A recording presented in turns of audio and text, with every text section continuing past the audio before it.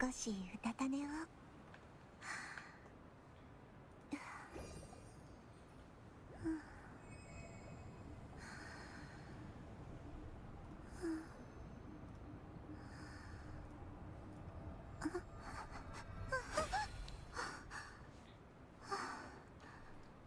夢でしたか。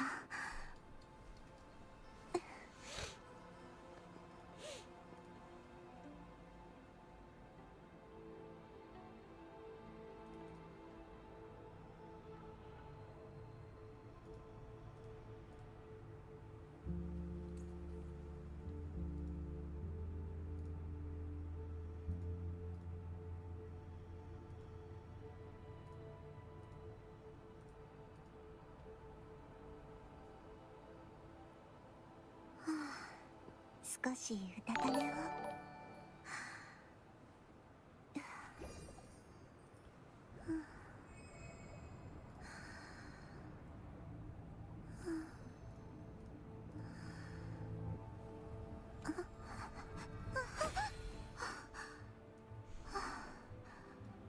夢でしたか。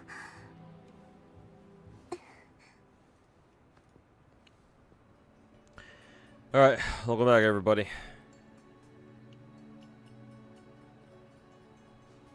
Tezuki, thanks so much for the 2-month resub, man. Welcome back.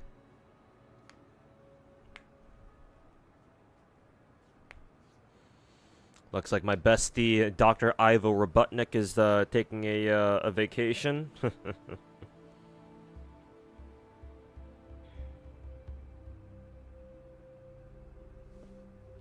And may he never come back.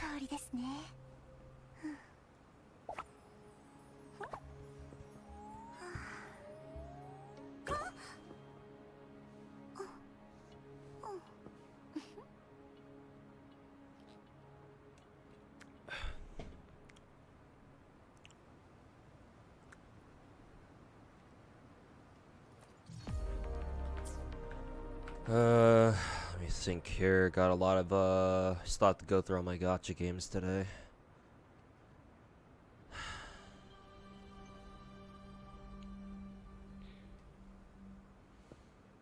What can I get done here?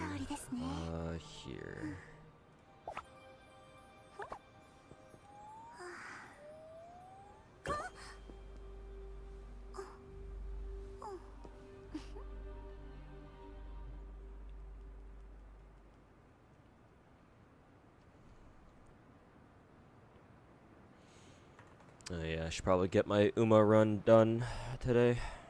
Not right now.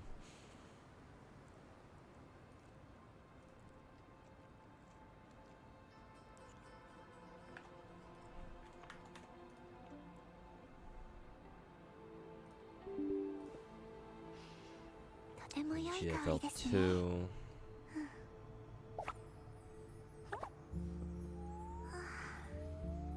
Dodo ass Hamsterville won't have daddy to protect him for some time. Mm-hmm. Yes, sir. Hey, isn't it a coincidence that my last couple of videos on my YouTube channel this past week or so, I haven't seen like I've seen hardly any fucking rats so far. Gee, I wonder how that could have happened.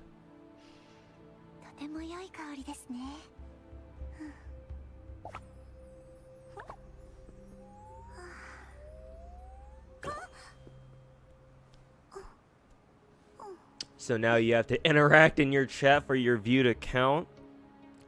What are you saying that just to make fun of Tectone, or is that like an actual thing now? Because I don't think so. That wouldn't make sense. But then again, Twitch, you know, does a lot of things that don't make sense. To be fair.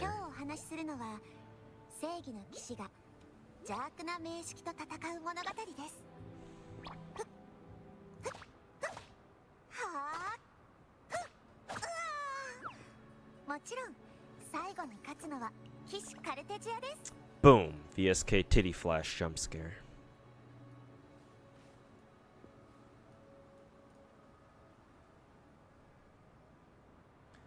What was the other game I had up? Oh yeah, Uma.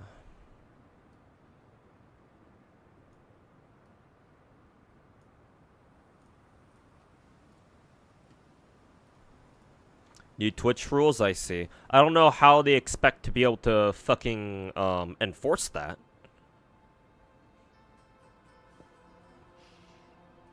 So if you as a chatter must interact with chat somehow in order for your view to count, then doesn't that mean that everyone's view counts are basically going to just fucking tank it to the hundreds then? Because like if that's what Twitch really wants to do, and they implement it in the way that I think they will, which is not very well, then that means that every streamer's chats are only going to show a couple hundred people or maybe like 1,000 people watching at any given time, and I don't know what they want to accomplish with that.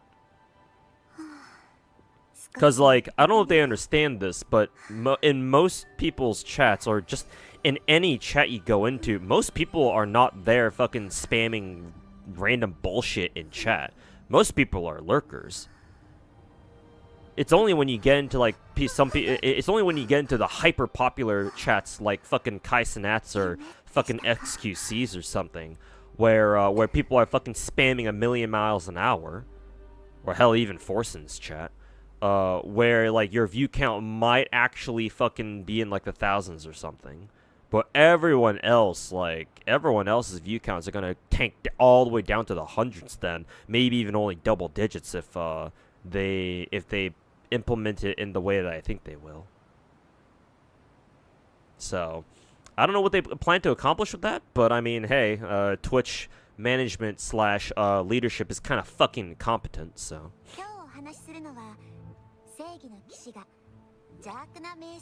Like, dare I ask, what the fuck is Dan Clancy even doing?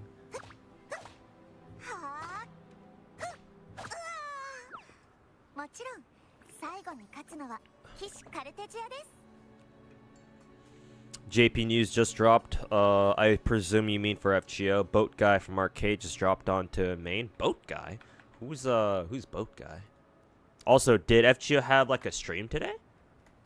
Or I should say earlier today. Oh yeah, they did. Figures I would miss it.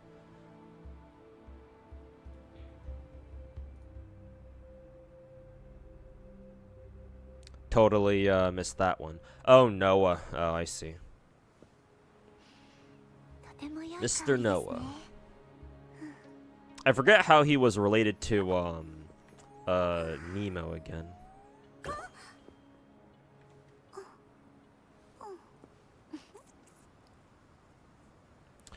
Twitch lost a lot of revenue from dropping well, the dropping bots part, it's like I agree with that. Like them going after bots is like, okay, well, I mean, they probably should have done that a long time ago, especially when it turns out that people like especially when it turns out like that you know, dipshits like Tectone ended up botting half the fucking viewers anyway. So it's like, yeah, maybe they should have gone after the fucking botters, whether they were botting consciously or not. Maybe they should have done that a long fucking time ago. So about fucking time. But this part about where they want to make it so that your view only counts. Well, you only show up in the view count if you interact with chat. That part I don't understand. Like with that one I actually legit don't know what they're trying to accomplish with that. It's like, well, okay, if that's what you want to do, then sure, but, you know, it's not going to end well. At least I don't think so.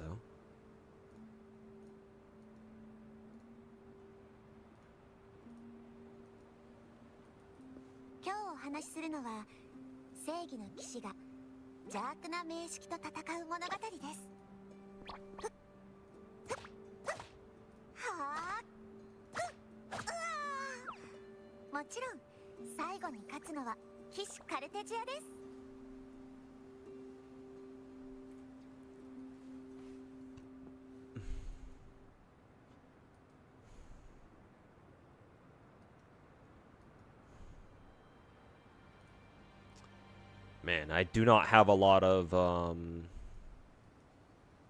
Well, I don't have a lot of support cards in general, but looks like I'm really not.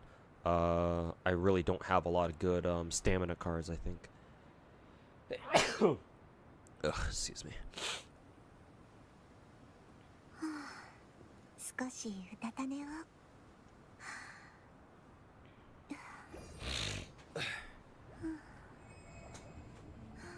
So who said you were scared? Good point.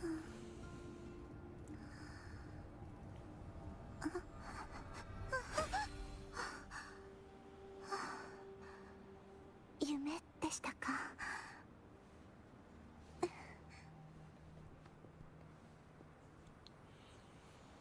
Hey, Bubba, because the Rays ate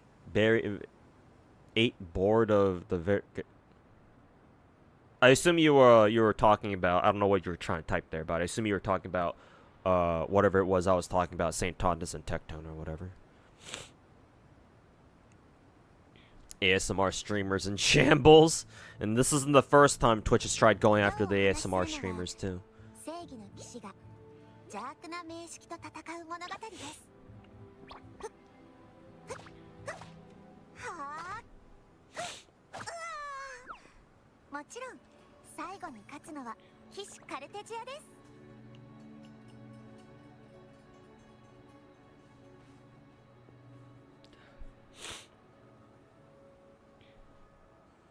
Smallest streamers trying to make affiliate gonna get fucked. Oh yeah, for sure.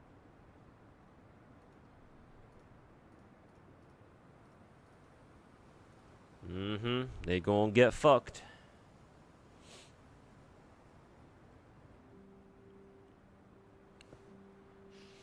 And yes, happy Silksong week to y'all too, in case y'all are playing that.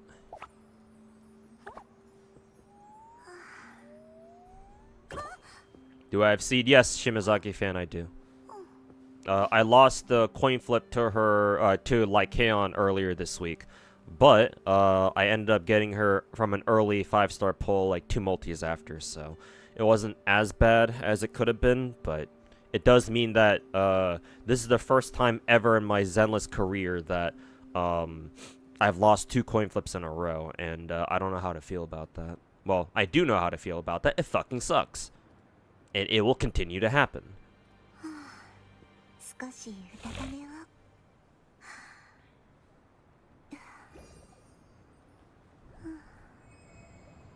That was also related to Metatron Jean, because Metatron's human self Enoch is Noah's great grandfather.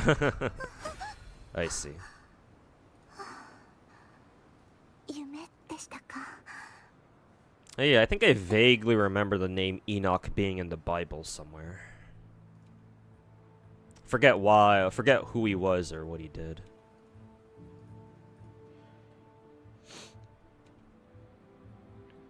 Oh, the rats are bored of the game. They're glazing, because Wu was dry and story was super mid. I don't know. Just because the game itself, just because Wuwa itself is pretty dry on content, that alone shouldn't stop the rats from running around doing rat things, no?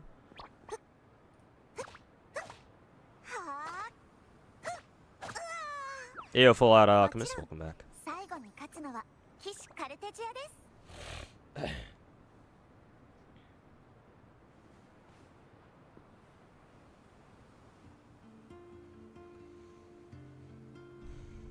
Enoch was a book taken out of the Bible. Oh, really? Huh. You would think I would know that as somebody who was raised Christian, but or raised Presbyterian, but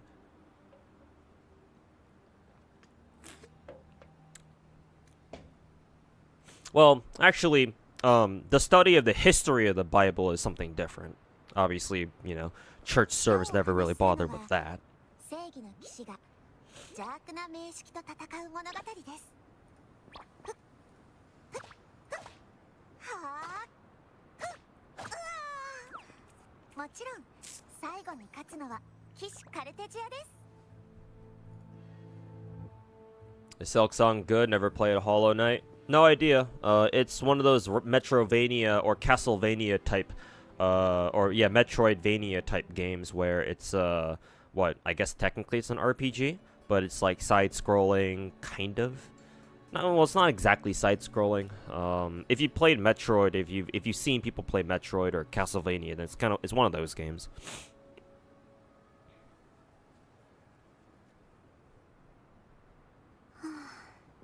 少しうたた寝を。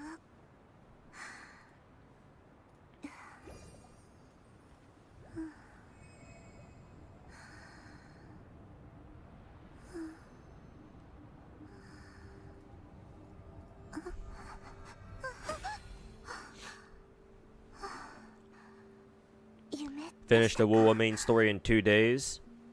As in, like, the whole thing? Well, then again, you know, it's not like there's much there to begin with.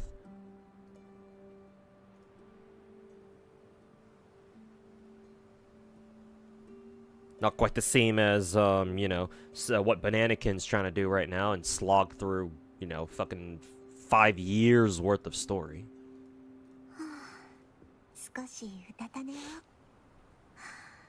Do I practice any religion? I was raised Presbyterian, or Presbyterianism is if Presbyterianism is that how that's spelled? Presbyterianism. Okay, I guess that's what it is called. My family was Presbyterian when I was growing up. Technically they still are. The Presbyterianism is a sect of Protestantism. It's somewhere close on the Protestant like sect scale or spectrum. It's somewhere close to like, I don't know, Methodism, I think. I think Methodism is one of the closer relatives of Presbyterianism. I think. But I was Christian. If you don't you know about any of the different, you know, Protestant like subsects or like sub-religions or whatever, then just, yeah, I was raised Christian. Nowadays I don't really practice religion. One, because I'm too lazy, and two, at this point in my life, I'm more agnostic than religious. Can I say I'm agnostic? What's a step above agnostic? Because, like, I do think there is a God. Like, legitimately, I do think there is some sort of, you know, higher being out there. It's just that, one, I can't prove it, and two, I don't fucking talk about it 24/7 like a lot of Christians out there do. Where it's like, being Christian means you have to make it a fucking focal point of your life. It's like, nah, I'm not about to do that. But I think agnostic people, they don't necessarily believe that God exists. They're just like, oh, it's possible that God exists, but, you know, they themselves might not necessarily believe in it. I actually do think God exists. I just, you know, can't prove it. And I don't fucking talk about it 24/7 either. It's main reason for that is because I think religion is best practiced as a very personal thing. I have a very, very deep distrust of institutionalized religion, or like organized religion. Organized/institutional religion. I don't want to say I don't want to say that they should go fuck themselves. But like, I personally, if you want to like truly practice religion, you should be very skeptical of organized religion, because I've seen firsthand what religious politics can do. Because when my family first moved here from Korea to America, we used to be part of a bigger church where we moved to, but then that church, at like, when did it first split? I think it first split. There was a schism in the church, in our first church that we attended, when I was in like high school. I think sometime when I was in high school, like early-ish high school, And so my parents were a part of one faction that decided to split. They were part of the faction that decided to split away from the rest of the church. And so my parents and the rest of their faction moved away or split away to go form basically their own little church. Because if you're Protestant, that's what you do anytime you have a fucking disagreement. So you kind of see why there are so many fucking subsects of Protestantism. Because anytime anyone has a fucking problem, they're just like, oh, I'll just go make my own church. Who's with me? And that's how a new fucking Protestant church forms. Welcome to fucking modern day Protestantism. Well, it's not even modern day. It's been a thing ever since fucking, Martin Luther put up those fucking 95 Theses. But anyways, I digress. So they went off and fucking made their own little fucking church. And so because of that, I remember for like 2 or 3 years, we used to have church services out of a fucking hotel lobby. While the adults were looking around for like another suitable place to establish their new church. Which they finally did find one. In an old ass abandoned what is it, like an abandoned factory warehouse / building or something like that wasn't being used anymore, and whoever owned it finally agreed to like sell it to our new church. And so I still remember heading down there to as part of like a little bit of volunteer service to clean the place up and help remodel the place with the adults. Like they gave us kids some work to do, like sweeping up, like more menial tasks like cleaning up the place, maybe painting some stuff, blah blah blah. For what it was worth, it was pretty fun. Didn't really have a big problem with it. I was just glad. I just remember being really glad at the time that we finally had our own place now. Finally, after like fucking 2-3 years. After 2-3 years of being stuck in a fucking hotel lobby. Or like renting out hotel rooms and shit. That was kind of that could get kind of awkward sometimes.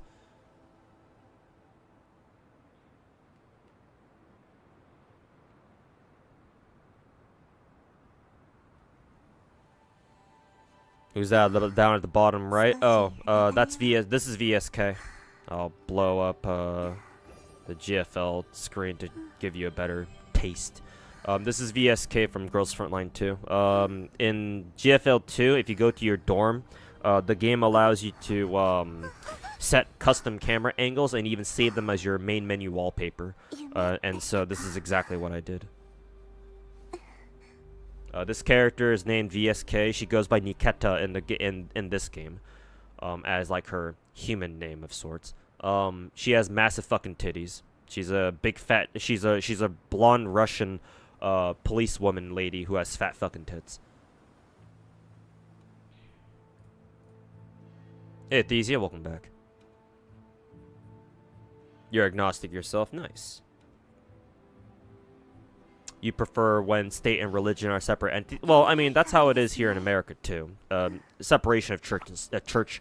We Americans also believe in separation of church and state to an extent.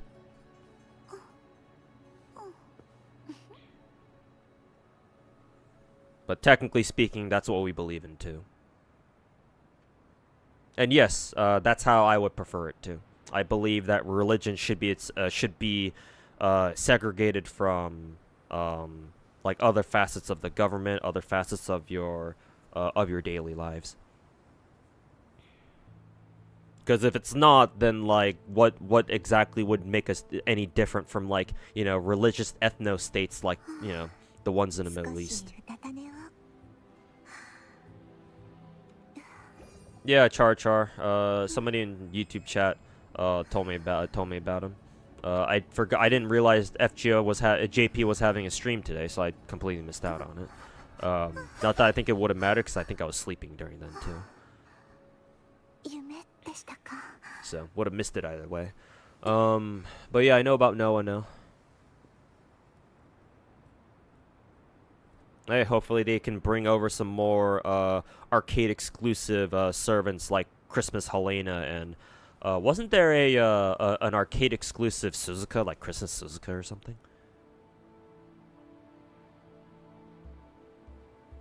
She'd be pretty cool to have.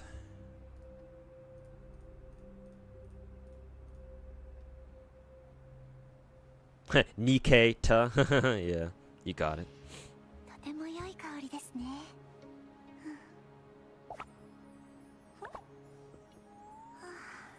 Religion must be held as sacred, but not to be used as idols. It's too bad a lot of people who are deeply religious don't seem to see that.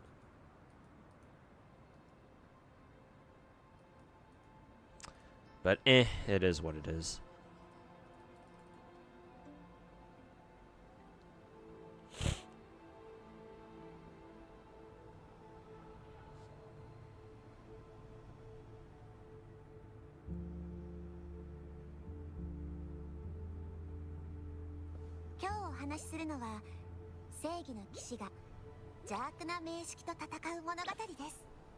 More Suzuka, please. Mm-hmm. I agree. I concur. もちろん最後に勝つのは騎士カルテジアです。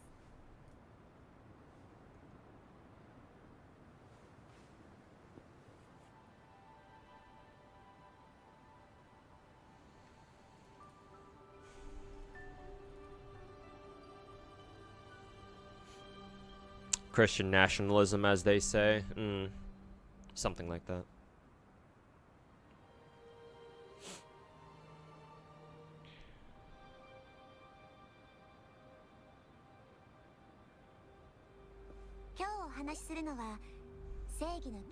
You know what's fucked up here in the Philippines? Especially cults acting like Christians, Catholics, or whatever in the name of INC use their connections to block votes of other politicians or to boost their own selected individuals. Yeah, and whenever that happens, it's really fucking disgusting.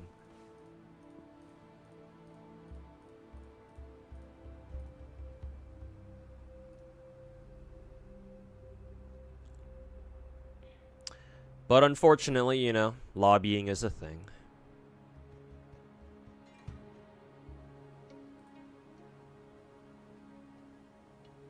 Your religion is ass and thighs? Yes. That's a religion that I can get behind. Hey, okay, Gacha, welcome back, man. Good to have you.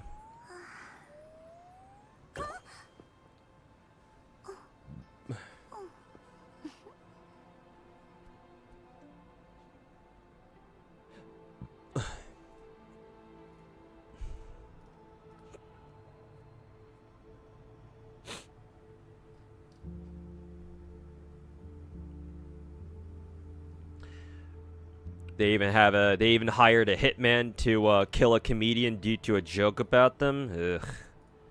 Yep. Those kinds of people, those kinds of groups that can't even take a fucking joke, yeah, they don't belong in society.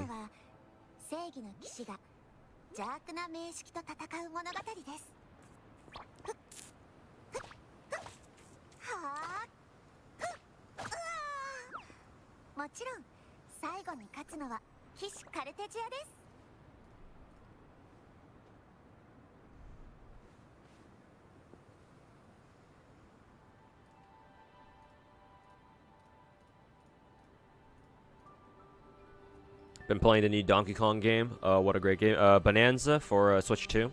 Yeah, I heard it was good. Seemed like fun.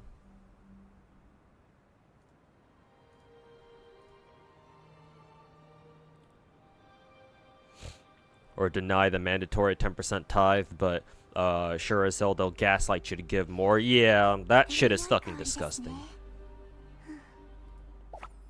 That's exactly why I fucking hate organized slash institutionalized religion.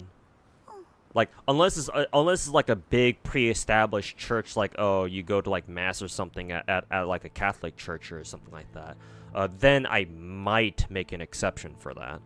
But like organized religion like that, it's like I don't trust it because of exactly because of reasons like that. People.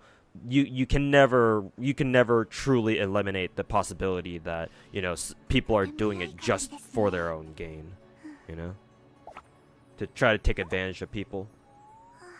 fucking use religion, which should be a very personal thing, in order to take advantage of other people. It's like, nah, bruh, I ain't about that. Go fuck yourself.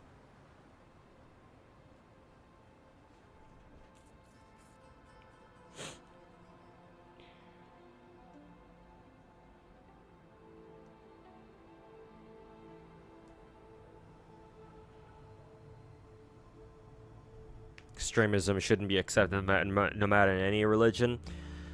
Yeah, unfortunately, you know, when people get fucking, you know, lose enough of their marbles, they start thinking that, you know, they can do whatever they want because their religion allows for it.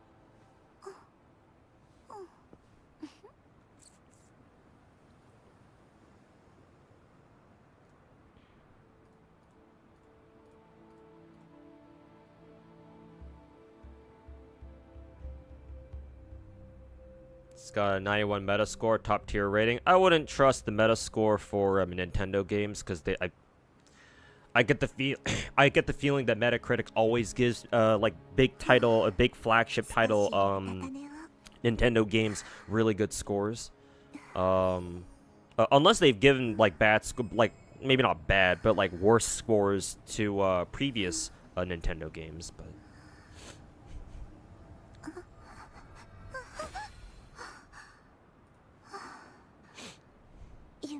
You always want to play the game yourself in order to truly judge it, or you know, maybe get feedback from like multiple review sources. Excuse me.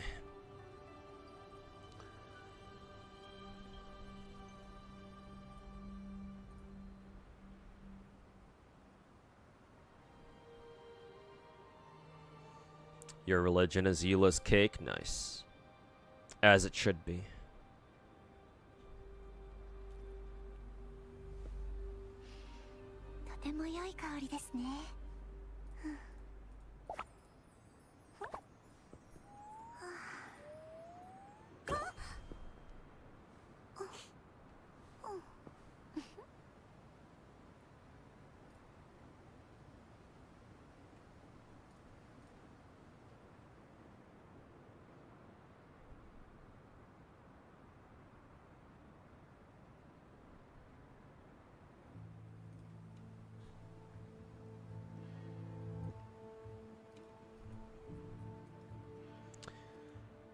Let's see, what skills shall I buy? Late Surger. Can't quite buy straight away Adept yet. Buy it next time.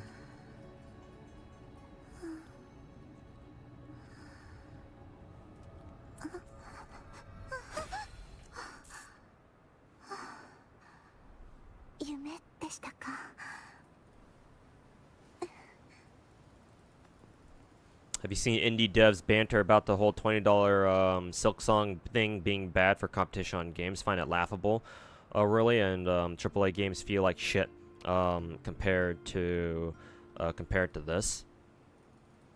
I mean, that's their fucking problem, man. In an era where video games are just getting more and more expensive, it's like shit, man. I mean, it's bad for them. That's why they're talking about it. So they can go fuck themselves.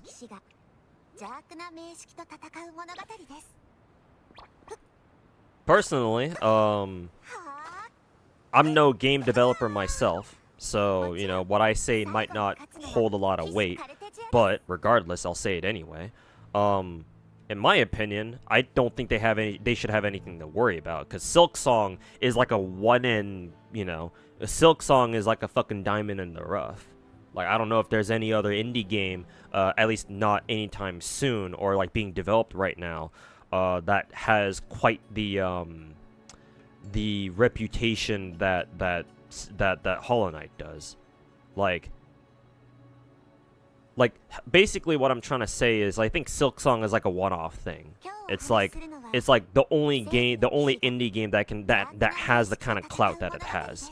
Like, what other indie game out there that's gonna come out soon or in the near future has that same degree of clout, where like people have been anticipating it for like 7 years straight, and it's a fucking cult classic, or it has a cult following type of shit. Like I can't think of one. Then again, like I don't really pay super close attention to like the overall video game space out there. So maybe there is one out there that's kind of like that, but like you need to have a pattern of like smash hit indie games that all come out, are super popular, and they to the point where they fucking crash all the publishing platforms like Steam or whatever, the Nintendo Shop or whatever, and they're all priced at $20 or less. Silksong on its own is not going to fucking threaten, as big as it is, it's not going to, I don't think it should be threatening, it shouldn't threaten the whole, like, ecosystem, if you want to call it that, of, like, how games are priced. Like, it's a one-off deal, right? And it's a single-player game, pretty sure. Pretty sure there's no multiplayer in Hollow Knight. So, like, once it's here, and once everyone's played it, and once the hype dies down, it's like, alright, cool. Now we move on. So like I don't know why, if there are indie devs out there who are saying, oh, Silksong being $20 is a bad thing for the space or for the scene. Like personally, I think they should go back to just fucking making their games instead of bitching about it on Twitter. And if nothing else, that's not our problem, that's their fucking problem. So they can go fuck themselves.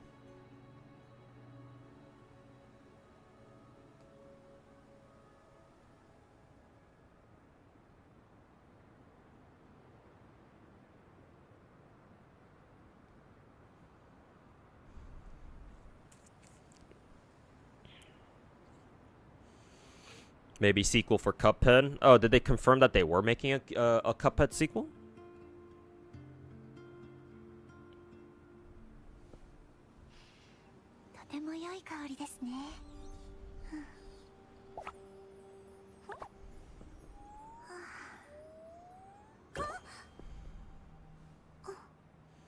Did the news of the model who inspired the design of Arc has been found? Bro, that's old news. I remember seeing that shit on Twitter like 2 years ago. Like 2 or 3 years ago. Where have you been? But yes, I'm aware. They finally found the model that Nasu happened to look at, and she was the inspiration for Arc's original design. Yeah. Some Canadian fashion model or something, I think. Her name is Amanda Dyer. Okay, that's cool.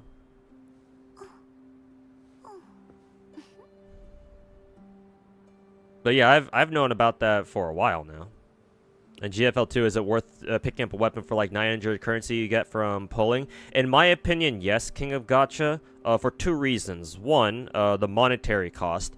900 of those Dorito things is basically like 3 multis. So in exchange for 3 multis, you are guaranteeing yourself a 5-star or a top rarity weapon.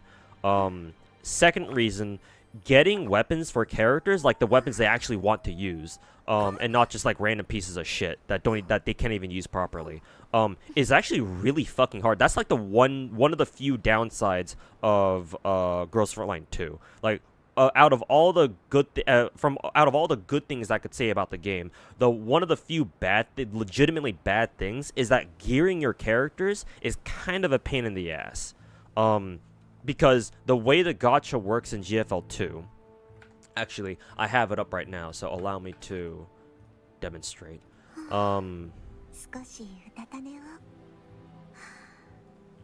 Here's a VSK's fat fucking titties. The way that the gacha works in this game, the rate up for these banners, right? So for the character banner right now, it says that Groza and Kofni are the 2 4-stars on rate up. Their actual rate up is actually complete garbage. Like, it is possible to roll for a 5-star and never get any of the rate ups. That's also another, I guess that's also another related bad thing about this game. The rate up chance for actually getting the 4 stars who are on rate up is actually really bad.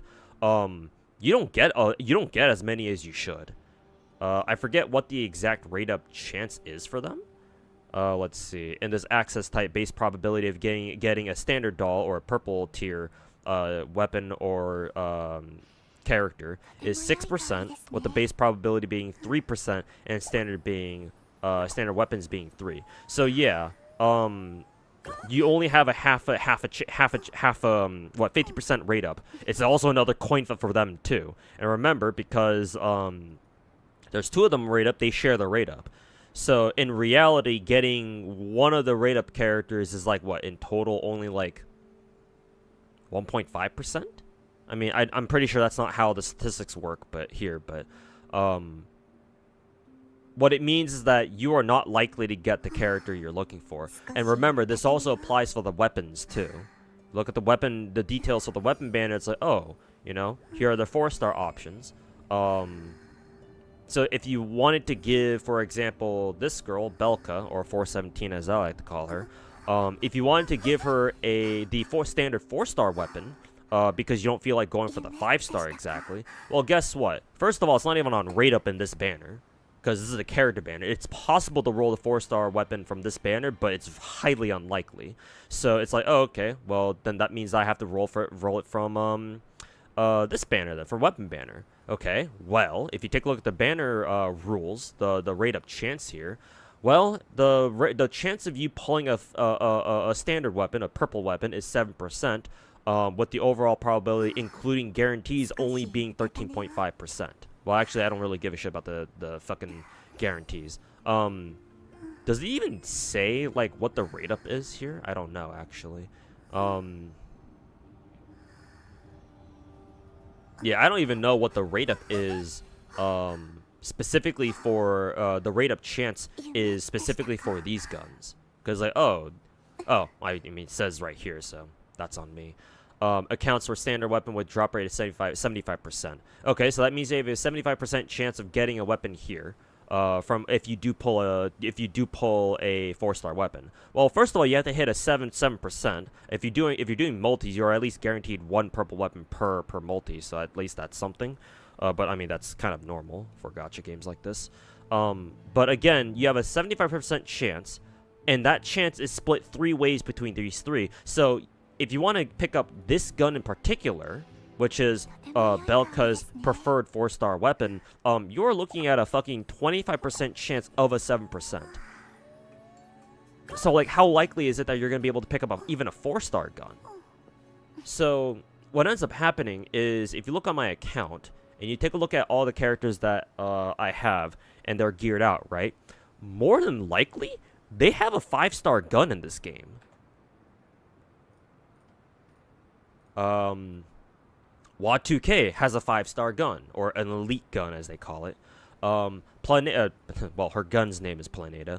AK Alpha has a 5-star, has an elite gun. Sharkry has a 5-star gun. Sabrina has a 5-star gun. 416 has a 5-star gun. Who is this? VSK has a 5-star gun. K2 has a 5-star gun. Peritia has a 5-star gun. Groza has a 5-star gun. Changzhou, or QBZ-191, has a 5-star gun. KSCK. Type 95 has her signature. Well, so a couple of the characters from before also have their signatures too. Vepley has her signature. It's a permanent weapon though, but still. Lotta has a 5-star gun. This is a battle pass gun though. Mosin Nagant has a 5-star gun.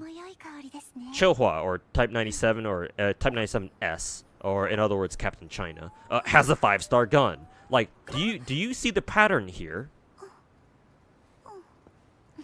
Like, we have to go all the way down to APS to finally have to see a character, and she's not even fully built yet. But she's like one of the few characters in this game who has a 4-star gun that's legitimately her best weapon. obviously everyone else's best weapons are like 5 stars. Duh, that's kind of what you expect. So APS is very much so an outlier in this respect. But it's not like these characters can't use 4 stars. It's just that the problem is that getting 4-star weapons in this game is fucking dog shit. Like, 4-star weapons are actually very rare to get in this game, unless you like fucking wail specifically on weapon banners, which you don't have to do. You don't even have to do all the time. So it's like, you know, go figure why you don't really have a lot of 4 stars or 4-star weapons. Obviously, one you know reason for that is because this game does have a shop here, neural integration, where you can just directly exchange for 5-star weapons in this game, and I mean other games do that too, like Star Rail and what is it, Zenless. So it's not like GFL2 is super unique in that sense. But here you use it way more often because 4-star weapons are just a bitch to get in this game. So just because of those reasons, yes, it is definitely worth picking up these weapons in exchange for 900 of your Doritos. Simply because if for no other reason, then like good luck trying to get them a gun that actually works on them otherwise.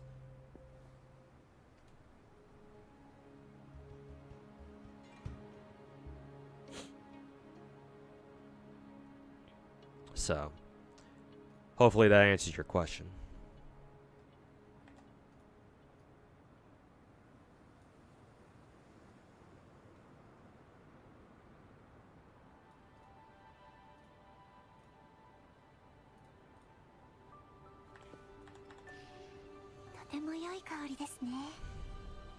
But yes, King of Gacha, just to answer your question one last time, it is worth it for a couple of reasons, but it is still worth it. If you do want to save your Doritos for what is it, for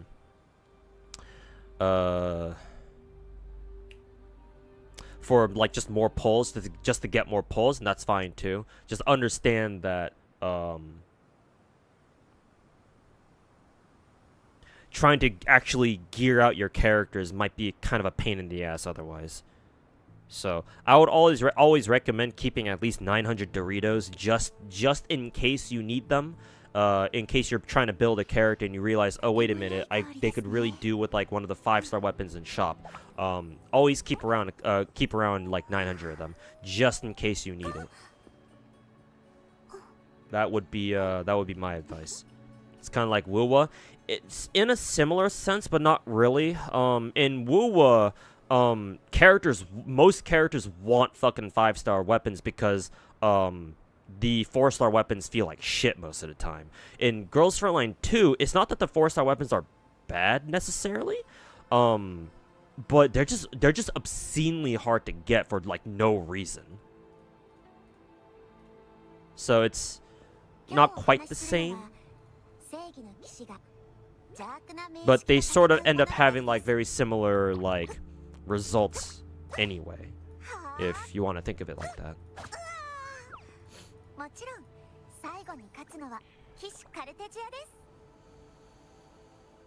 My internet died when you asked the question of MP5. Oh yeah, I remember answering that question. I said Genshin because it would be faster. Yeah. Well, technically in FGO, MP5ing a character shouldn't take that long either if you just skip everything too, but monetarily, they should end up costing around the same actually, which is kind of hilarious, but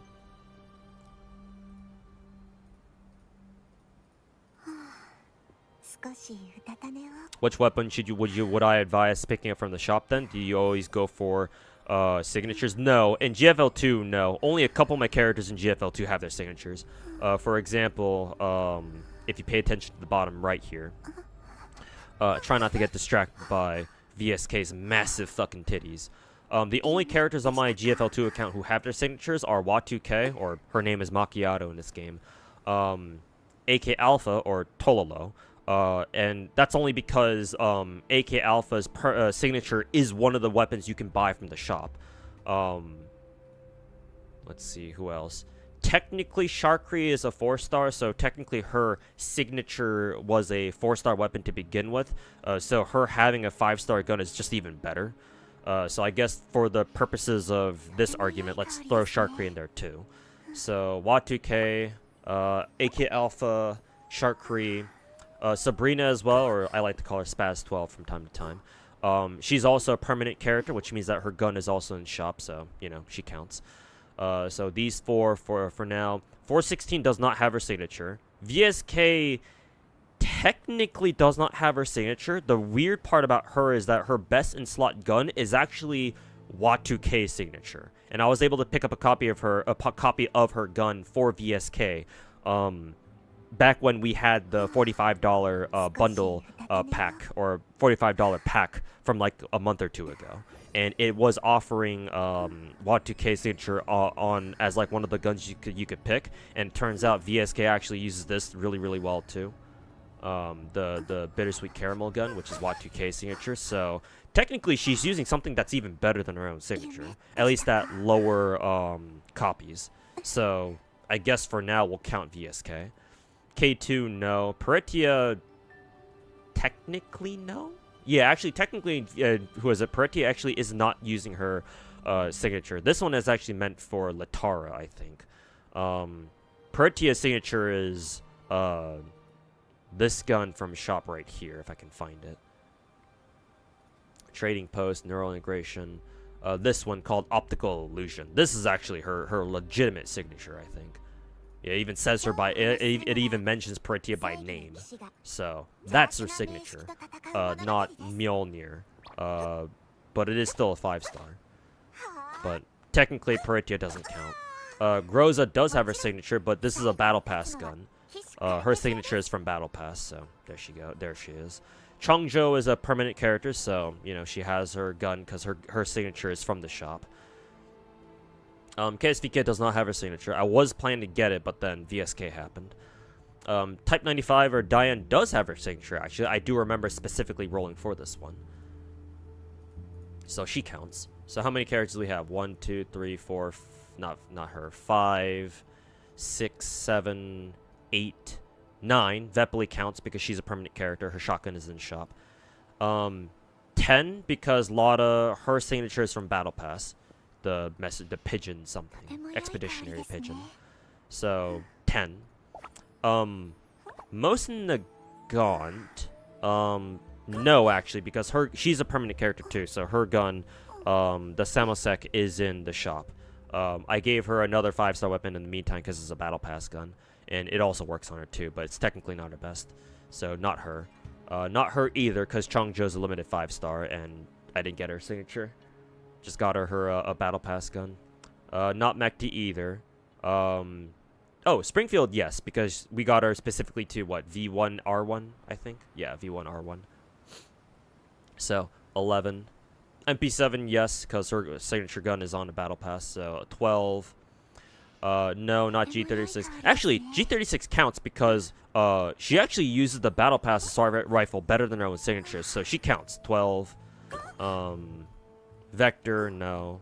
Somi, yes, so 13. APS, yes, but, you know, her signature is a fucking 4-star, but we'll count her anyways. So 14, no, no, no, no, no, no. I think the rest of them don't count. So, like, 15 characters. That is technically a lot of characters, but remember, that's 15 characters I have to go out of my way to get their signatures for. Either to buy them from the neural integration shop, or to, you know, or to, buy, like, battle passes from them or something like that, so. Not all characters, now that I think about it. It's actually quite a few more characters than I was expecting, for what that's worth. But, not everybody, no. So, I don't always go for the signatures. Matter of fact, if we take out all the characters whose battle passes come from, like, the neural integration shop or the battle passes, or no, yeah, from the shop or battle passes, because, you know, you just need to exchange for them or they're guaranteed some way or another. And we only talk about the characters whose guns I have actually rolled from gacha, then Watuke, Who else? Y2K, Type 95, 夢でしたか。 and who is it? Springfields, I think. Yeah, just those 3, and that's it. I have only rolled weapon gacha in this game like fucking 3 times, and that is fucking it. So 3 out of 15 characters are weapons that I actually rolled from gacha. Everything else came from either the shop or battle pass weapons. So, hey Bananakin, welcome back. 今日お話しするのは正義の騎士が邪悪な名式と戦う物語です。はあ。 She pulled signatures for 2 raid ups and 2 new carries. What, GFL2? No, neither. 騎士カルテジアです。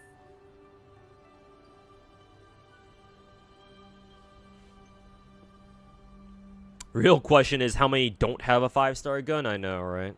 Probably the better question to ask.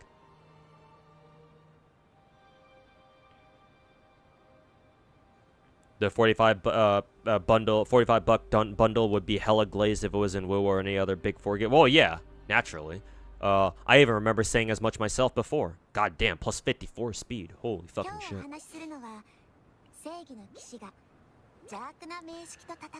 You hear more about Nikke. It's way popular, way less popular than even well, remember, Nikke is extremely popular. It's like it's so close to mainstream popularity. It's just like barely not, just because of how gooner it is, with how Coomer its content is. But like it's like mainstream adjacent. Nikke is very popular. You have to understand. Whereas GFL2, it's like it's done very well. It's done way better than I thought it would. So, you know, credit where credit is due. But like it's still nowhere near as popular as like even Nikke. You have to understand. Like the problem with GFL2 is that they didn't market it as well as they could have. To be perfectly honest.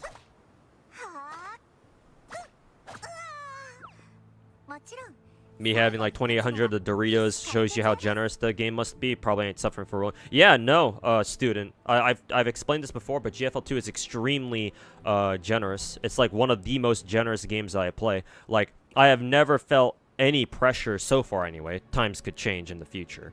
But for now, so far, I've never worried about not getting a character. Like I can legitimately roll for every single character in this game. And I've never had to spend any money for that purpose either. The only amount of money that I've spent on GFL2 are just buying battle passes, monthly passes, and then like the occasional gem pack, or they call them credit tokens in the game. Not even to like buy gems or anything, but just to buy costumes, like skins. Like I haven't even had to buy the $100 pack yet. I probably should at some point soon though, because we're getting close to GFL2's anniversary in about 3 months. So, would I call it niche? Not really. The gameplay's super fucking easy. I guess maybe the content matter is kind of niche because it is all about, you know, hot anime girls with guns, but it's about hot anime girls with guns. So like there's no reason why it shouldn't be popular, you know?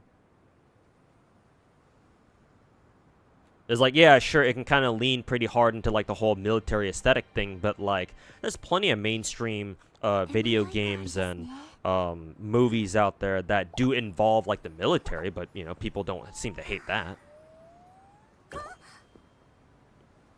Where in WoW you feel pressure? Oh yes, absolutely. In WoW I absolutely feel the pressure. But in GFL2, hell no. Pressure? What pressure? In a game like GFL2?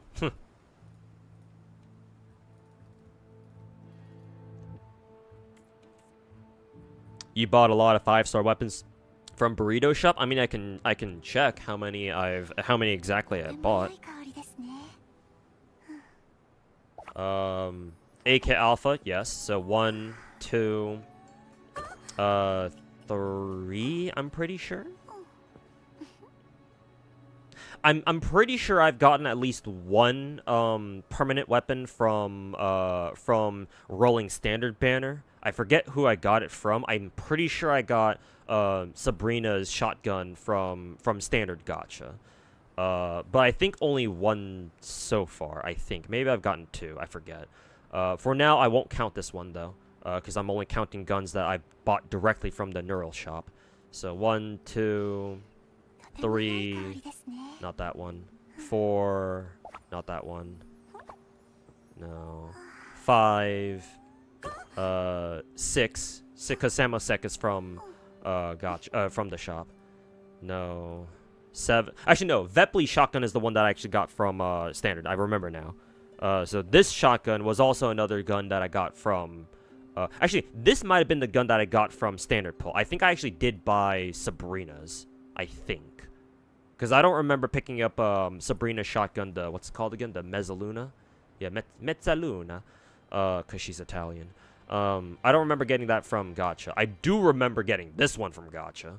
It's the reason why I built Vepley to begin with, because I was like, well, I have Vepley at fucking V4 now. And I even got her gun, so clearly the game's trying to tell me something. So I built her because the game was like, oh, well, here, have all the shit you need for Vepley. So.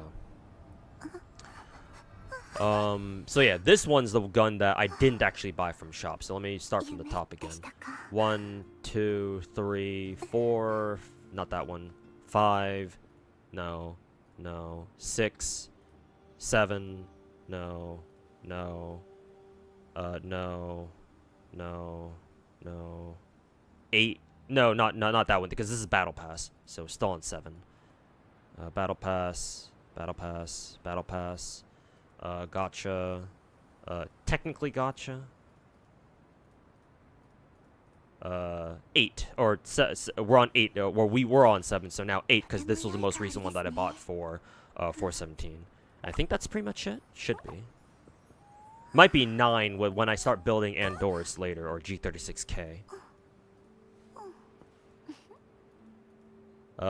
Do you want to count Savarog? Because this actually doesn't come from Neural Shop, but it is from the Guild Shop.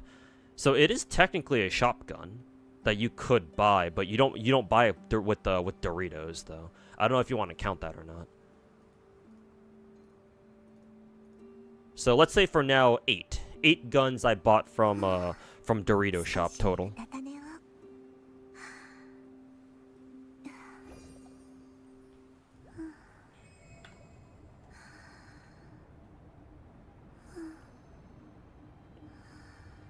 Rate ups are scams then. In GFL 2 for the 4 stars, yes, unfortunately. They kind of are scams, to be honest. Oh, I gotta do a race in what is it? In Uma.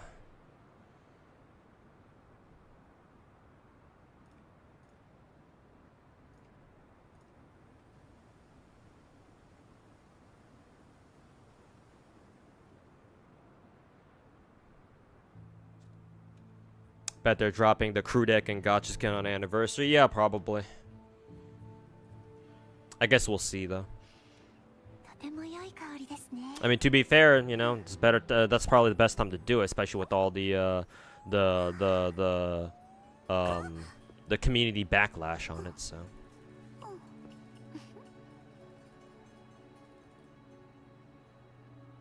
Hey Hannah, welcome back. Doritos, like the chips, yeah. Kind of a meme name that the Western community came up with for the neural chips.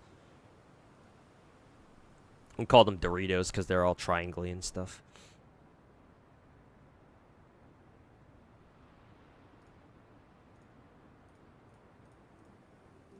Oh, I gotta rest up Super Creek. Super Freak. What can Augusta even use other than her own signature? Good question. We can look it up on Pridwin. What can Augusta use other than her own signature?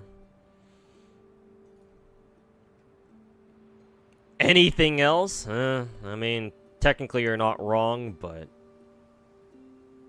ignoring her other 5-star weapon options, which are all fucking limited. One of them might be permanent, actually. Which one's the permanent one? Oh, Lustrous Razor. Okay. She can actually use Lustrous Razor, actually. That's not bad. Let's see. Oh, she's got a variety of 4-star options, so that's not bad. Personally, right now, my Augusta is using R5 Autumn Trace. But you can also use Ariat Zenith, or Waning Redshift, or Helios Cleaver, or Meditations on Mercy.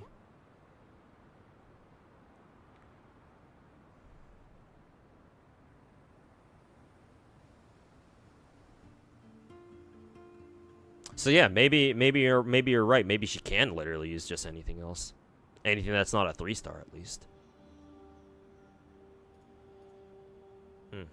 That's nice. At least it's better than whatever the fuck they tried to do with Forlova.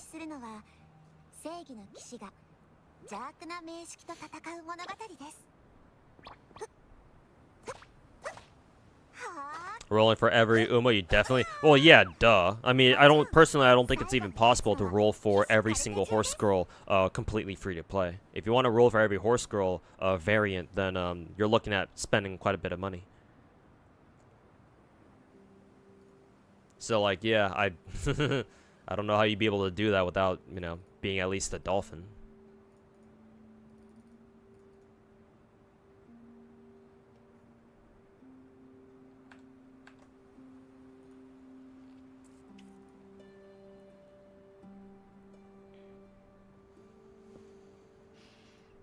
I think new BP is good for Augusta. If the new BP weapon is which one was it again? The Ariat something? The Ariat Zenith? Then yes. At R5, that one is her best 4-star option. Just below the permanent 5-star Claymore, or two-hander, or whatever you want to call it.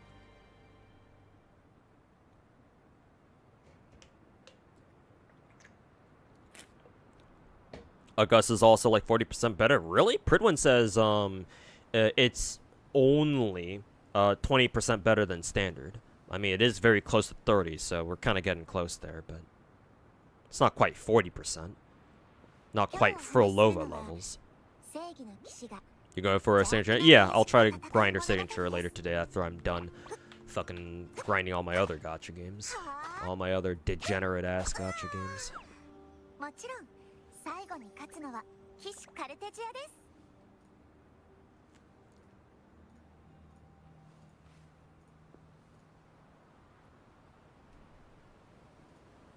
See if I got managed to get any good attachments for 417 here.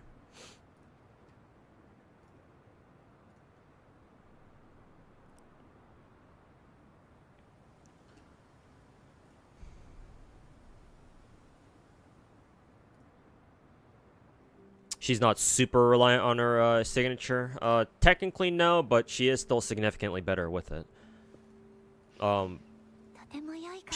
Honestly, Augusta probably still does rely on her signature, but at least the nice thing is that she has options at least. Unlike some other fucking characters in the game. Ahem, cartwheel. Ahem.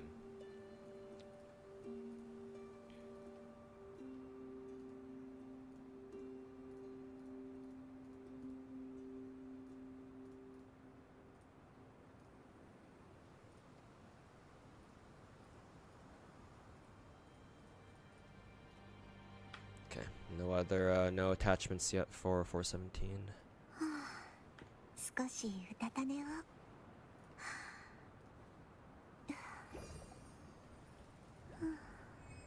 Augment or Cosmic Ripples for Kentarella. Probably Cosmic Ripples, just because it's a 5-star. You know how it is. Gacha games want you to fucking roll for the 5-star, right?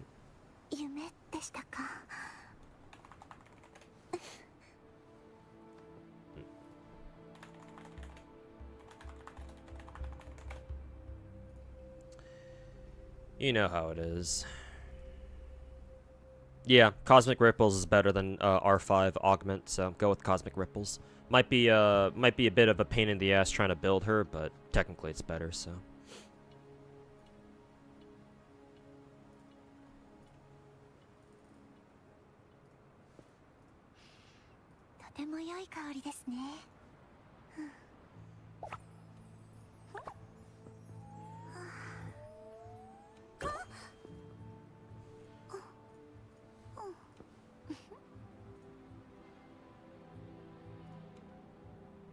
Okay. Should be done with GFL 2. Unless anyone else has more questions about it or wants to ask me more about GFL 2. Otherwise, please forever hold your peace.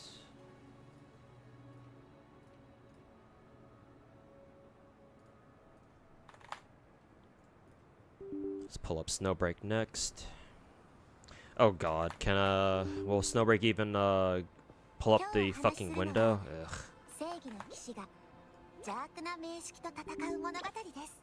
Yeah, looks like I'm not gonna be able to log into Snowbreak right now. For some reason, the Snowbreak launcher really hates my Streamlabs. I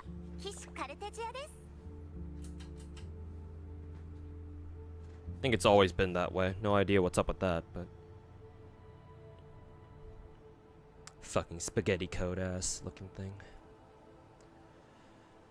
Alright, what other games do I need to pull up then?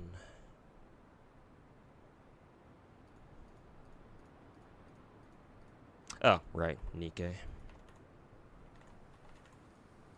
Can always get Nikkei dailies done right now.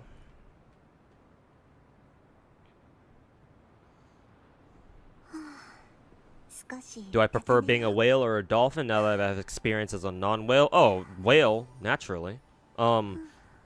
Like, I care about these gachas, man. I'm a collector.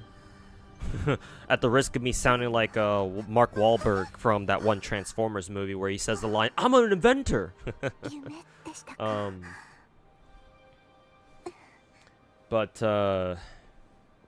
Yeah, I'm a collector, man. I have the collector EX tick. I want everything in the game, just so that I have all the options in the game. Also, that I also, you know, care about. If I really like a gacha game, I care about getting every single character. I don't care who you are. If you're a character in the game, you know, I want to have you on my account. So, like, I much prefer being a whale. I'm not a dolphin because I want to be. I'm a dolphin because, you know, I have to be for now. Like, I've made it very clear before that as soon as my financial situation turns around and I get to go back to spending money on stupid fucking gacha games again like I used to, like, I will do it.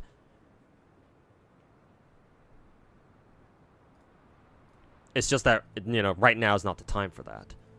Gotta bide my time still for, you know, a little bit longer.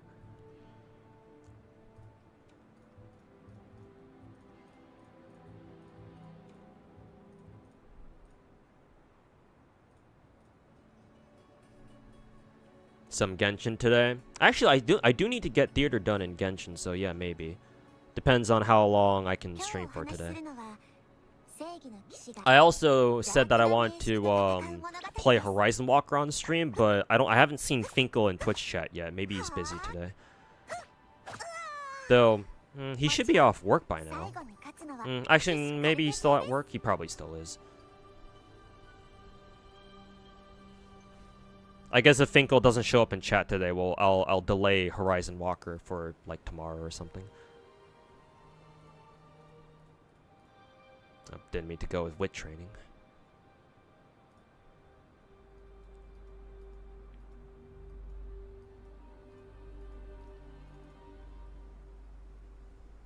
Hey, OKS Lord, welcome back. Very nice picture of G36K. Do you have any idea if GFL2 has return like returning like player bonuses? I think they should.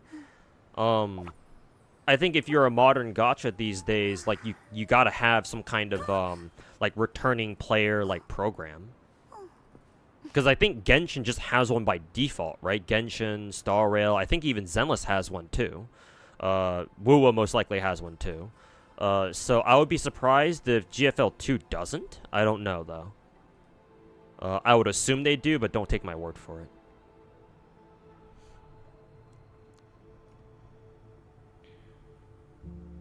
Nikkei dailies drain your soul. Yeah, it can kind of be time consuming. Once you're past early game and you're well into like mid game or something, it shouldn't be that bad anymore. But I don't know. Maybe you might still hate it anyway. I guess we're doing more wit training, I guess.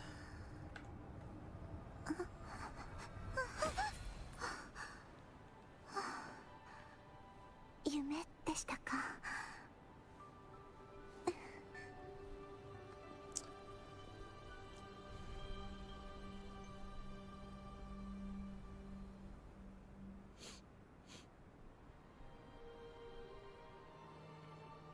Augusta at least doesn't need her signature as much as somebody like Brant does, who sucks with that, literally sucks without a signature. Oof.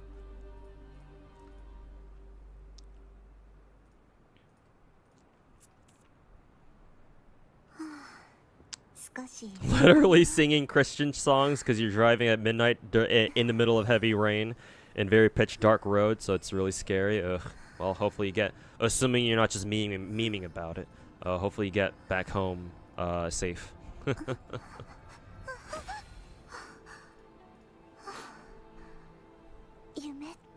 Agasta.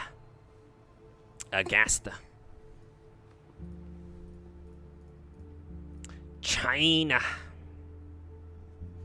Do I think highly of Genshin? You see a lot of people talking very negatively about it. You never played it yourself, but you're playing Star Rail. I think Genshin is legitimately a great game. I'm not afraid to say that. And it's the popular thing right now to fucking bash on Genshin and be like, oh, you know, Genshin sucks this, Genshin sucks that. I mean, that's why rat content creators like Saint Tontus, Ethan, Captain Cabinets, and even Tectone, not even Tectone exist. Well, Tectone was around even before that, but all the other rats have made, unfortunately, we're able to make careers off of basically bashing Genshin. Saint Tontus being the biggest one, but that's only because he sucked Tectone's dick real good. Genshin is not a perfect gacha game. It's got plenty of faults. There are plenty of things that I would like to see them change about the game, or, you know, sometimes the things they do kind of leave me really confused, like how they decided to implement that whole fucking level 100 thing, recently during their last live stream. But, that, even with all that, that doesn't take away from the fact that Genshin, in my opinion, is still a great fucking game. It does things that no other gacha game to this day, even its competitors or clones, are quite able to do, and I still appreciate Genshin for that. So, Genshin is still worth playing. Though, if you're a new player and you've never played Genshin before, I do have to warn you that if you want to catch up, there is no skip button for the story, which means that you're looking at spending the next month or two, or perhaps even longer, slogging your ass through the entire story. There's no real getting around that. And honestly, I think that's the single biggest flaw that Genshin has, is that it has no skip button, which means that people, like, it's really daunting for new players, or hell, even returning players, to want to come back to the game.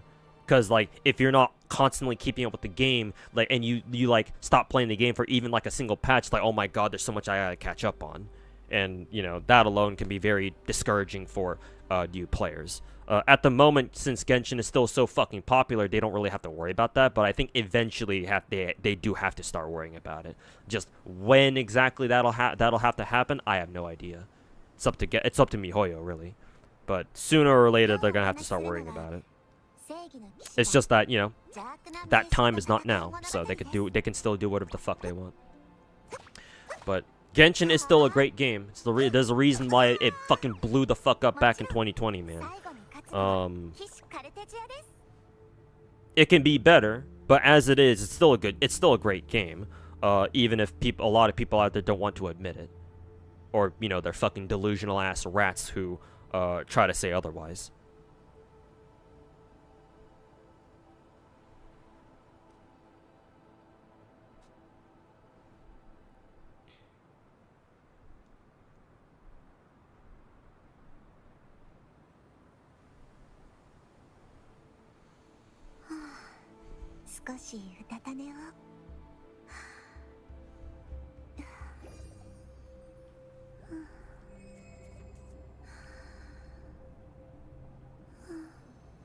No, seriously, Augusta is being pronounced wrong. Well, you're not supposed to pronounce it Augusta. You're supposed to pronounce it as Agasta. 夢でしたか。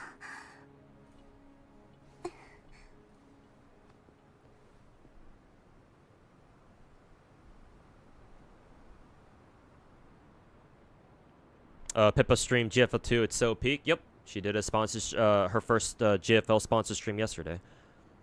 I'm surprised she really her favorite GFL2 character is Springfield. I didn't expect that. Then again, I don't know if I could have guessed who her favorite character would have been otherwise, but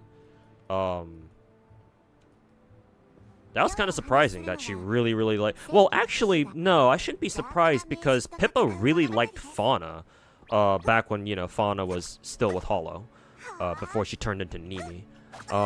So actually, no, I think Pippa does have a thing for, like, gentle, or, like, older, well, older? Does the age part count? I think Pippa legit does have a thing for, like, mommy-type characters. So, you know. The pattern would sure match up.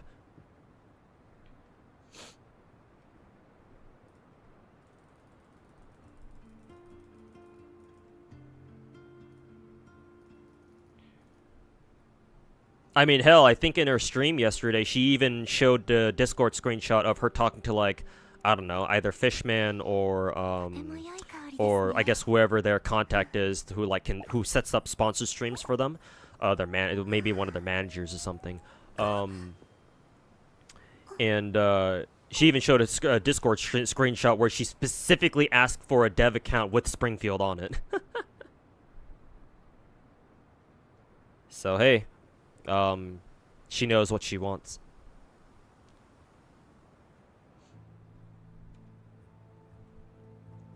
CC's like St. Tonta's saying shit like, Nod Cry's a sick joke, yeah. And they don't realize what kind of a dog shit game they themselves are playing in Wuthering fucking Waves.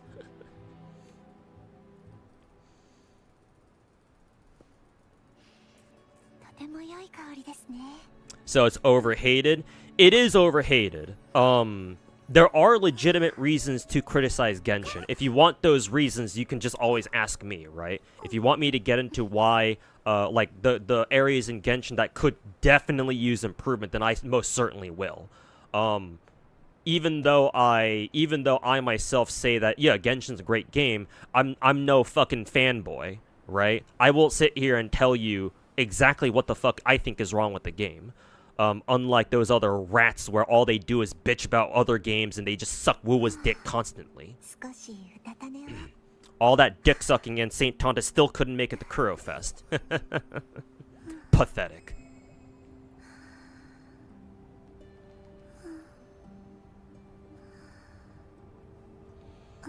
But yes, it is overhated mainly because most gacha players have no idea what the fuck they're talking about. But that's not to say that there are legit criticisms of the game. It's just that if you want legit criticisms, if you are interested to know what Genshin's actual fucking problems are, you're not gonna find that from most people. You will find it from people like me, but not most others.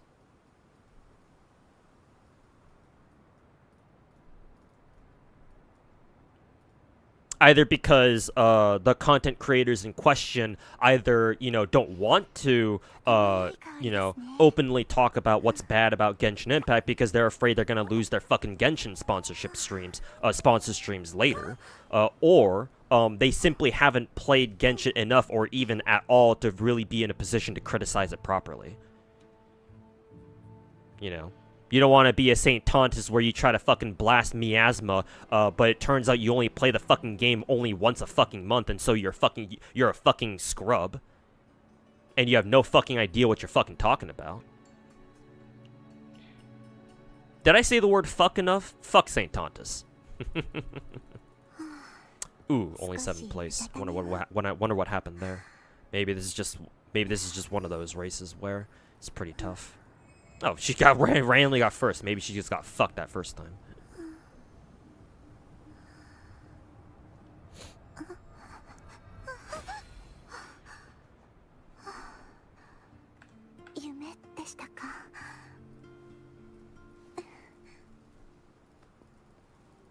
saw my tier list video and wondered about it since you put it in like lower middle tier.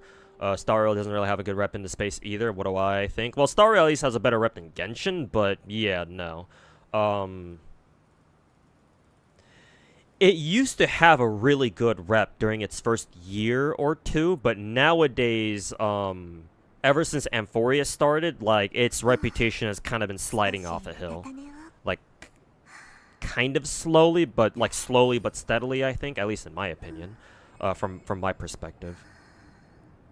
Hey, or Cornithius, welcome back, man. And also, just for future reference, Hannah, the reason why I put Genshin in, like, the bottom middle tier or whatever in that tier list video from earlier this year, the main reason for that is because the criteria for the video, and I think I should have, I think I even, you know, specified as such in the video itself, is, I ranked all my gachas on how good of video games I think they were. As in, like, from a mainly a gameplay perspective, how good are they? And like from a pure gameplay or a mostly gameplay standpoint, yeah, no, Genshin isn't really that special. What makes Genshin special, like, it's not really quantifiable, at least not technically. And it certainly wasn't within the realm of like that video. So, what made Genshin special, what makes Genshin special, in my opinion, unfortunately, wasn't really, it wasn't appropriate for the tier list video that I made. Like, if I had made the criteria for the ranking video, for the tier list video, something like, how do I feel about these gachas individually off of pure vibes, or like the overall experience, then Genshin would be top 1 or 2. Like, no questions asked.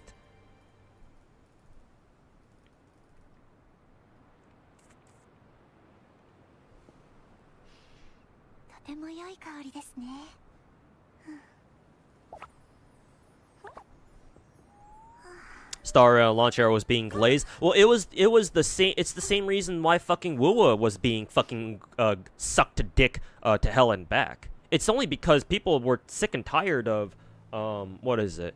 It's only because people wanted a break from Genshin. People were glazing Star Rail back in the day, not entirely, but a big part of the reason why was because they just wanted something different from Genshin.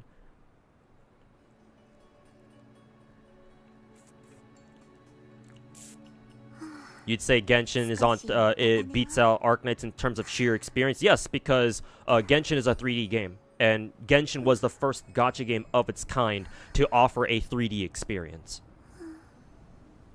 Remember, remember, maybe you don't really know what maybe I should be more specific about what I mean by, like, overall experience. I'm not talking just about gameplay. I'm talking about, like, how much did I enjoy a gacha game while I was playing it. And Genshin, during its first month or so, was like one of the best months that I've ever had in terms of gacha gaming. It might just be the best month, period. Like, playing Genshin was simply magical. I don't use that word very often to describe a lot of things. Like, magical? I rarely use that adjective, but for Genshin's first month or so of it being out and when I was playing it, it was magical, man. There has been no other gacha game that has been able to deliver the experience quite like Genshin did back then. Yeah, you get it, student. Yeah, like Genshin's launch was simply magical. Like, it was something, man. Like, it's the closest that I've ever gotten to, like, fucking somebody injecting some hard-ass fucking drugs straight into my fucking neck. But, you know, anime drugs. Fucking, yeah, dude, shoot that fucking weeb cocaine straight into my fucking veins, dude.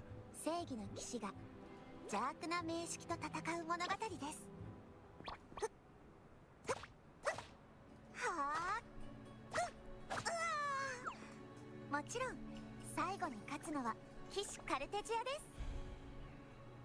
You actually think St. Thomas is losing viewers? Really? And this is separate. Is this separate from the whole like them banning Twitch, cracking down on bots or something? Like this is just straight up happening? Like if that's true, then yeah, thank God.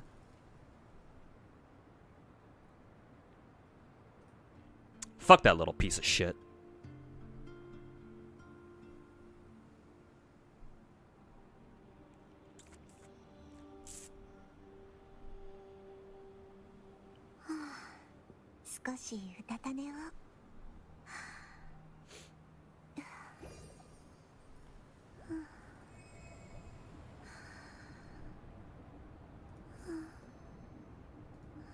It really was a revolution? Yeah, man.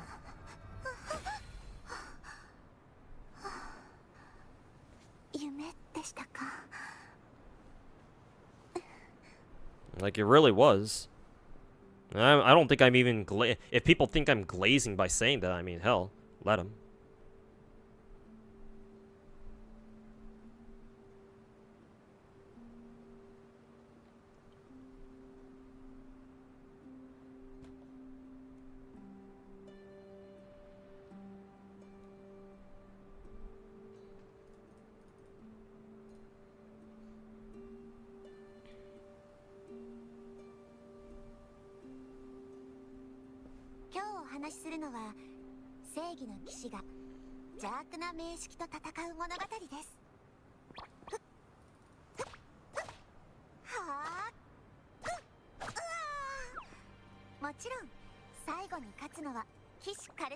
Saint is a random ass fucking clown. A single streamer can fuck it up. Well, to be fair, it can't just be any streamer. Like if it's a smaller streamer who has nowhere near the amount of viewers that he does, then he can easily just overpower them, and that's usually enough to scare off you know, most of his detractors. You would need to have somebody of considerable bigger size as far as like content creation goes to specifically come after his ass.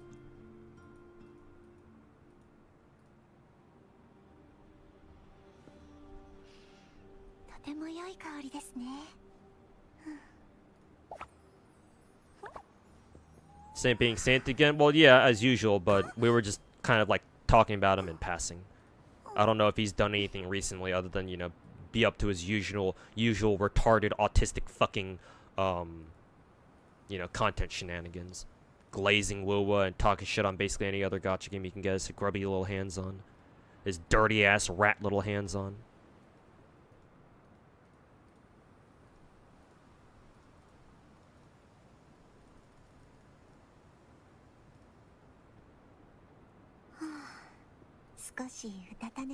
Make a bet you can start streaming tomorrow and make him miserable. Hey man, I'd love to see it.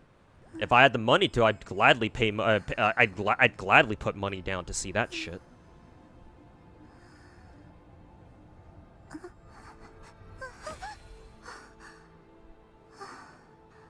What was launched? I didn't get so disordered. No, I didn't. Now to be fair, Hannah,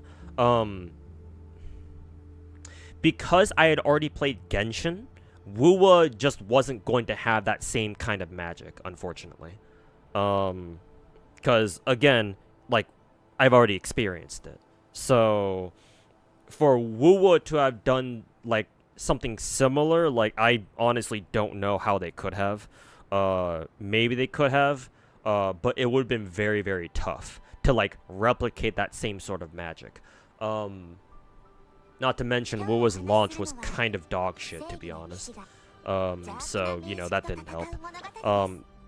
The main reason why I like Genshin so much, and a big part of the reason why I felt like Genshin's launch was so fucking magical, was, like, visually, Genshin is fucking amazing. Like, I've described Genshin visually as literal fucking weeb eye candy. Like if weebs ever could have sex in their lives, you know, the closest they would get to that would be to play Genshin. Like literal sex for the eyes type shit. If you've never played Genshin Impact before and you've never played gacha games quite like it before. Again, that might sound like I'm overly glazing Genshin right now. And hey, to be fair, I'll admit it. I probably am glazing Genshin quite good right now. But hey, I've never had that experience with any other gacha game, man. The way Genshin does colors in the game, especially in Mondstadt, right? The ambience, the chill ass soundtrack for the most part. And just the 3D nature of the game, where it's like, oh my god, this is a gacha game, but you can control your fucking characters directly. Oh my god. Like, all those factors combined, it's like we got something really special here. So, whereas with WUWA, it's like, well, you know, the whole novelty of a 3D open world gacha game, like, that's already kind of worn off pretty good, because, you know, I've already been playing Genshin for like 4 years up until that point. The colors were terrible, to be quite honest. So, you know, that and WUWA's whole, like, post-apocalyptic vibe, at least, you know, in Huanglong, didn't exactly help. Maybe if they had started off with Rina Sita, maybe I would have felt a little bit differently about that, but that's not what happened, so no need to talk about theoretics here, or hypotheticals here.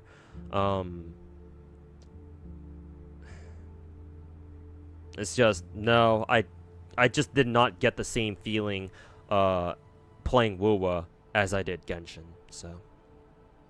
Do I have any positive memories about WUWA's launch? I mean, I guess a couple? I do have a few memories of, like, exploring around Huanglong a bit. Like, when I first stumbled upon the port city of Guishu for the first time, I was like, damn, this place is kind of sick, actually. And, like, towards the northern edge of the map, where if you look off towards the northern coast, you see, like, those giant-ass fucking echo statues or whatever. Or they might not even be statues. They might actually be, like, legit echoes. Just huge-ass, like, Titan-scale echoes or something. That was pretty cool, too. But other than that, not particularly. 話しするのは正義の騎士が邪悪な名式と戦う物語です。はあ、もちろん最後に勝つのは騎士カルテジアです。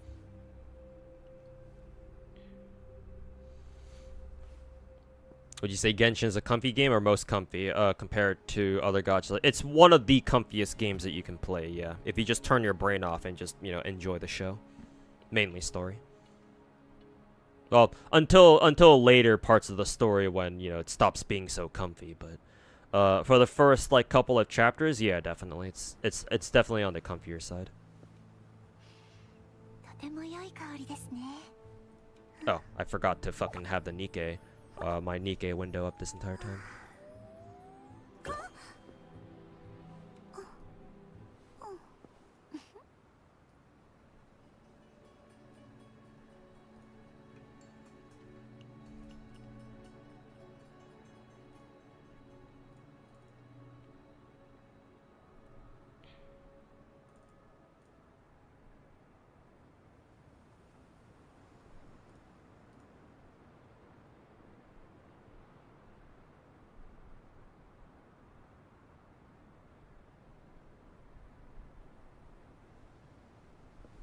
お話しするのは正義の騎士が邪悪な名式と戦う物語です。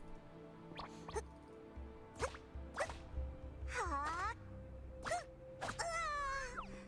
あ、もちろん最後に勝つのは騎士カルテジアです。 You remember Jian's war arc story being so long you couldn't fucking skip it? It did take quite a while, actually. I think from what I've heard anyway, Jian's story arc wasn't terrible. Like, I think it was alright, but yeah, it was. I do remember it being sort of on the longer end, kind of. I didn't really mind it though. Can you play this game with people from around the world? technically, yes, but you do need to be on the same server, the same regional server. So if you want to play with somebody, if you want to play with a friend, you both need to be on like the NA server or like an Eastern server, like an Oceania server or something like that. But as long as you're on the same server, yes, you can play together. You can have people join your world, I believe.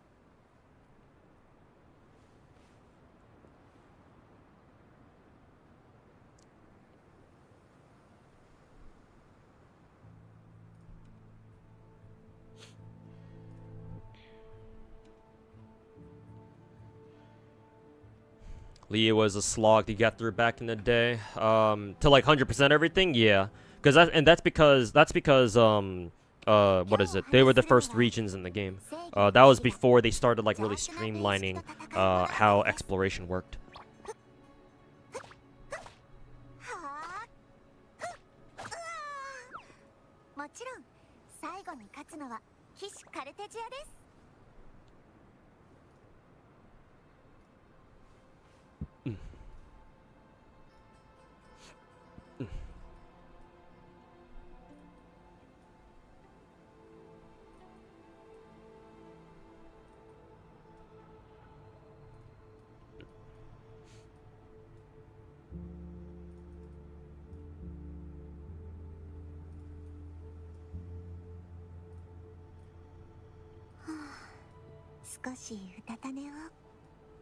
Despite the complaints for Rouge's skin, you're still buying anyway because you are the target demographic. Yeah, I've been seeing the complaints for Rouge's bunny girl skin on Twitter. Unfortunate, but I mean, I guess that's what you kind of expect out of Shift Up these days.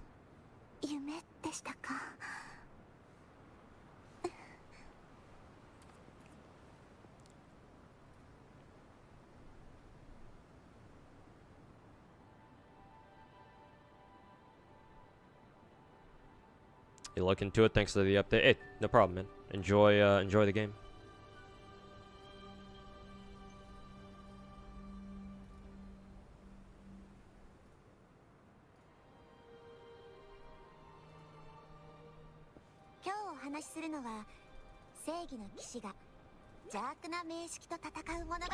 What's my personal favorite Genshin region? Mondstadt, Inazuma, Liyue, Sumeru, Fontaine, or Natlan? Honestly, I don't know. I actually don't really have like favorite regions to be in. I actually have just locales that I remember.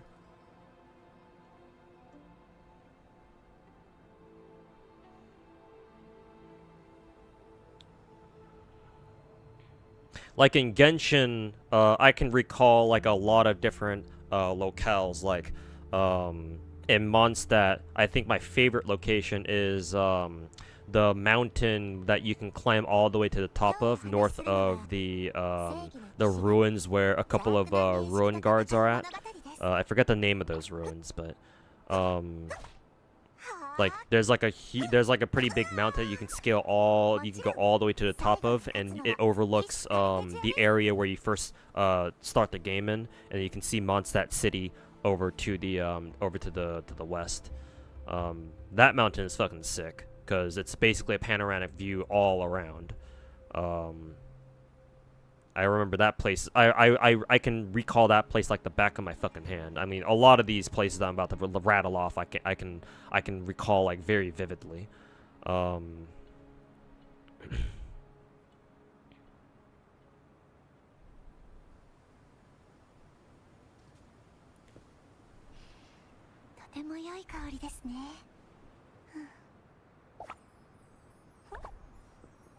Wangshu Inn and Liyue, on the road down to Liyue.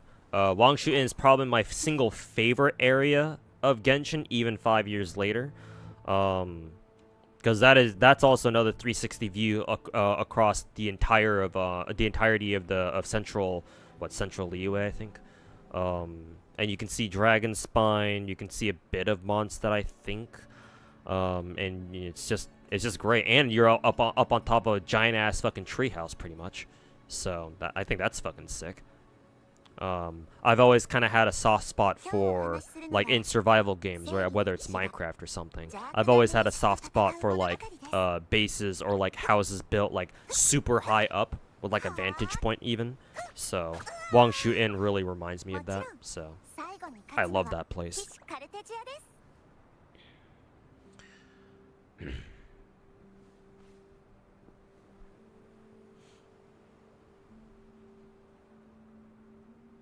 Down in Inazuma, probably the sickest place is at least my favorite place to be is in Seirai Island, I think.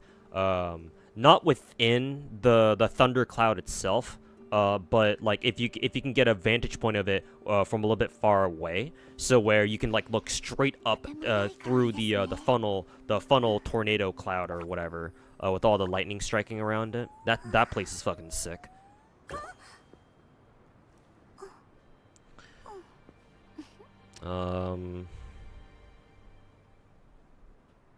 For Sumeru, for the rainforest, I really like just the jungle itself. I think I really like the jungle, yeah. Actually, no. In Sumeru, there's also another big vantage point, like the middle of the map somewhere. It's like there's like a tree house, or like a giant ass tree. I think you can go out to the top of it. I think, or there must be like a watchtower or something, that you can go to the top of, and then it gives you a wonderful view of the entire, like half the fucking region. That place is pretty sick. The jungle is pretty nice too, especially when it's raining. And for the desert, the fucking mausoleum takes the cake with the main mausoleum on in the southwest corner of the desert. At least before you finish the fucking mausoleum quest. Before you finish it, the mausoleum, the pyramid looks fucking sick with all the fire billowing out from the top. I really wish there was a way for you to turn the flames back on, cause like. Back when like during like the first initial months after Sumeru released, I remember just kind of hanging out at the nearest statue of the Seven, just like hanging out, just watching, just staring at the fucking pyramid with the fucking flames billowing out. Like that, and especially when it was at dusk, I think, where the sky turns all purple and shit, and you have the flames of the pyramid in the foreground with the purple night sky in the background. That was one of the best sights in the entire game, man. Like just as far as like scenic views go. But once you finish the mausoleum quest line, it's like, well, no more flames for you. You can go fuck yourself. So I was pretty pissed about that.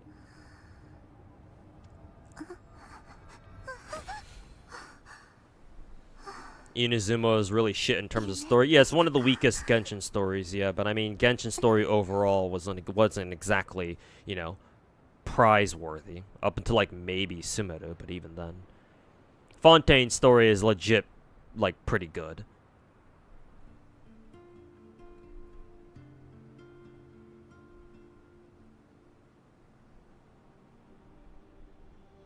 But yeah, like I can go on and on about the different locales that I really like from each region. But yeah, I'm a more fan of the points of interest, the POIs, than I am in like individual regions themselves.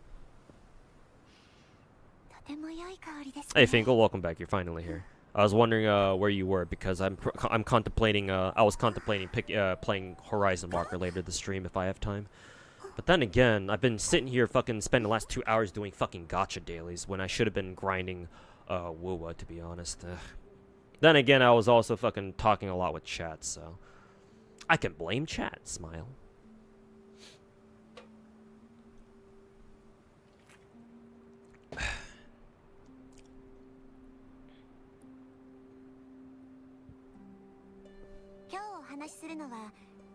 Today 邪悪な名式と戦う物語です。はあ、もちろん最後に勝つのは騎士カルテジアです。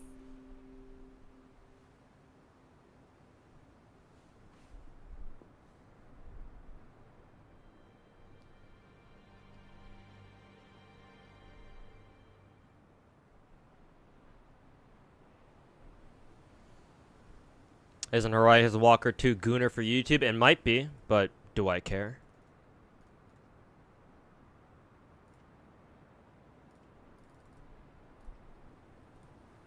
I mean, my stream yesterday, before it got cut off because my internet crashed, I noticed when I went live earlier today, like 2 hours ago, I noticed that it gotten demonetized by YouTube because I was flashing VSK's giant fucking tits too much, so.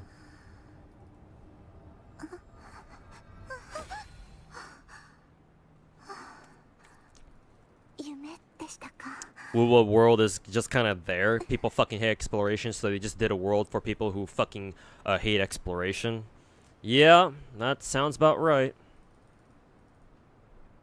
Exploration, all exploration is just a checklist to get more fucking gems.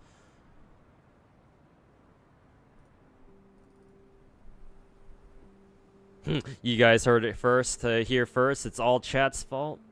Madge. Smudge.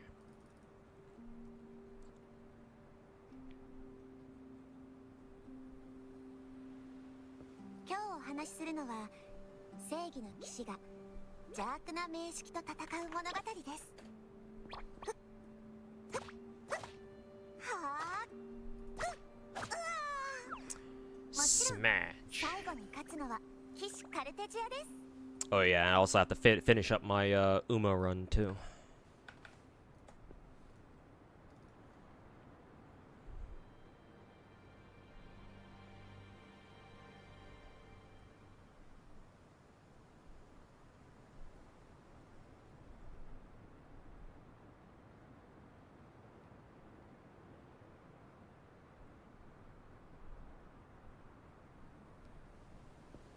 お話しするのは正義の騎士が邪悪な名式と戦う物語です。はあ、もちろん最後に勝つのは騎士カルテジアです。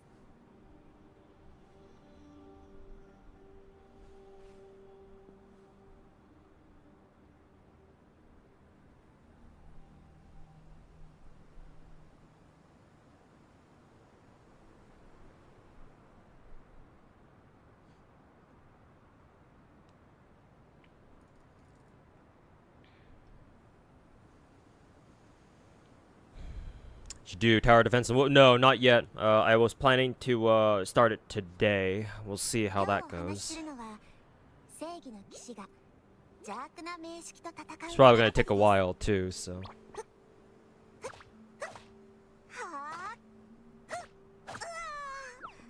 もちろん最後に勝つのは騎士カルテジアです。 Who the fuck is this? Let me take this call real quick.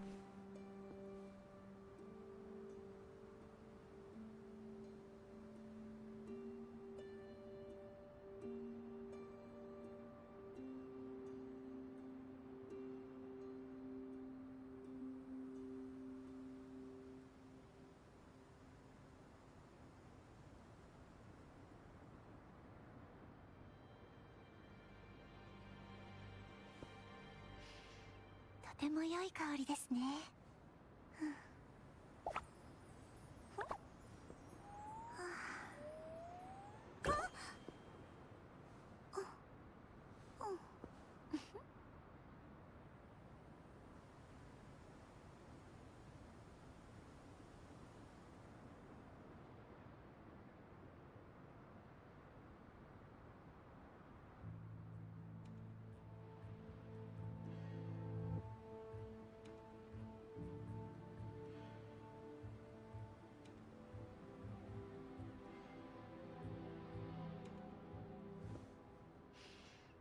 とても良い香りですね。 Okay.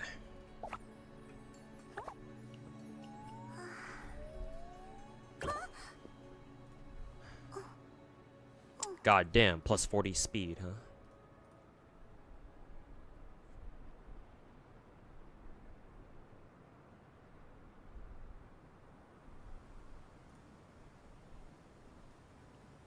Plus 21, plus 23, plus 25. Just rest her up for now.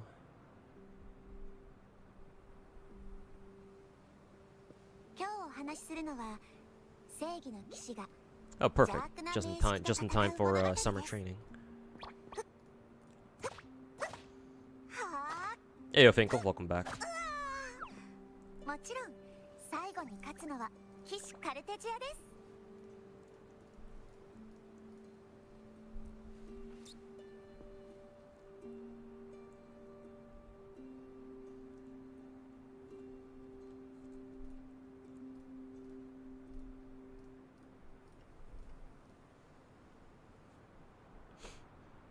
You're raising Super Creek for Gemini Cup? Well, not specifically for Gemini. I assume you're talking about like a an upcoming event. Not particularly. I just felt like it. 少し歌って Well, actually, I do have a reason. It's because I've noticed in my PvP teams, the team that my Super Creek is a part of, they're all three horse girls in that team are only C rank.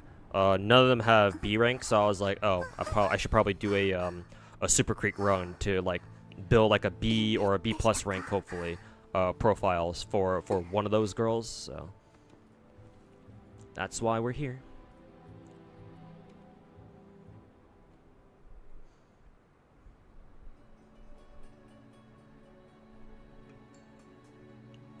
At least in Genshin, we at least get to know all of the standard characters during the first year. Some Wuwa characters haven't even appeared in story yet.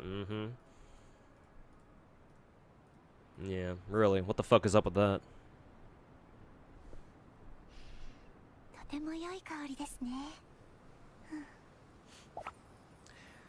Excuse me, but what the fuck?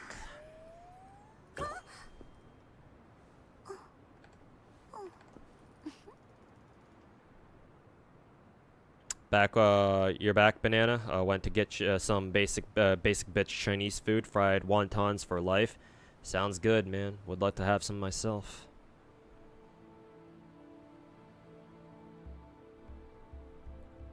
At McDonald's today since God knows how long. Do I like McDonald's? Not particularly. I guess I like their chicken nuggets, but like, you know, 少しうたた寝を they're fucking McDonald's chicken nuggets, you know. They're not exactly, you know, mind-blowing or anything. I don't know. I guess the main reason why I like chicken Mickey D's McDonald's nuggets is because nuggies is because I'm pretty sure I really liked them when I was young, and so it's more of a nostalgia thing for me. Something like that. I still enjoy them. But obviously there's a lot better food you could get than that, but I mean, hey, sometimes, you know, sometimes you just want to gouge out on just pig out on some dog shit food every now and then.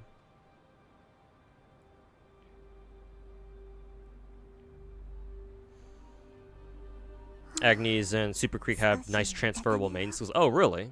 Maybe I should consider using Agnes as like a legacy Uma then.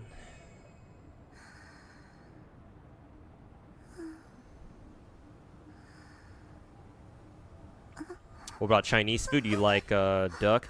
I fuck with certain types of Chinese food. Not all of it, of course, but some kinds, yeah. I've had duck before. Yeah, I think duck is pretty good. Or I like my mom's made duck has prepared duck before, and the way she prepares duck at least went back when she used to. I don't know if she can anymore, 'cause she's old. But like whenever we would have duck, like it was great. Like the way that my mom prepared duck is really really good. I really like that shit. But like is that how like, you know, is that how normal Chinese restaurants would prepare it? I'm not sure. I would have to like go to a like a proper sit down Chinese restaurant and like order some duck to compare and see if it's good, if it's better or worse than how my mom prepared it. Nuggies are just good in general. True. It's kind of hard to fuck up. Kind of hard to screw up nuggets or nuggies, or at least, you know, I would hope so.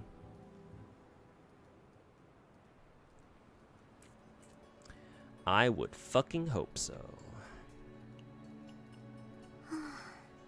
少しうたた寝を。 How important are sparks in a horse girl game? I would think very. People, that's like the whole end game of this game. Farming the best sparks, I think.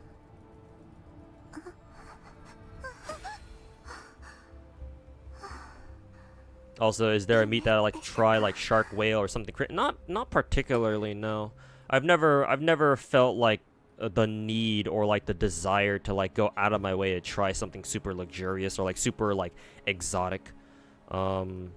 Mainly because, you know, I don't have the money, so, you know, money's usually a good deterrent. But even if I do have the money, like, I don't know, man. I have other things I want to spend my money on. I'm pretty good just eating like regular ass, like basic ass bitch chicken, beef, pork. Like for the rest of my life, like I don't care. Like I don't like I'm not gonna beat myself up over the fact that, oh, I'm never gonna be able to eat, like, for example, shark meat ever in my life if I don't try it at least once. Like, no, I don't give a shit. Like I'm good with the normal meats. Sparks make good legacy horse girls. Oh, okay, so basically they make future runs better or easier. Gotcha. Makes sense.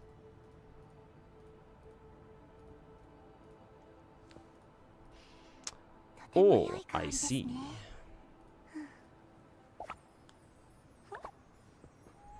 Even like bear meat or something. Yeah, no, I'm not really whatever. I don't really care. Like if it like gets offered to me, right? If I were to like attend an event and like they're like, "Oh, hey, gay, they have like, you know, for example, bear meat or fucking whale meat on offer. Like, would you try some?" I was like, "Okay, sure, I guess."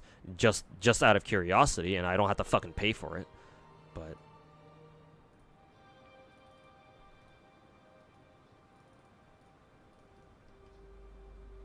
eating shark must be expensive. Certainly a little bit more expensive than your usual, you know, chicken. Well, actually, yeah, it usually should be more expensive. At least I would think so. Oof, only 5th place. Might be fucked here. Hey, nice, we got first.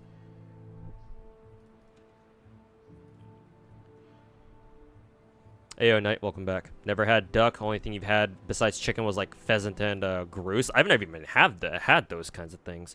Like honestly, the most exotic meat I've ever had was probably like lamb, and obviously lamb isn't exactly exotic. I don't think.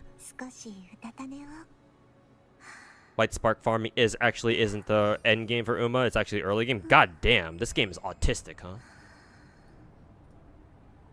I mean, yeah, duh, it's a fucking Japanese gacha game, so of course it would be.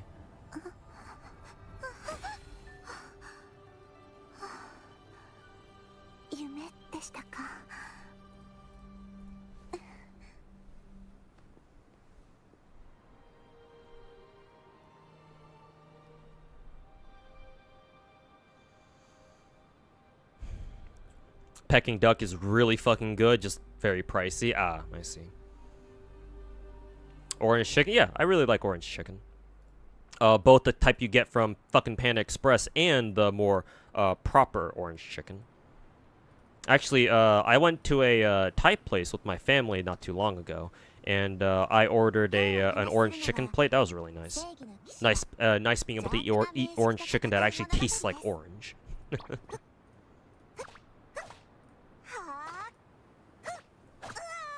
Lamb's pretty exotic for the U.S. Yeah, you're not wrong, probably. It's certainly rarer. It's certainly rare where I live. I don't know. I guess maybe you could go to like a specialty restaurant, like maybe a regional cuisine restaurant, maybe, and you can get lamb there.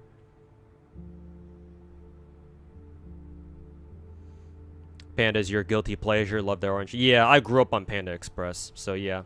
I'm obviously a big fan, especially because they're offering their hot orange chicken right now. I actually really like their hot orange chicken. Like their spice is the kind of spice that I really enjoy, where it's not spicy immediately, but it's a build-up. It's a nice pleasant like build up too. It's not like too overbearing or anything. Like, but you definitely feel it. At least for me. I don't know. Maybe I'm just a little bitch when it comes to spicy stuff. 夢でしたか。 Oof. Looks like we're not gonna be able to win this one, boys.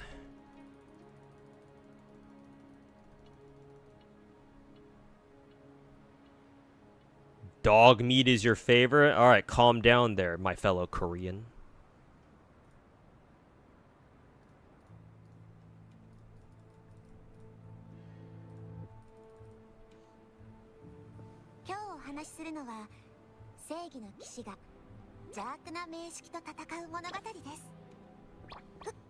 Would you find it cute to see a panda, in like the wild or in like the zoo? I mean, sure, but I don't really have that much of a, how should I say this? Like, I don't really care to go to a zoo anytime soon. Like, I guess I don't mind watching YouTube videos of them, sure, why not, but like, I'm not gonna fucking travel to China just to see a couple of dumb fucking pandas.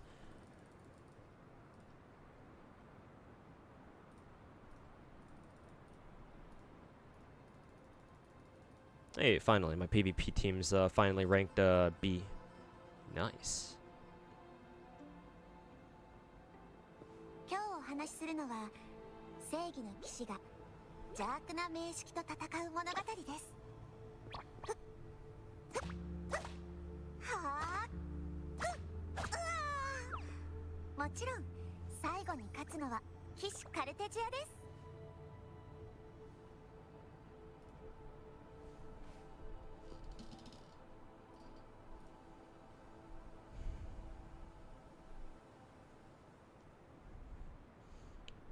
You mean sea urchins? I mean, eating sea urchins would be a lot more socially accepted than fucking, you know, dogs.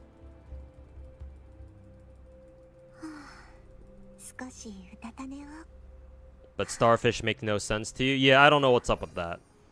Matter of fact, before you mentioned, I didn't even know that Koreans like eating starfish. Then again, Koreans love seafood. I mean, my parents fucking love seafood, whereas I don't really like it that much. Maybe it's because I've been Americanized or something, but I don't really fuck with a lot of seafood. Like shrimp, I do. Like, I really like shrimp. Is that really the only seafood that I actually legitimately like? I think so.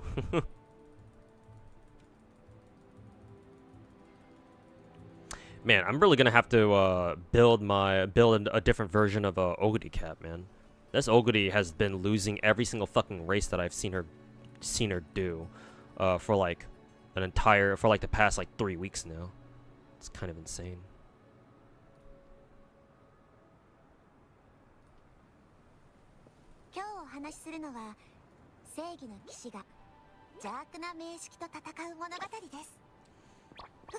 Dogs normal out there? Oh, is it? Well, not gonna tell you what's right to eat then or not. I mean, people eat horse meat, so.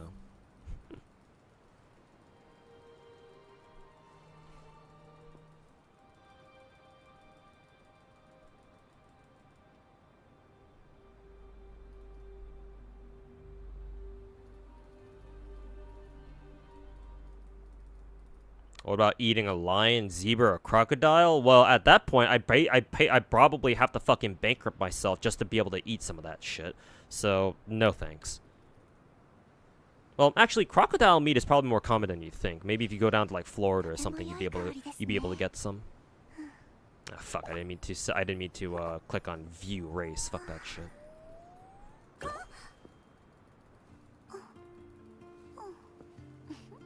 Surprisingly, cheese-covered crickets are actually really good. You know, I've actually heard about a company out there through like a different stream.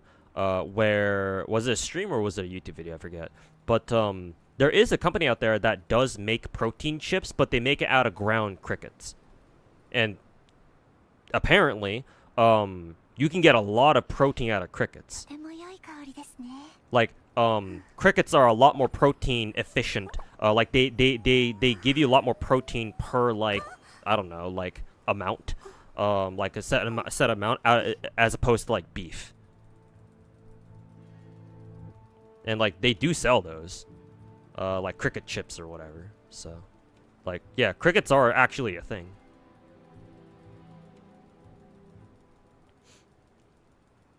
Guinea pigs are pretty common in South America. I see.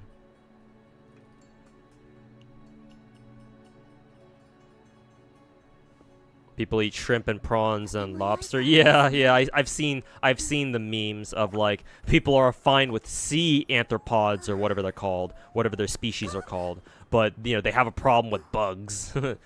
They have a problem with land arthropods. Repeat after me. Everybody loves double standards. Remember that people eat tarantulas? Yeah, like edible spiders in like Southeast Asia or somewhere.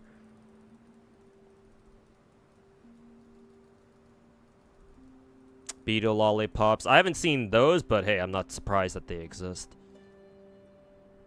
今日お話しするのは正義の騎士が邪悪な名式と戦う物語です。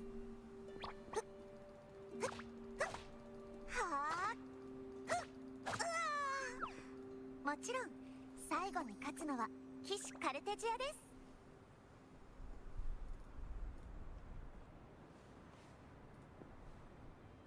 That shit's fucked.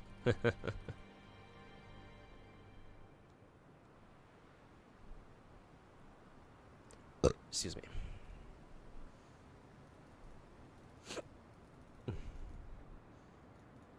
Beetles are pretty good. You love them for beer snacks? Ah, I see.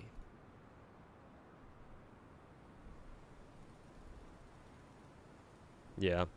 As you can probably tell, I've got a painfully American palate, so eating stuff like beetles is kind of... Though, I will say, like, regarding those cricket chips, I would be open to eating those. Like, I guess I wouldn't mind trying out some cricket chips. Just because I know that they've already been, like, ground up into, like, a flour or something, and they've been turned into chips that way, but... I don't know if I would... I don't know if I'm brave enough to, like, try, like, just raw-ass fucking beetle or tarantula, though. I don't know if I'm that brave yet.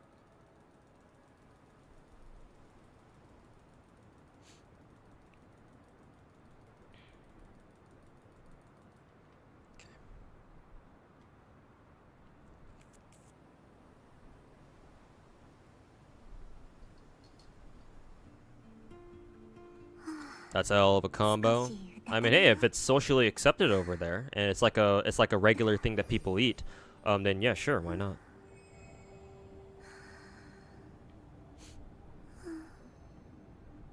Okay, finally done with Uma.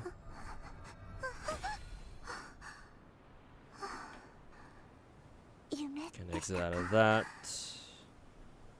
Time to finish up Nikkei, and then I'll finally do some Wuwa after like 2 hours.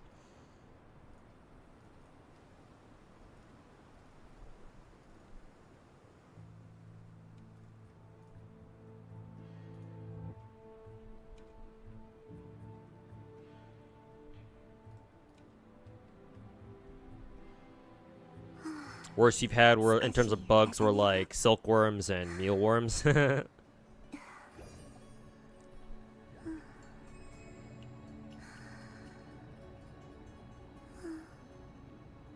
Frogs apparently taste like chicken. I've heard that before too, yeah. Live beetles are the worst because they fucking screech while you eat them? Yeah. Not surprising.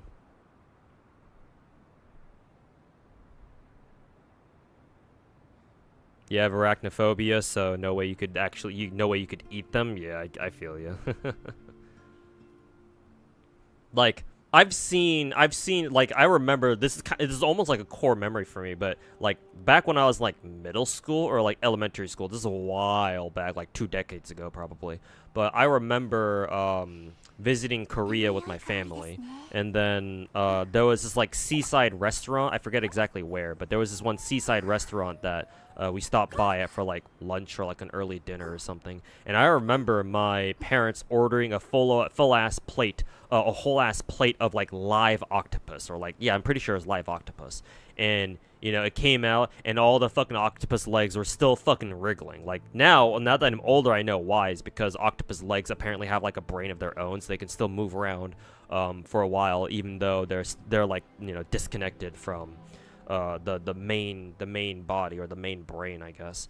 But at the time, I was like, what the fuck is this? Like, what the fuck? I remembered giving my parents a look of like, what the fuck did you just order?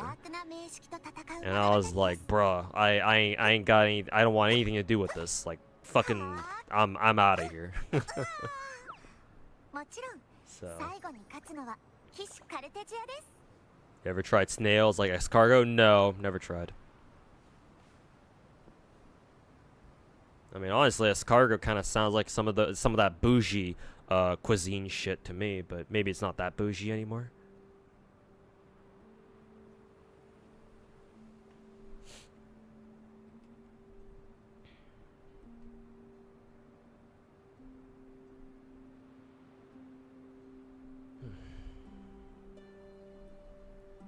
It's the impulses of sodium interacting with muscle fibers. Yeah, you could be right. Yeah, maybe they sprinkled some salt in it or something, or something else on it.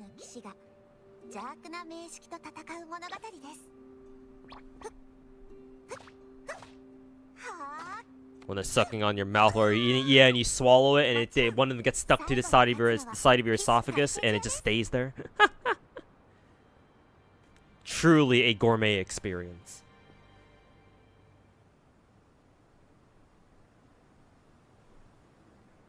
Hey, better pray that it doesn't crawl its way back up your esophagus and down your fucking windpipe. That'd be a problem, wouldn't it?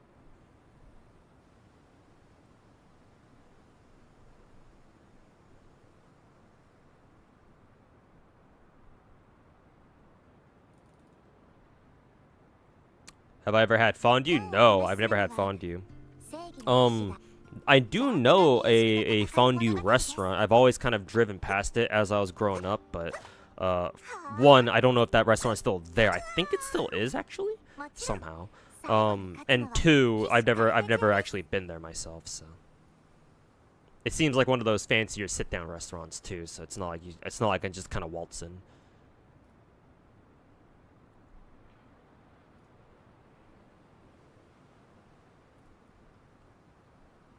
Never had octopus before. Trying to find a place to try it out. I would imagine if you want octopus, if you want to try octopus, you'd have to find like a Korean restaurant, maybe a Korean or like an Asian restaurant somewhere.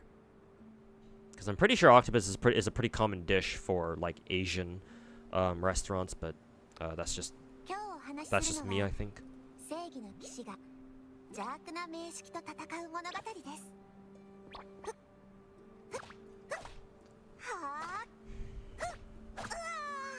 Wouldn't that be a tongue kiss with an octopus? I mean, technically, maybe. Perhaps you are not wrong.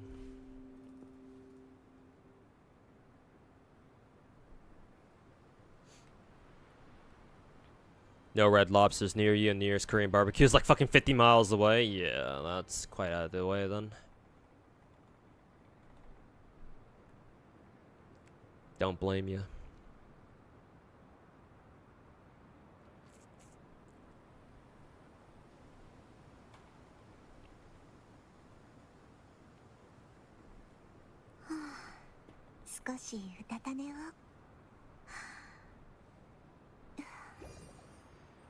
Octopus is very gummy. Kind of. If I remember what it feels like eating octopus still. But yeah, kind of. I guess if you have raw octopus, then yeah, it'll probably taste like texture wise, it'll probably feel kind of gummy. Like live raw octopus, yeah.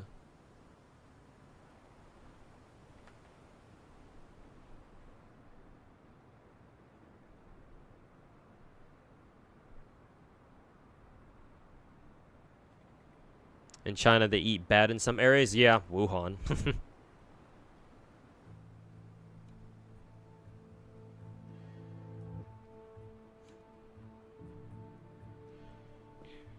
話しするのは正義の騎士が邪悪な名式と戦う物語です。はあ、もちろん最後に勝つのは騎士カルテジアです。 Squid rings? I don't think I've ever had squid rings before.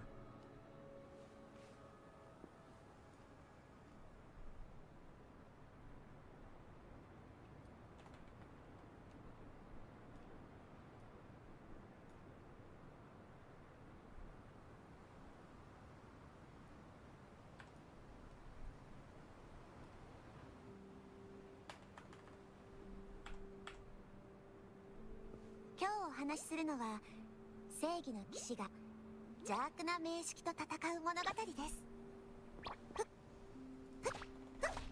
はあ、もちろん最後に勝つのは騎士カルテジアです。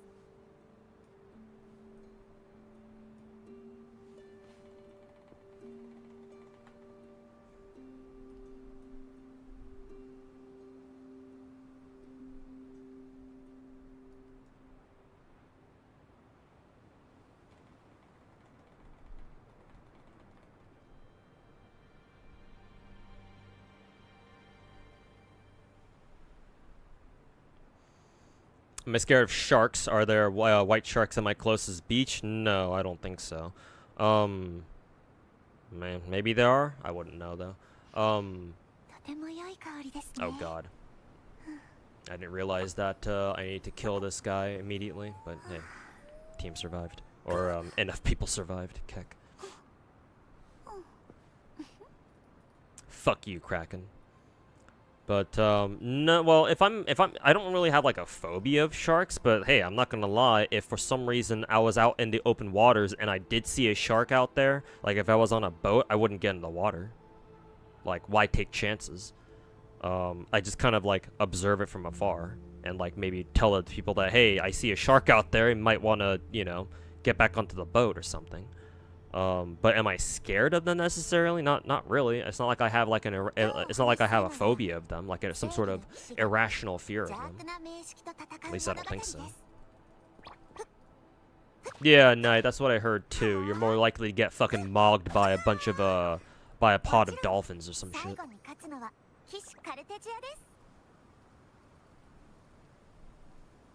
Get got.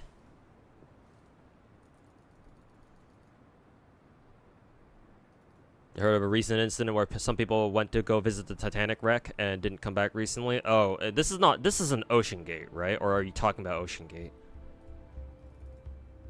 I'm assuming you're not talking about Ocean Gate. That this is a separate incident.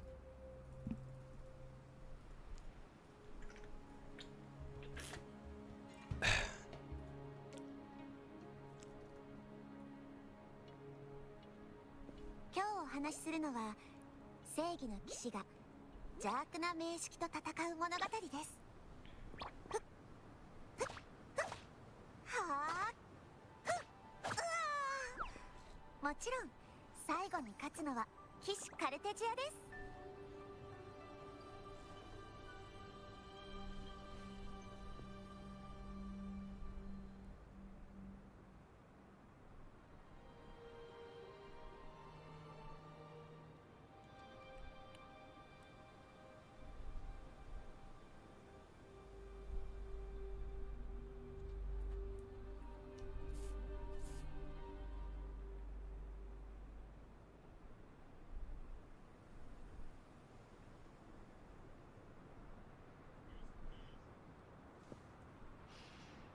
とても良い香りですね。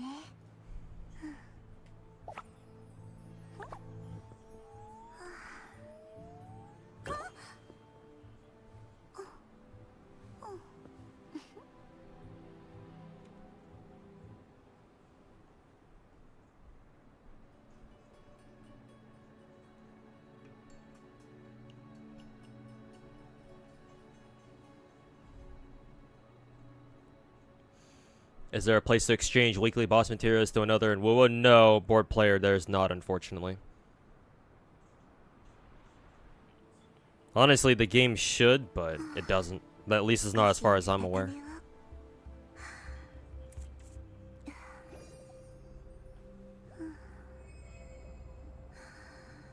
From from custom banner on Nikke, which unit should you go for?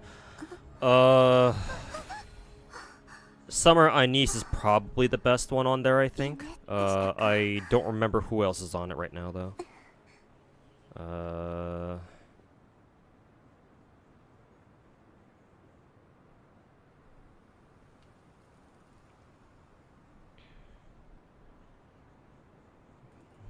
Give me 1 second. Let me back out of my union raids real quick.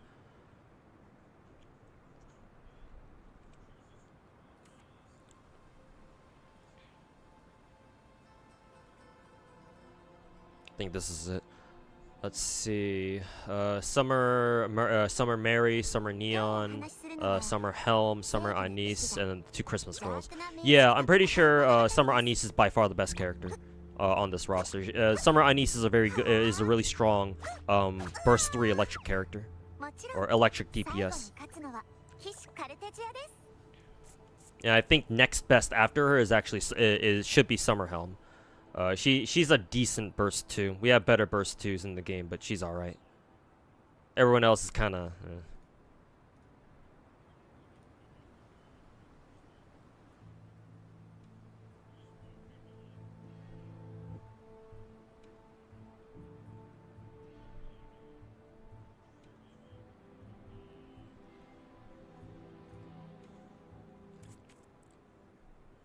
Summer Anise is back. Yep. She's on that custom banner. You can also just directly exchange for her if you want to.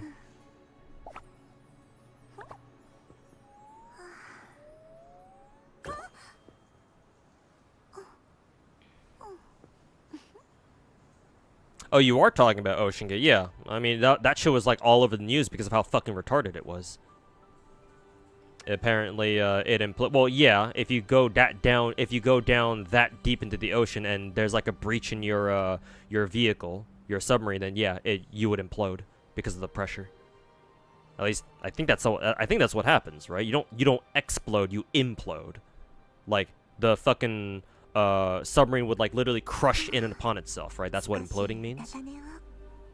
Because of all the sheer water pressure.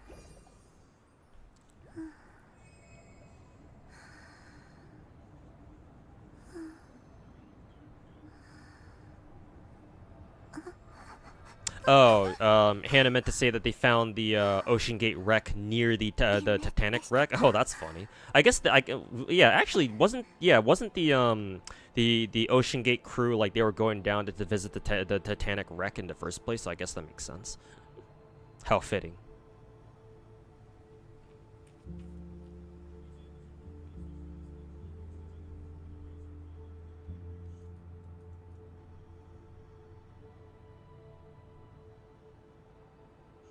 For an implosion, you need something off, right? Well, yeah, duh. You know, submarines aren't supposed to just, you know, implode like that if they're built well. And, you know, assuming that nothing's wrong with the actual vehicle itself.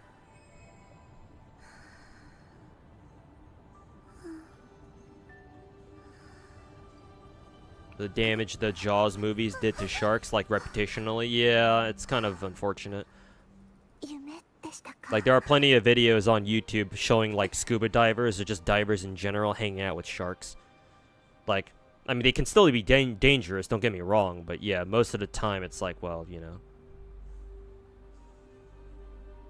Like, sharks even... We have documented cases of sharks even going up to people because they have hooks in their mouths, and the sharks somehow know that, like, oh, you know, these guys can help me take the fucking hooks out, so... The shark community has never recovered.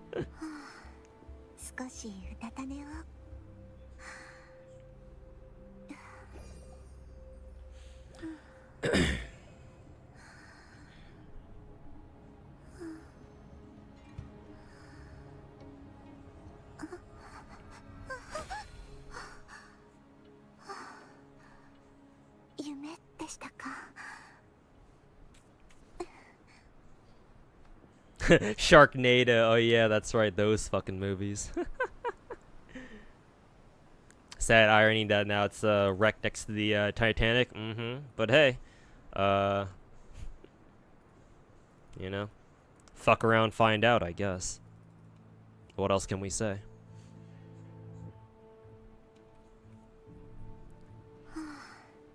少しうたた寝を。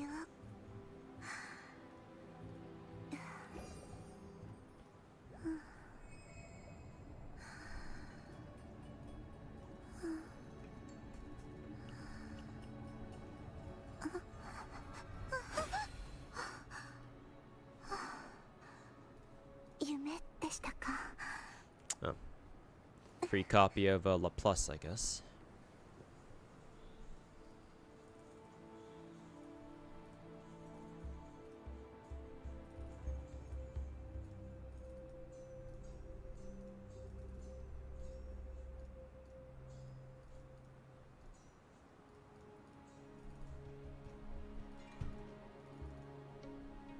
We need more shark women, more shark VTubers. Too bad we lost our biggest one, but hey, maybe others can take up her, can take up the mantle.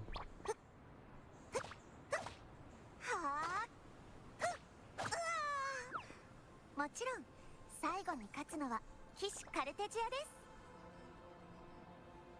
What would I have done in that situation? Well, if I had known that there was anything wrong with the fucking vehicle, I just wouldn't step in. Because, like, if something goes wrong in a vehicle like that and you're already down, like, fucking, what, multiple kilometers down below the ocean's surface, there's nothing you can do. You're fucked. You are dead. Like, sorry, you are not surviving that. Even if the initial implosion doesn't kill you, instantly, how the fuck are you supposed to survive the water pressure? You're not getting out of there. So yeah, the best course of action would just be to not enter the vehicle in the first place.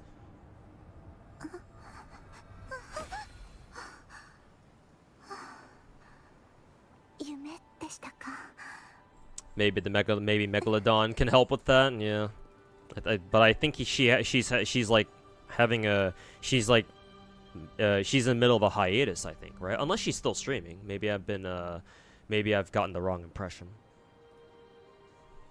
Oh right, I need to do co-op. These should go by pretty fast.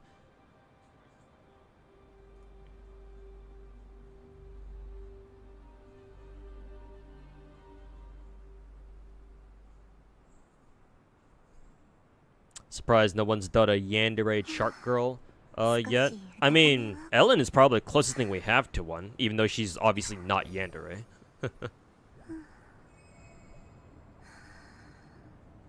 Normally, wouldn't you just... Oh, student, you don't understand water pressure, huh? Here's the thing, student. Like, I'm no scientist on this. Anyone in chat who understands how water pressure works better, do help me out here. But water behaves a lot differently than air. The reason why humans can kind of like chill out when we're above water, like when we're on land, is because air weighs a lot fucking less than water. Like, you kind of could guess that yourself. So like, we humans don't have to worry about dying from air pressure. That's not really a thing. Even at sea level, where air pressure would be the highest, it's like we can handle that just fine. So, you know, because air basically doesn't weigh anything, or it weighs very little. It does weigh something, but you know, nowhere near as much as water. Water weighs a lot. There is a depth for humans that they cannot go past. Otherwise, it's like kind of like the point of no return. Because past a certain depth, if you dive underwater, either like physically or, you know, in a vehicle, the water pressure gets so great that it will just crush you instantly. Yeah, diving that deep, like, there's a reason why people only go down that deep in vehicles, because you cannot physically do it yourself.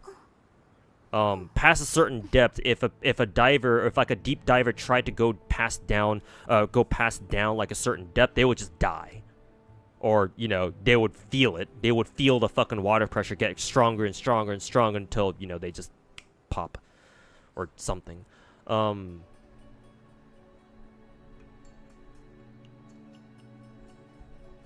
So yeah, if you have a breach in your vehicle, like say in a submarine, while it's already down that deep,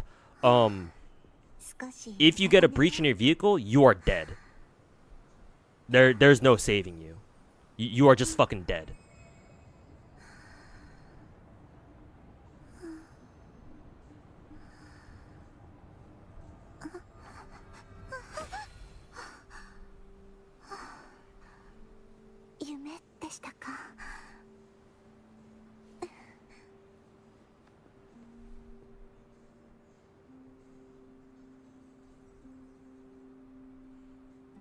It's because air is mixed with water, so that's why you can dive down to a certain depth. I don't know the exact scientific properties of why it is that we humans can like dive down to a certain point, and we'll still be relatively okay. My understanding of it is that it's just simply water just weighs so much that if you dive deep enough, there's just too much water above you, and so there's just too much shit like weighing down on you, and so you know, again, past a certain point, you just die. Search up saturation diving. Oh yeah, not only that, but I do know this about deep water diving. Like if you want to dive down to like a really low, like a really far depth in like a submarine, when you go down that far inside a vehicle, you are still affected by the water pressure. Like your body physically changes. I forget what exactly, how exactly the human body is affected, but I think it might be like your nitrogen levels or something inside your blood or something like that. But when you do go on like a deep sea excursion like that in like a submarine, right? Like a deep sea submarine, I do know that you can't just go straight up to the surface. That would kill you. Because the change in the water pressure would be so great, would be too much for your body to handle. You would just explode, or you would just like implode or something, or you would die. When you go down that far, when you come back, the submarine has to make sure to go up very slowly so the change in your environment doesn't just fucking kill you outright.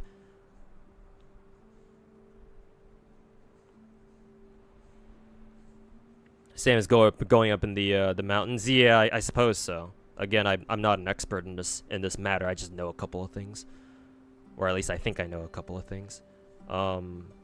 Yeah, I guess if it's similar to like going up an elevation on land, then yeah, maybe it's a similar thing. But yeah, deep sea diving is very dangerous.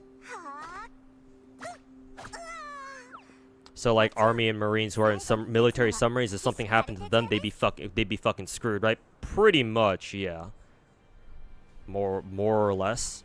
Maybe it's a little bit different in like huge submarines like those, like military submarines. Maybe it's a little bit different. I don't know. Maybe they'd have more space to work with or something. But I mean, obviously, if you have a breach in your fucking hull, that's never a good thing. Yeah, if something happens to you down there, nobody's gonna know. So, yeah.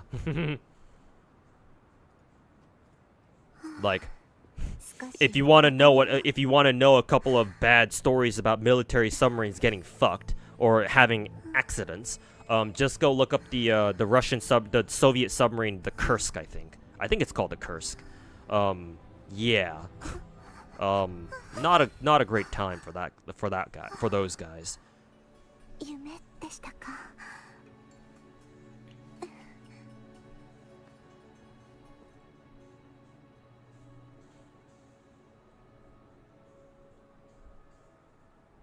These submarines are top tech. The military does have the best submarines that money can buy. True, yeah, true, and they're pretty big too. Unlike Ocean Gate, which was like a fucking tiny ass submarine.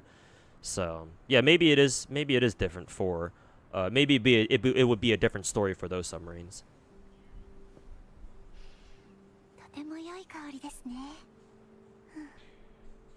First human testing submarines must have had very big well, here's the thing, student. Back then, they probably people didn't even know that, you know, water pressure was even a thing. So they probably wouldn't have even known. It's not that they were scared. It's just like they just simply didn't know. Like we say, hey, sometimes we only know about things because, you know, some people paid the ultimate price for them first.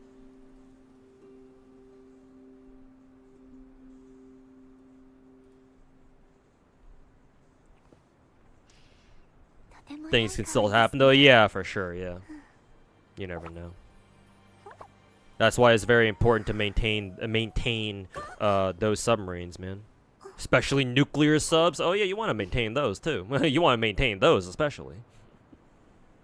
Wouldn't want to have a nuclear reactor fucking melting down at the bottom of the fucking ocean somewhere. That would be a no-no.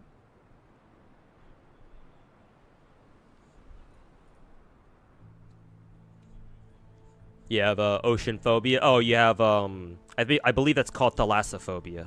If you have like a fear of like the ocean like the open water or something, or like deep sea ocean or something like that. I think they're both called thalassophobia.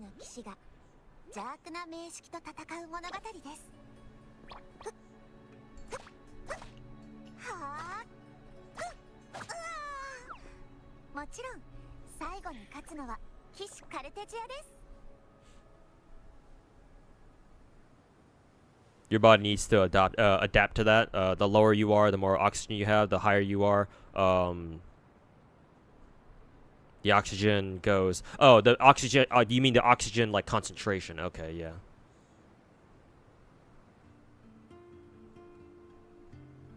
If you go extremely fast, your lungs just completely collapse in on themselves, and yeah, you just straight up die from that. Yeah.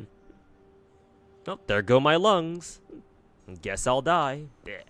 話するのは正義の騎士が邪悪な名式と戦う物語です。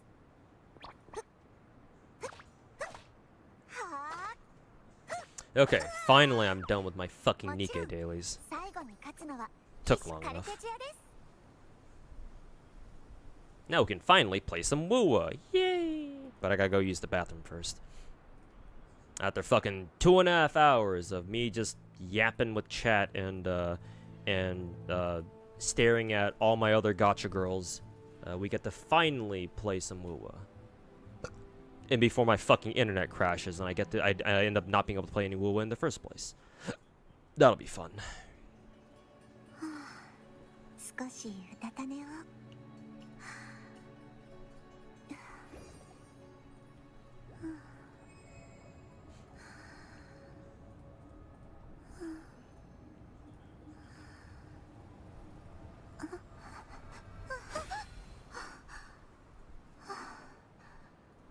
夢でしたか。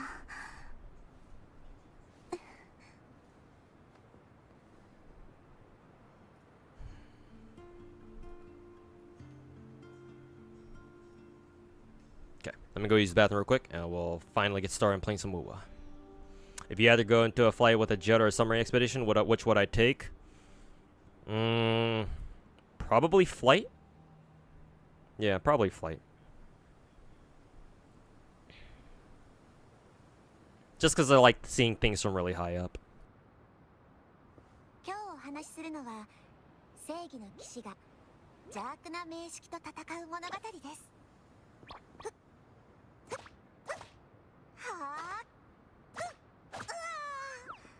もちろん最後に勝つのは騎士カルテジアです。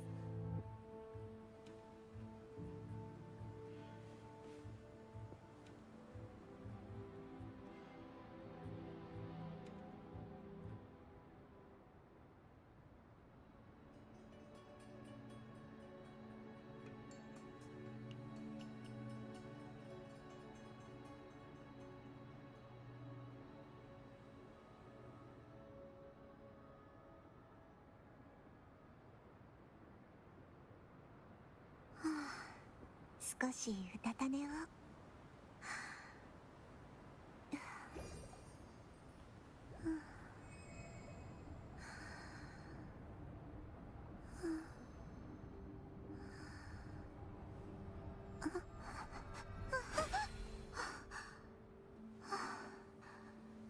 夢でしたか。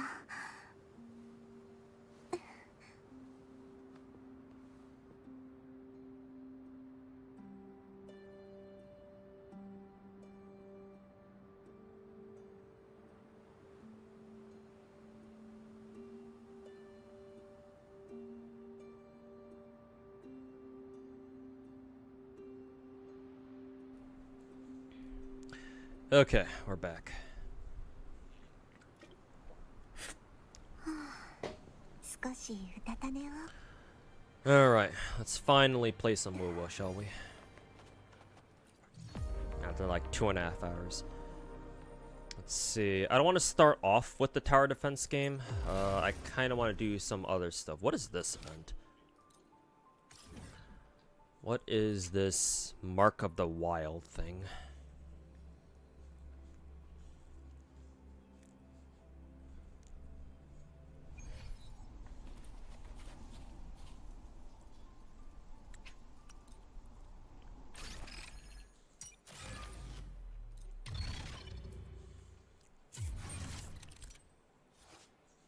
Oh, it's like a puzzle thing. Okay. What am I supposed to do? I completely skipped the fucking instructions.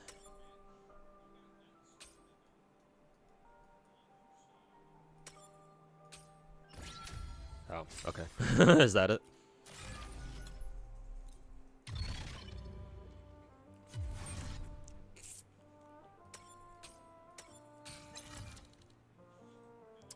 All move used.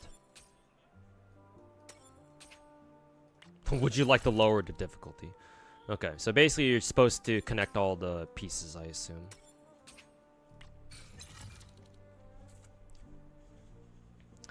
Now, how do I do that?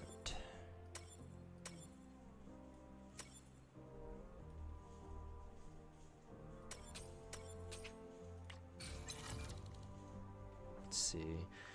Using only 2 moves? But you can only move this piece around? Interesting. Interesting puzzle they got going on here. Monster Hunter event? It's not really a Monster Hunter event, it's just a puzzle event pretty much.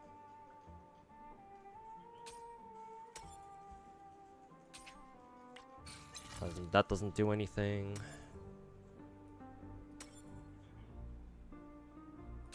Oh, I see it like that.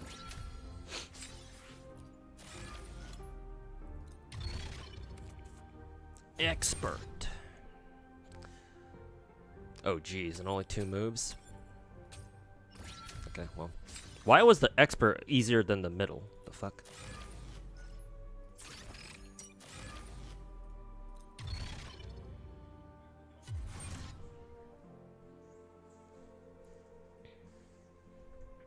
You read that the Titanic wreck is down 4 kilometers. Not even military subs go that deep, only around like 600 meters. Yeah, because there's no need for them to go down that far. Like, military submarines don't need to like fucking go along the bottom of the ocean. That there's no need for that.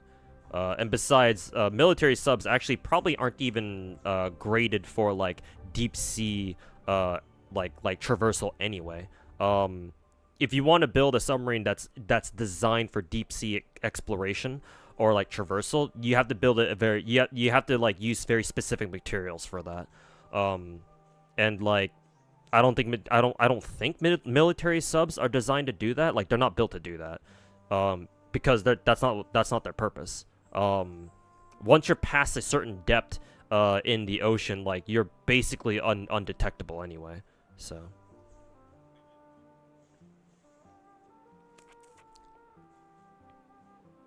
have I ever seen a bear in the wild? No. Maybe like once, like a long time ago. Because I remember when I was a kid, my family used to go on like pretty frequently. We used to go on like camping trips, I guess.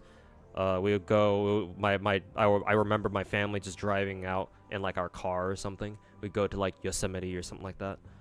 Palm Springs, maybe, if that even counts. I remember one time we drove out all the way to the Grand Canyon, I think.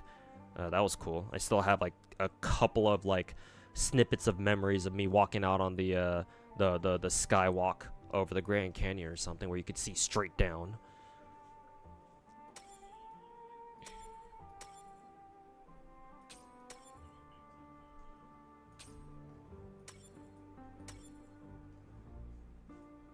Huh. How does this work?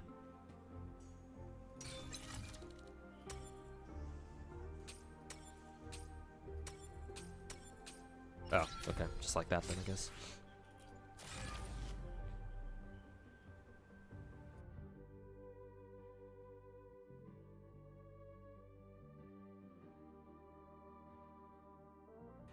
Give me 1 second, guys.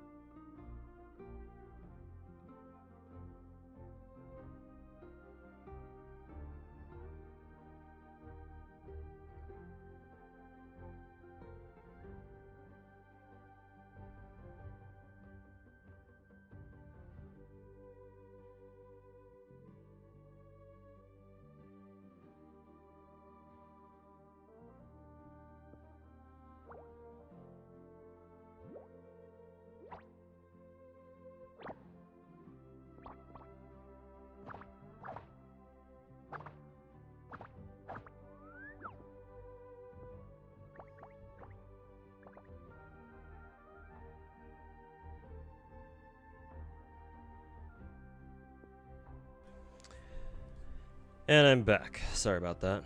Something took a couple minutes, or however long I was gone for. Yeah, sorry, lady, and Masamune, welcome back. But yeah, I was AFK for a bit. But now I am back. Probably wash my hands first, but whatever. Wasn't this the same one as I did before?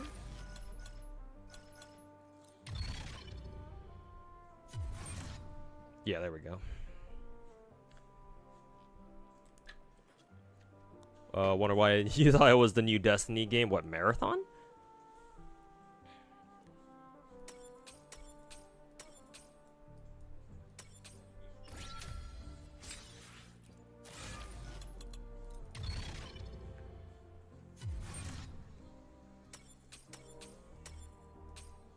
Ooh.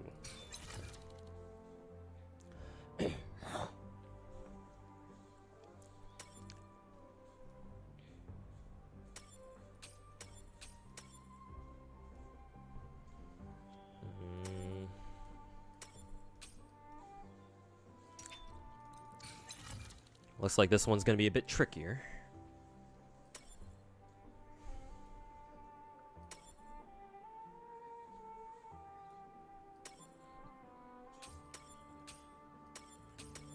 There we go.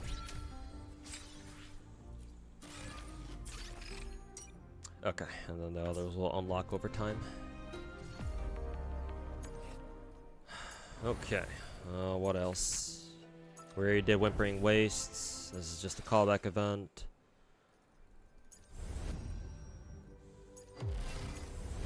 Guess I could get some more exploration done. What was this again?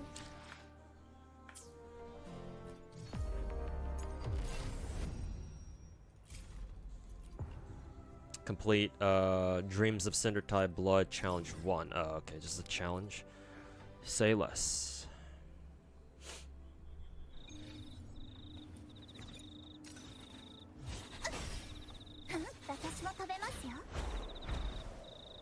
Yeah.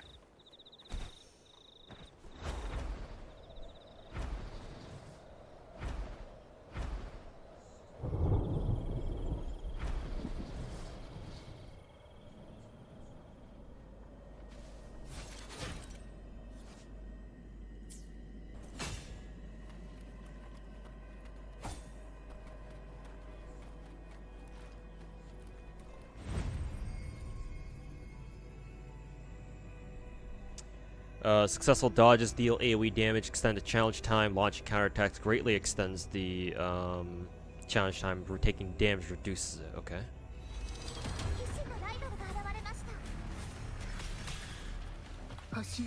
So try not to get hit.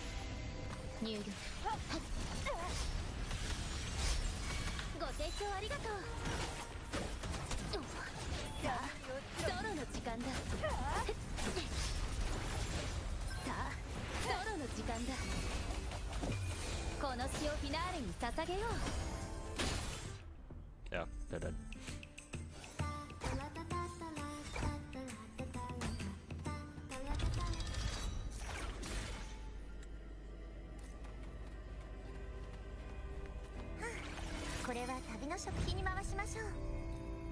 Wait, that was a purple thingy, but it only gave me 5 asteroids?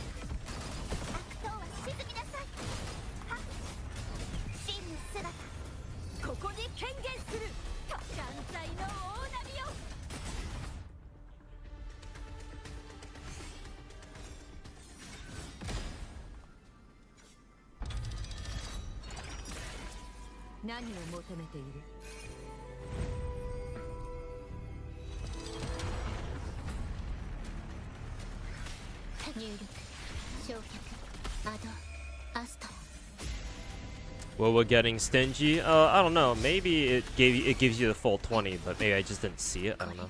I don't want to like jump to conclusions or anything. That's what Saint Tontus does. And his posse of rats.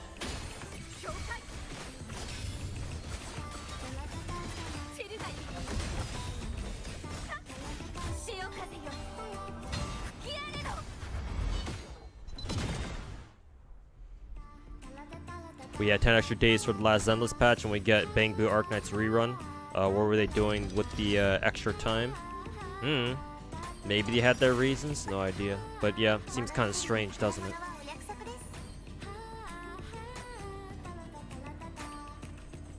Let's see. Should have gotten everything done.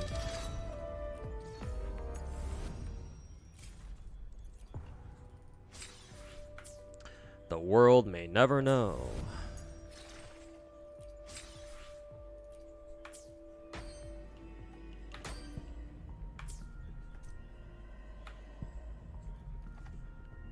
Gotta check my thingies here.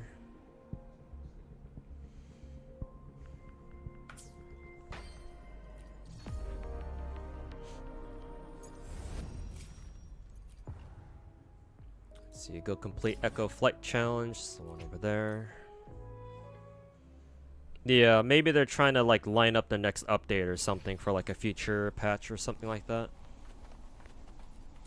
Wouldn't doubt it. Happened before with Star Rail, yeah, seems like it.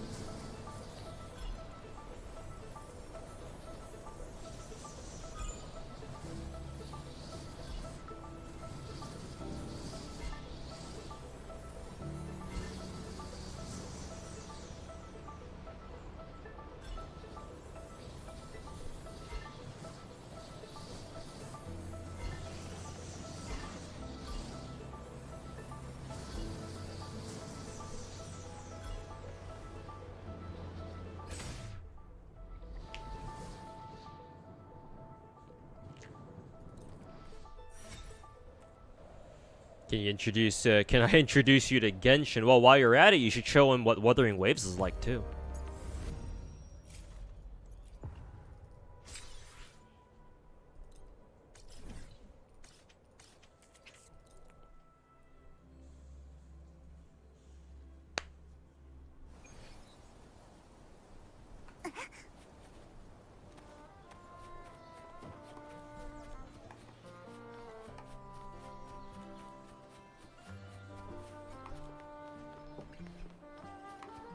At least WoW has more content than Star Rail, not by much though, but it at least does. Yeah, but you're also comparing an open world game to a fucking turn-based game. Granted, you know, Star Rail does have some open world exploration, but, you know, it's not truly open world, you know? Semi-open world, or however the fuck people want to call that.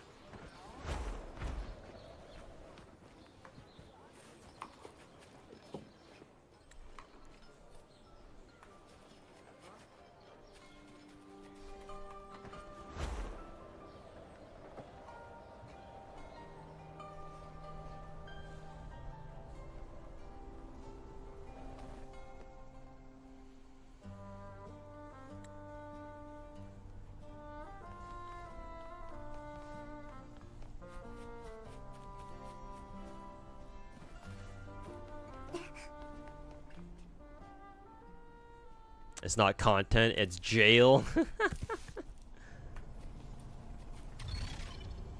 Oh, it's this thing.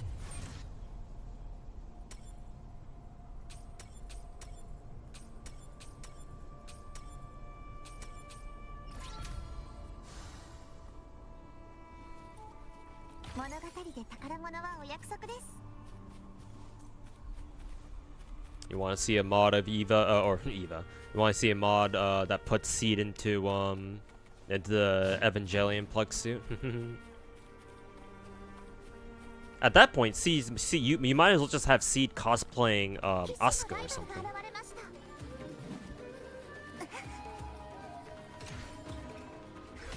入力破壊美しいハーモニー神の包丁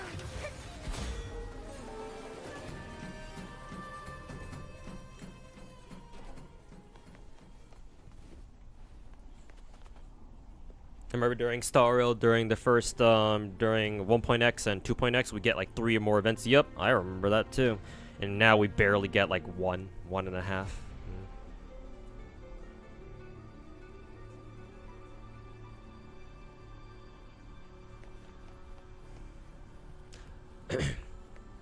Like, honestly, I think there is some sort of fucking, like, I don't know, man. Honestly, I feel like there's something, fucking gimping, Hoyo and, I guess, Kuro Game too, for that matter. Where, they're not able to make as much content as they used to. It's either that, or they're obviously stretching their, it's either that, or they're very clearly stretching their fucking, they're stretching their fucking resources way too fucking thin.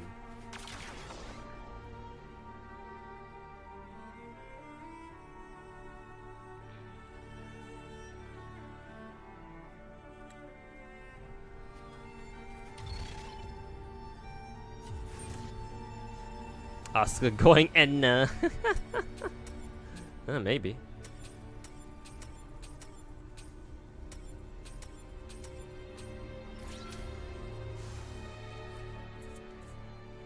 More events means more free-to-play currency. Yeah, that's true. Actually, that's a good point. Yeah, more events means more free gems, and it makes sense that the beginning of the start of a game, like the first year or so of a game, they give us lots of events to fucking, you know, help people. But after a couple of years, like, nope, you're cut off.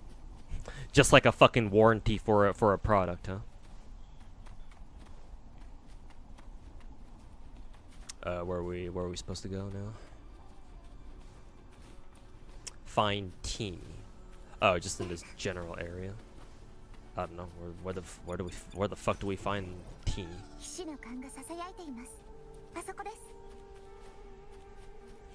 Down here, maybe?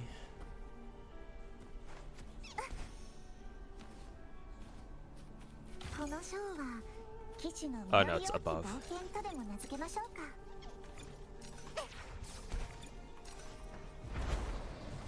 Now.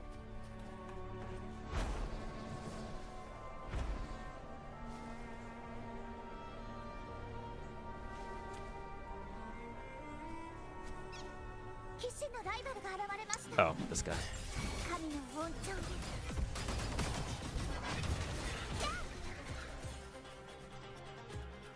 And having to create less events is cheaper too. Mm-hmm.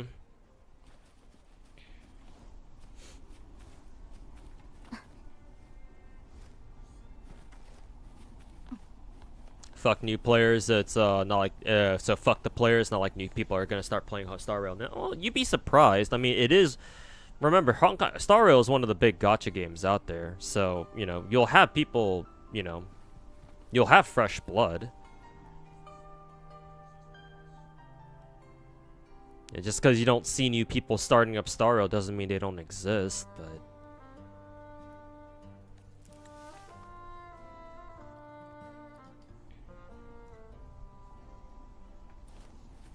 But yeah, your point still stands. Fuck the new players, or just fuck the players in general.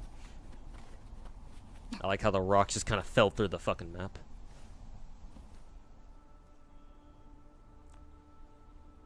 There'll be some, but not like it's gonna be enough to make a difference. Well, maybe not. But remember, Hoyo games, or at least the big production gachas, unless there's like a new game that comes out, like Wuthering Waves, for example, they usually have pretty good player retention rates. You know. So so even though we don't have too many people, you know, too many new faces coming to play the game now. You know, there's still a bunch of people who've still been playing the game, have been sticking with it for years.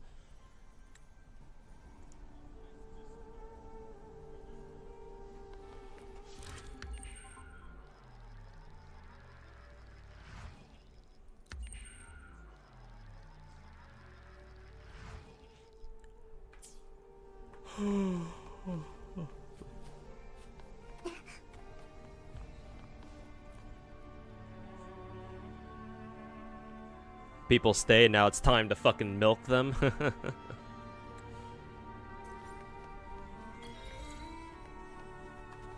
Okay, are we done with the side quest? I think we are.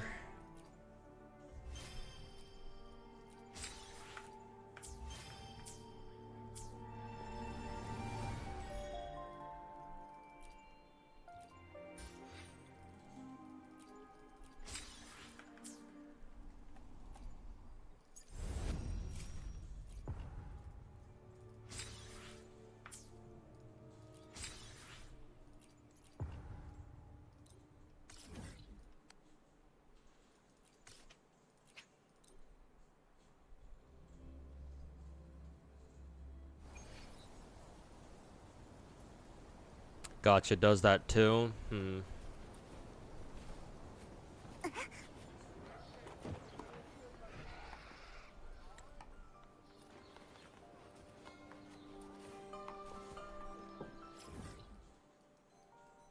All the way down here, huh?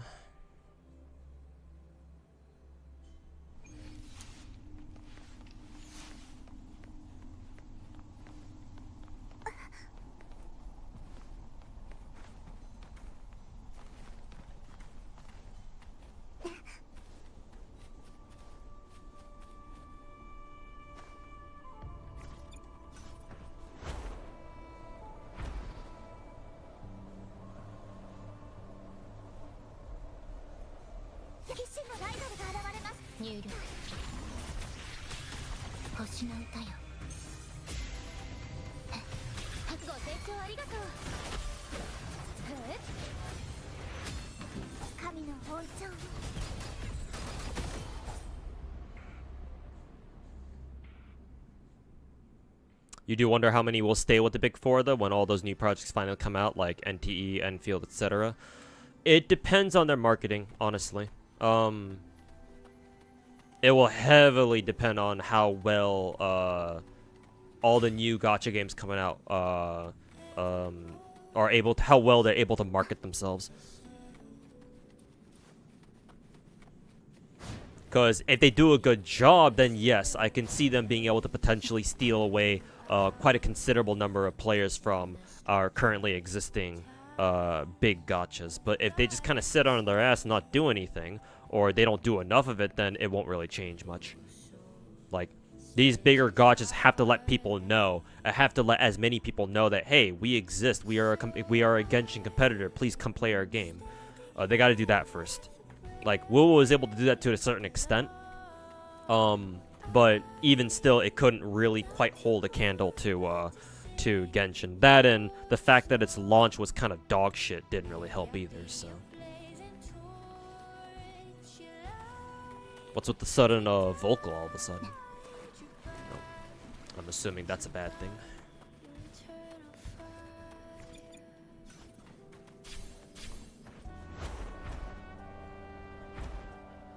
The weird purple juice.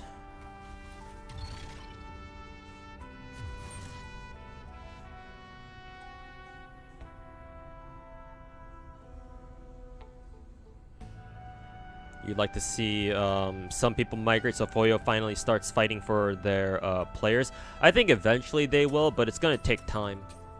Like, remember when Hoyo released theater mode as a new endgame for Genshin? Remember, they released theater because Wuwo was about to come out, so it was kind of their attempt at being like, oh hey, look guys, here we finally have an endgame mode. Please don't leave our game forever. Or whatever the fuck they ended up doing.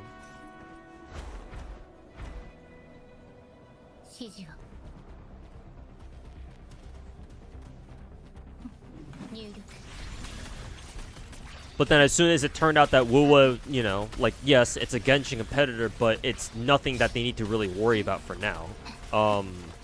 As soon as Hoyo realized that they were like, oh, you know, Wuwa's not really that much of a threat. Okay, cool.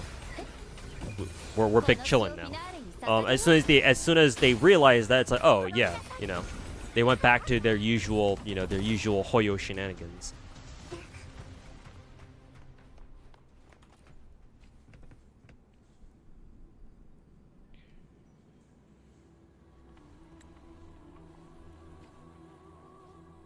If Star Rail isn't better in 4.0, you're done. I mean, I'll save you some time right now. Just you might as well just quit the game now.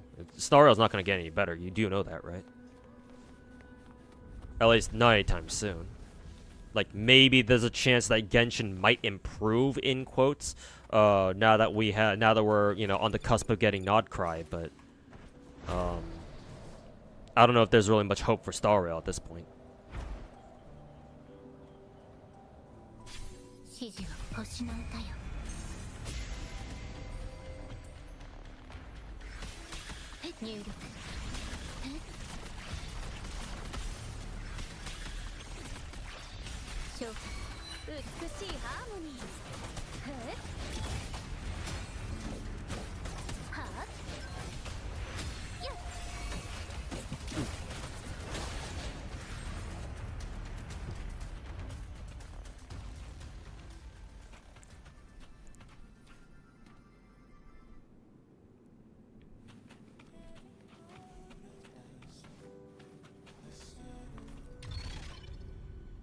Bro, always taking a chance to take shots at Wuwa. Yeah, I take shots at Genshin too, your point.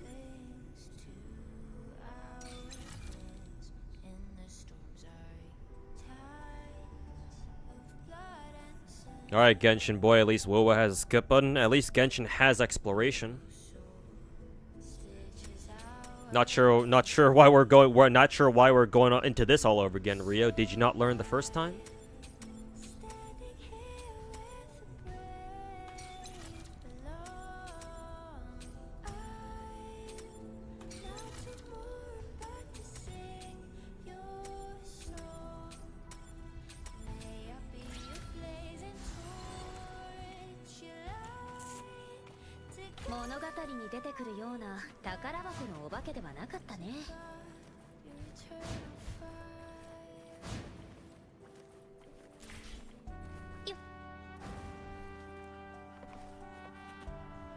At least Wuwa has a permanent weapon banner. At least Genshin has viable 4 stars.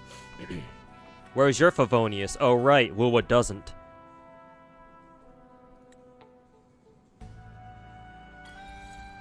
Okay, that's the... no, not quite the end of this side quest.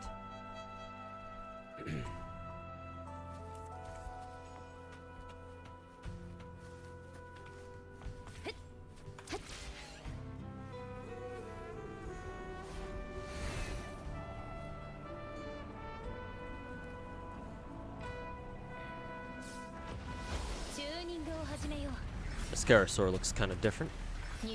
Maybe a legendary version.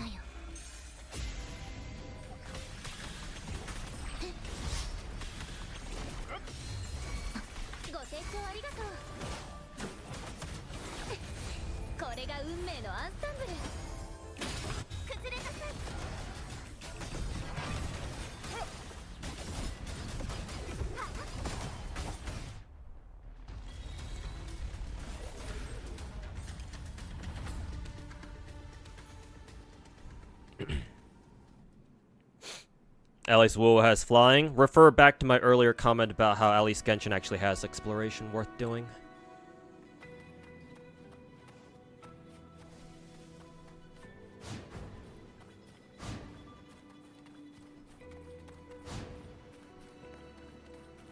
Would now be a good time to start playing Genshin.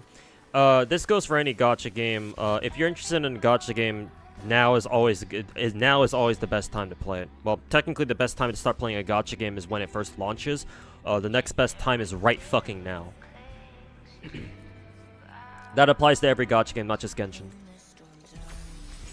But because you mentioned Genshin, if you're interested in the Nodcry characters or just the Nodcry story, maybe. I don't know exactly what it is you're interested about Genshin, but assuming for the moment that you're looking forward to the Not Cry expansion, in about what? Actually, it should be next week. Actually, right? Yes, now would be the best time to start because you kind of need to go through like 5 years worth of story content. That's not going. You're not gonna be doing. You're not gonna get that done in like a week. You need more like a month, because Genshin doesn't have a fucking skip button. Hey, look, Rio, are you happy? I'm roasting Genshin. Are you fucking happy? God, I don't understand why you keep getting your fucking panties in a bunch whenever I take shots at Wuwa, dude. I take shots at every fucking gacha game. Get over yourself. But back to Carsiphona's question. If you're assuming for the moment that you're interested in Not Cry and you want to read the story there, you probably should have started like months ago. Because Genshin doesn't have a skip button, which means that you are looking at least the next month of you doing every other story before Not Cry. Now, I think there is a lot of our more recent regions, the game has specifically given you like a teleporter, so you can go straight to the new region if you want to. Whether or not you can start the story there early is, well, I don't think you can. If you want to actually do the fucking story, then that means you have to go do all the other stories before it. And again, because Genshin doesn't have a fucking skip button, Rio, you will have to go through the entire thing manually. Even if that means spamming your left click button until it breaks. So you can't really get past that. So yeah, just in general, if you want to start a gacha game, if you're interested in a gacha game, you're kind of wondering if you start playing it or not. Yes, the answer is yes. All gacha games are worth playing, even the really shitty ones, if only just for the experience. But, you know, start them as soon as possible, basically. Or they define as exploration, as in, like, we'll add a war chest back, you know, like that from last week. Well, exploration isn't just about collecting treasure chests. I mean, obviously that's the main conduit for getting people to run around the map and explore stuff. But exploration isn't just about, you know, fucking grinding asteroids or grinding gems. I take into account like the vibes of exploring stuff, like what's the music like, what do the locales look like, are there a lot of POIs where you can hang out and you're like, wow, this place looks fucking amazing. Genshin does that extremely well. Wuwa does that well sometimes. Like there are some POIs in Wuwa that I really like for example the port city of Guishu. That place is probably my favorite so far. Well, it's my favorite locale in Huanglong. Black Shores overall looks great. That place looks very amazing, especially Shorekeeper's little, you know, fucking reality marble, or, you know, domain expansion, whichever one you want to call it. Rinasita also has a lot of great places, just a lot of great scenic places as well, though. I will bash Wuwa for doing the fucking mausoleum subquest thing where they downgrade the fucking nebula that you see at the at your home screen after you're done with the subquest there. I much preferred it when the nebula had like magentas and reds alongside the blues. It made it look really nice. But after you get that subquest done, it gets rid of all the reds and the magentas, and now it just kind of looks like, I don't want to say it looks like shit. It still looks good, but I much preferred it back before I got that subquest done. So, kind of sad to see that. So yeah, Rinasita has quite a few places that look great. But like, you know, exploration is more or less a fucking checklist, especially with flying. So, you know, I don't really feel much for it, you know.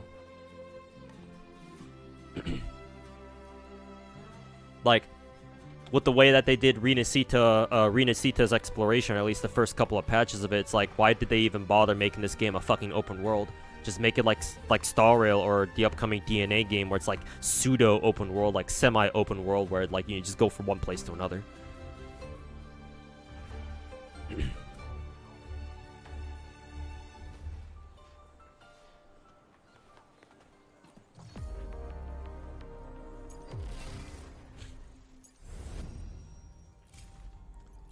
Okay, what else do I need to get done? Oh, right, I still need to have this quest done.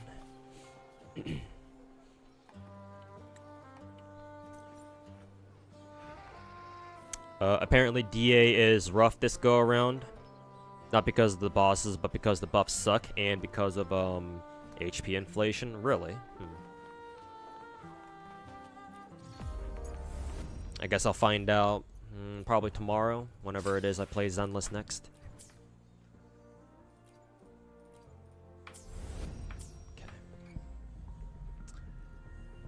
Okay. That's still not quite half, I think, so let's go fuck with the tower defense mission then. Actually, looks like we have a please proceed with the quest following the objectives. Oh, it's just complete all the dream center title. Oh, okay, never mind. Do that later then.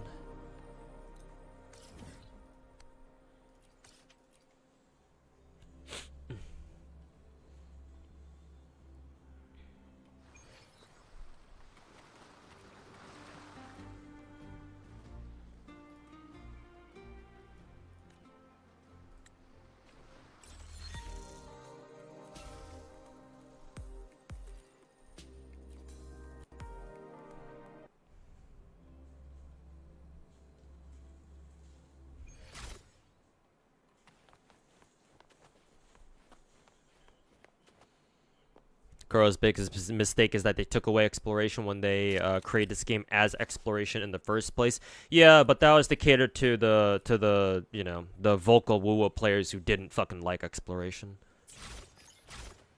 All the fucking zoomers who are like, no, we don't want exploration. We want to be different. Oh, is that a potential enemy? Whatever. Deploy 4 ground combat machines. Okay. Stop enemies from reaching. Okay, yeah. I get that. Once you're ready, start the challenge. Oh, these guys basically just show you what direction or what paths the enemies are taking. Okay. What about this? Periodically shocks temporarily paralyze them. Actually, probably would have been nice to put one right there, actually. Whatever. What is this guy? Oh, I guess he just helps. Okay.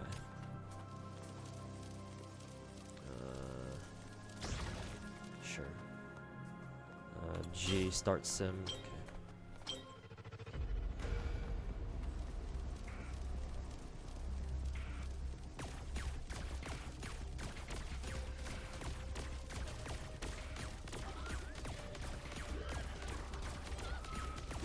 There's a lot of enemies.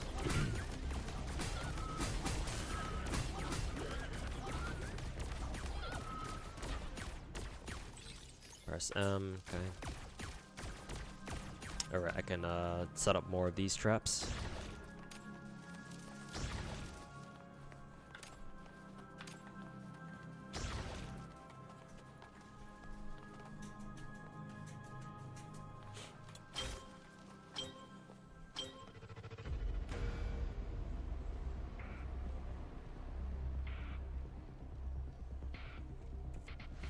Hopefully somebody will make a much better tower defense game with in UGC. Yeah, I'm sure they will.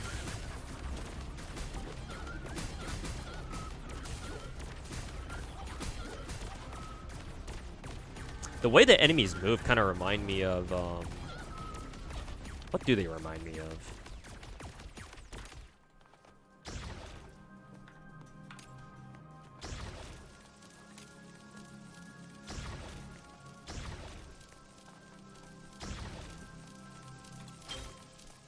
They remind me of something, but I don't know exactly what.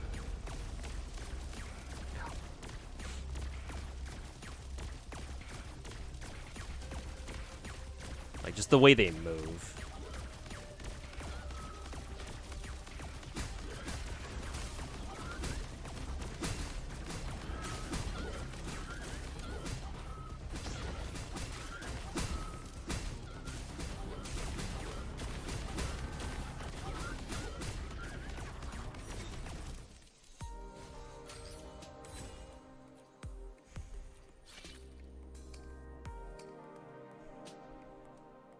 Start sim with 200 more sim credits. Yes, sir. Start with even more sim credits. Okay, and that's about it.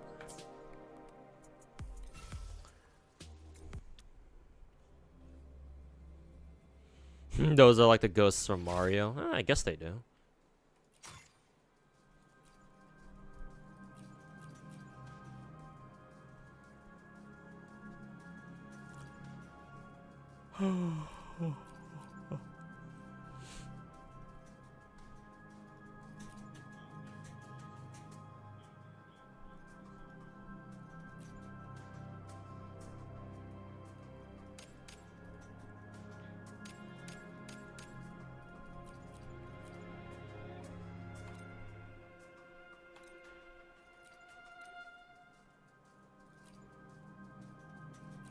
Necessary combat machine not equipped? I have no idea what that means.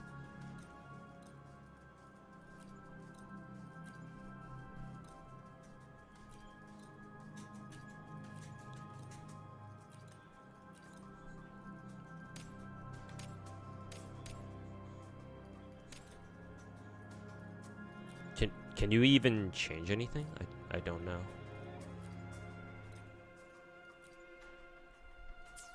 Okay, whatever.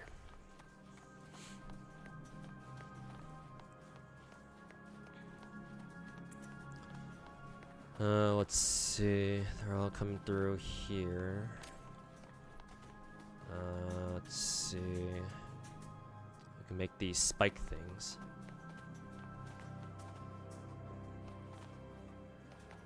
Let's see. We can also put them on this wall too. Thinking maybe we can put 2 right here and then 2 right here. And then we'll put the thingies right here. Oh, kind of a bad spot to put it in, I think, but will it matter? Probably not.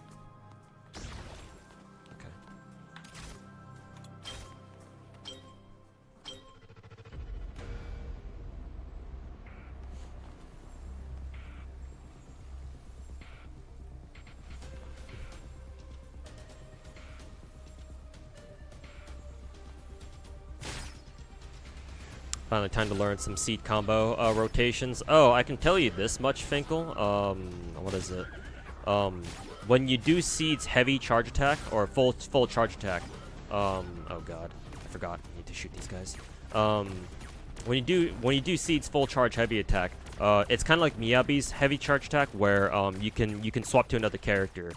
Basically, as soon as you see seed, start doing her heavy. So that's nice. Okay, so the dartboards don't actually have that much range. So that kind of sucks to know. I would figure they would have longer range than that, but I guess not.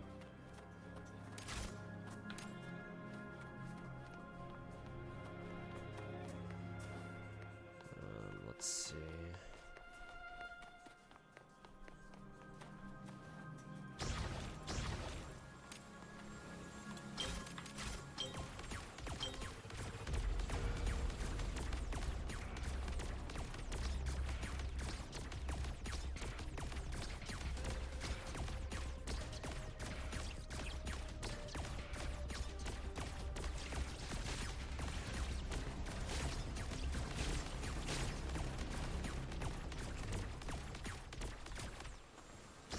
Another one there.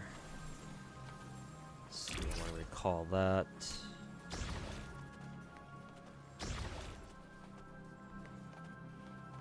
Oh, I can't actually put one there. Put one here then.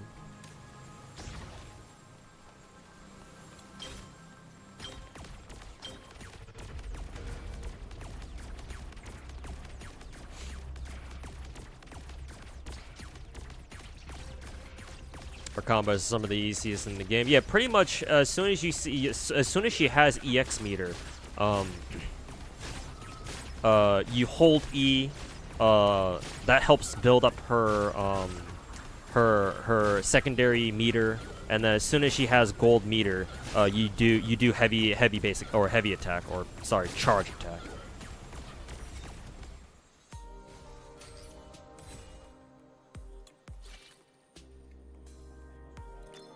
And as soon as you use it, as soon as she consumes the meter, switch over to your second character and start beating the shit out of them.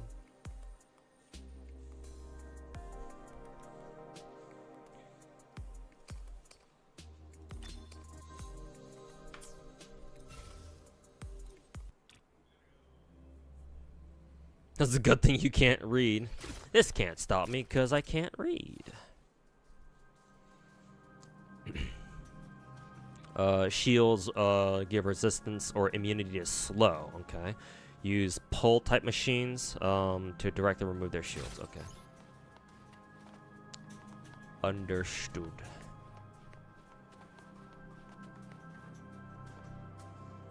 How do I equip again? Something like this. Wall spikes, ground spikes. Deployment cost. Cooldown is 2. Deployment. Might as well go with the spikes. These guys seem more powerful.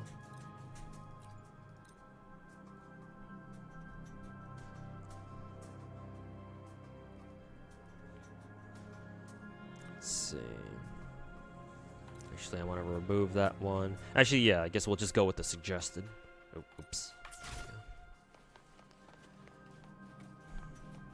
Okay, so we need to put some grippers.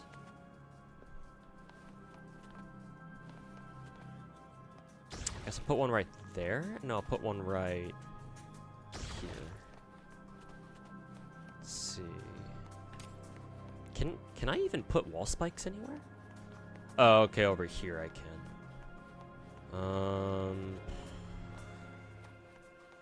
If that's the case, then I might as well. I feel like I should create a kill zone right here then. So let me recall these two.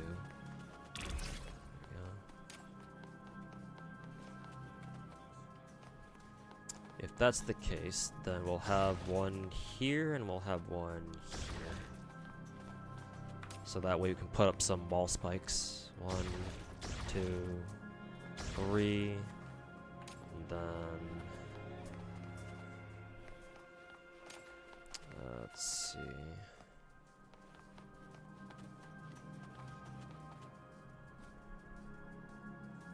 Put one right there for now.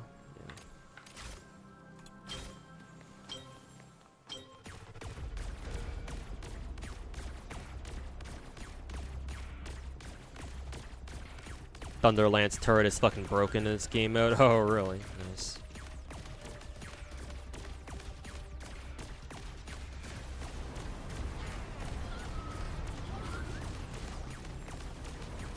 Yeah, there we go. Yeah.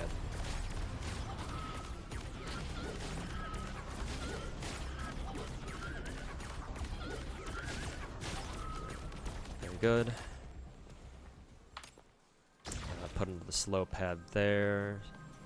Slow pad there. I don't know if I should really get this worry about getting the sides, but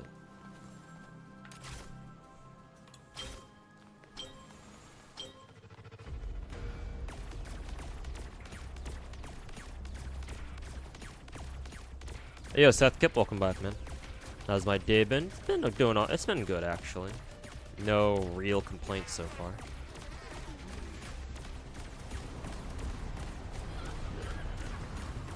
Just chilling, trying to grind some gems in Wuwa, so that way I can suffer for Augusta's signature.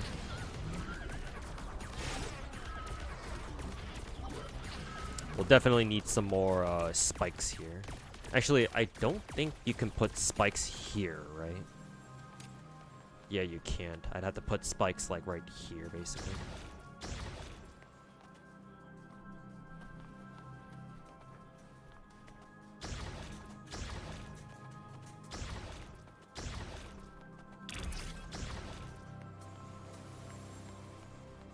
Maybe I could put an additional layer of spikes right here too.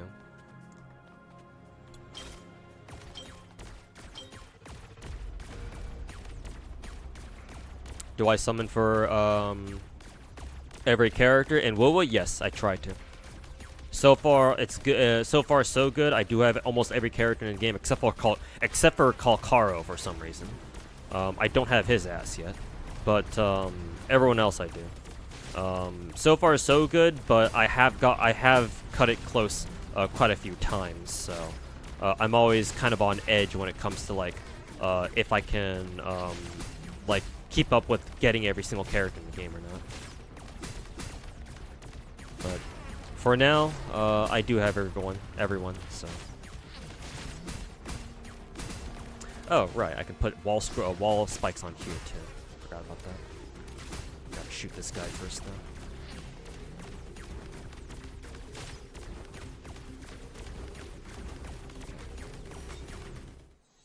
though. Oh, we're done.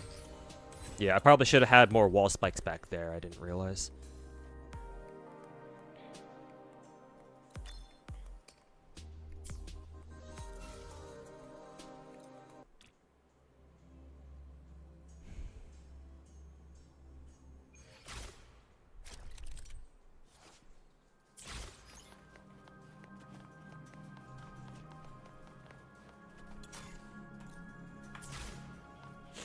Okay, what next? Is there a gimmick for this place? What was the gimmick again? Let's see. Repulsor spout. Periodically knocking back smaller dudes within range. Oh, basically a pusher then. I assume they wanted to use pushers to like push them into the water then.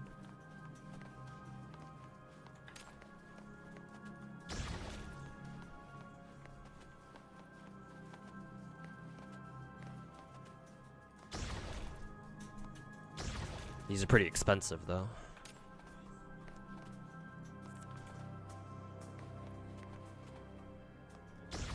Oh, oops.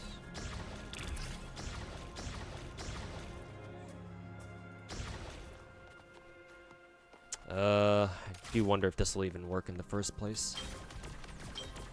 Guess we'll find out. You should finish a TCG event, but my god, it takes way too fucking long. Yeah. It's quite, takes quite a while, doesn't it?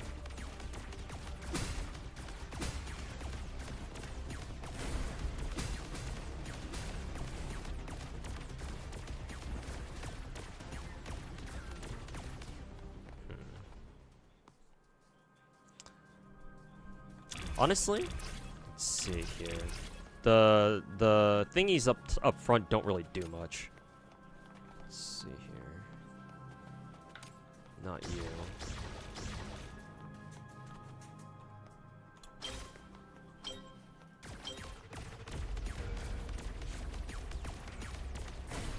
Yeah, basically create a yeet zone, pretty much.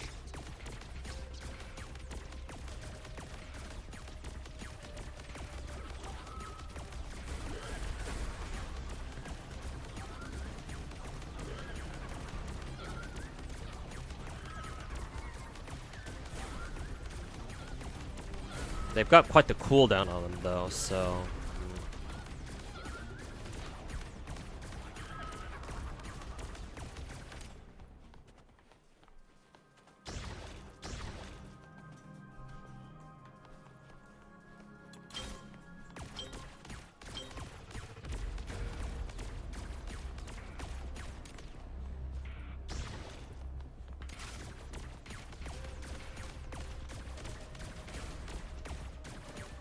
Oh, this guy's a big guy.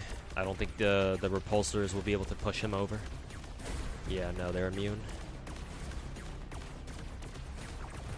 So I gotta focus on shooting this guy.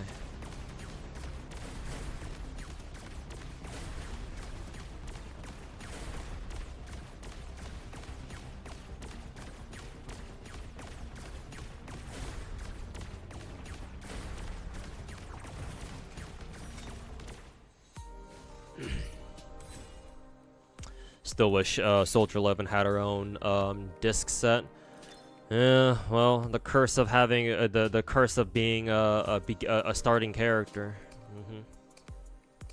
I mean, maybe eventually she'll be able to. They'll put a better a better pyro disc set for her and other pyro DPSs. But for now, this is what we got to work with, I guess.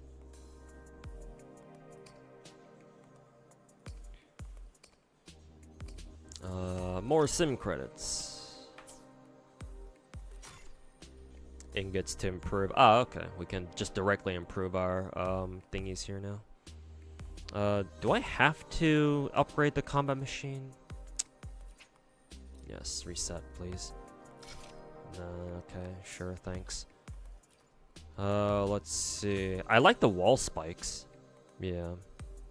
But technically the ground spikes are they're the most efficient ones, I guess. I should upgrade that, but actually, honestly, I don't know what the fuck I want to I don't know what I want to fucking upgrade, to be honest.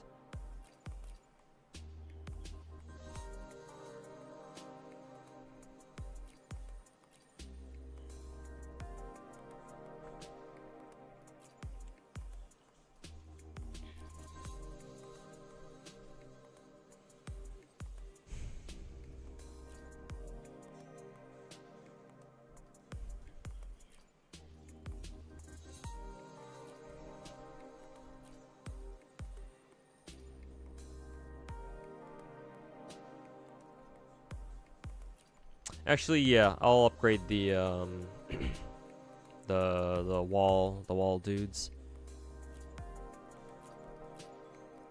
And I guess I'll upgrade the ground spikes as well for now.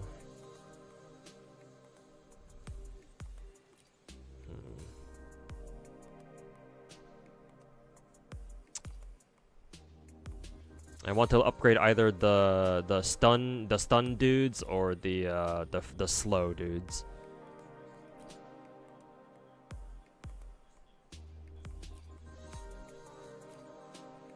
This is on a cooldown though, whereas this one just slows. But this one also does damage, so I'll go with this one.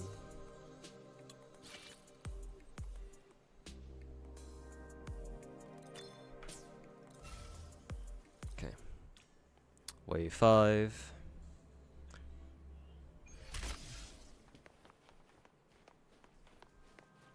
Let's see, suggestion. Okay. This one's a new one. This one knocks them back. So how is that any different from the repulsor dude? Yeah, how are these ones different?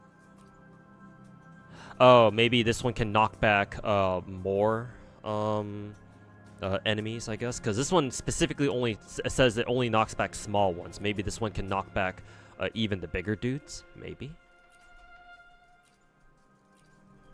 Yeah, this one actually does damage. And but it also has a longer cooldown too, so maybe we reserve this for like the big guys, but then again, the big guys don't spawn by themselves. It's not that easy.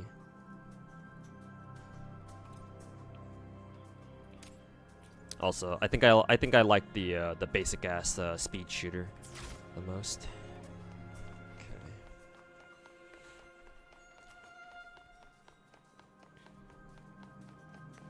You thought the new normal attack would be her new bis, but thanks to dedicated Soldier 11 mains, it's actually the worst. Really, that's interesting. Because yeah, doesn't S11 get the most amount of damage out of her basics?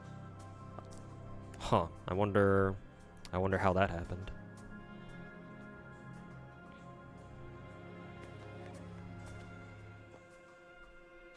You can keep using the crit set, but I just find it kind of boring. Yeah, because that and it's been in the game since forever. It's been in the game ever since the beginning, so yeah. Understandable. Also, I don't think I can use the wall spikes at all. Jesus. Okay, well, that was kind of pointless upgrading the fucking wall spikes then.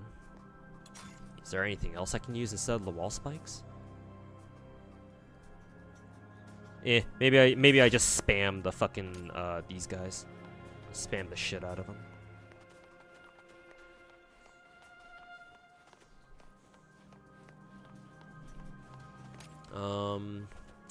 I imagine they want me to use the Hortoys at least a couple of times. So put one right there. I guess we can also put one right here. That should be enough space.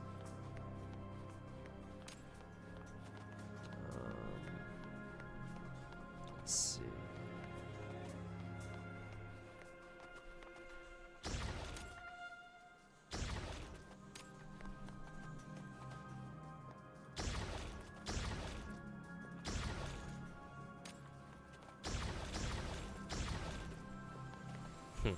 I kind of wonder what happens if I do this.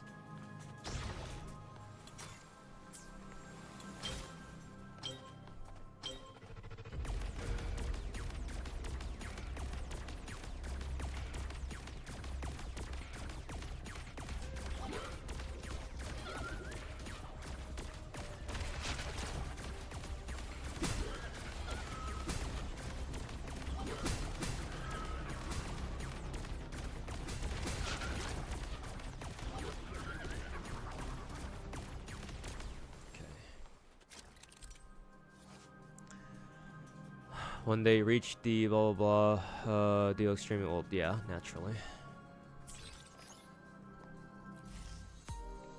Okay, we gotta look out for this prism guy. Tacit periodically increases the speed of several nearby Tacit discords. Really? Huh. Interesting.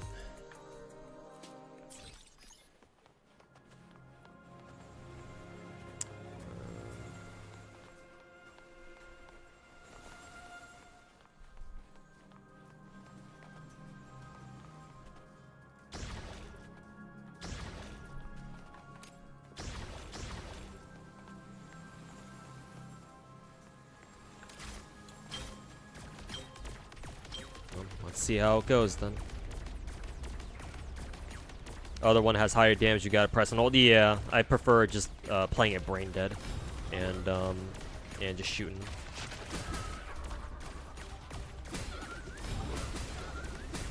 Looks like we're gonna have to rely on the turtle here to knock this guy over. Yep, there he goes.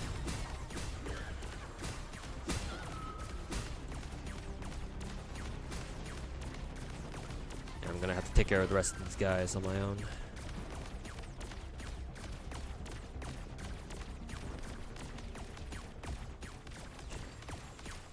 I think I will put another Hortoys up there. This one down here. Oh, that's not the right one. There we go.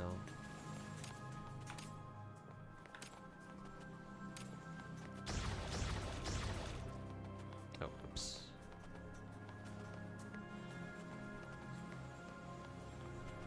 Oh.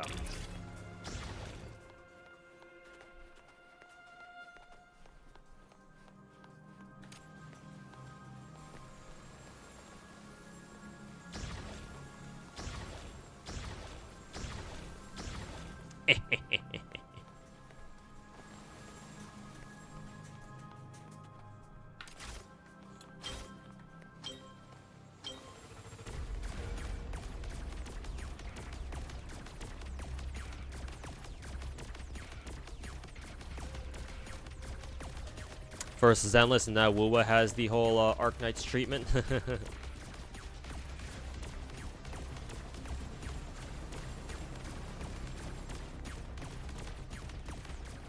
Oh shit.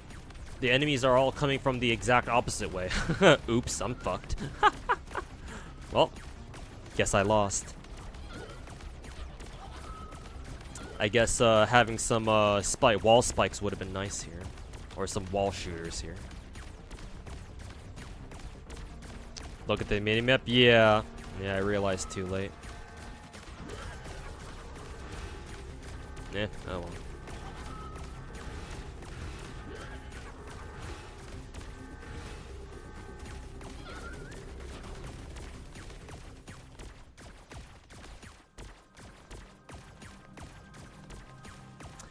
Let's see. Surely they're going to do a thingy where they're going to like spawn enemies from both sides, right? Surely.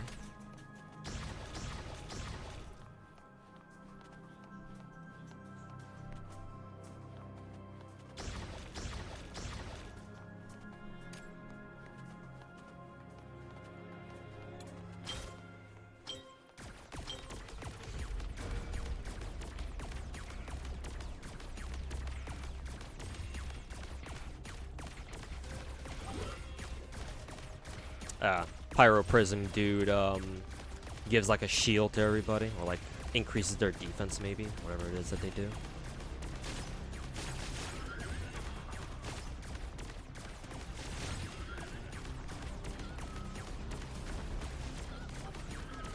Pew pew pew.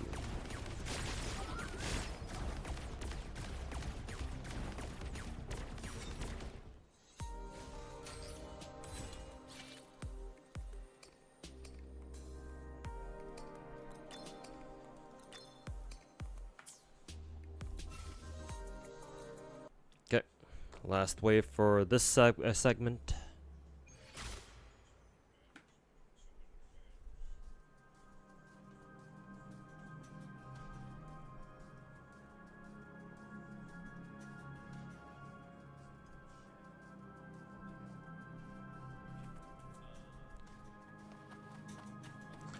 Okay, let's pay attention to the minimap this time. Let's see. Oh, okay. We should be able to set up a kill zone like here, maybe? This might be a bit awkward, though. But we should be able to set up a kill zone segment here, and then one up at the top of the stairs, I think.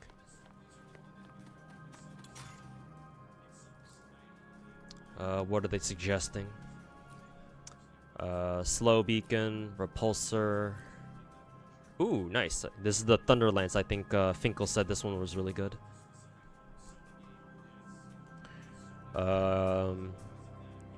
Shoots a Thunder Lance, a Thunder Laser that can pierce through enemies with an unlimited range, dealing electro damage. Nice. That sounds pretty fucking good. If that's the case, let's see. How many can I fit here?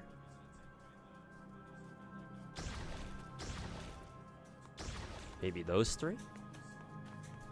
And then let's put one there. Too bad we can't fit some more over here because there are fucking columns in the way.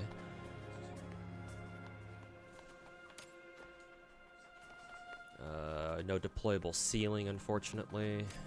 That one also requires a ceiling. Let's see. So we may have to rely on repulsors then. God, the problem is that all these turrets are fucking expensive.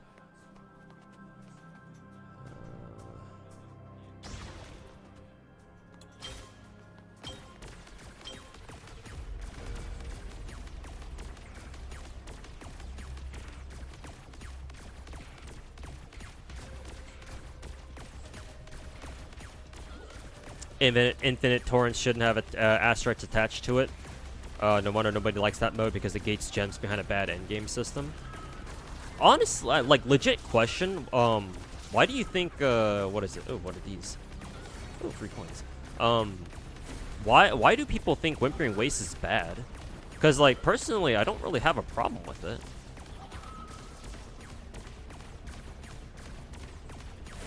Because like for the longest time, like Whimpering Waste was not that big of a deal. Like I was able to get every single, like the first season when it first came out was kind of tough, but like yeah, that was the first time we ever got it. So it's like, oh yeah, we're figuring out how it works. But as soon as Finkel told me that, oh, just use fucking the plunder item for infinite torrents, the last mode, is like, oh yeah, this shit is piss easy. Just go in there with my Camellia team and, you know, whatever my second AoE team is. I think I started off initially with a Camellia team and then a Jinshi team. Jinshi with either Verena, I think it was Verena, Zeji, and Shorekeeper. Not Shorekeeper, Jinshi. And then as soon as it got cartwheel, it's like, oh yeah, I just sub out my Genshin team with my cartwheel team, and you know, easy peasy. And then ever since then, the only other difficulty I had with Wuthering Waves was like literally just now, and that's only because the usual strat of like just abusing thunder plunder or whatever, the plunder item, didn't exactly work. And then you know you guys in chat were like, oh, just use the gold item. It's like, oh, okay, cool. Just use the gold item and switch to a Forlova team, and what do you know? Fucking first side almost clears 4,500 points in one go. So it's like, is it because like you need specific teams for it? In which case, well, I mean, technically that's kind of how all gacha endgame kind of goes. So I don't know why we're blaming Wuwa just for that.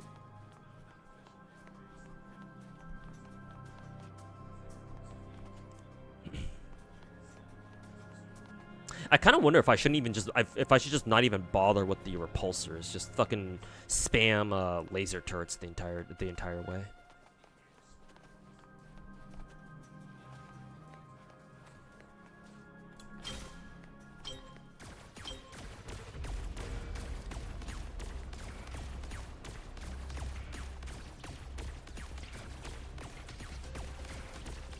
The AI is still dog shit. Admittedly, yes, I know exactly what you're talking about. There are some times, back when I was still using my my Genshin team, yeah, the AI, the enemies could like just like drift off into fucking random ass places. Like, what the fuck are you doing? But I'm gonna be real, that's kind of been less and less of an issue. Like, I haven't really been seeing enemies just kind of drift off to fucking Narnia on their own, even for my Camellia team. So, I don't know. They call me the Terminator.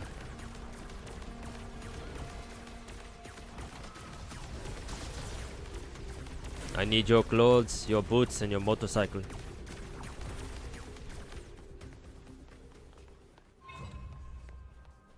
Oh yeah, right. Okay, so now they will start throwing fucking dudes at us from multiple angles.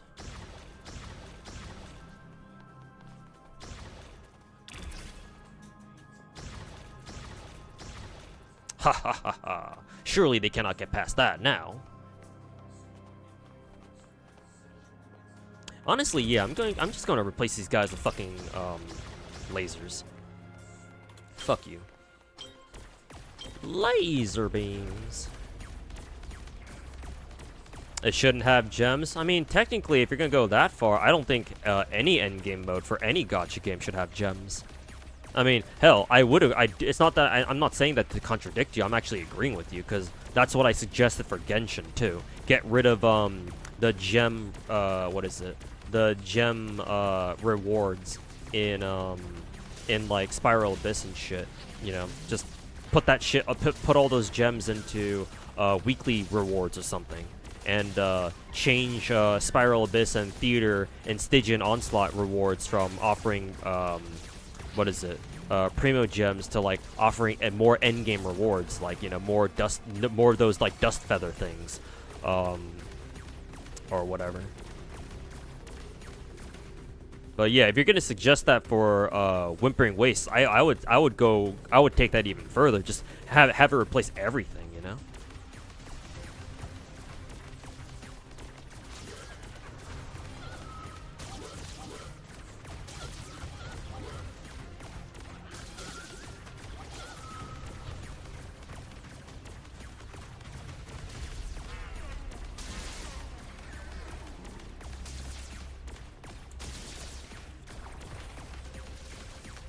Whimpering Waste so easy, even people with Down syndrome can do it.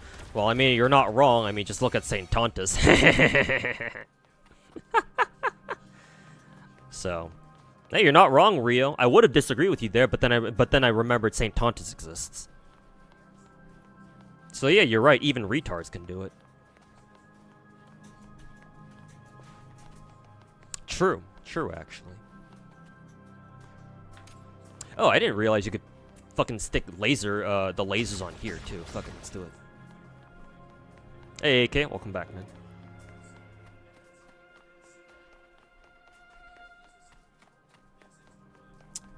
Okay, so this is where they spawn.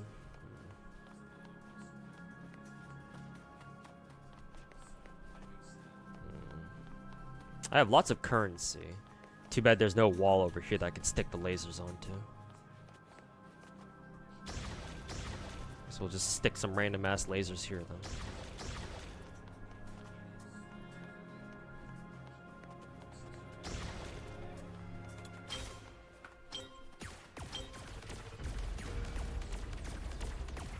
Ain't catching strays. Well, he can't catch enough of them, in my opinion.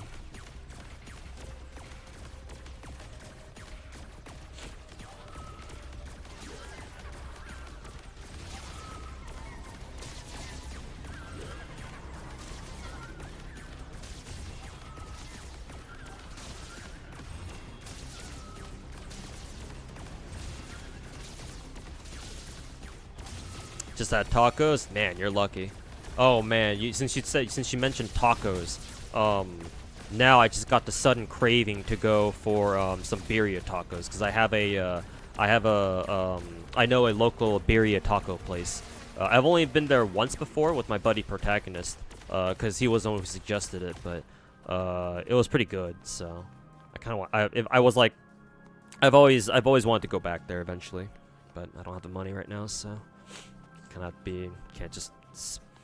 It wasn't exactly cheap either. I'm pretty sure the plate that I bought when I was there was like around $15–16, so kind of hefty, but maybe one day eventually I'll be able to go back. Let's see. I think all my laser setups are pretty decent. I guess I could just spam more lasers here. There we go. Let's see, and then we'll have more lasers up on here.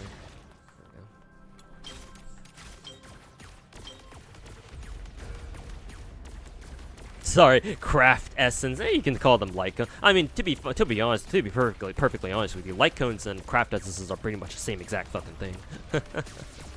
If you think about it.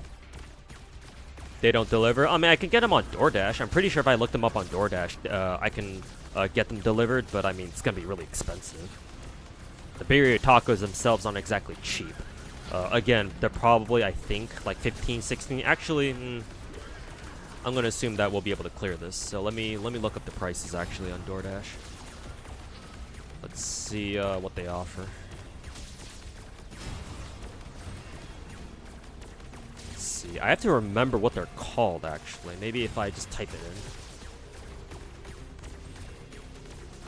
Because I don't remember what they're called. Maybe this one?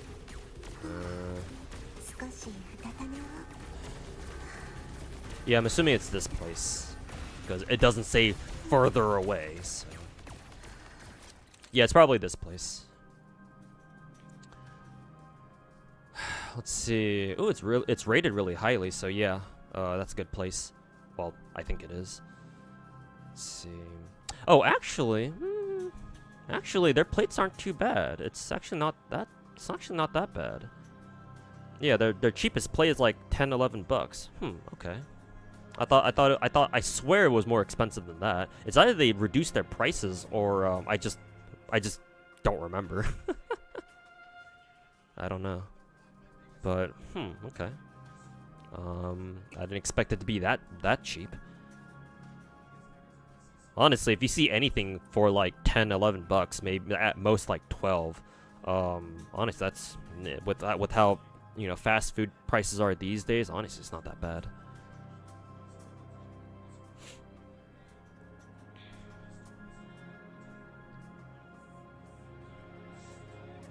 The ceiling ice guns. Oh no, I don't think I've unlocked those yet. This is the map where you unlock the thunder lasers here. So I don't think I have the ice, the ceiling ice ice thingy or whatever. I have the turtles here, but that's about it. Let's see, I guess I can set up some turtles here though, just in case.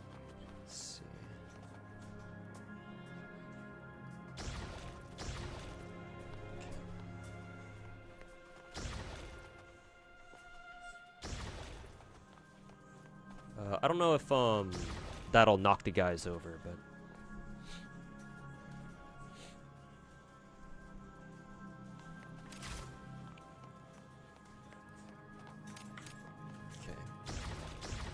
set up some more lasers. Laser beams. Okay.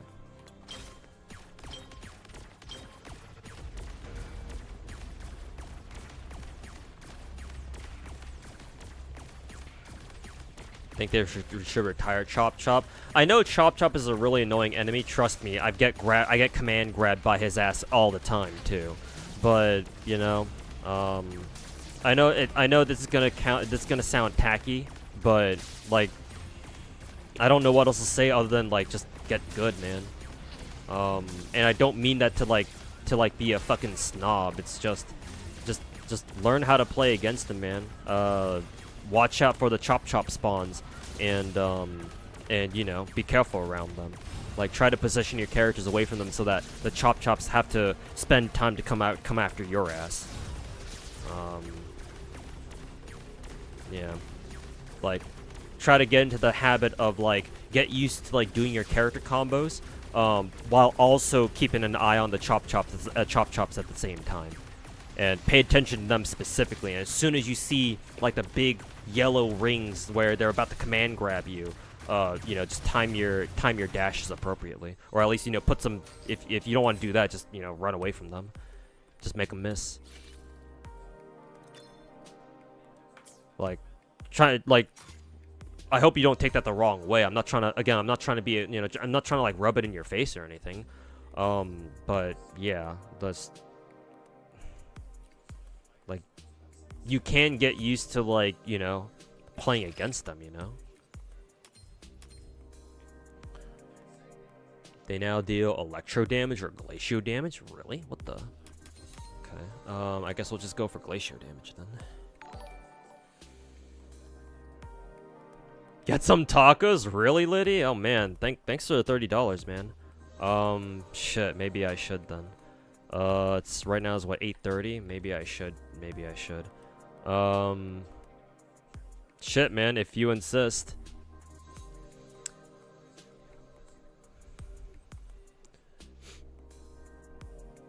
But yeah, thanks so much for the 30, man. I guess upon your insistence, I will grab some birria tacos then. I'll just go for their most popular item. Yeah, 3 tacos for like 10 or 11 bucks maybe. Let's see, crispy tacos, birria, melted cheese, onion, cilantro. Yeah, that sounds really good actually. Fuck it, let's go for it.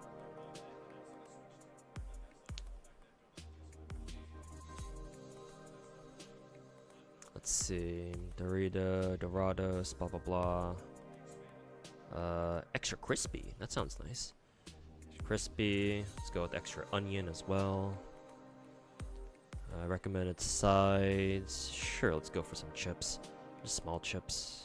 Thank you. Beverages. Don't need any. Got my own. Special instructions? Nah, don't need those. Add to cart. Thank you. Actually, I think I have a code, a DoorDash code. Maybe I can use that real quick. Because I was considering using it before, and I looked and I was like, nah, I don't know if I want to.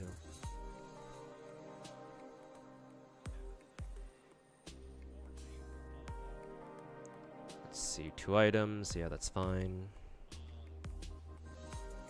Continue. Eating good today? I mean, hey, birria tacos is kind of a luxury, to be fair, so yeah. But again, Liddy, much appreciated, man. Thanks for paying for my dinner tonight. Greatly appreciate it, man.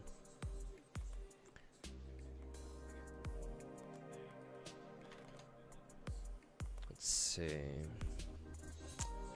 Order summary. Where's the deals and gift cards? Enter promo code.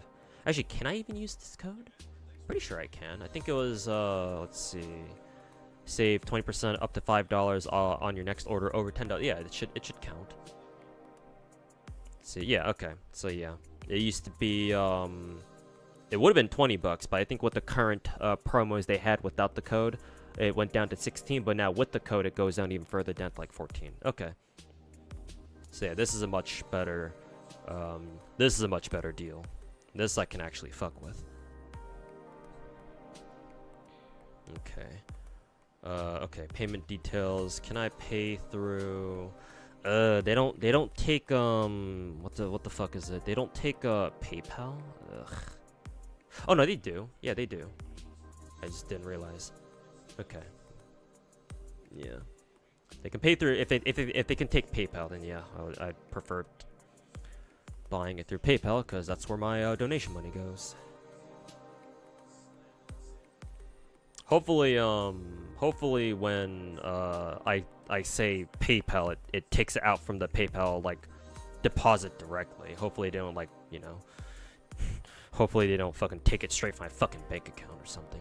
Even if they do, it should be alright, but yeah, for the third time, lady, greatly appreciate it, man. Thanks so much for buying dinner for me tonight.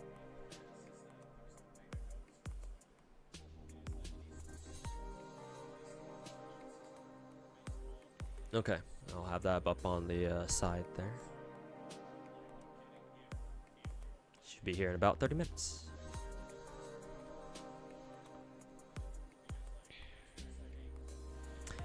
Ping's a major issue for you in WUWA and you have decent internet, then why do I remember somebody before, I forget who it was, but I remember somebody specifically telling me that, you know, oh, like ping doesn't really matter in these games because, you know, it's all local, so it's like, huh, is that really the case? I don't think so.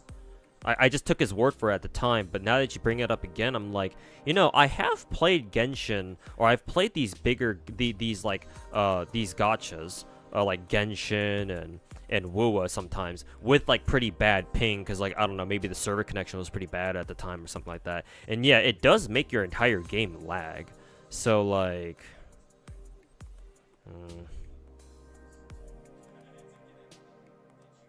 maybe it's a bit better if you have a more stable internet connection. I don't know, but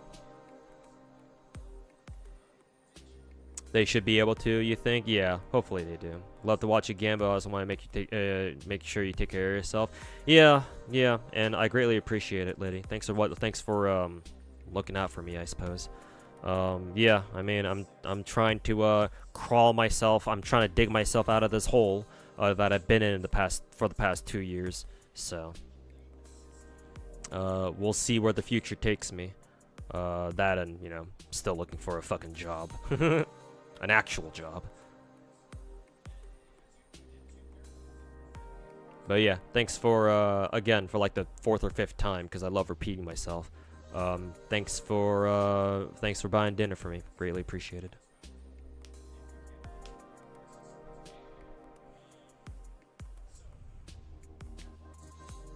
Genshin will delay. Yeah, I remember that Naisu. Yeah, that's for sure. Yeah. The game will fucking when you hit your 1 2 3 4 buttons, it's like, you know, oh, if you have to fucking you know, you're all delayed and shit. It's like it takes a second, depending on how bad your ping is, it takes a second for you to switch your characters.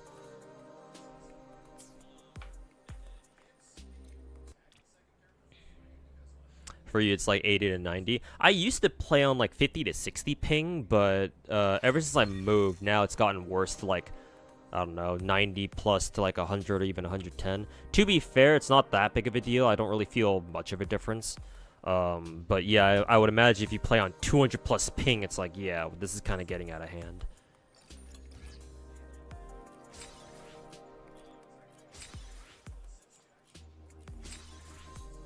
Nice. Decent amount of astrites here. Let's see if that's enough for another multi. Not quite. Not quite. I think I can buy 2 more weapon rolls here. Yeah. It's not gonna be enough though. 320. That will give me 1500. So I need what exactly? 95 more astrites. So 95 more astrites. I guess we can try to get that from exploration, maybe. Let's see, I don't think we've done this one yet. Actually, let me check my thingy here. Okay, yeah. I was about to say, like, did I remember to get my like actual address right? Yeah, it looks like it did. Thank God it remembers your last one.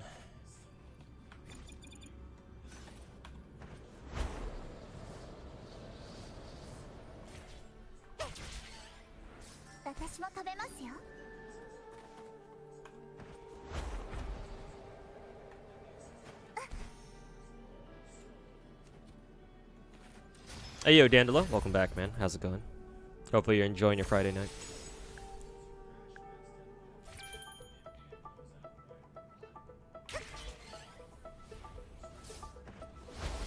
Actually, hold up. Let's see. Oh, I don't think I gave I think I forgot to give them like instructions on like how to drop it off. I wonder if I can do that somewhere. I don't see it though. It's kind of awkward.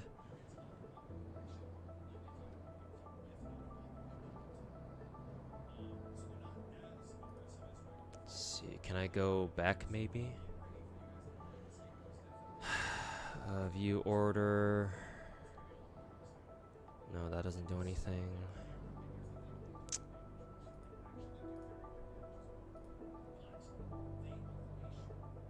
No, that doesn't really do anything. Fuck.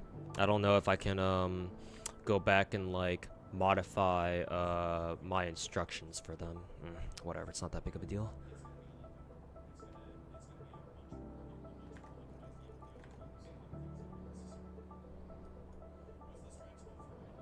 No.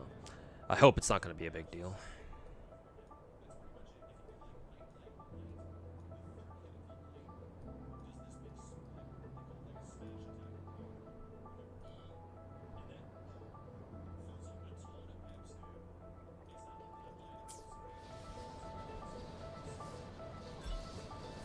Got the girl with the cow print skin and a Horizon Walker. Nice. Finkel, our resident lover of cow print costumes.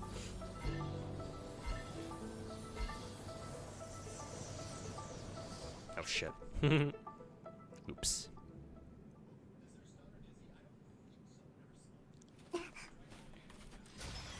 Just wanted some tacos, not for them to get lost. Well, it's not that they're gonna get lost. Well, I don't think so anyway. But, yeah. I would have liked to give them some more specific instructions, but it's not the end of the world.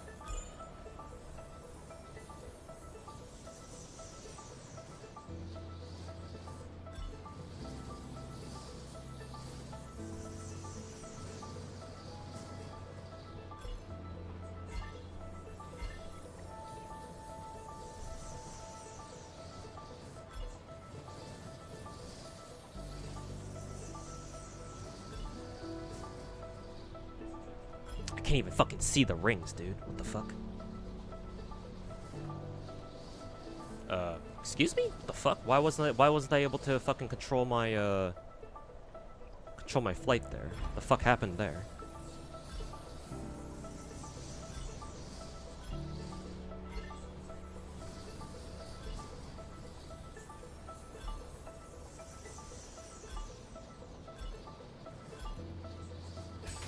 Just in case, I'm gonna go reset my keyboard.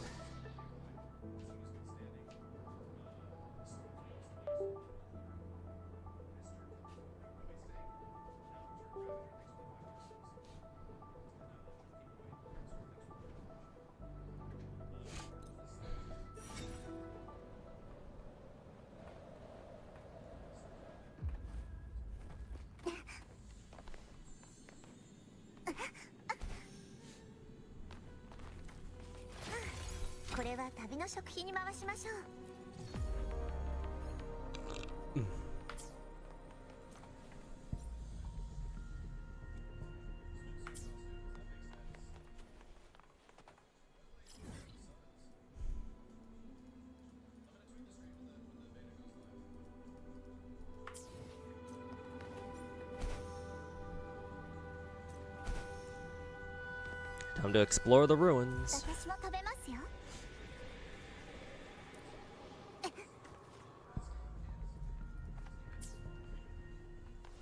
Flight in this game is finicky sometimes. It is, but that time I just straight up lost control of my flight. Like it wouldn't register anything. So I was like, huh, that's weird. What's going on? 美しいハーモニー。はっふっ神の包丁。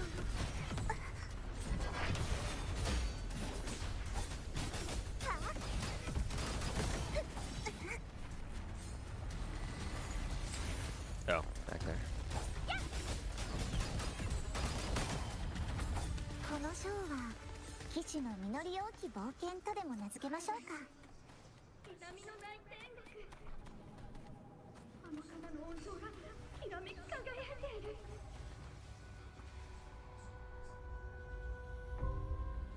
Huh, that's kind of freaky.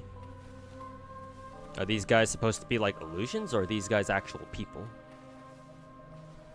Maybe they're like, I don't know, zombies or like infected or something. 南の大天国。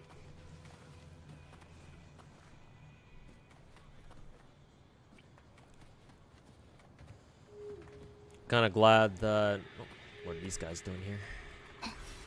指示を。 Sup, bitches? 美しいハーモニー。 Kind of glad that I'm one of the only two gacha CCs that you watch nowadays. Your experience from getting depressed since in the so-called gacha space and it was not that great. I mean, you're not wrong there. A lot of the gacha space is not great. 現れたね。 What with rats like Saint Tontus and the others running around? I mean, hey, Tectone, fucking running off back into his rat tunnels is a dub for now. 風を感じる。 Now, if he stays gone forever, that'd be an even bigger dub, but 現れたね。 that remains to be seen, of course.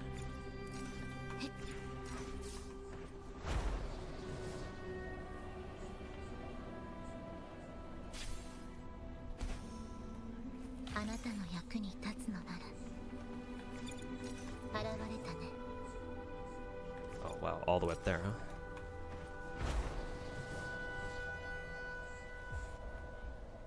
Camera bug is back this patch again. 忘れ去られた音。 Bug's like, I'm back. Like that dude from Independence Day. Have I ever had gacha sponsors? No, not once.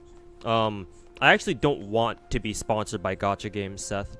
Main reason is because I want to be able to talk about gacha games freely without having to be pressured by sponsors to, like, you know, deliberately say good stuff about the game. Like, I want to say what's on my mind about these gachas. Like, I know how bad gachas can be. So I want to tell people, I want to teach people, like, you know, oh, this is how gacha games are, and you should watch out for this, this, or this. Or, like, this is how they are, so, you know,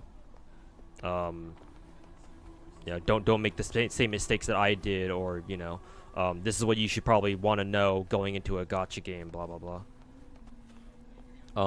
If a gacha sponsor pays me enough, then sure, yeah, I'll take it. But, you know, I don't get them in the first place, so, you know, kind of a problem. But, like, theoretically, if somebody were to offer me a gacha sponsor, I wouldn't take it unless, like, it would just be stupid not to take the money.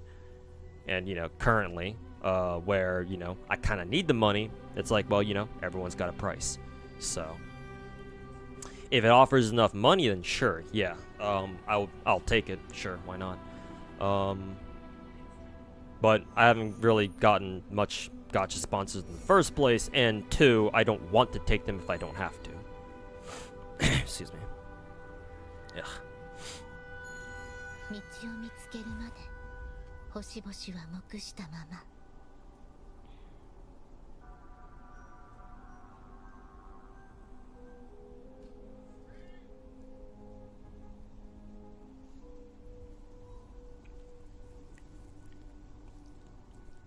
Hey, Haviland, welcome back.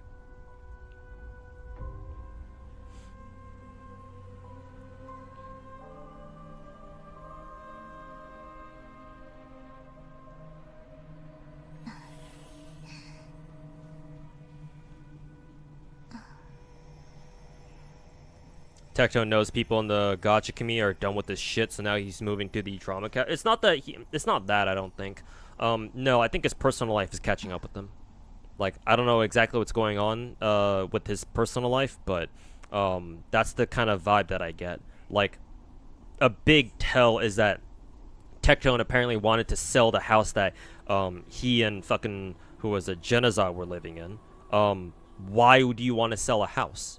The only reason why you would want to sell a house if you own it yourself is because you desperately need the fucking money. Well, I don't know, maybe there are other ways that you can get money from it, but like, why would you sell your house? Like, I would think, like, I'm not good with money. Like, I'm no fucking economist, or like, I'm no like fucking investor or anything. But I would think that if you own a property, right, the smart thing to do would just be to rent it out to other people, right? Just have, like, not necessarily kick Genazod out, but just have him pay rent. I mean, I'm sure he already did, but like, have more people come in and, you know, have them pay rent too. It's like, why would you not do that instead? Just free passive income. So why is he selling his house? Like, the only answer that I have for that is because he needs the fucking money from selling the entire thing in one go.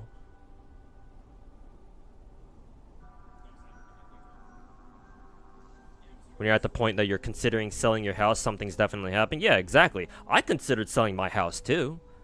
If I sell my house, I can probably pocket, like, I don't know, around like 200K.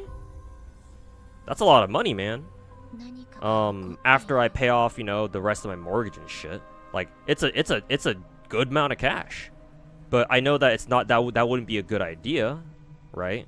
Especially with how, you know, with how the housing market is nowadays. And not only that, but I got a really good deal on my on the interest rate that I have on my mortgage loan. So it's like, you know, I don't want to let that go to waste.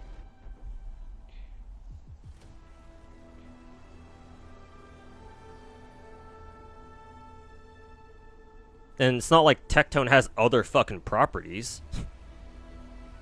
At least I don't think so. Unless he really does, in which case, damn, where'd he get that fucking money from?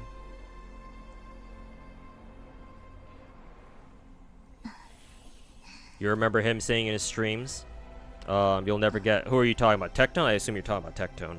I'll never get back to where I was after he destroyed my career. The funny thing is that if he genuinely thinks that, he's a fucking retard.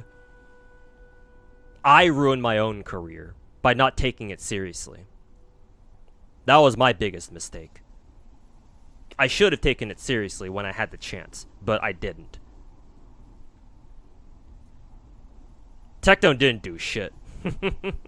All he did was make a couple of videos that got a ton of views, and oh, he thinks he destroyed my career. Hey, guess what? Who's still streaming?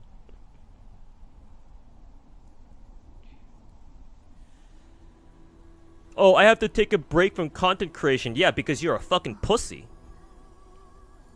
Because that fucking rat-ass bastard, that fucking bald-ass little fucking piece of shit, wants to run away from it all.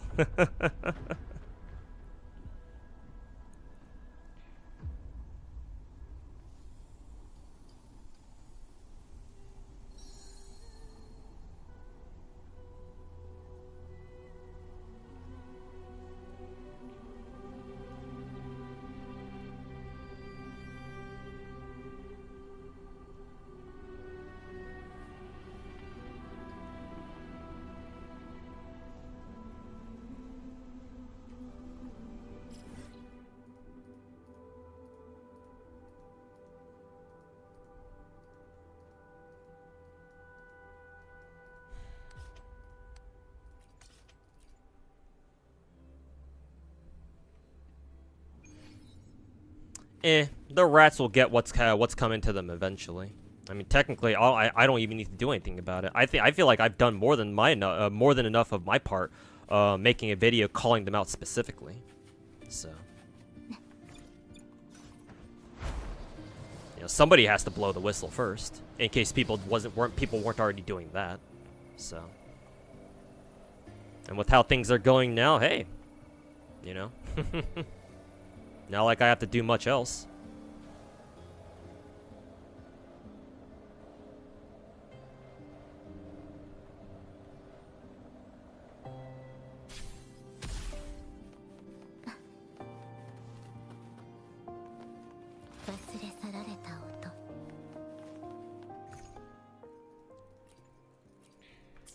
see, let's use the loop mapper here. Oh, I didn't need to. This basically covers the exact same area.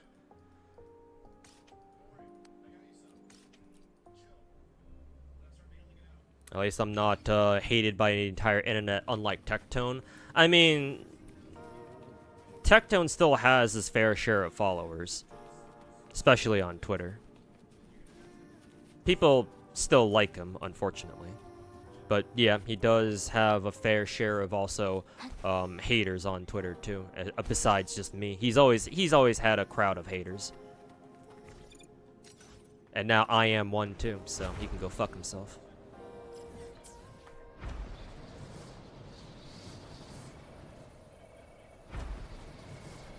Hopefully he doesn't come back. Hey, that's what I'm saying. And I pray he doesn't either. I expect he will come back though. It's like, you know, if you're a streamer and like that's all you ever knew, or like you've been doing streaming stuff for a while, like has Tectone ever had an actual real job? Like an actual professional job? I don't know. Maybe he has, but if he did, then he hasn't had one in God knows how long.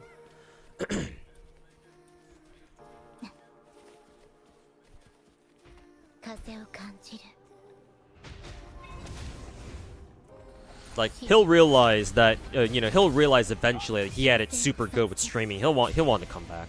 Eventually he will, I think. I don't think he'll stay gone forever. Realistically speaking. They'll all come crawling back eventually.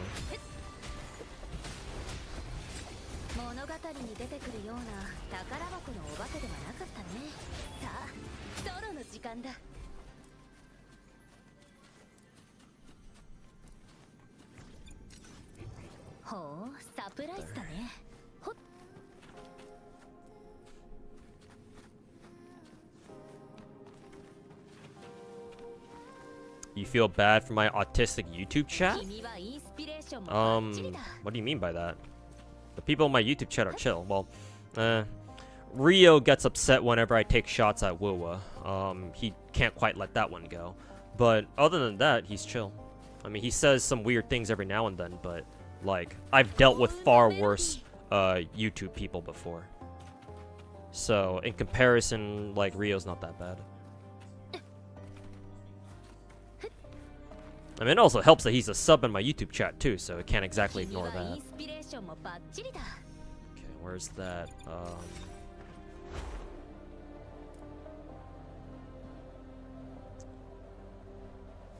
it's all the way down there, huh?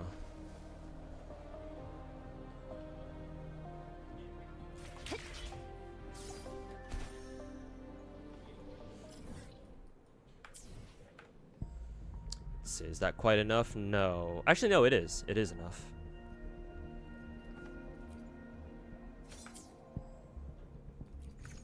Alright, time to do a multi.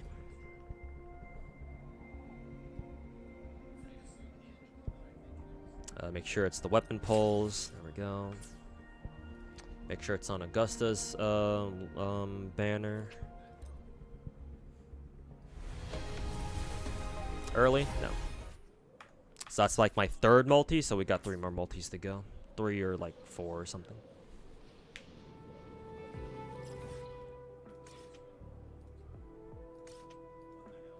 Let's see. Start flying again.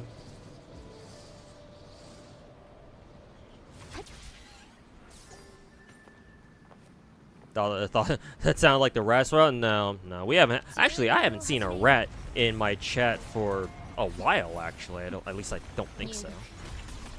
When's the last time we had a rat in chat? Like, it's been like at least like a couple of days, maybe a week or so. Has my luck gotten better? Not really. I'm in Wuwa. It's actually been pretty good. I did win the coin flips for both Proloba and Augusta, so that's nice. But my Zenless luck is starting to get worse because I lost my last coin flip for Alice, not Alice. Well, Alice too, but also for Seed recently earlier this week. So you know that's not exactly encouraging. My star rail luck has always been kind of dog shit. Or it's been like that since Saber's Light Cone, yeah. So, that ain't fun. Lost a 75-25 to Saber's Light Cone. Lost my 50-50 to Hysolins. Now I'm trying to roll for Ceridra, but I don't know if I'll be able to get it. Or get her immediately. Guess I'll find out. I gotta grind up enough Stellar Jays for that to happen, though, first. And I don't even know if I'll even have enough funds for that, too. For Ceridra.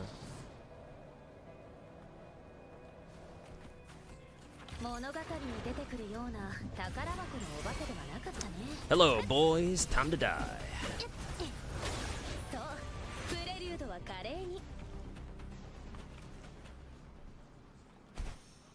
Oh, it's right there.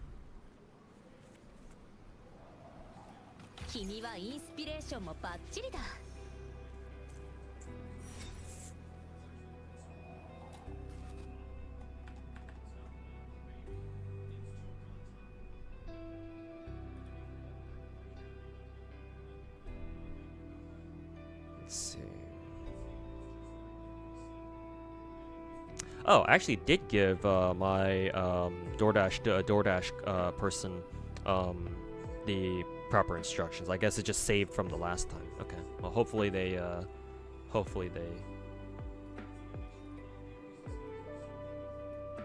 do that.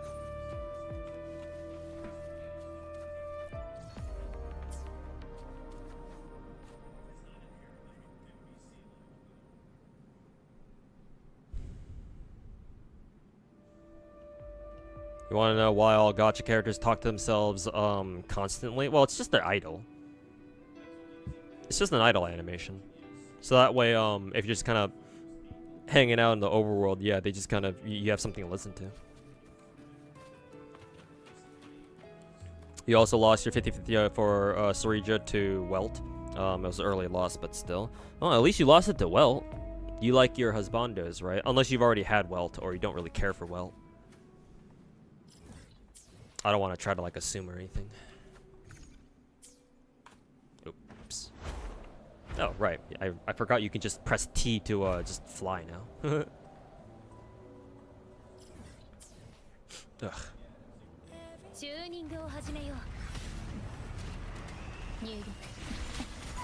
Still remember my insane star rail luck with like Sunday and Proto Tingyun? Yeah, those were different. Those my rolls back then were kind of different. To be fair, though, I think my Sunday luck is like the luckiest I've ever been in Star Rail, to be fair. I've never gotten luck quite that good ever again. Or ever since then, or ever since, or like even before, to be honest.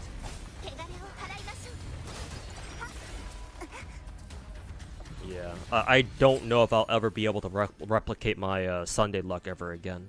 Literally just like 2 multis for each, for Sunday and his light cone, like holy shit, man.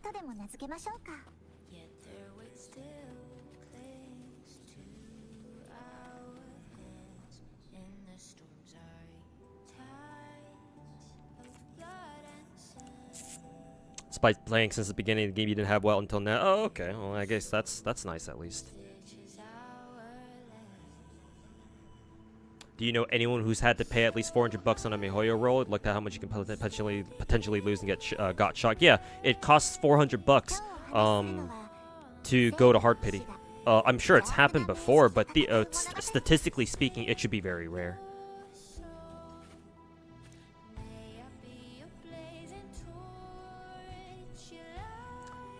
Nice vocal here. This is quite nice. I guess that's one thing that WoWa has over Genshin in terms of exploration. They actually have vocal ambient songs, or songs that have vocals in them. I don't think any of Genshin's ambient soundtracks have vocals. Maybe they do actually. Well, they have like choir, I think. They have like a choir in some soundtracks, but not like actual fucking vocals.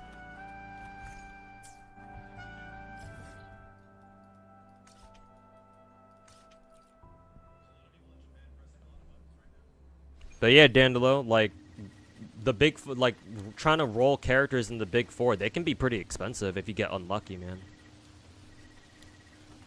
That's why winning your coin flip is so fucking important in these games.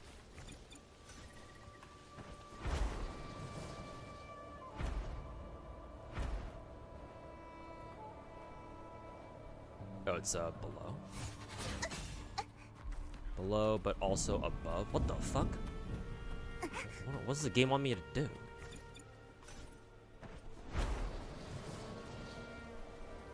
Oh, it's right there.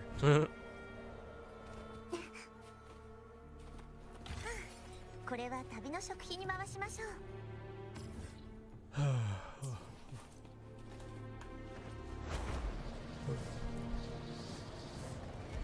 Hey, Intent, welcome back, man. You've been playing Genshin since day one. You didn't get your first D-Luke until, oh, I flew past it. Until, Natlin? Holy shit, man.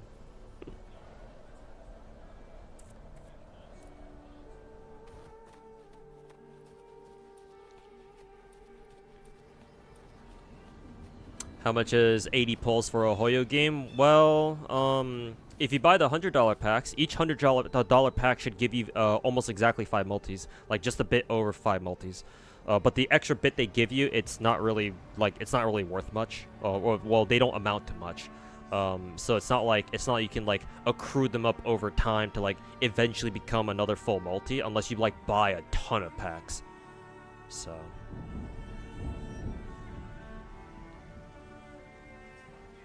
今日お話しするのは正義の騎士が邪悪な名式と戦う物語です。はあ、もちろん最後に勝つのは騎士カルテジアです。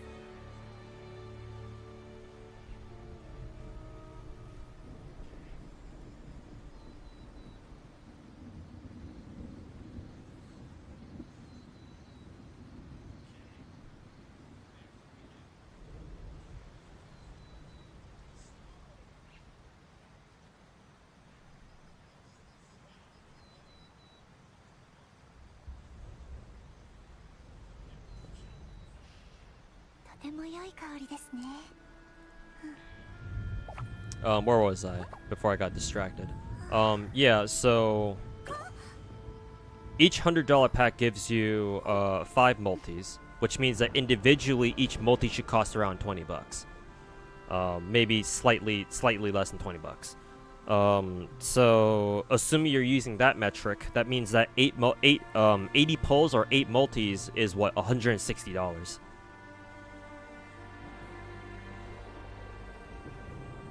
You won a $200 gift card from the returning player event in Star. Oh wow, you actually won something from that? Damn, that was really lucky. So it was kind of like Hoyo paying for your Kevin rolls. Yeah, that's nice of him.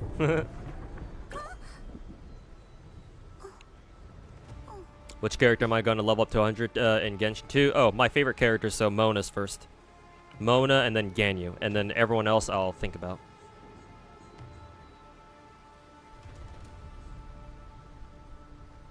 What the fuck? That's crazy. Yeah. Actually winning something from like a Twitter giveaway or something. It's like, damn.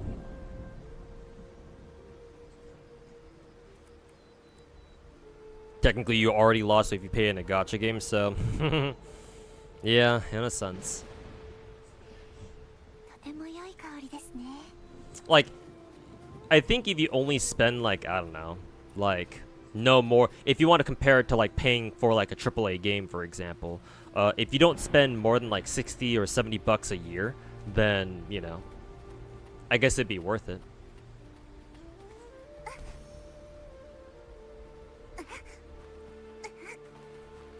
But yeah, if you spend, as soon as you spend a single $100 pack, or as soon as you buy like a single $100 pack, it's like, yeah, it's over, GG.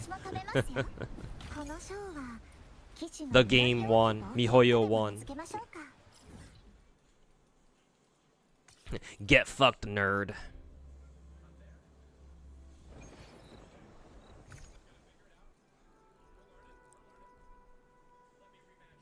People complain about the level 100 power creep, but they don't remember signature weapons exist. Well, you know, it is what it is.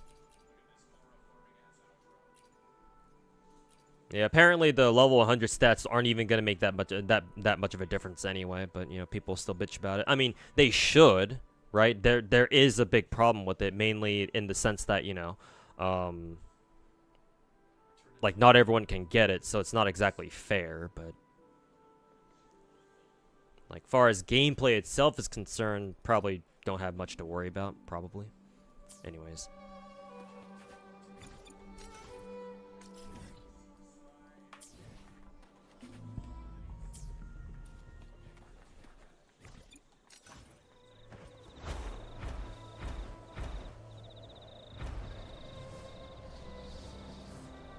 Oh, there's a treasure chest down here somewhere.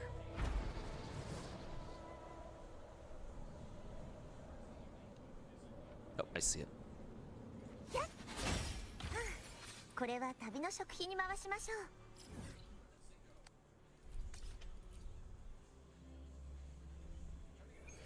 Mona will get a bit of a boost 6.0. She's Hydra with the new reaction. Well, I mean, technically Lunar Bloom isn't really a new reaction. It's just basically a souped up version of Bloom, but sure. Well, maybe we'll see how well Mona works with that. Oh, I think my food is here. Yep.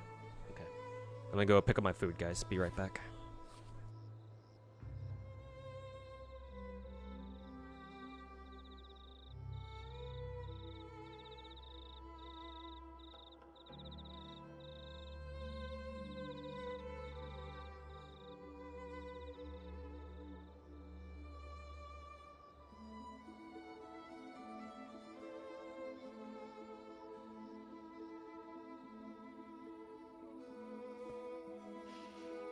To ても良い香りですね。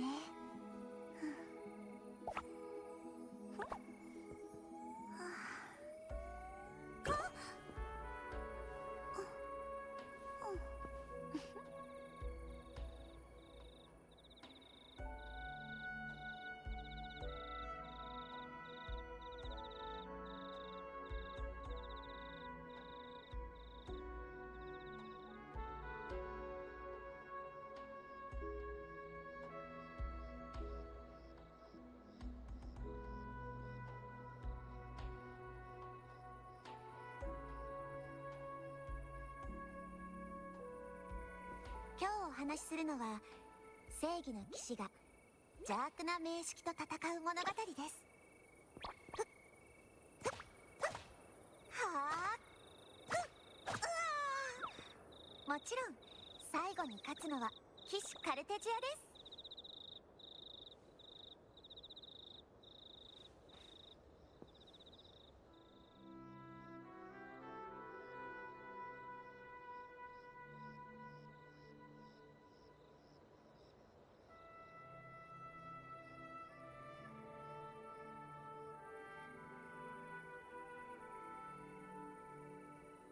Got the tacos. Once again, Liddy, if you're still in chat, thank you a lot for buying dinner.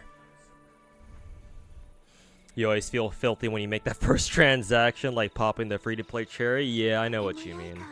I know exactly what you mean. I've felt that sensation before. It's like, oh god, am I really gonna start spending money in this game? Yes, I will. Send it.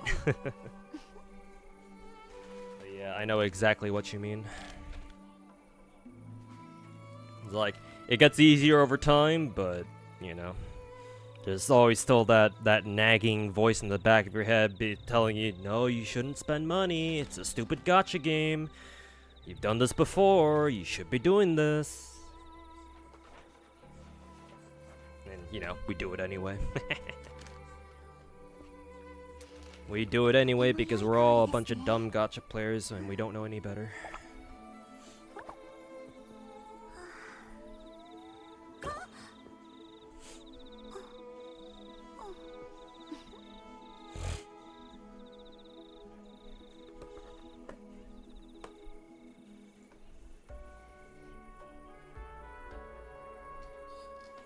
There's only like 2 characters that actually benefit from level 100. The rest of them is just, you know, getting scammed. Galbrina is a fusion pistol user. Oh no, Chishia. 今日お話しするの No, は my Chishia main dreams. Not that I really use her these days. But. はあもちろん最後に勝つのは騎士カルテジアです。 This is the Beria. Let me put up a YouTube video so we have something to watch while I'm grubbing out.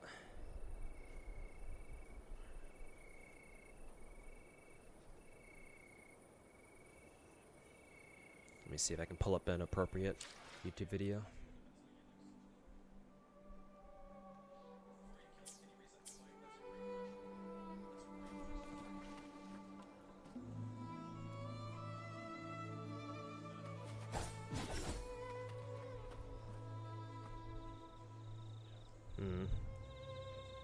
Why can't I fucking hear anything from my computer? Oh, it's because I fucking muted myself. Okay. Or it's because I muted my fucking desktop. No wonder. Oops.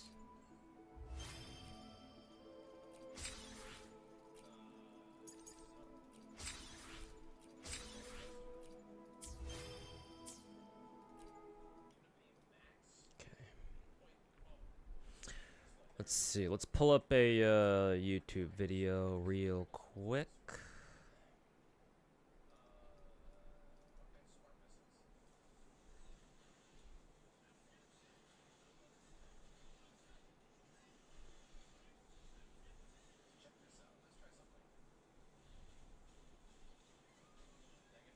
Azure Lane meta? What is this? Oh, there's an Azure Lane anniversary stream going on? What the fuck?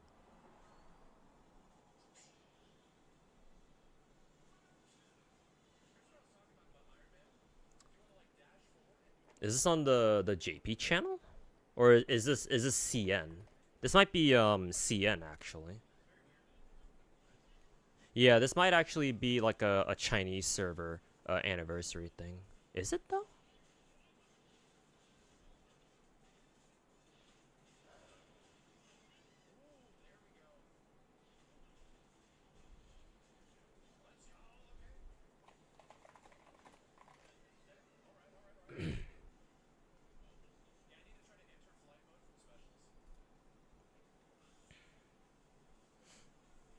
Oh yeah, it is. What the fuck?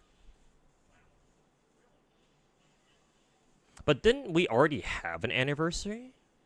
Well, maybe that was just for NA. Maybe this is the actual anniversary with JP.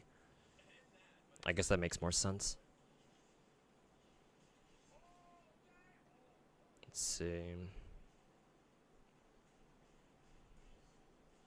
The actual anniversary stuff should be going on tomorrow at 7:30. Okay. Okay. I guess whatever they're doing right now is just fluff for the most part.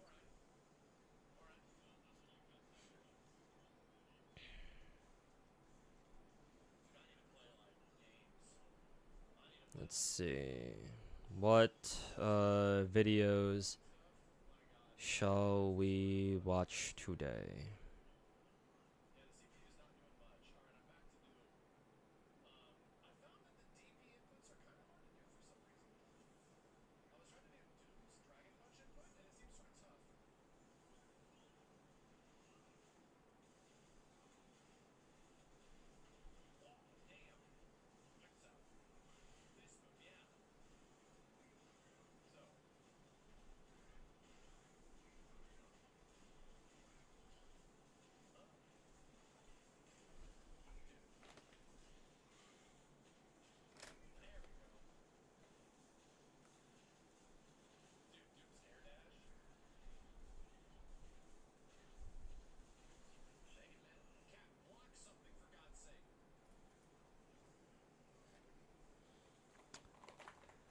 I've been binging Pointless Hub videos, so you get to watch one with me.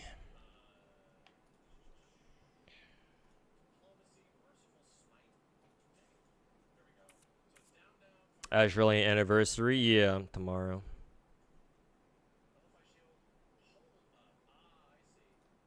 They already have a stream going on right now, but part 2 will be tomorrow.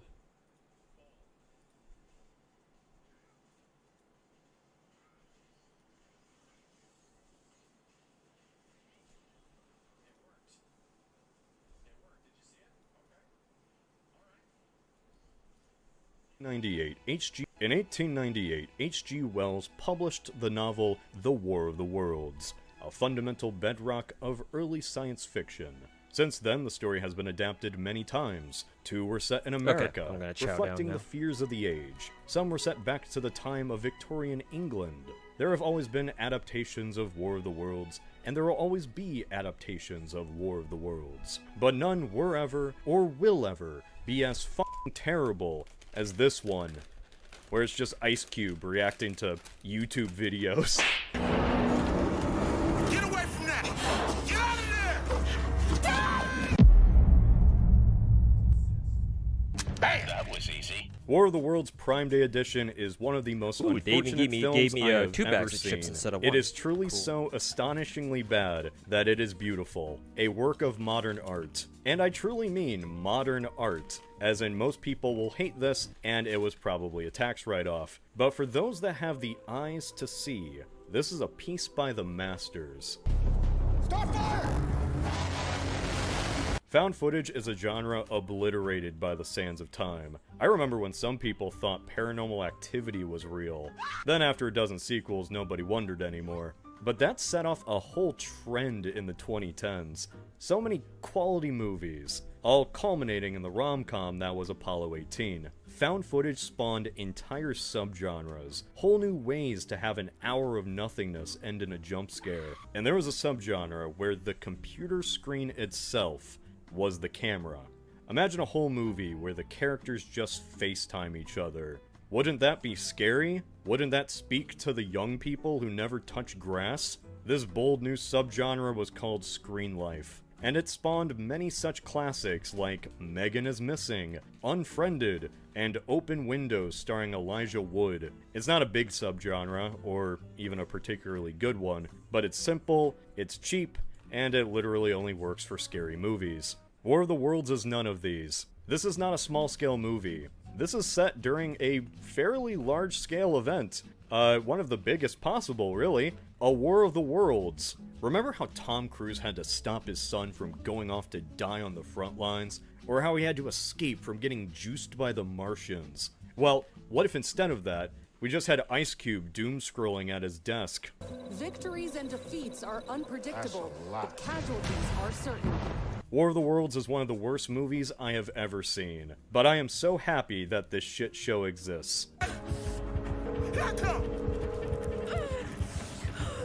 I don't know what this says about the direction of Hollywood. It's certainly going right off a cliff, but I don't care. This really is this decade's equivalent of Sharknado, except Sharknado is a better movie. Even those dozen sequels were better than this, and Gen Xers ran that joke right into the ground. It's funny how despite being 2 decades apart, these movies look remarkably similar, and it's probably because they had the same budget of an empty bag of Ruffles and a dead rat in a glue trap. Movies are a collaborative effort, which means that, just like with any group project, some people really give a shit, and others just don't. War of the Worlds had, like, one guy who really cared, really wanted to be profound, and everyone else just waited for the bell to ring. Did anyone try? Did they know what a joke this all was? Was this actually just a shitpost? I don't know. But as with any found footage movie, really, it's the mystery of the whole thing that makes it interesting. Ice Cube is a Fed who works for Homeland Security. So we're off to a good start. This is William Radford, an analyst who spends his entire day monitoring everything and everyone, all to make sure Washington, D.C. doesn't blow up. Yep, this is certainly stock footage. Everywhere has a low to medium threat level. Everywhere, except for the Department of Homeland Security. That's just really funny. No known breaches, no suspicious activity, no known events reported. It analyzes this cop and concludes that he also has no known breaches, no suspicious activity, and no known events reported. Okay, so question, what does that mean? Why does it have the same conclusion for this man as it does for the Capitol building? What are the implications here? Is there a chance this cop himself could be breached? Or has the US Capitol been suspicious in the past? I want to know. We're only a minute in, and my only knowledge of Ice Cube's character is that he stops the police from being violated on the streets of America. Bang! That was easy. This is a movie that doesn't just use stock footage. This is a movie that is only stock footage. As much as the small budget allowed. Everything from the high-tech security, to CNN, to even the random videos online. It all looks like something you'd get from Storyblocks. Or hell, even from YouTube. Literally. GameCube spies on everybody. His son, his daughter, her boyfriend. I'm not your daddy, man. Right. He knows where she walks. He knows what's in her fridge. He even refunds his son's flight simulator game. Holy shit, dude. He seems a little controlling. They probably should have told their mom to dump him in the first movie. Oh man, she's a breeder. Too late now. Homeland Security is tracking down the online hacker known as Disruptor. Get it? Because he disrupts stuff? Will be releasing classified documents proving the surveillance industrial complex that killed Epstein. They labeled Timu Anonymous as a domestic terrorist. So anyway, aliens attack. War of the Worlds doesn't really have any scenes. It has events. Things just sort of happen in an unfiltered flood before it ends after an hour and 30 minutes. Ice Cube getting a notification on his computer is the plot. If something happens, or if someone calls, then Ice Ice Baby will click on it, and then probably make this face. He reacts so hard to situations he has absolutely nothing to do with. Like when the aliens show up, the president declares a War of the Worlds. I see no other option to initiate this War of the Worlds. Which is a great line. Good job, Kenneth. And then the war just happens immediately, like in the span of an hour. During this whole war, Ice Cube is just watching clips online and freaking out in his seat. He is so invested. Take your intergalactic asses back home! Back home! It is actually insane. The world mobilized against the aliens in the span of like an hour. So while watching this thing, I started paying attention to the times, right? Because I knew this movie was not competent enough to keep the time straight. And I was right. Bam! So this entire movie takes place between 9 a.m. and roughly 3 p.m. Ice Age the Meltdown logs in at 9 a.m. The aliens attack at 9:52 a.m. And then the war begins and the aliens start sucking our data at roughly 10 a.m. Then we actually skip a few hours, going from 11 to 2, and the movie ends at what appears to be evening at the late time of 10 a.m.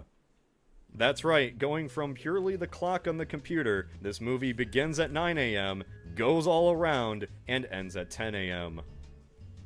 They didn't even try. The underpaid team forced to do these graphics probably just thought, fuck it, who's even gonna notice? Well, I did. I noticed. Much like the inconsistent times, War of the Worlds will also fill you with inconsistent feelings, if you feel anything by the end of this at all. What even is a movie? Are we meant to feel anything by watching these moving pictures on the screen at all? I don't know anymore. Take literally any scene, and just imagine what the filmmakers intended you to feel. It's called Goliath. That's fake news. Are we meant to feel suspense? Are we meant to feel sad? Jubilant? Are we meant to take a break and pause the movie? How does one react to a fictional alien invasion on someone else's Twitter feed? How does one react when this guy reacts to every single news update like this? Shit. This is really the cinematic equivalent of watching the Manning cast. The film itself is its own second screen experience. We are watching someone else watch a movie. There are a few scenes in here that are just incredible. One is Ice Cube hacking a Tesla. I'm not even gonna get into that. Listen to me. I got you. But another is this one. So Ice Cube's daughter, Faith, walks out of cover to get into plain view of the tripod. Ice Age says the most obvious advice ever.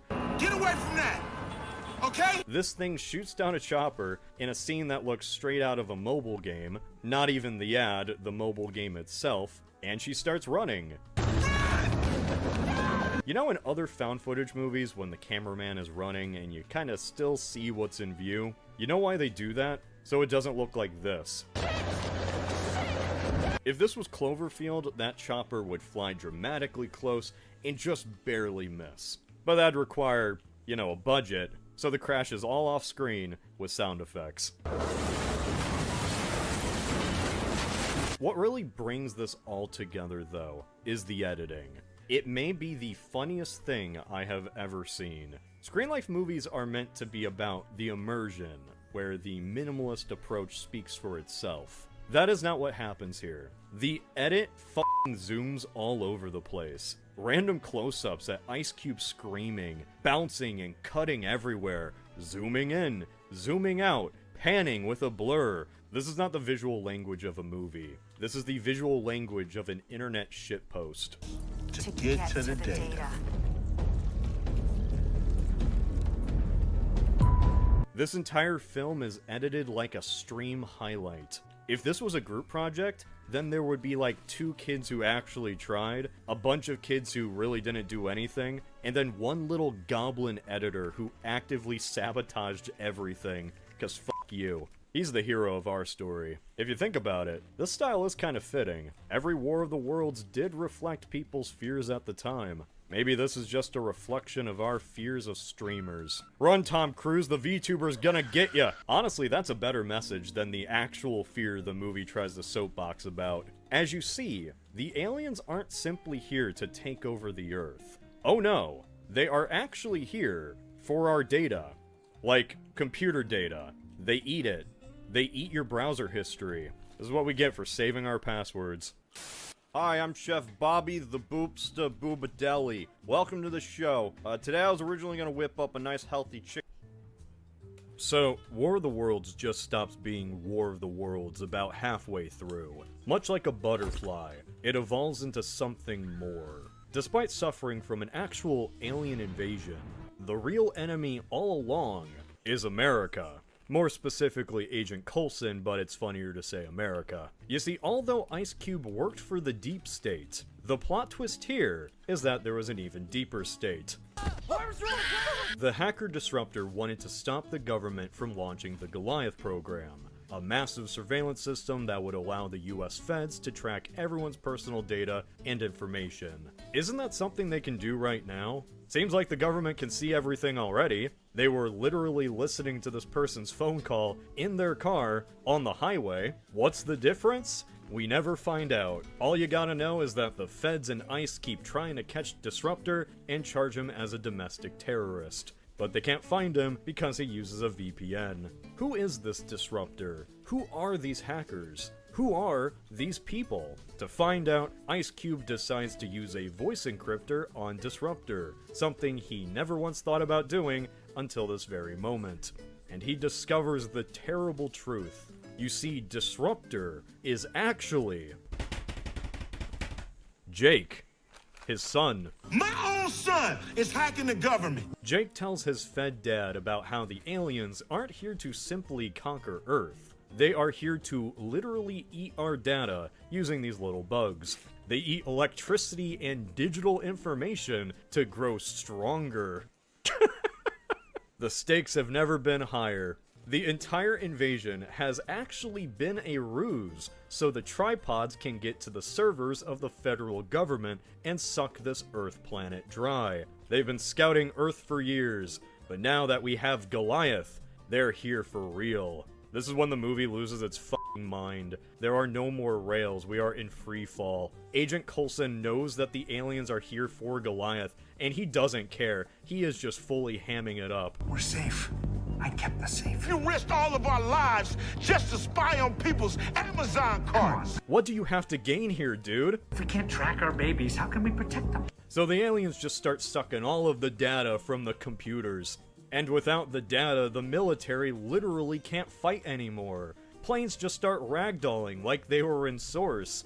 The entire stock market plummets. There's riots on the street. And what's worse, Facebook is deleted. Oh god, not Facebook. What will we ever do without Facebook? I love how mad he is about it too. He's like, fuck! So, this entire invasion is because of the US deep state. The War on Terror, the Patriot Act, No Child Left Behind, all led to this. Alex Jones was right. It's so funny that it took an actual alien invasion for Ice Cube to suddenly change his ways. Like everything that came before for the last 2 decades, that was fine. But now, he's like, oh god, are we the baddies? You spied on your daughter's fridge. The only character arc in this entire movie is a guy in 2025 learning that working for the Department of Homeland Security might be bad. He was perfectly fine with the old surveillance system that figured out if the cops had been violated, but this Goliath thing? Oh, that's just one step too far. Not the Amazon carts! He gets fired for that one. Congratulations, Dad. You're officially a disruptor. What follows next is the most dramatic scene I have ever seen involving a guy losing his internet connection. Shit. I get it, though. This is how it feels to me in real life, too. This movie speaks to more people than it will ever know. How will he buy anything now and put it in his Amazon carts? Okay, so are we there yet? And Jake have an idea. If the aliens are eating all the data, why not poison the food? This is War of the Worlds, after all, so of course these aliens have to die to a virus. Should've saw that coming. The rest of the movie is all about delivering this computer virus into the servers of Homeland Security, where ICE-type works, killing the aliens who eat the data in the process. Problem is, the building he works in is on lockdown. He literally cannot leave. So how do you deliver something to a facility that is absolutely inaccessible? It's simple. You use Amazon.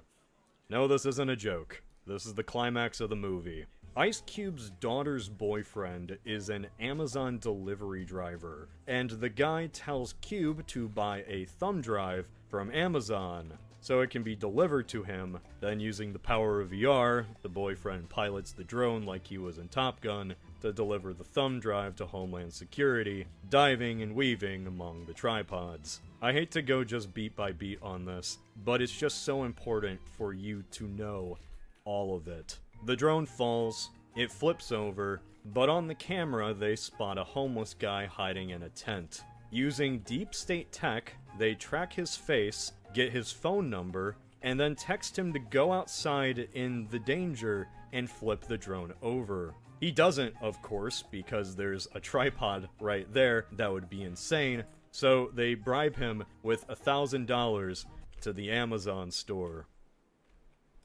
After that, he gladly flips the drone over, and it narrowly escapes after getting blasted by a tripod beam. The beam goes directly past the drone, like right where it was. Right where the homeless guy was standing.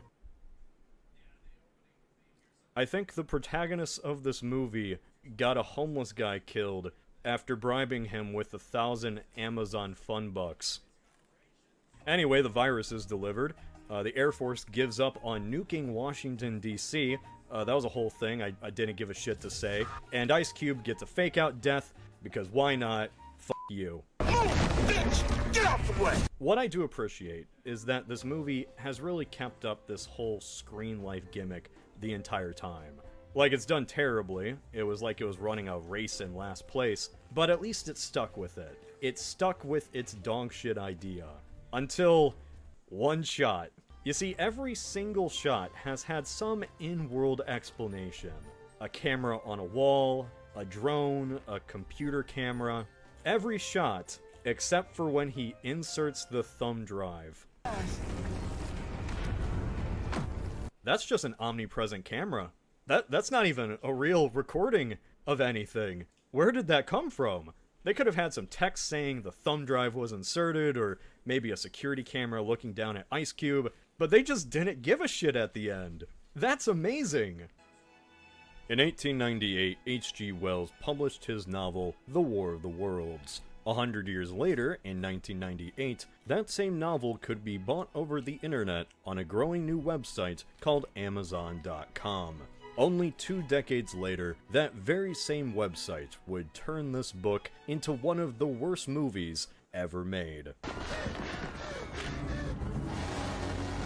Is this the worst movie ever made? I don't know. Saying a film is the worst ever is like saying something is the best ever, and things can be good or suck for entirely equal reasons. I think this is a bad movie that'll be remembered a lot like The Room.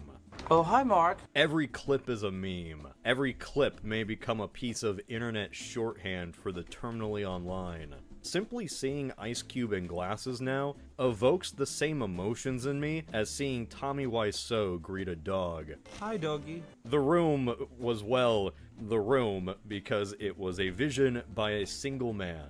A strange and odd man, with a bad idea, and even worse execution, and War of the Worlds 2025 is kind of the same thing. Yeah, but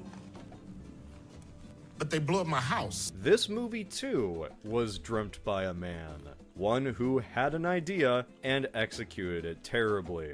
That man is producer Timur Bekmambetov. Bekmambetov. We're just gonna call him Timur. Who the hell is Timur? Well, remember when I mentioned movies like Unfriended or Profile? He made those. This guy has been trying to make this genre a thing for years. Normally I cover movies that have been out for a while, usually decades. After that span of time, all those pesky NDAs have expired. Everyone has blabbed about how bad a project was to work on, Blade Trinity style. Yeah, we're not that lucky for War of the Worlds. It may be a while until we know what truly went on behind the scenes. All I have to go off of is a Wikipedia blurb, because I'm a fraud. But that Wikipedia blurb goes to a Hollywood Insider article from 2020. There we learn Universal Pictures had greenlit this project with Timur because they were interested in his screen life genre. This new technology will allow for a fully remote production, with all actors and crew working from their individual separate locations. Interesting. I wonder what situation was going on in 2020 that would facilitate a studio wanting to explore this technology. Yeah, so this movie only exists because of COVID. Probably not a shock to anyone, considering how this movie has the energy of a community script reading reunion, or that time all the celebrities sang Imagine. So, it's the height of 2020. Things are insane. And some Universal executives are worried about the future. Maybe they just learned what Zoom calls were, maybe they were going a little stir-crazy from the lockdown. Either way, in the midst of the craziness, I think some random executive at Universal worried that Hollywood might never make movies in person ever again. So they approached the literal only guy who was trying the idea where a bunch of actors are not physically in the same room. This must have felt like a golden opportunity for Timur. This was his first mainstream Hollywood job since Wanted. Yes, Timur directed Wanted. That Wanted. Curve the bullet. To kill your target. This was September 2020. After which, things just went silent, and no word was ever given on this project until this movie was shadow dropped on Amazon Prime in summer 2025. What happened? For now, we don't know, we can only guess. And my guess is that the very same executives that greenlit this movie, that thought screen life could be the future, actually saw it, and they realized their mistake. The way this movie came out just has the stink of shame. It was shelved for years, and probably only released because of some contractual obligation. Do you think Timur knew how bad this movie was? Was this actually his intended vision? Because despite it being screen life, this is entirely different than Unfriended or Profile. Those movies have minimum cuts and barely any noticeable editing. The computer is truly the conduit into this world. The intention of screen life and found footage in general is for the hand of the creative to be absolutely invisible. And War of the Worlds utterly betrays that. There has never been another movie where the editing actively undermines the entire film. It just makes the whole gimmick useless. All systems have been penetrated and data drained.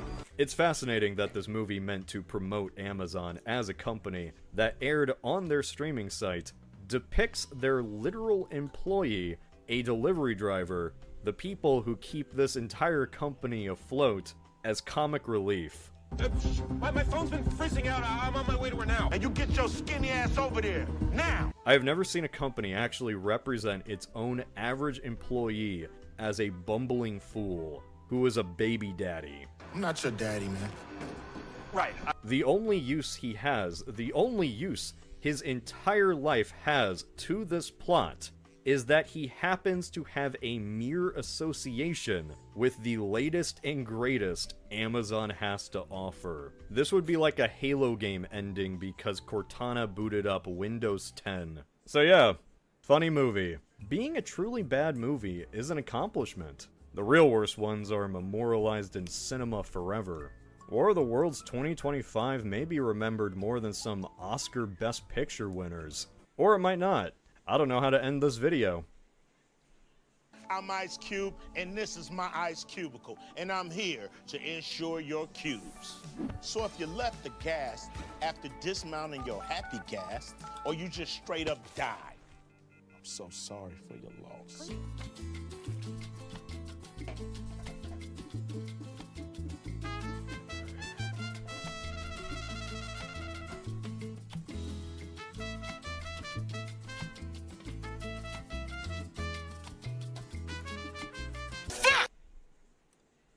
Great place to pause it.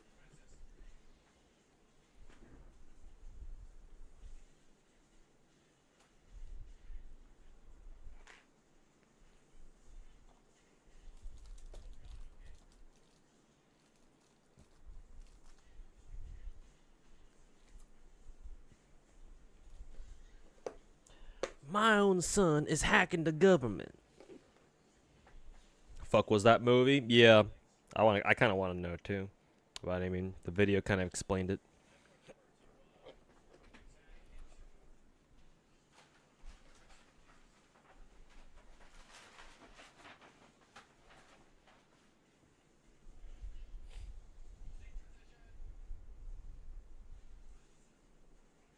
Okay, let me go wash my hands and we'll be back.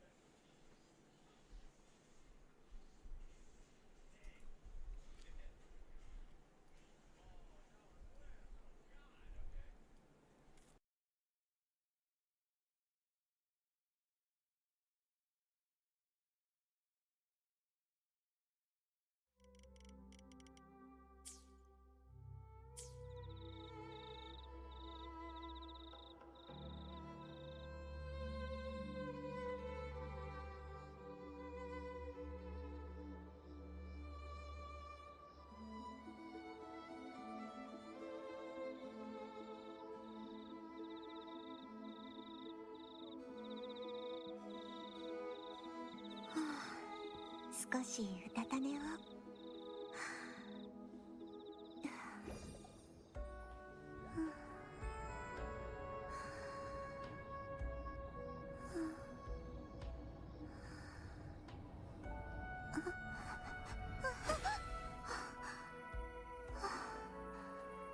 夢でしたか。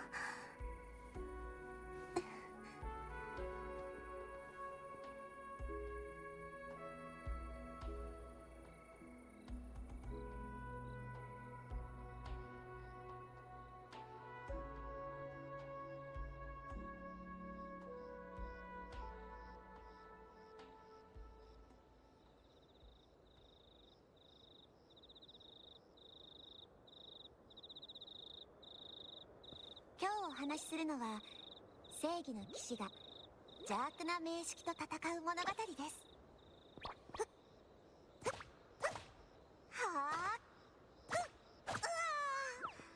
もちろん最後に勝つのは騎士カルテジア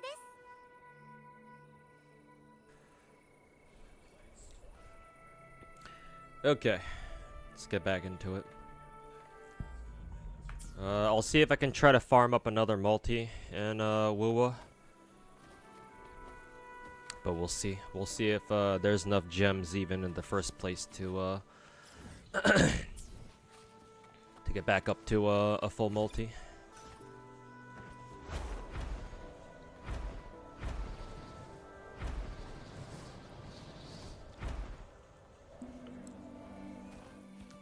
Huh.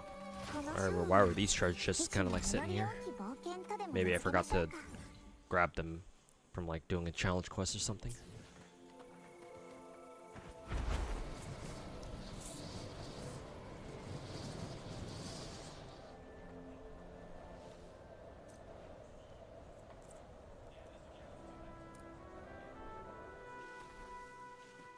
Unknown area ahead. Oh yeah, and that must be like the rest of the the rest of the thing.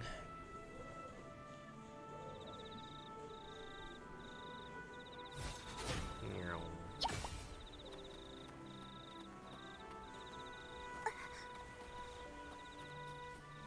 物語で宝物はお約束です。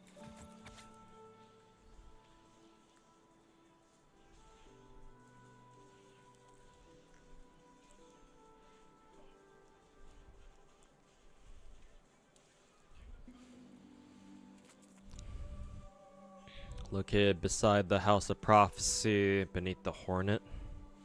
House of Prophecy beneath the Hornet.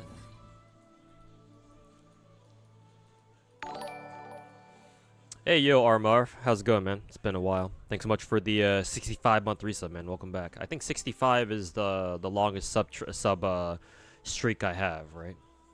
But yeah, thanks so much for the resub, man. Hope you've been doing well.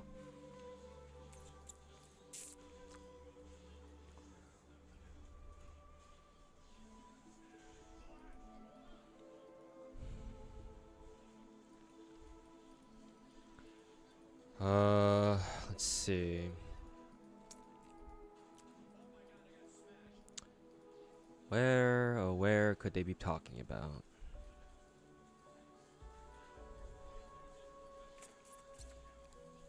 What did that say again? Oh. Can't see the fucking instructions now. Why are Seed's attack so randomly loud? Well, she does pilot a mech, so... You know?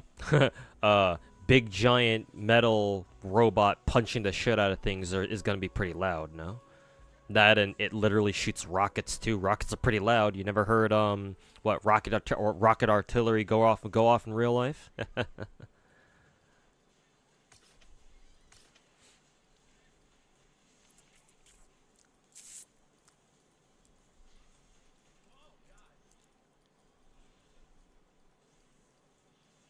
Yeah, I don't know if I know where this dude is where this dude is talking about.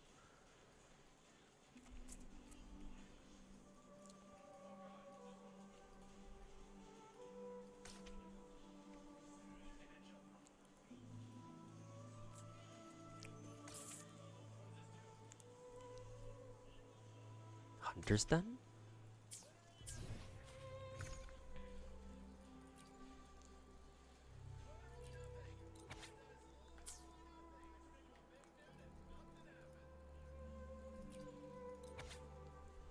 House of Prophecy beneath the Hornet. Where's the House of Prophecy? I think he's talking about Septimont, right? House of Prophecy?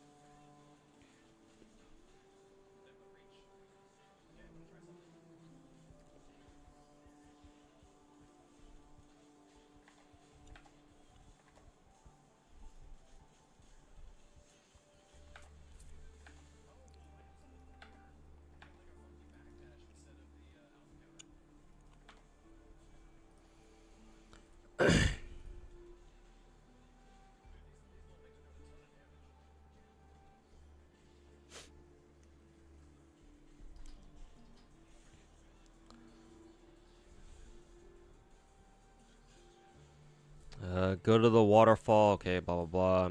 Find a chest. Okay. House of Prophecy is near Tetragon Temple. Oh, it's right here. Here. Under a Hornet Echo. There will be a room there. Enter the room, kill the chest mimic, premium chest will appear. Okay.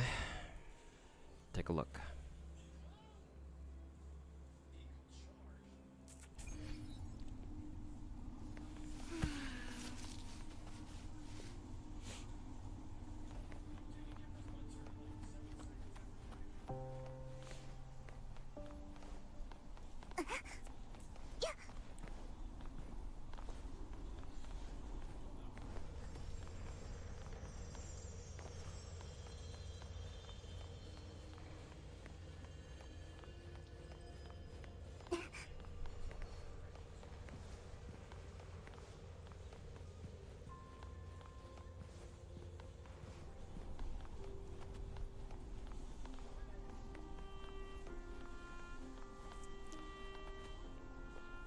What is that star texture? Why does that look so out of place? The fuck?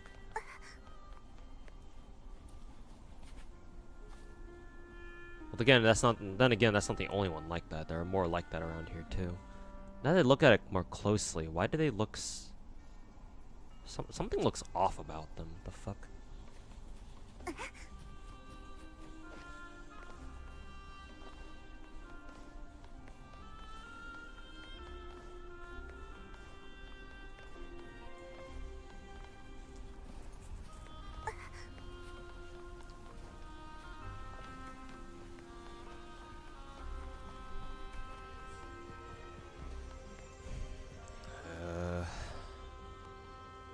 Near Tetragon Temple underneath the Hornet Echo? I don't know what they mean by this.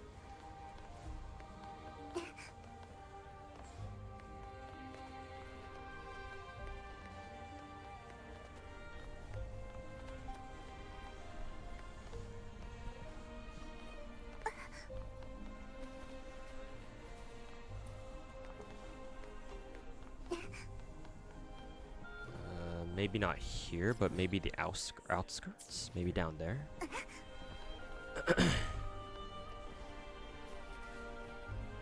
私も食べますよ。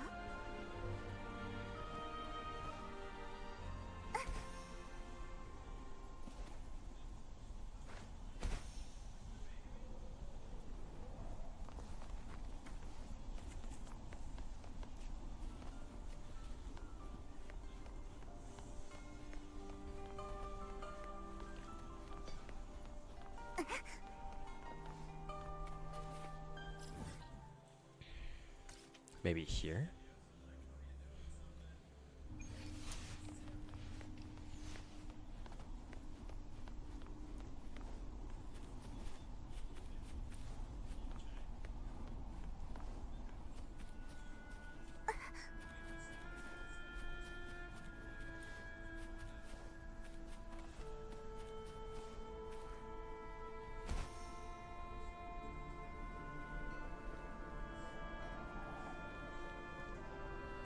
ライバルが現れました。神の王朝。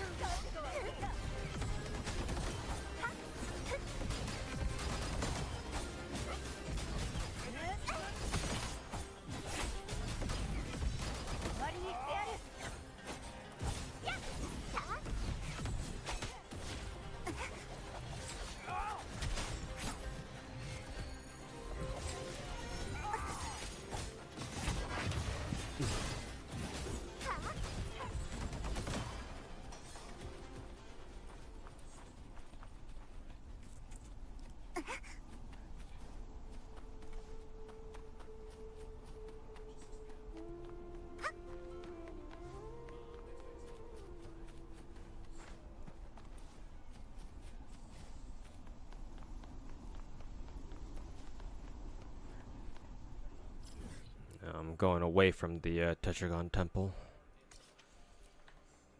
The fuck are the instructions? Are these instructions?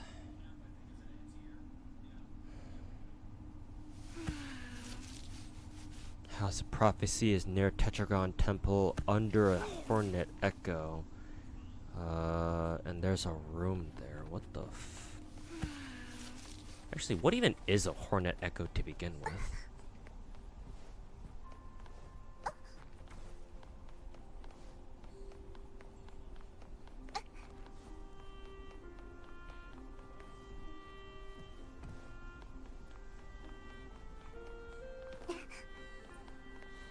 Maybe it's this building on the side?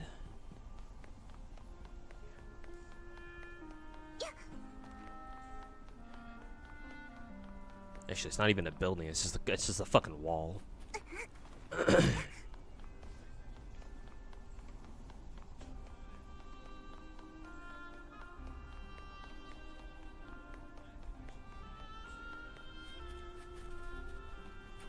Maybe down here?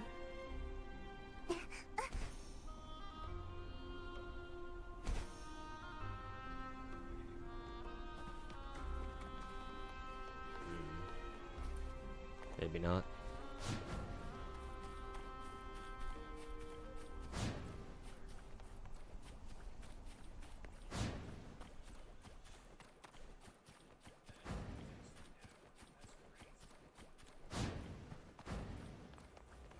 Yeah, it don't look like it.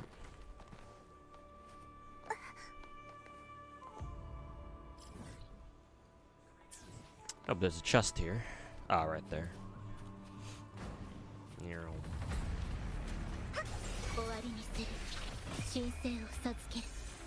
It's the Horn Echo? Horn Echo. Do I know what that looks like?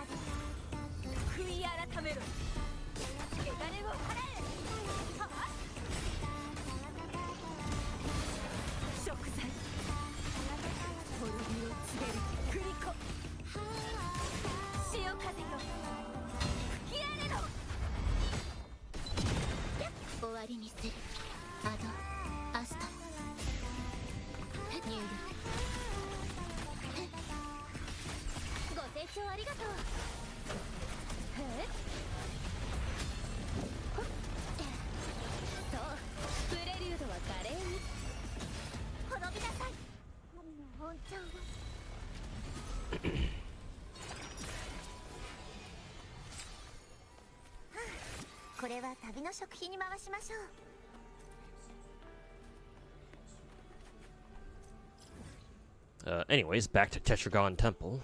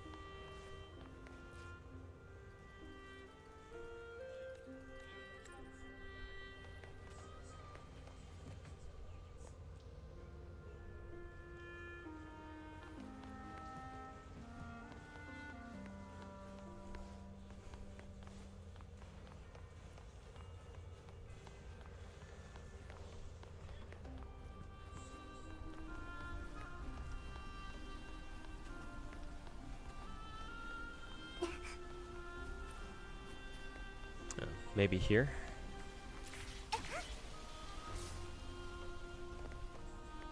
I think that guy is the flight challenge dude, so... Not now.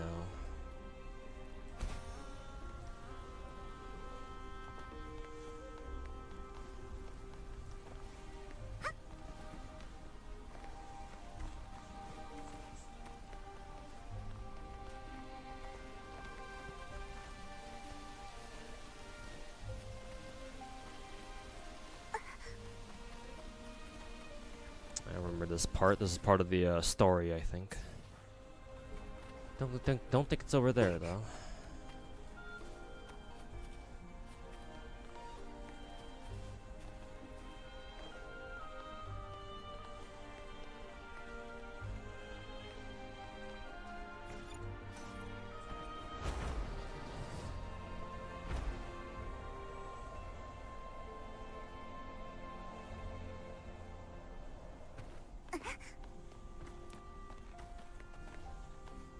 Oh, maybe this guy? Dude literally looks like a horn. Oh yeah, it is.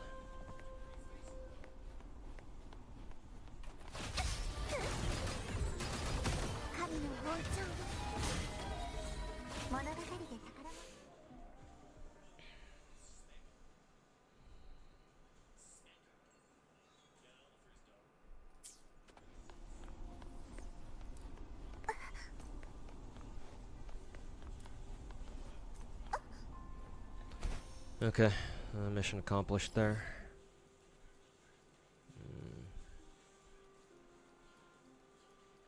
Did I get that one yet? Don't think so.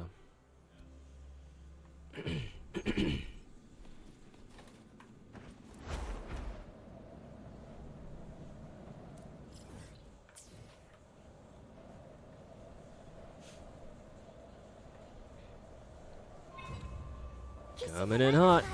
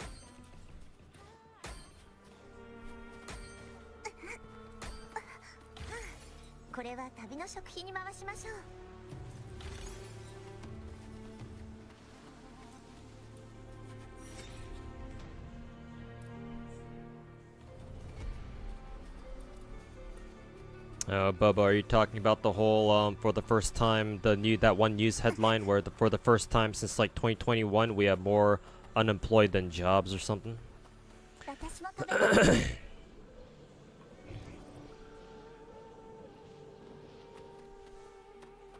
Oh, okay, found everything already.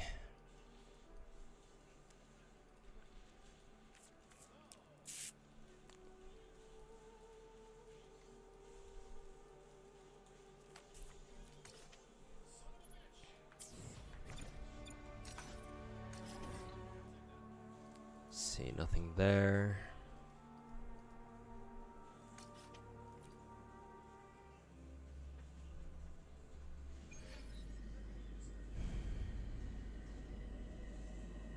Yeah, SNX. Yeah, when I looked up the instructions on how to get to the peso chest at the Tetragon, yeah, I saw some people saying that yeah, these chests you can't get right now probably. Excuse me.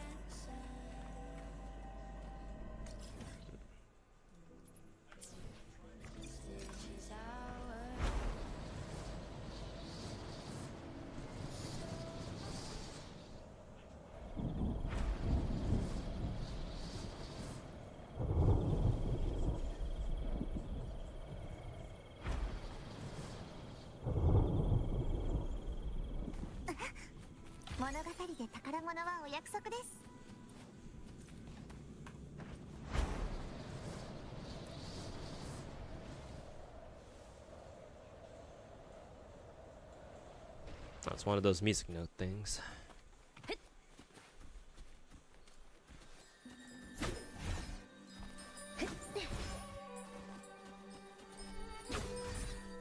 What is this? Oh, just one of those guys.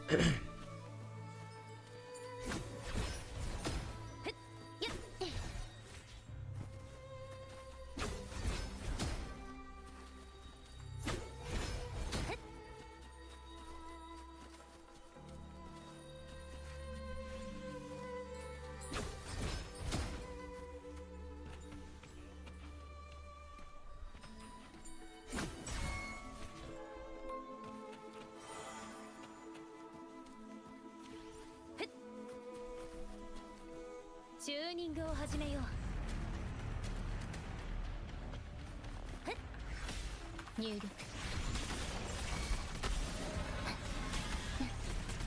ご清聴ありがとう。さあ、ソロの時間だ。潰れなさい、神の本庁。汚れを払いましょう。この章は騎士の実り多き冒険とでも。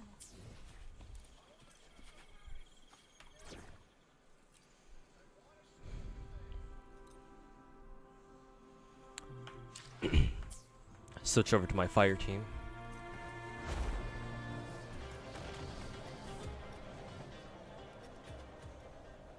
Oh yeah, that's right. There's a there's like a quest with these things, I think.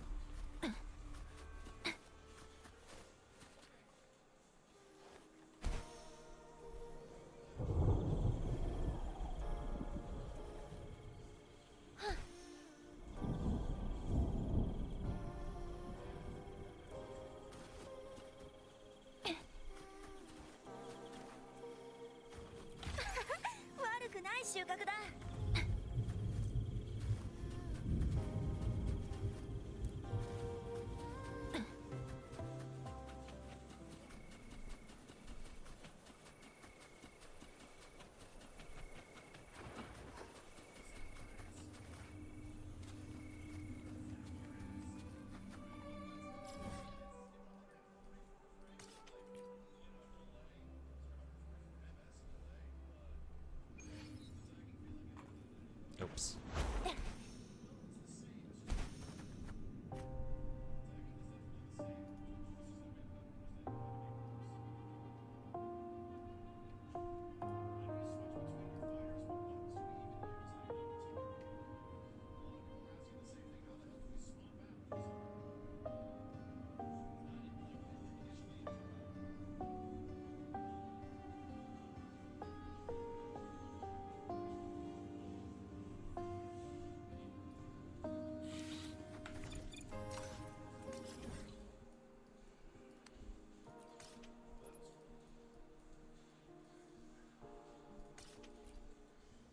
Let's check this area.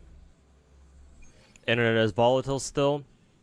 So far the entire stream, the internet's held up pretty nicely, for what it's worth.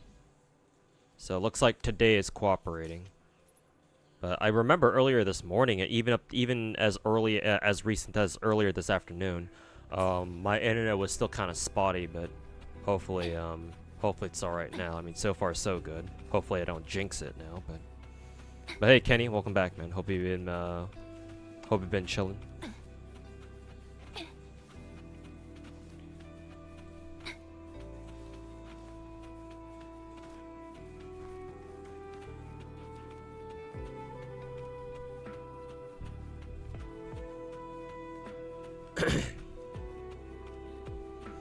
Going through was Wua, and you're on Shorekeeper's quest. Shorekeeper is best girl for you?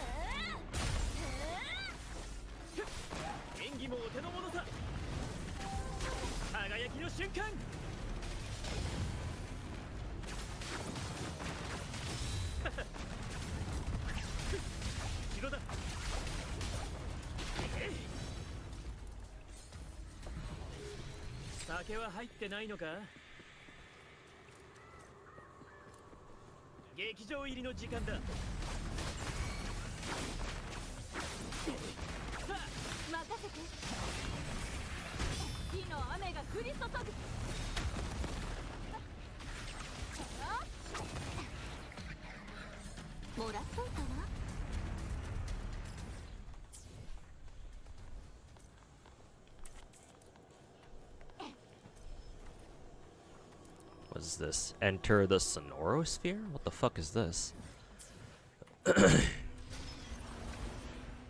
Oh, I see. Just does some weird time loop shit. Yeah.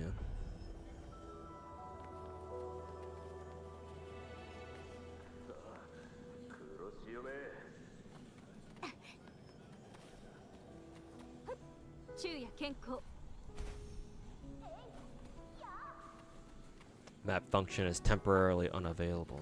Nice.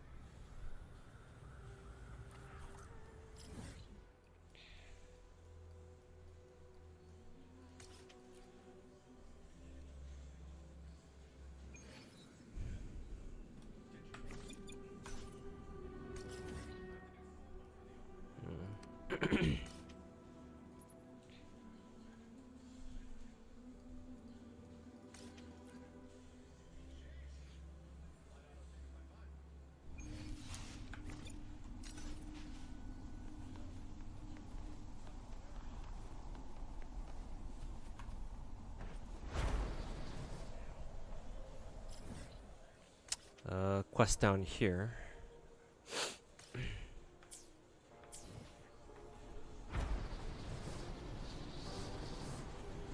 Oh, this is one of those areas.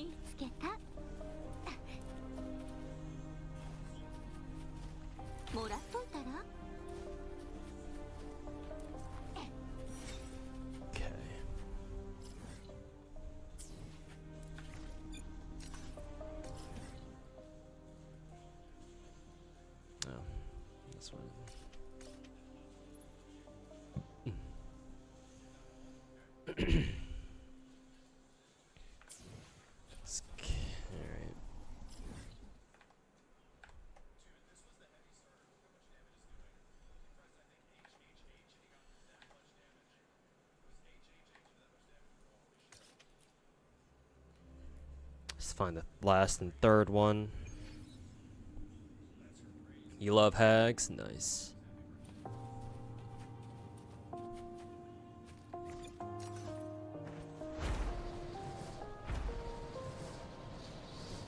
Yep, it's up here.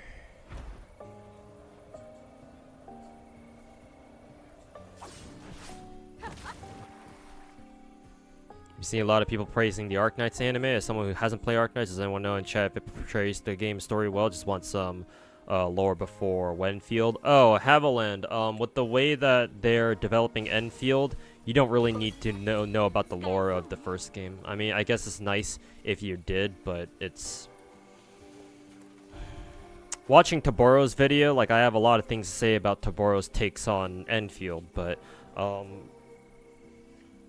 just from his video, it seems like, Enfield doesn't really tie in that much into the original game, so you really don't need to know what happened in the first game. I guess some lore knowledge is nice, but like you don't need to watch the anime just for Enfield, realistically.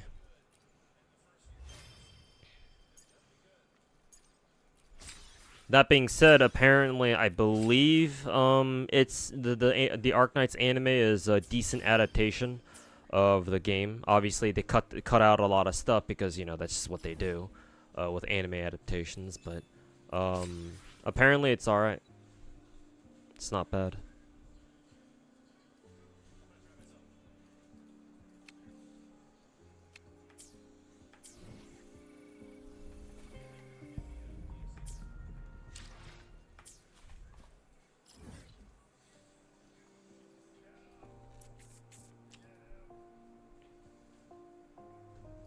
Final episode of season 3 was yesterday. Animation quality was great. Pacing was noticeably shortened, but it was still fine. Okay, well, as long as you say so.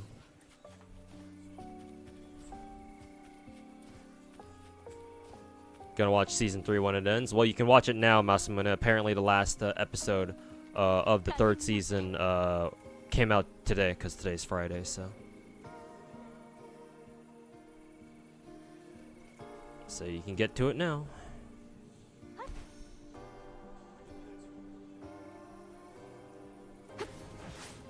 Tactical nuke incoming!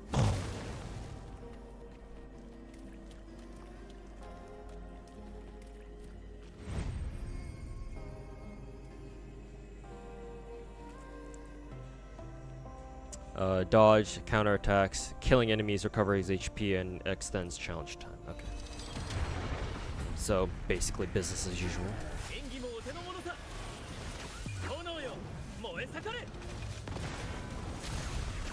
Well, I see what character you can get attached to as well. I know what you're watching this weekend. Alright, yeah. Have fun watching the anime then. Just remember, again, if you're watching Enfield, or if you're watching the anime for the express purpose of, like, preparing yourself for Enfield, remember... Okay, we got more enemies. Shit, actually. That was a bad rotation. Never mind, they're all dead. Enfield takes place in the far future of the original game. It used to be that it took place like 500 years into the future, but apparently that got retconned. So now it's just like sometime in the future. Most of Enfield's characters are new characters. We only have a couple of returning characters, though I'm sure they'll bring back more old characters from the first game. But for the time being anyway, most characters are brand new for Enfield. So if you get attached to a couple of Arknights characters from the anime, chances are you're not going to see them in Enfield.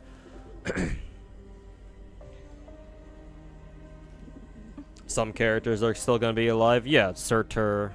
Apparently Aurora's still around. Kaltzit's probably dead. Probably. I don't know. Is she still hanging around somewhere? We don't see Warfare in Enfield, but she's supposed to be a fucking vampire, so that means she's still around. Enfield apparently has a couple of notes mentioning Warfare by name, so she's probably still out there somewhere. Some characters are long-lived species. Yeah, pretty much. Sarkaz being one of them, or maybe some Sarkaz.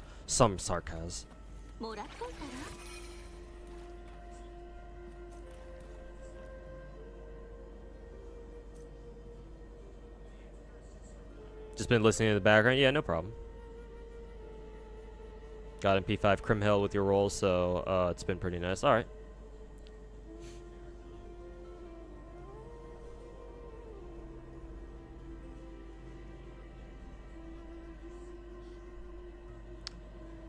Tectone said Arknights is a weak and overglazed story because it's only 7 out of 10 or something on my anime list. Well, he's also bald and retarded, so there's that.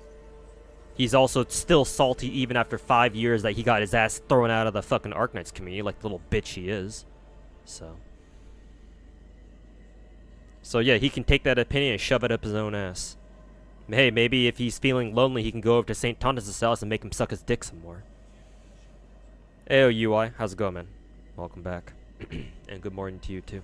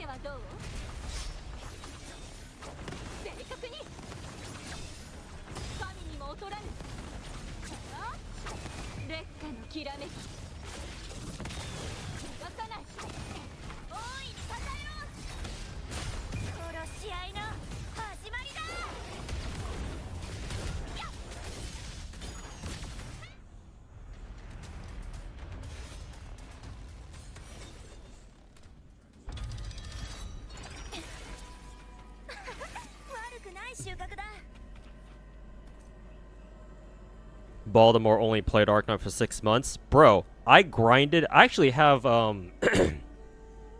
since Tectone is such a fan of leaking Discord DMs, I still have his DMs from back when we first started talking like 5 years ago, back in 2020. Matter of fact, his first message to me on Discord was about his viewers telling him that I was able to grind my Arknight's account to the exact same level as he did when it took him like fucking 7 or 8 months, and it took me only 1 month.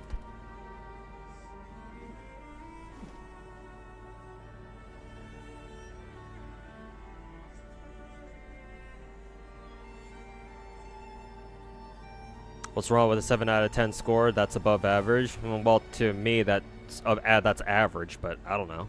I've never watched any. I've never watched the Arknights animes. I did watch a couple of episodes of season 1, but it's really about it. Zenless getting bold in what way? Are you going through the story or something or what? They didn't drip market anything, did they? No, they can't have. They've already done their drip markets, or they've already done their drip.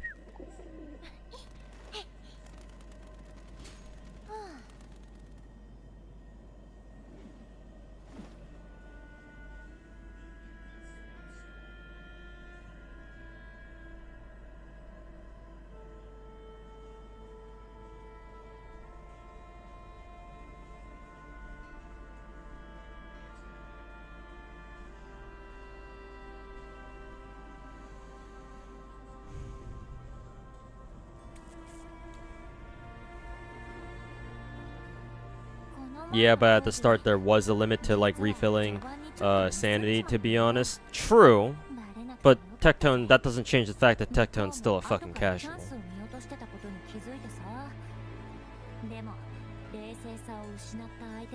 Hey, Lazy Chair, how's it going, man? But Modern Weaves is either 7 out of 10, mid, bad, abysmal dog shit, or 10 out of 10. Yeah, of course. I'm very much aware of that. Tectone's gotten thrown out of every community at this point. No, maybe.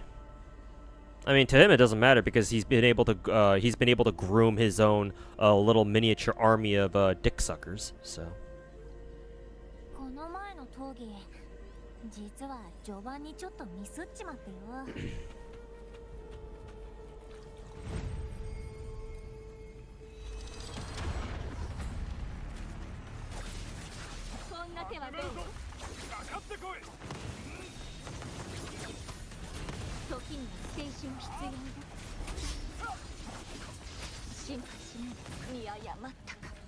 Wow, they fucking straight up killed my Changli. Interesting.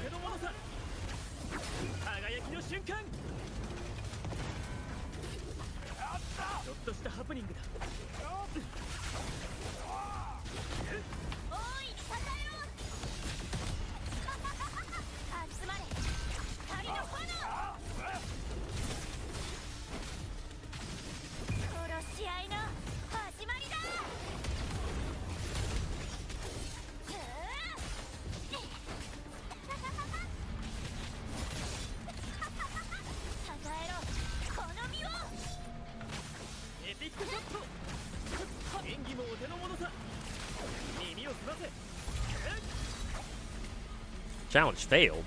Oh, it's because Chun-Li died or something. And that cost me a lot of time or something like that. Kind of annoying that if you want to heal, you have to go all the way back to this place.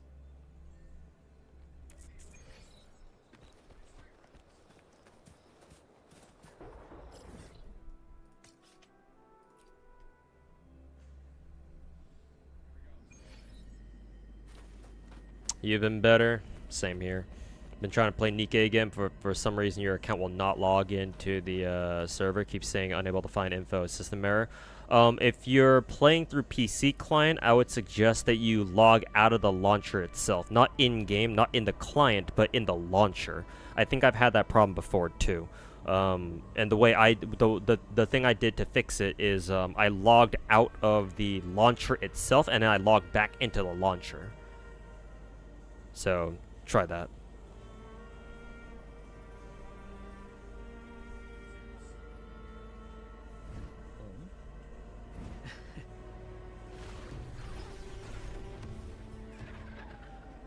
Yosh. 受け取れ。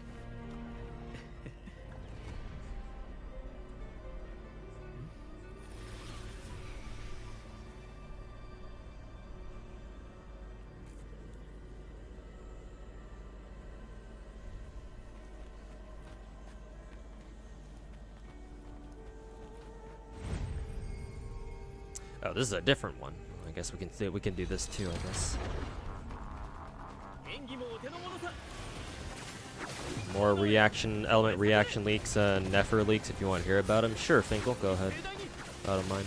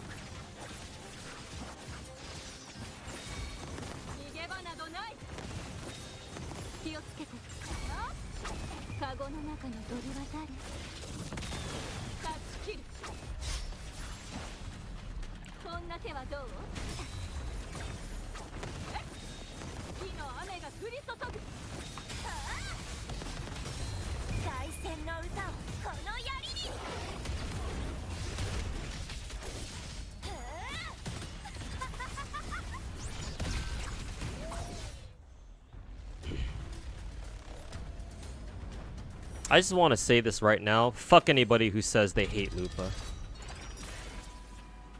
Especially Saint Tontus.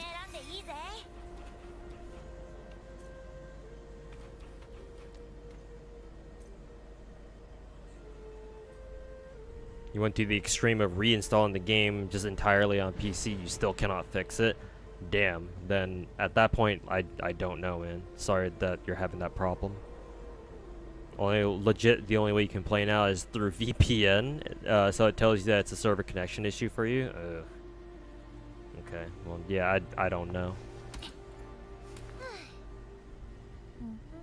Why would they hate her? What's wrong with Lupa? I don't know. People said I've been told that a lot of Lua players don't like Lupa because she's just not that strong. I guess when you don't have Chun-Li, maybe not. But if she's got Chun-Li support, as in like, you know, you do Chun-Li's outro skill, so that, you know, Lupa's buffed when she comes in. Like, Lupa fucking wrecks house. At least I think, at least I'm pretty sure she does. To be fair, I don't think I've used her seriously for like an endgame mode yet, outside of like, I don't know, one of the towers for TOA or something, but... Like, even if she's not that good, it's like, bro, she's just a lot of fun to play. I mean, hey, my neurons start firing as soon as I hear Lupa start screaming in joy when she starts murdering things.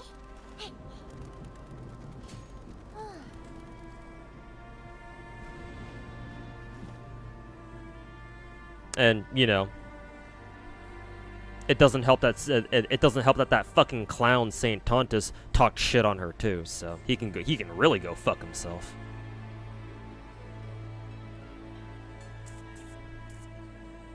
There's gonna be Geo, Animo, Pyro, Cryo, Lunar reactions. Lunar Geo? What's that gonna be like? Lunar crystallize? What the hell? Columbina is allegedly abyss for any of those reactions. Holy fuck. Oh, well, that's an Archon for you. For Nefer, she's Dendro Catalyst main DPS. She'll be abyss for Lunar Bloom teams. Ugh. Heavy hitters then. 4 days till not cry. I should have really worked on the whole, because I wanted to get a video out documenting my thoughts on the whole Genshin 6.0 stuff. Well, it would have been nice if I got that video out sooner, but I've been busy with other videos and just IRL too, so.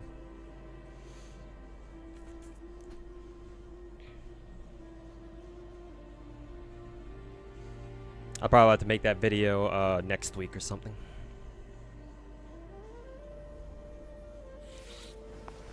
Lupa should be good for Galbrina. Oh, that's good. Looking forward to it. Also, Lupa's animations where she's like hanging off her spear like this are fucking top tier too.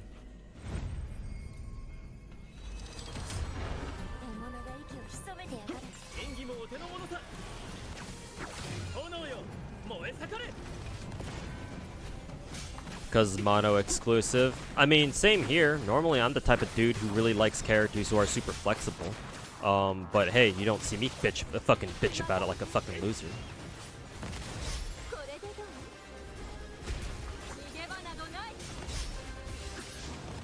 So, I mean, what that tells me is that these Wuwa rats, or you know, other just Wuwa players in general who don't like Lupa for one reason or another, they're just fucking bitches.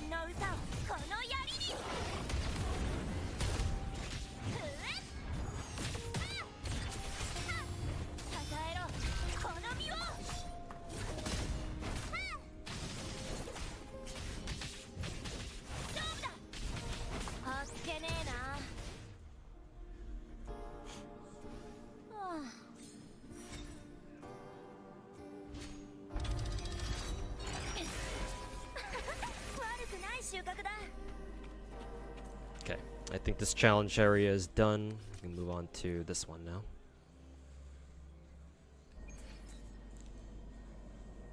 Isn't he supposed to be big brain? Damn, if Saint Taunt is supposed to have a big brain, what am I? Who am I? Albert Einstein? I know you're just saying that as a joke, but Spear looks like gay bulge. It's probably intentional. I mean, Lupa has the whole wolf motif going on too, and you know, Ku has the whole, you know, hound of whatever going on too. Where the hell are you going, Chun-Li?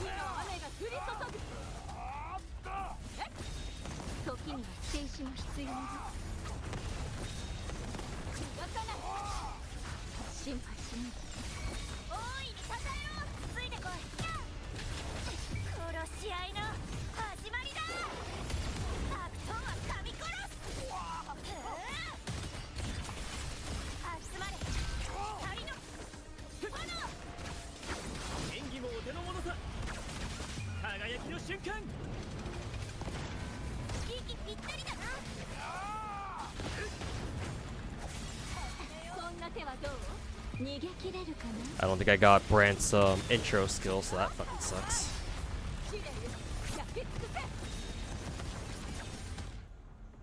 That run went much better than the first time.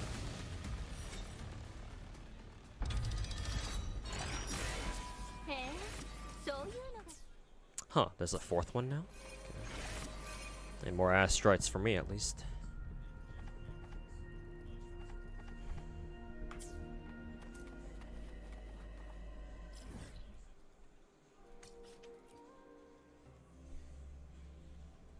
We're going by what they say, then Zeji, Siachana, Yinlin, Gracia, and Cantarella are all bad. Apparently. Was I gonna do Deadass today? No, Haviland. I wasn't planning on playing Zenless today. Probably tomorrow. We'll see. If I do stream Zenless tomorrow, then yeah. I'll make sure to do Deadass.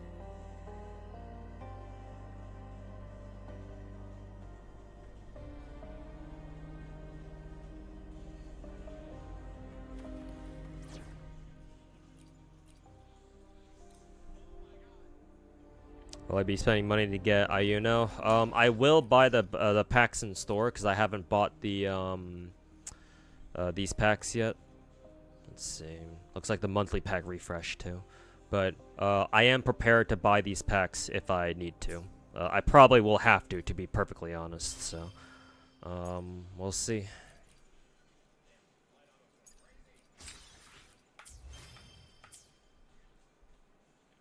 You want to see how I handle that new boss? Okay.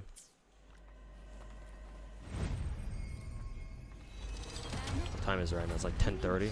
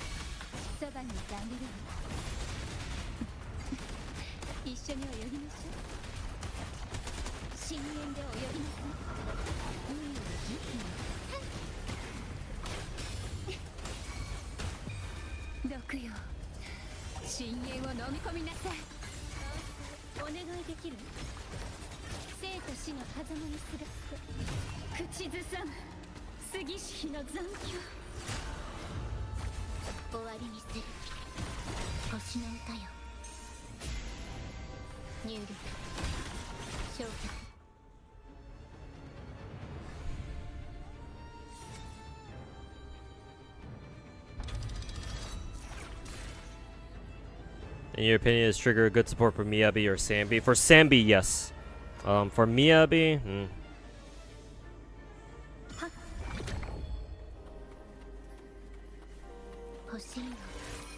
if you want to support Miyabi, then you're better off running Yanagi if you have her.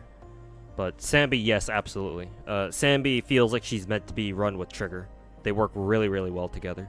It kind of makes sense because they're both defense force soldiers. So yeah, Trigger is best for Sambi apparently. And yeah, I normally only ever run Sambi if I ever do with Trigger and nobody else. Astra, Trigger, Sambi. No one uses Trigger with Miyabi? Yeah, probably not. I mean, technically you can run them together. It's not like you know, not like there's anything wrong with that. But if you have Sambi, reserve Trigger for her.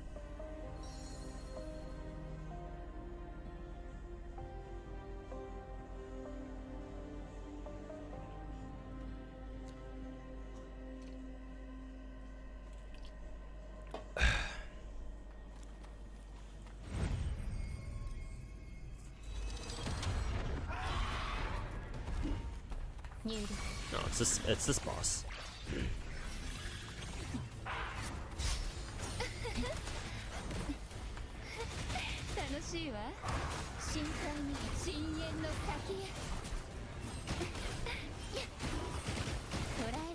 アンサンブル生命のシンフォニー予備拍の合図よ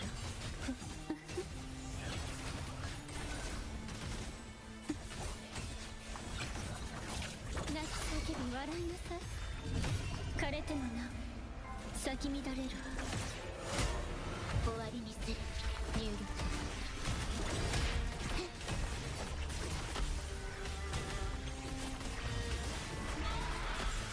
大丈夫私はここよ沈むのよ水底へ坂巻アン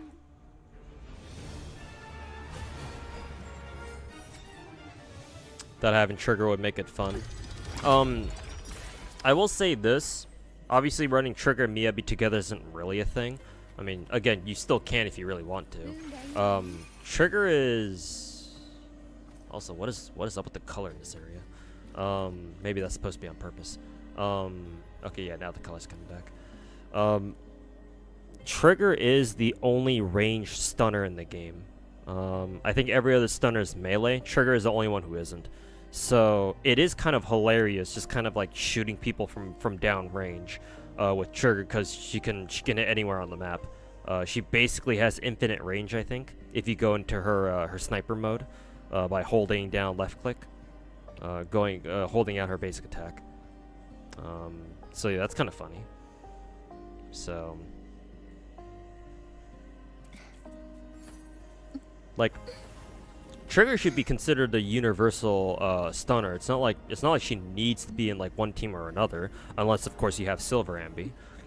Then that's a different story. But if you don't have Sambi, or if you don't feel like running Sambi and you just want to screw around and run Trigger with like another character just because you have a lot of fun with Trigger, then yeah, there shouldn't really be a problem with that.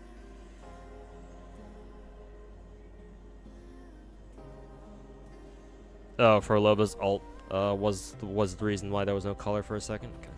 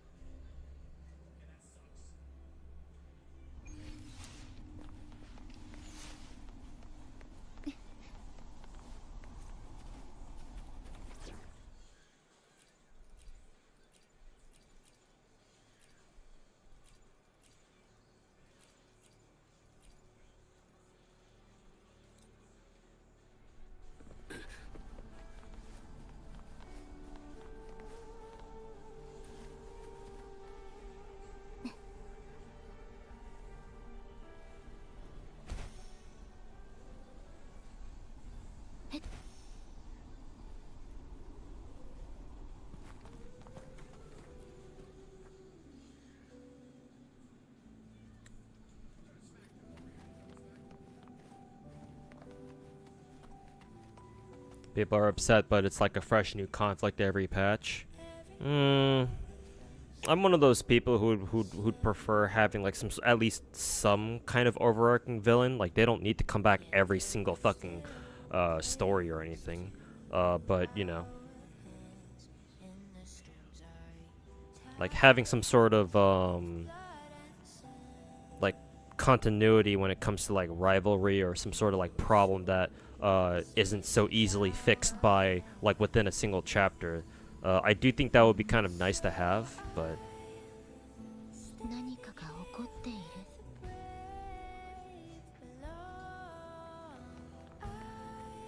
again, it doesn't have to be done like every single fucking patch. But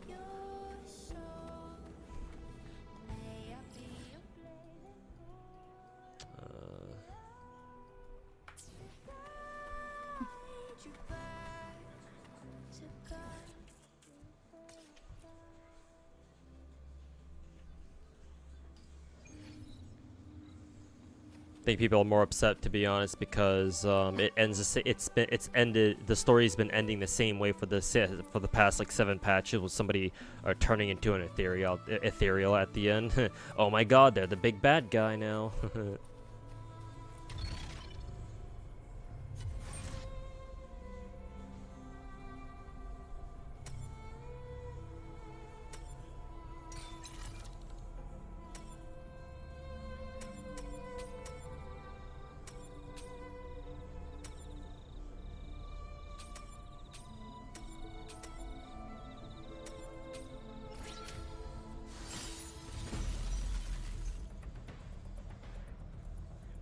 Can't wait for the Sunbringer to come out. Who the hell is a Sunbringer?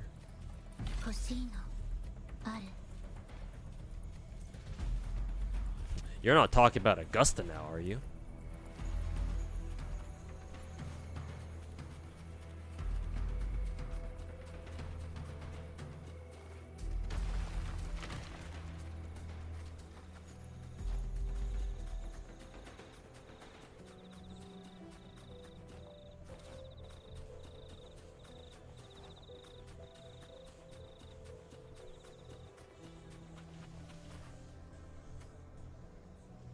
We got 600 red rocks. Oh yeah, that's right. Yeah, we got 600 Orundum for free because of the anime.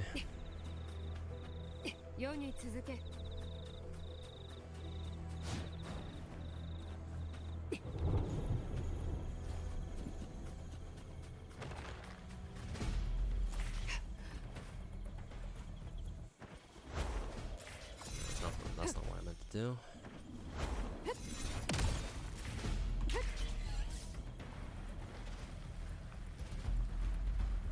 I don't know how this makes any sense, like fucking skiing down dirt, but okay.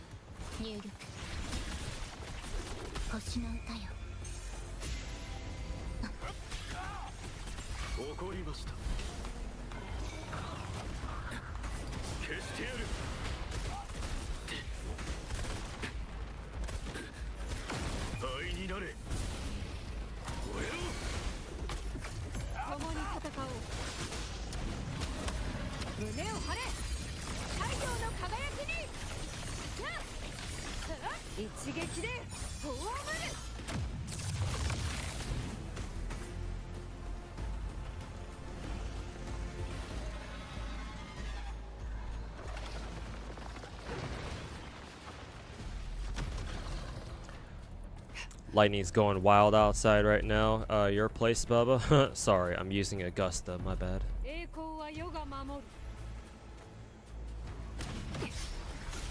入力修正を授ける。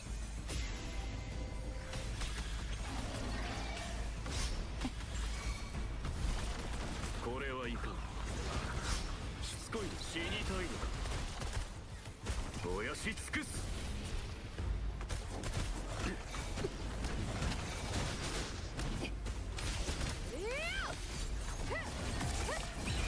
無駄なあがきだ。これぞ王道の勝利。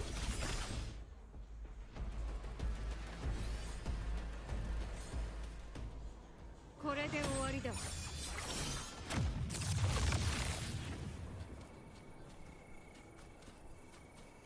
Augusta aura farming as usual.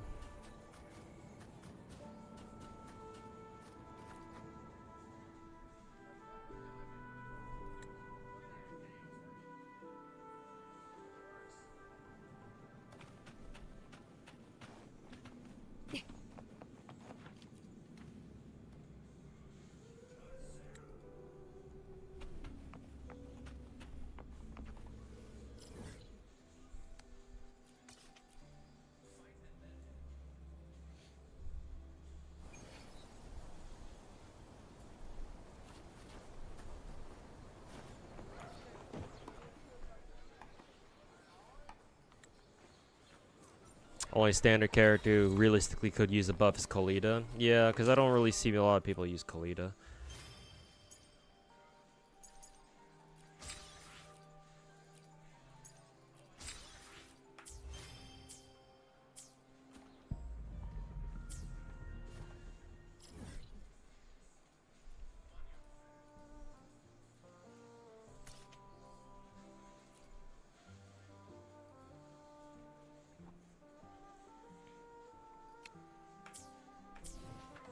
How far am I away again from another multi? Looks like 900. Yeah, 900.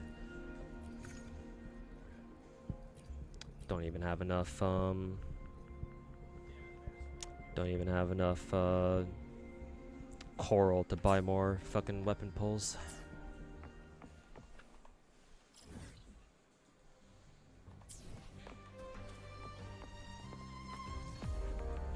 Guess we're doing more of the tower defense thingy.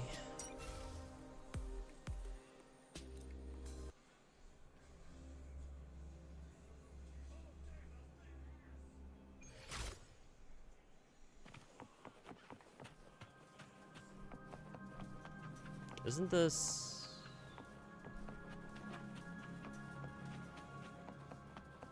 just the first mission?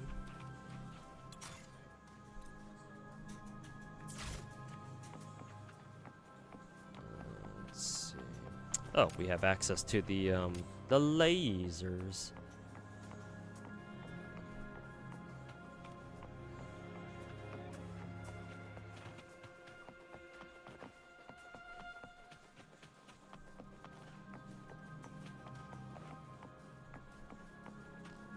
Hey, look! Laser beams!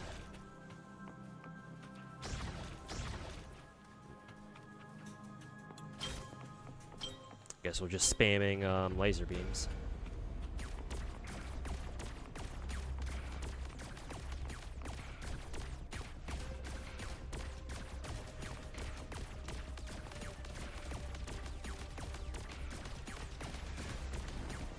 Just forgot to realize you just forgot to, or you just realized you forgot to train skills on Necras.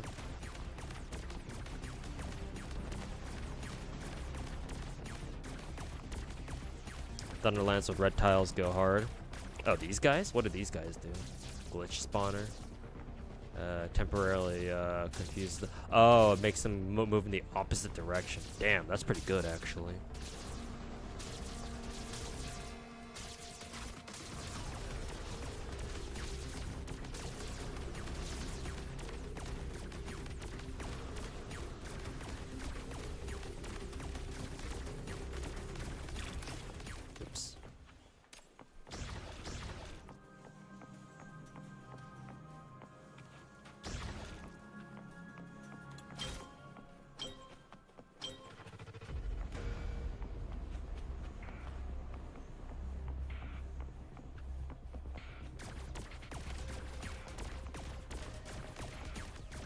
Thunderlances, lasers, and reptiles. Okay.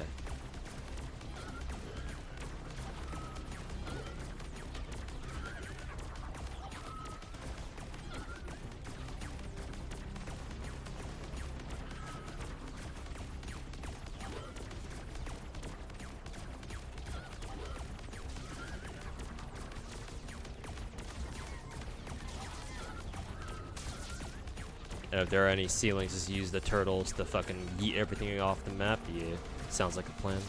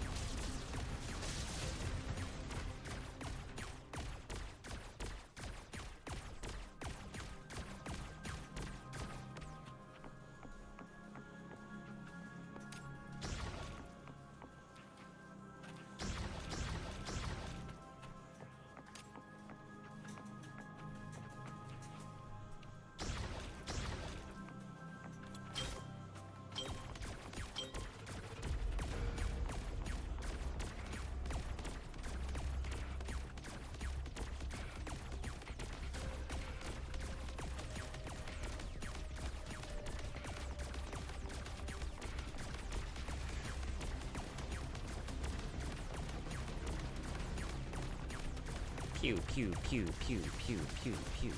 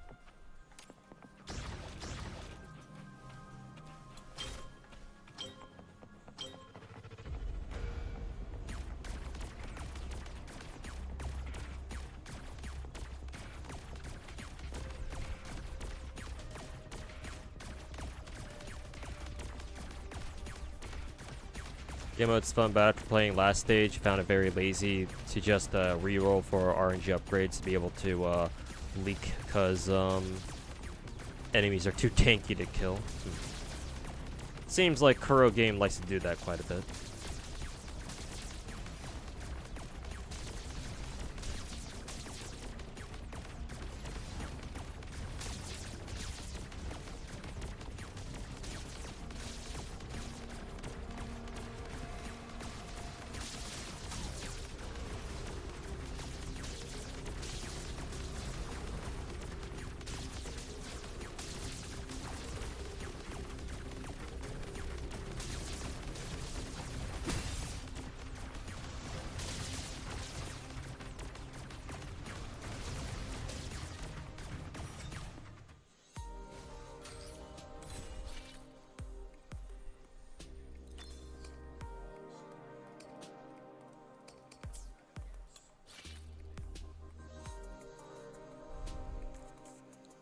Speed shooter. Oh, speed shooter does more damage. Nice.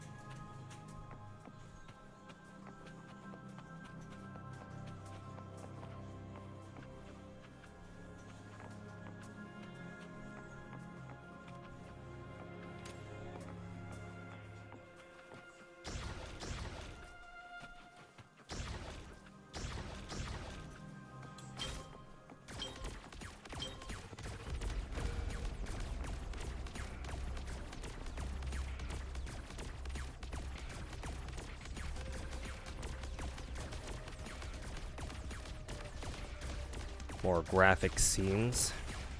This means Zenless Zone Zero is gonna get more graphic. I mean, if there were any game that they could they could make their story more graphic in, it would be Zenless. So.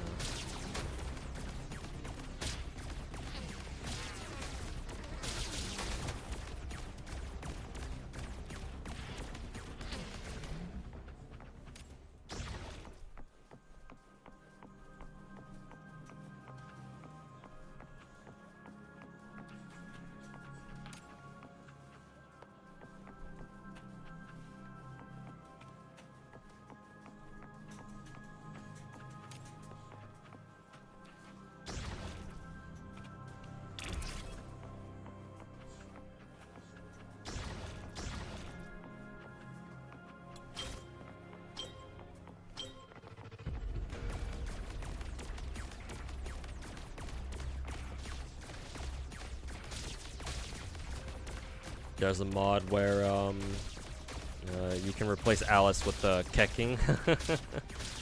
That makes a lot of sense, actually. Oh god, these guys are kind of tanky.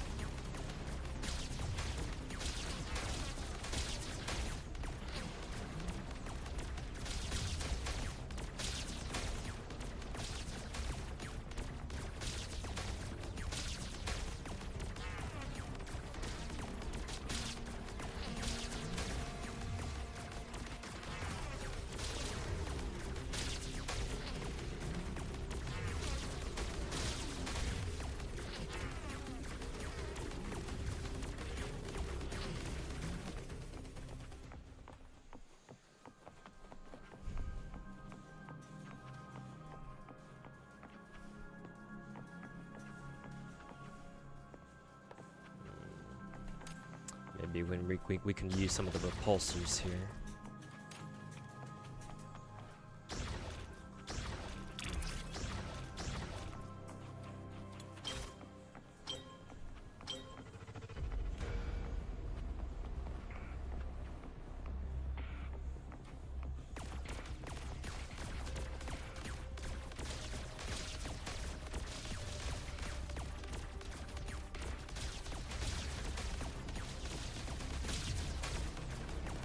Would these guys get pushed by the repulsor? Actually, I don't know.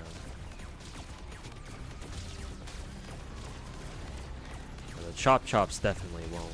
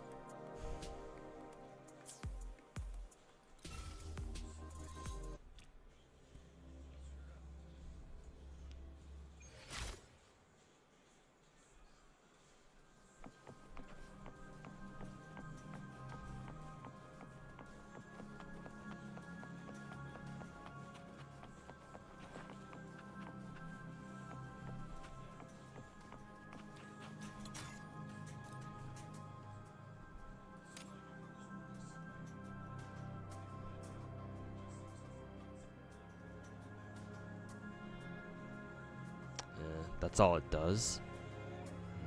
But these are really strong, though.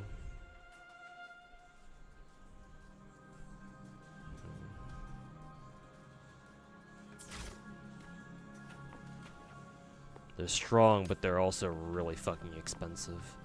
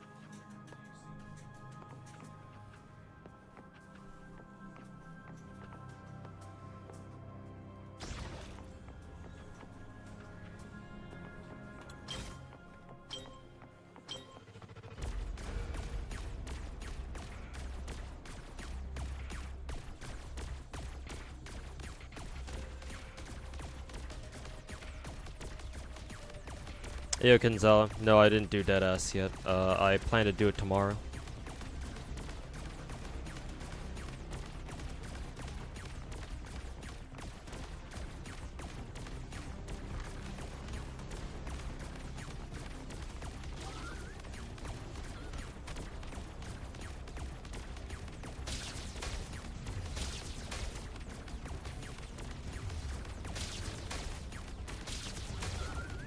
Where did these enemies come from?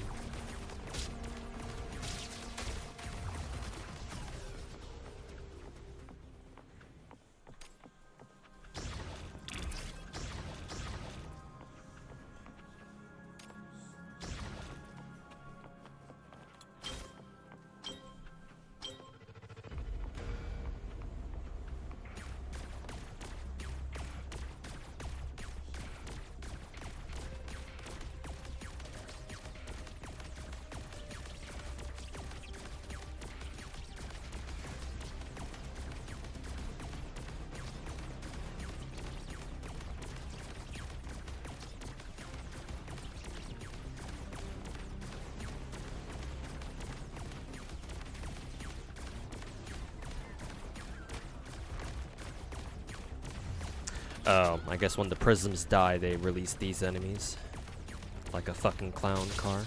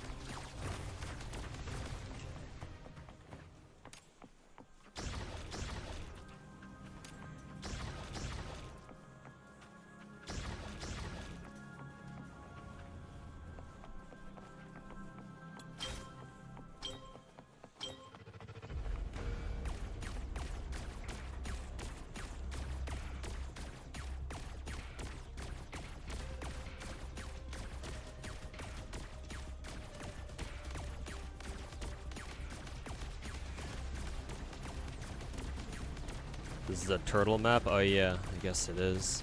Rip.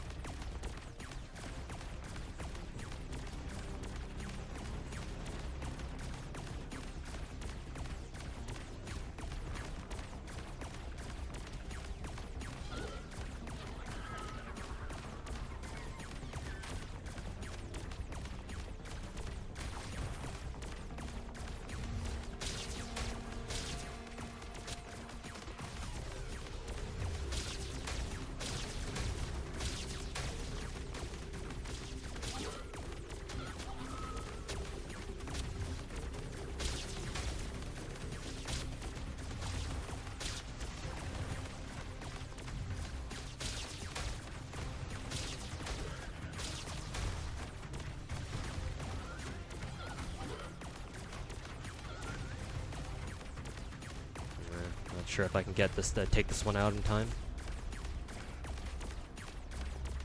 Okay, never mind. This guy, that one guy's almost dead.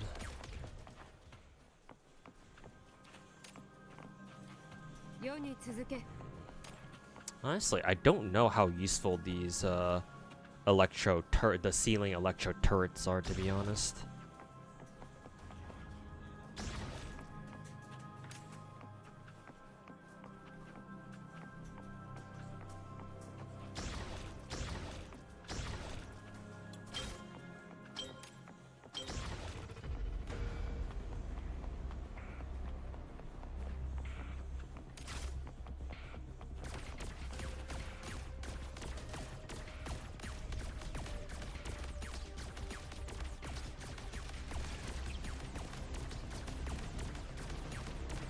And yes, Kenzo, I've already commented on it by saying thank fucking God, and hopefully he never comes back too.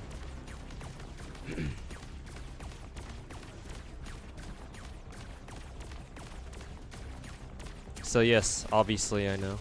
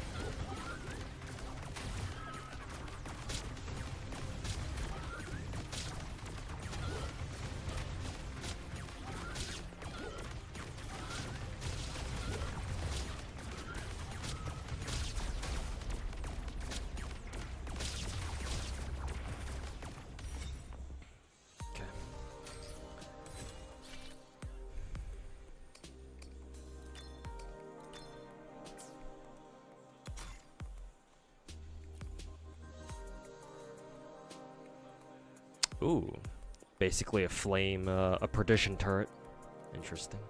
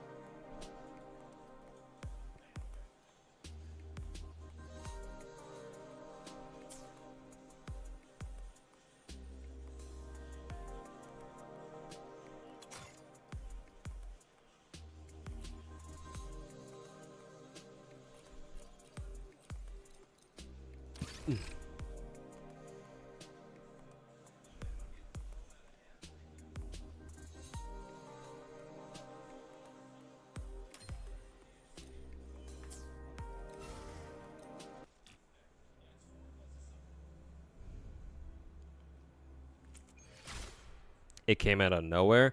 I don't think so, Kenzawa.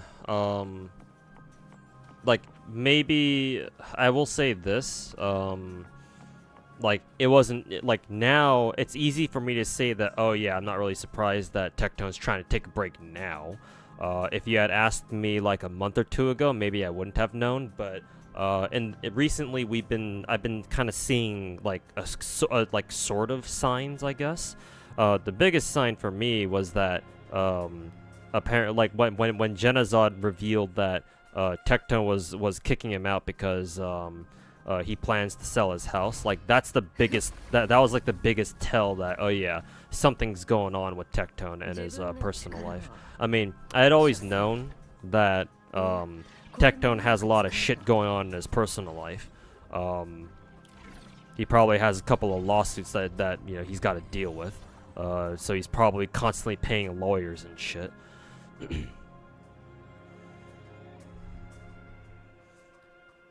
And we've known he's been dealing with that for a while, or at least I'm pretty sure he's been dealing with that shit for a while, among other personal stuff. But I didn't think it was gonna get that bad to the point where he needs to fucking sell his house. Normally you would, if you own a house, for you to come to the conclusion that you would want to sell it, it's like, why would you do that, right? Unless Tectone just happens to like own multiple houses, which I don't think that's the case. I mean, I'm sure he's got a lot of money, but that much money, it's like, I don't know, man. I would probably guess not, but, you know, what do I know?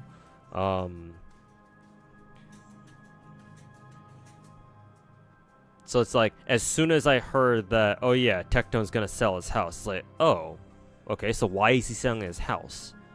Like, there's no reason to sell a house if you own the place, right? Why sell it when you can just, you know, make infinite money just by fucking, well, it's not infinite, I'm exaggerating here. But why would you want to sell a property that you own when you could probably just very easily, you know, rent it out to people, right? It's probably not that hard for Tectone to find people that he can rent his house out to, even if he himself wants to like move out and go somewhere else quieter, as he claims. Why doesn't he just fucking rent it out to other people then, right? If he himself is no longer gonna live there.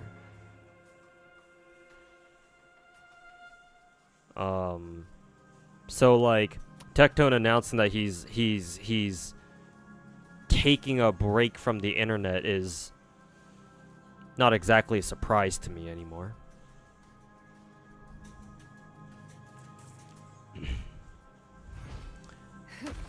But yeah, I'm glad he's gone for now. I expect him to come back because, you know, Tectone being a streamer, he's always gonna wanna fucking come back. He's the fucking dirty ass clout chaser. So, you know, rats will do what rats will do. So I think he'll come back eventually. When, I don't know, but I think eventually he will anyway. You know, rats like him, who's only done, if someone like him who's only done content creation for God knows how long. I don't know if he's ever had a real job, like an actual professional job, where you have to go sit your ass down in a fucking office for like 8 to 10 hours a day. If he has done one, then I don't know when the last time he actually did one was. I would venture a guess to say that he's never had a professional job ever, given the way he fucking behaves. But, you know, what do I know?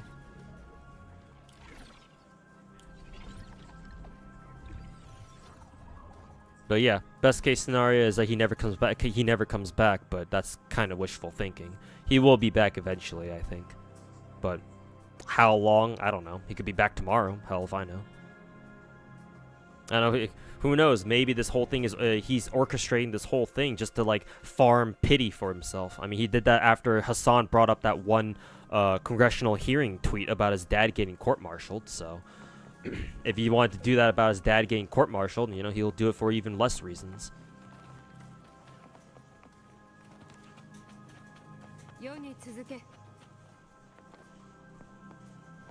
That was a funny bug. The hell was that? Let's see. Why is there a fork in the path here? I get the feeling this means that enemies will split, in later waves they'll split and go both ways. So that's gonna suck. Let's see, this is the soul choke point here.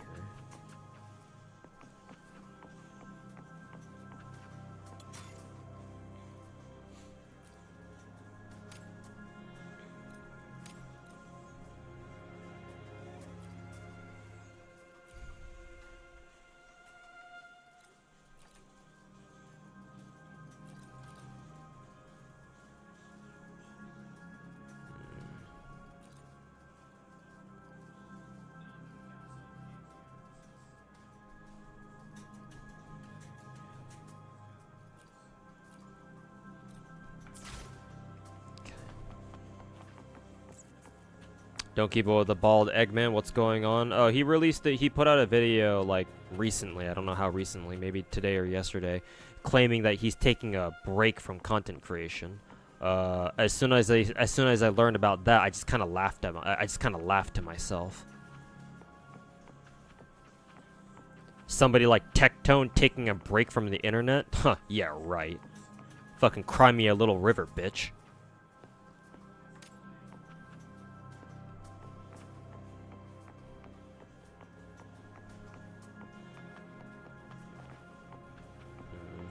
Maybe repulsors would be nice on this. Just have a wall entirely dedicated to nothing but repulsors. How much do they cost though? 300? Ugh.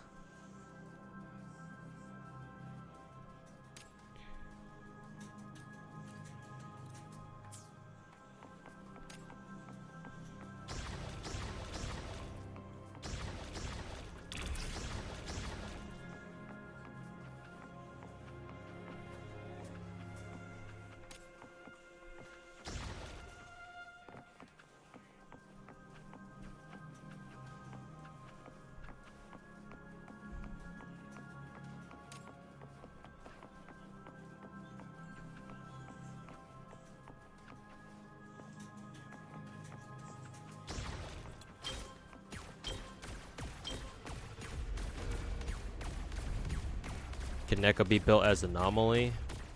Maybe, but I don't know how efficient that would be. Probably not very, but...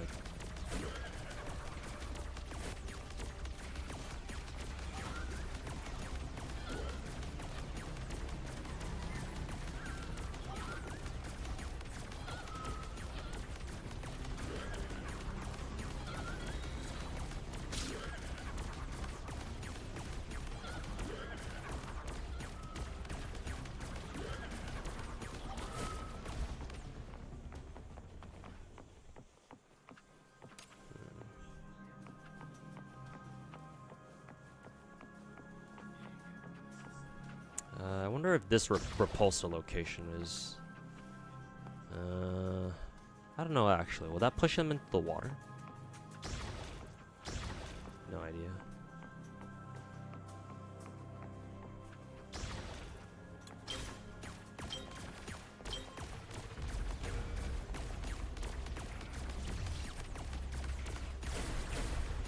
Hey Shimazaki, welcome back.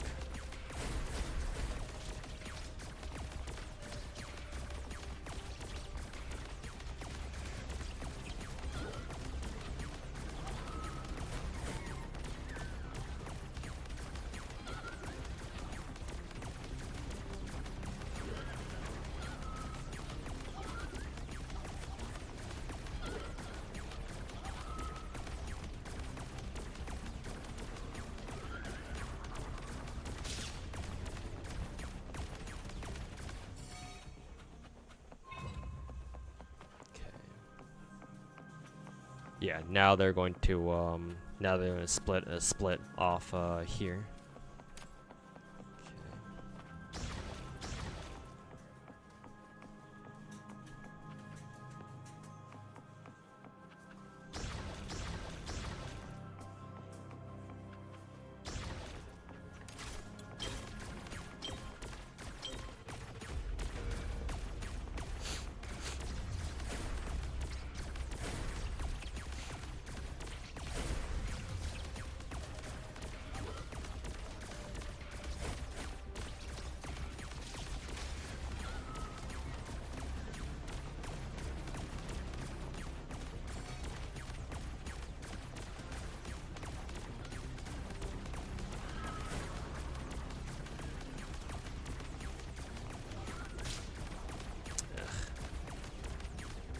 Figured this would be the case. Spawn these guys now too.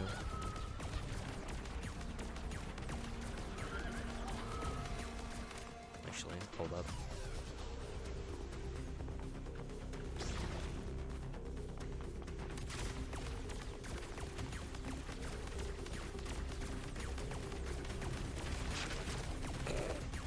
They knocked him back the wrong way.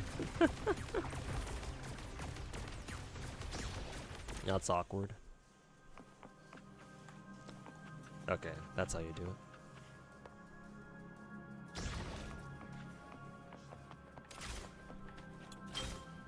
Oh, oops. I didn't mean to start it right away.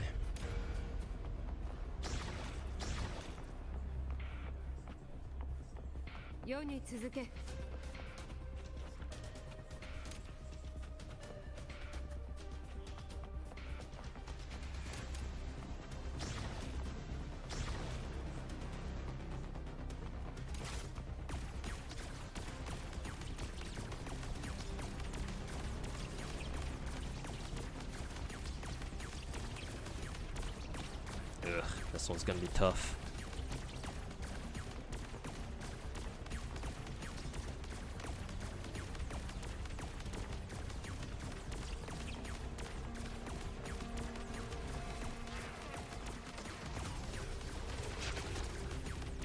So it doesn't even knock him over properly.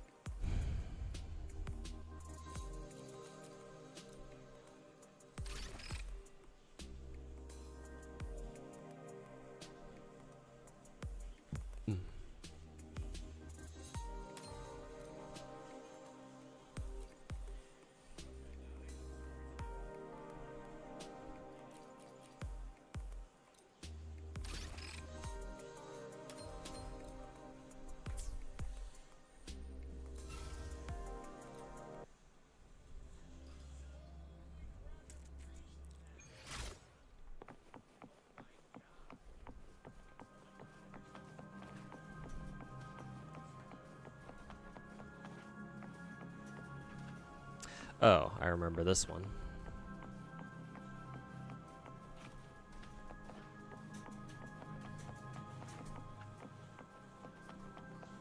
Kind of hard to create a kill zone here.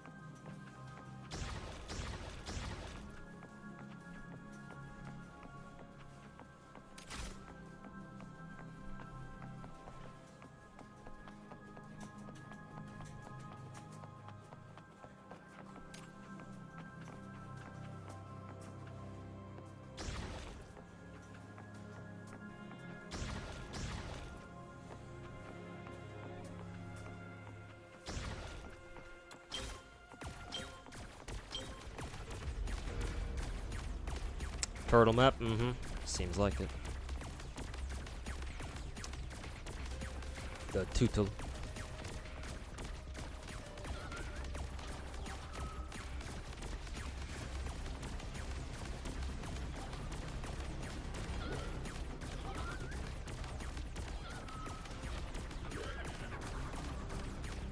Oh, that's funny.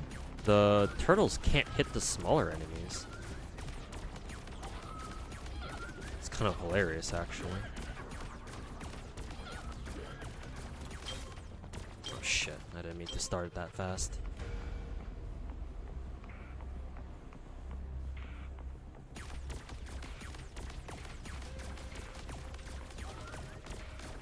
Got Cinderella from Pilgrim Mode and Mold. I'm really happy right now. Hey, congrats, man. Also, are my... That's hilarious. I think my turtles are knocking the enemies over to the other side, literally.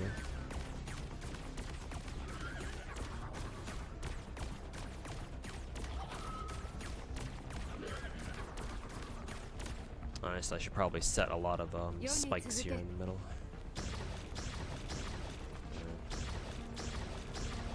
Would it really matter? I don't know. Maybe it doesn't.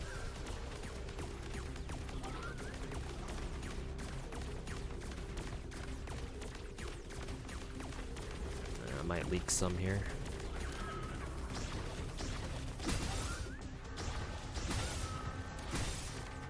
Nope, never mind. Get fucked. Okay, more guys coming from here.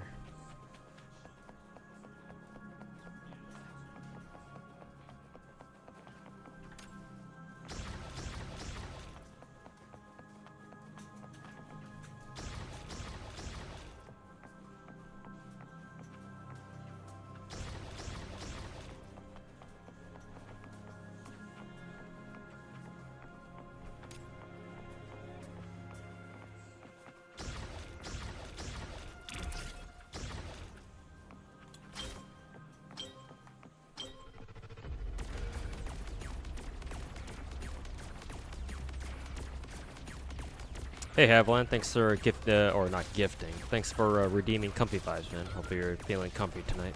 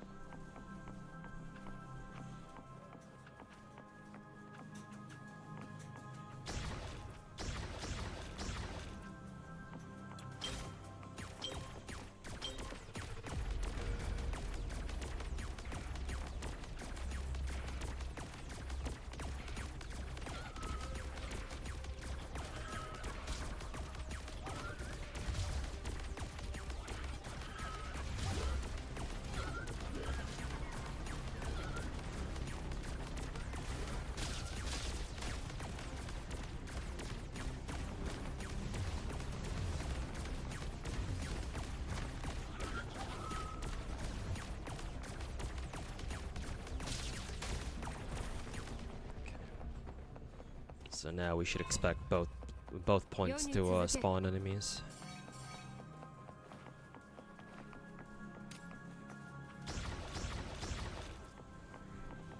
Actually, let me get rid of all of these. Gotta put them the other way.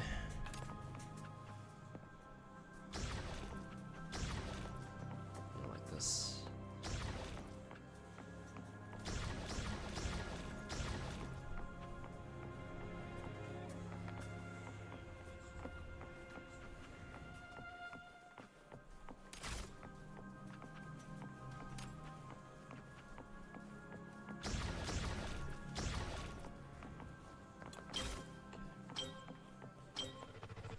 Okay, good luck everybody.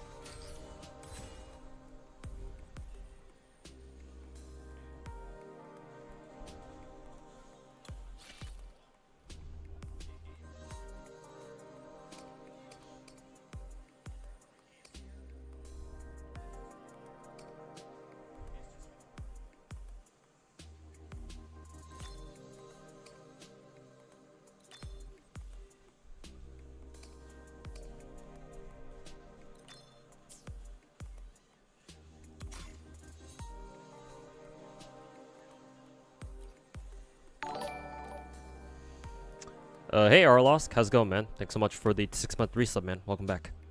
Appreciate it, dude. Hope you've been doing well. High pressure gas now deals arrow damage, clears frequency contamination. High pressure gas now knocks back medium discords, but deployment cost is increased by 200. Ugh. Not sure how I feel about that. That almost doubles their fucking cost. I don't know. I don't know if that's I don't know if that's worth it.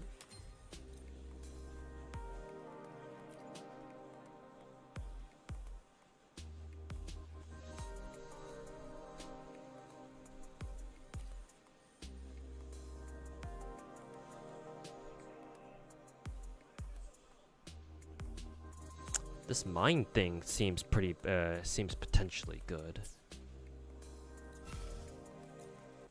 Ooh, this one has 3 spawn points.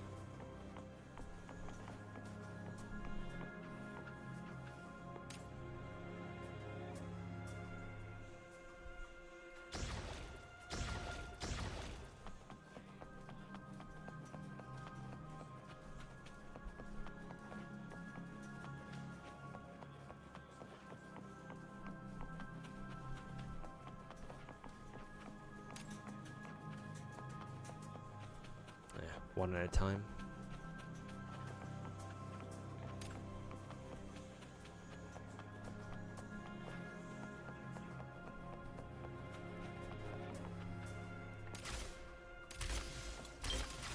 Yeah, I was kind of hoping you could have both robots active at the same time, but I guess not.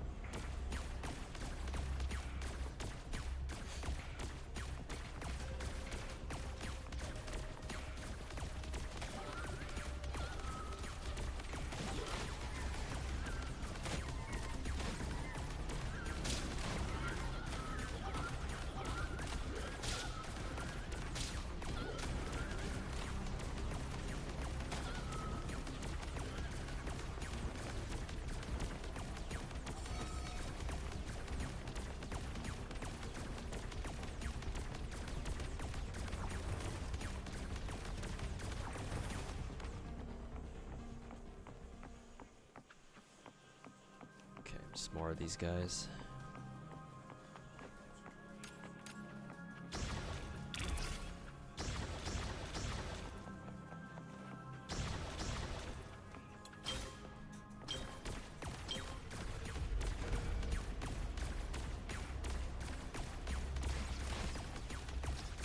They should have let us bind to left click and right click so we can get 2 more slots for tools to build with.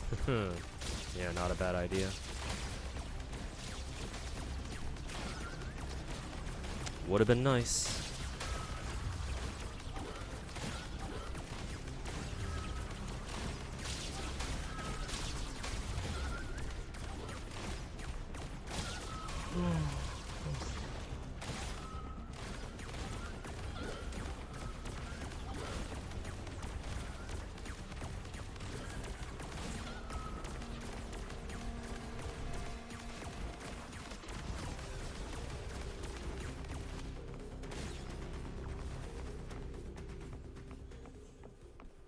Okay, now we're gonna get this side opened up too. 世に続け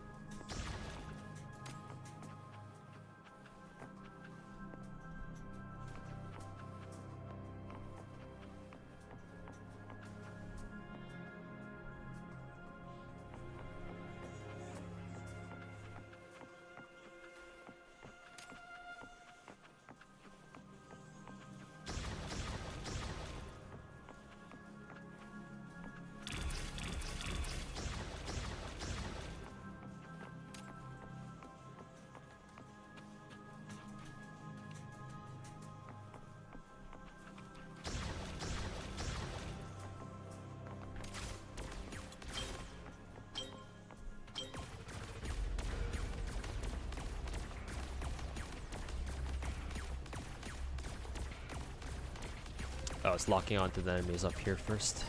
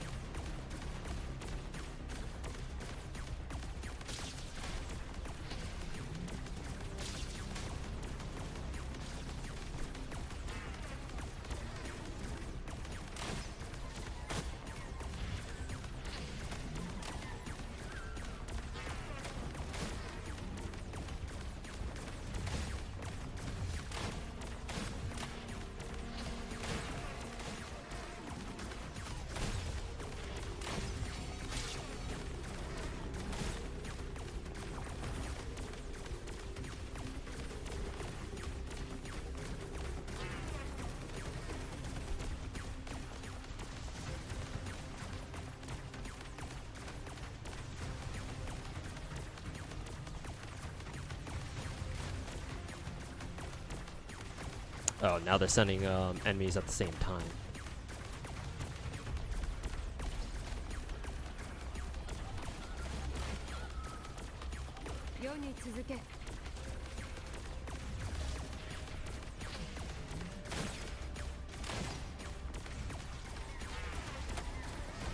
Have I ever heard of Limits Company? Yes, of course. I've heard nothing but good things about that game. Well, mostly.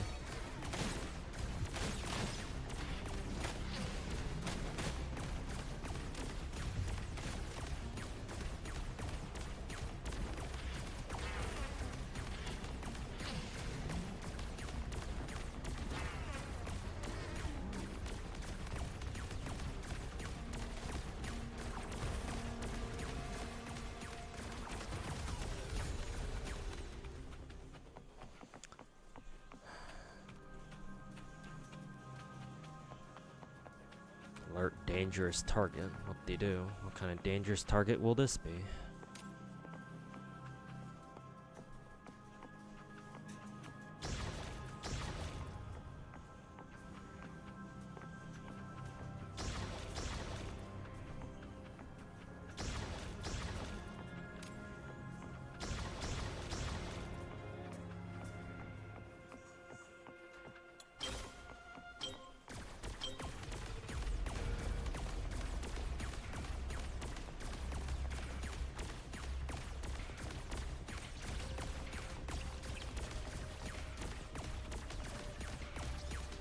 Man, these are super speedy boys.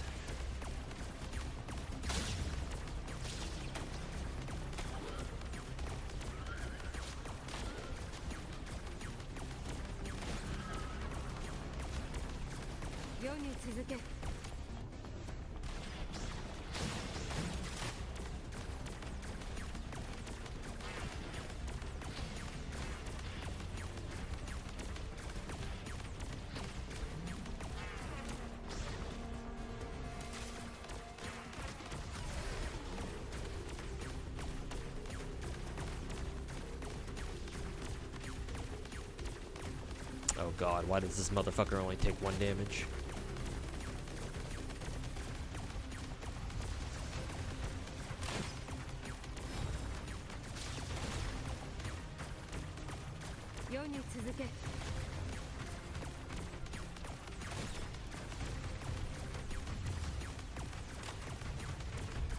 Tough boy. Well, he seems to be getting stun locked by the red tiles actually, which is kind of funny.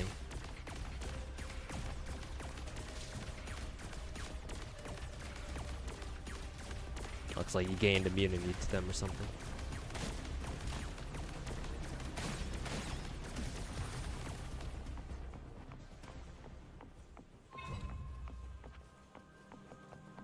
Okay, now the last intrusion point is up. I think in this case we're gonna have to go mass spikes here.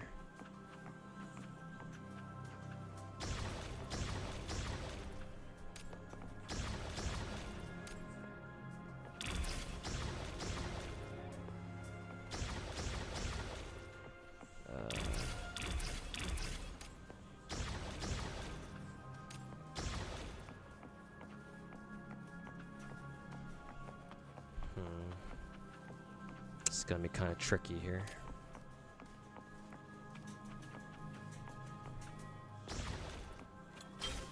Let's see how this goes. Do you ever think of playing it? I have this thing with my stream or my chat that if I am able to make content creation a full-time thing, I will pick up Limbus Company immediately. So hopefully that answers your question.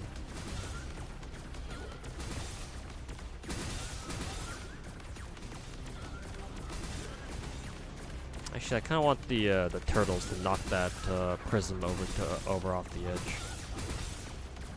Yeah, it doesn't even fucking knock them off properly.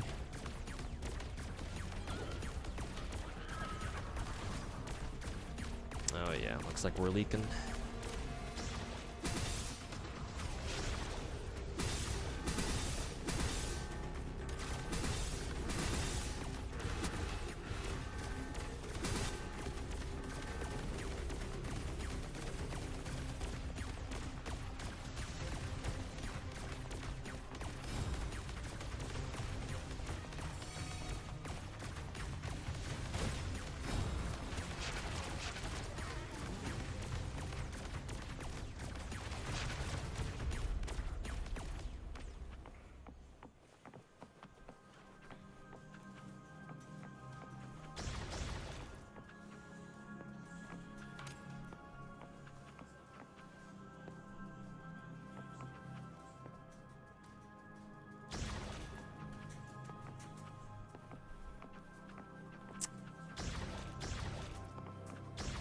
If I do this, then the enemies don't get knocked off properly, so that fucking sucks.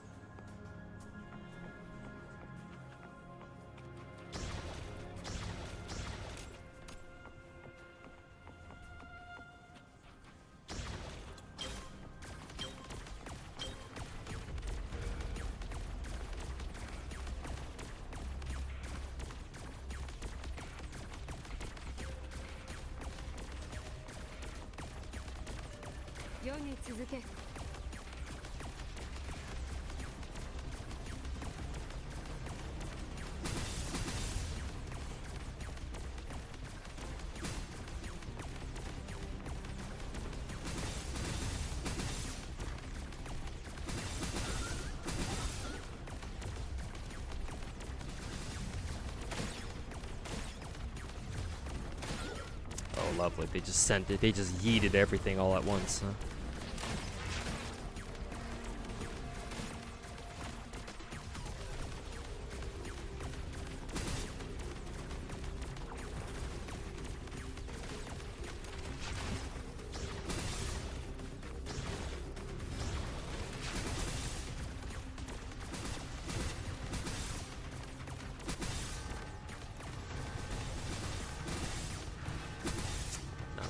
close enough.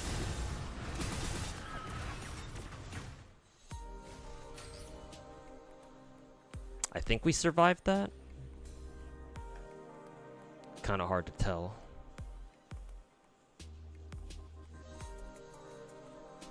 Why does it say restart instead of continue? Oh no, I think I lost that.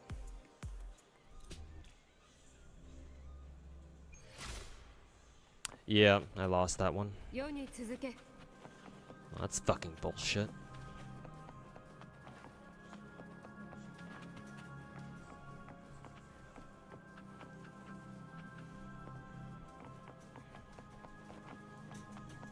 Oh, that was the last stage? Oh.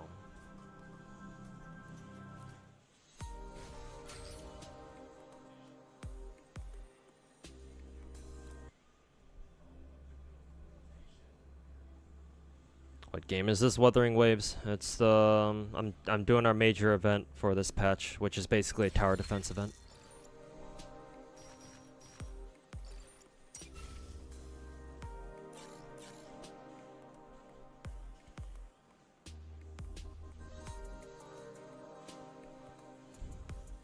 Yeah, no, I did fail that because it said it didn't even have any I don't even have any stars on it. So yeah, I did fail it.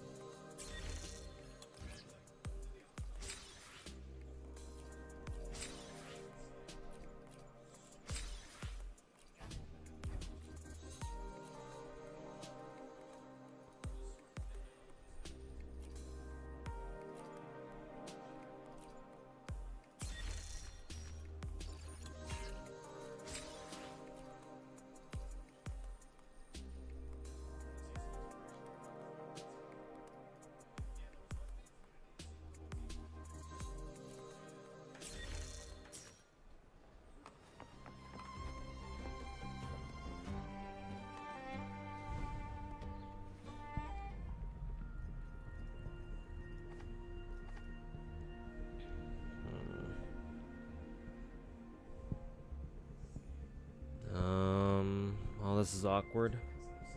Where do I find 380 more asteroids, chat?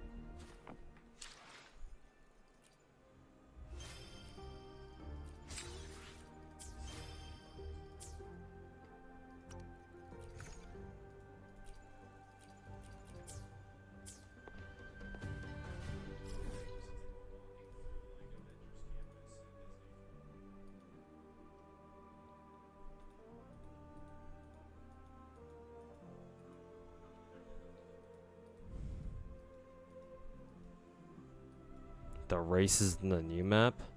What races? Do you mean the flight challenges? I've already done all 3 of them. I assume that's not what you mean.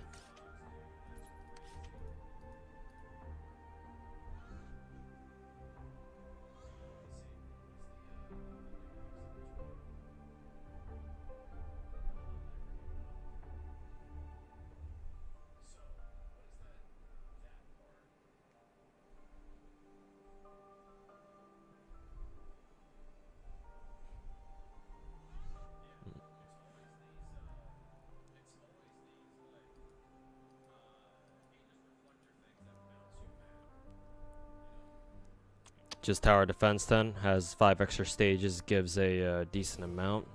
Well, guess I'm going back to do that then.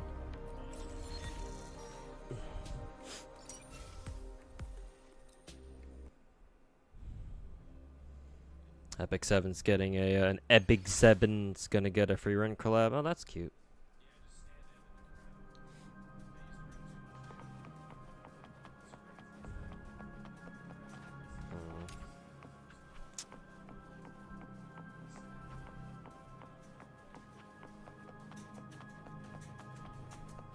I wonder if I should just reinforce the entire choke here then.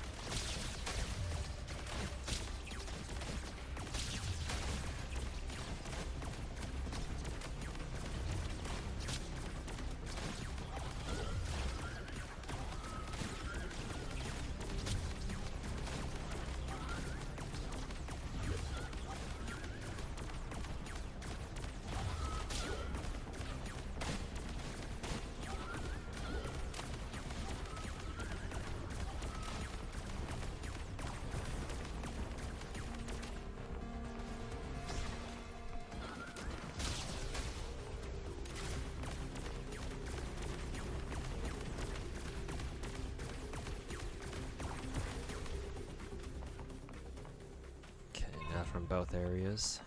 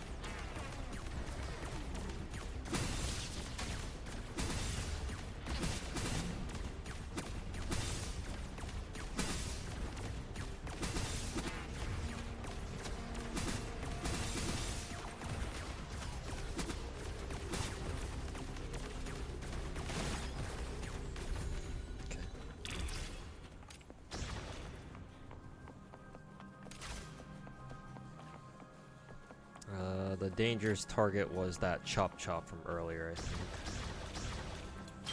Just do that. Ugh, didn't mean to fucking start it that early.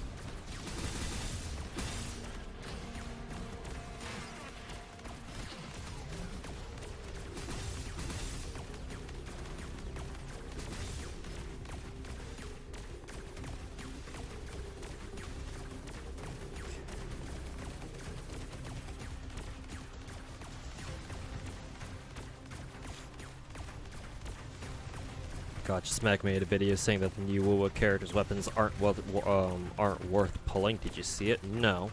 I don't find myself watching Gotcha Smack's videos that often, if at all.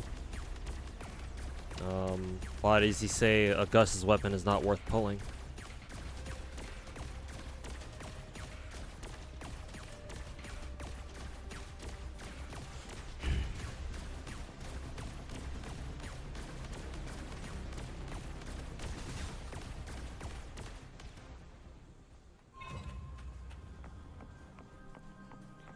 Probably because of low crit rate?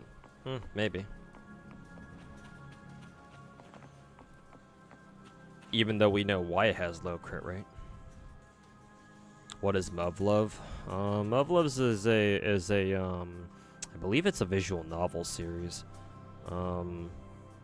Super grim dark one about basically mecha alien what starts off as your typical, you know, slice of life Japanese high school story setting, and then suddenly out of nowhere aliens descend upon Earth and fucking obliterate everything.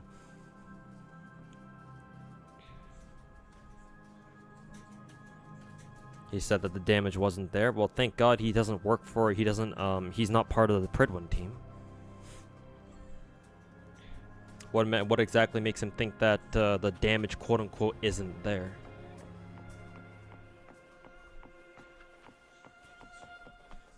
Let's see. Okay, yeah. Now they're gonna start throwing enemies from all directions.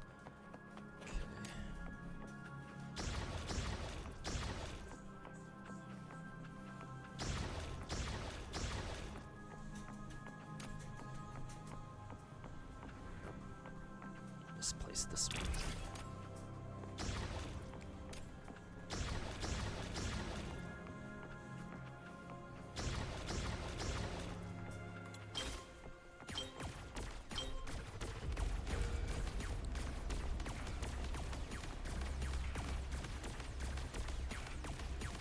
You're talking about Muv-Love? Yeah.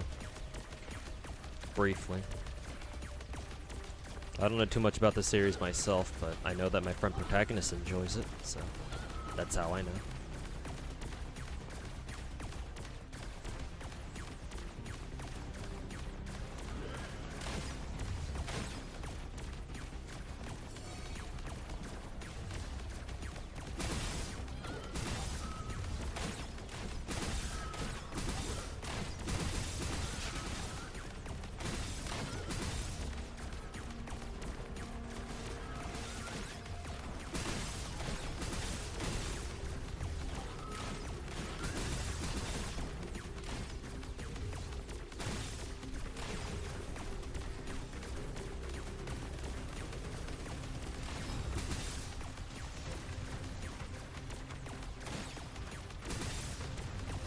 Alright, take care, Dandelion. Have a good night, man.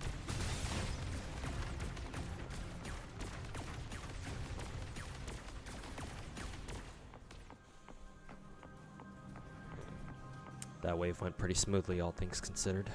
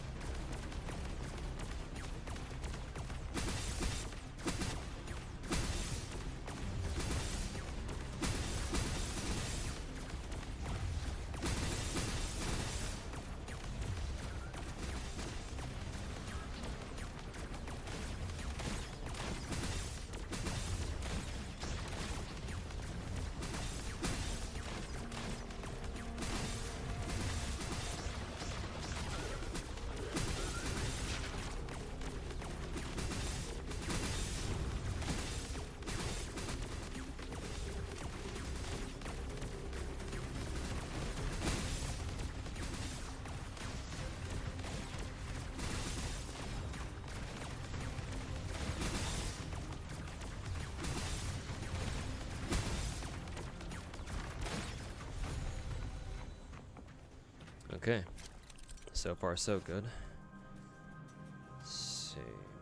Ah, I was expecting this, yeah. Enemies who can disable your towers for a little bit. I was expecting this. Though I don't know if I'll be able to actually combat it properly.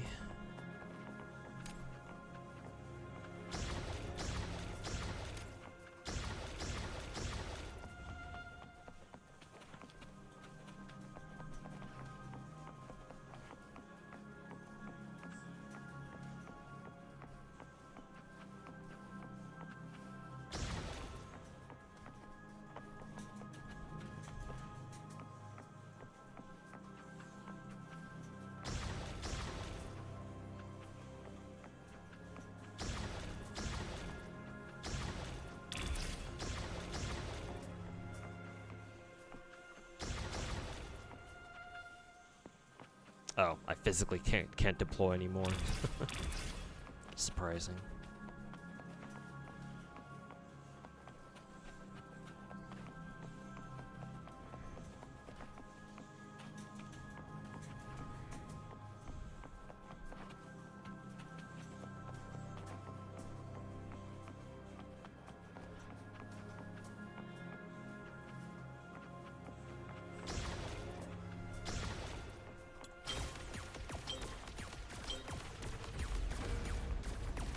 You can body block them for a bit.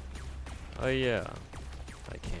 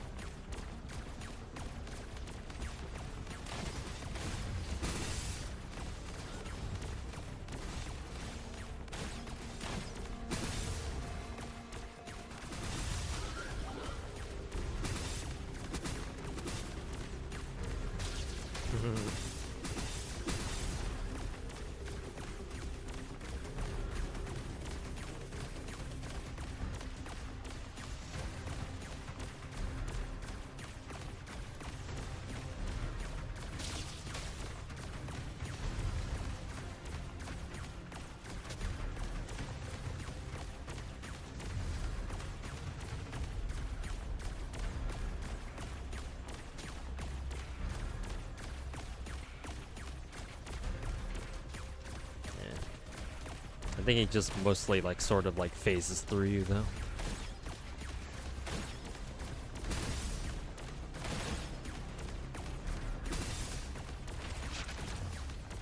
The turtles don't really do anything either. Oh, rip. That's GG then, I think.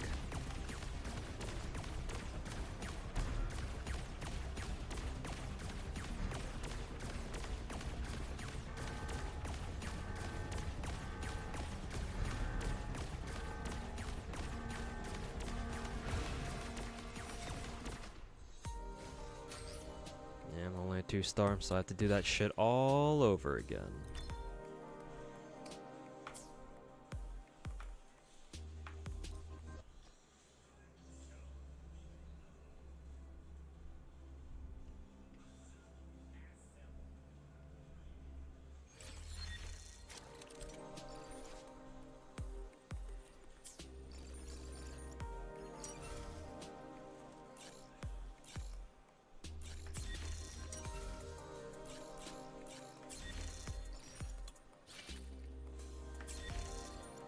It's already fucking midnight.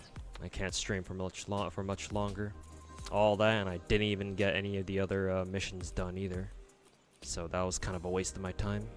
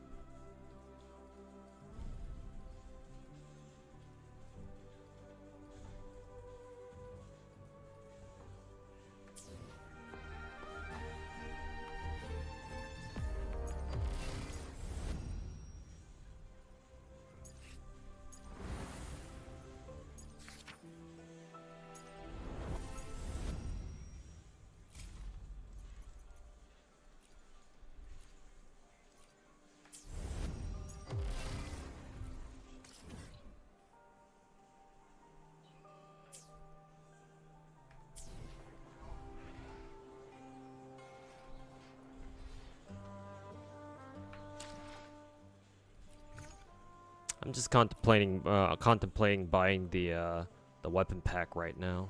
Just thinking this one. Yeah. Excuse me.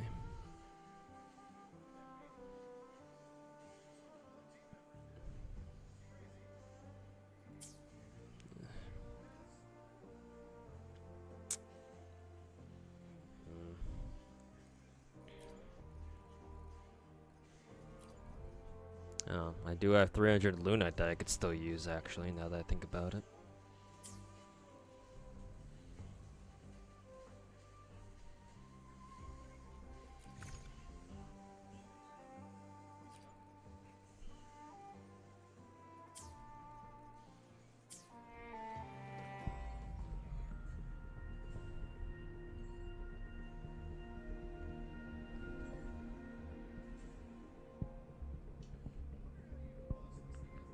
.304.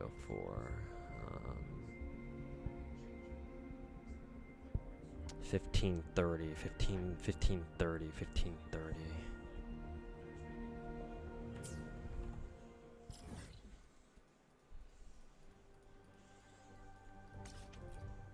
I guess I'm killing these guys real quick.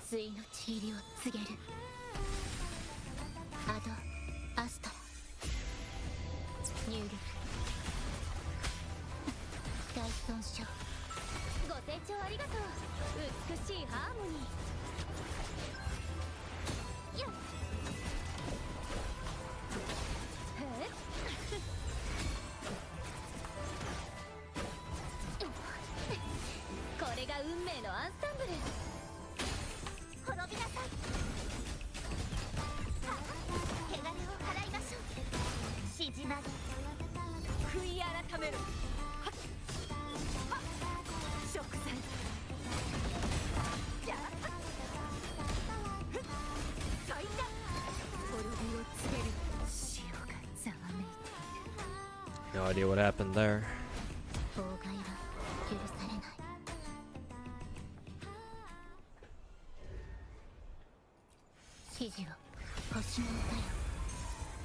Actually, does this guy have arrow resist? I think he does.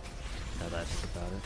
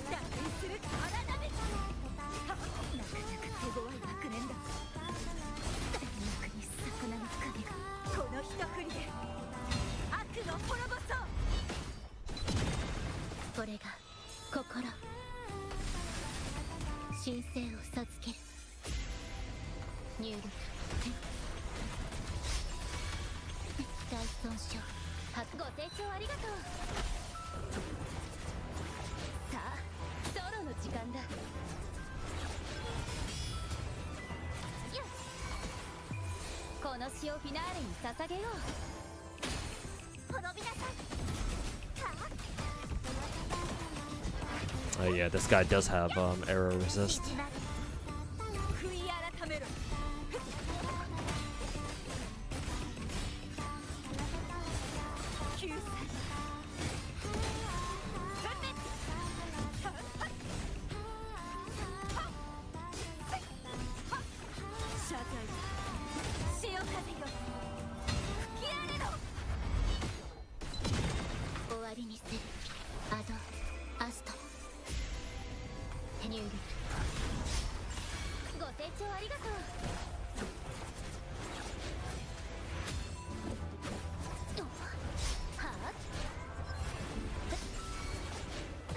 が低くメロディーが消えていく。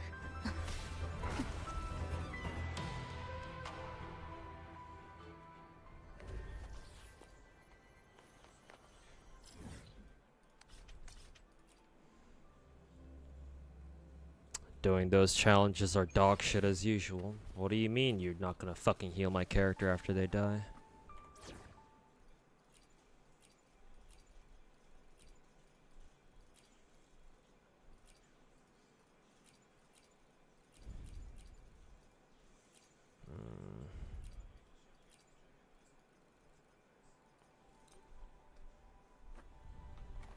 It's almost 4 a.m. for you, yeah. It's like 12:30 for me, because I'm West Coast.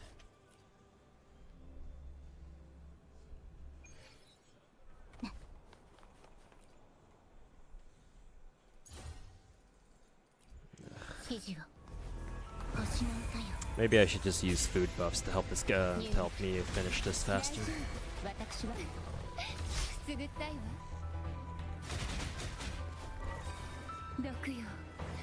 深淵を飲み込みなさい。高まく暗流。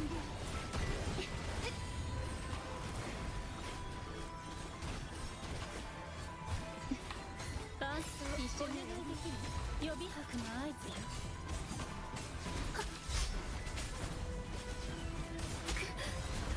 痛くも痒くもないわ。ただ。 Yes, my favorite aspect of this game, not being able to see what the fuck I'm doing.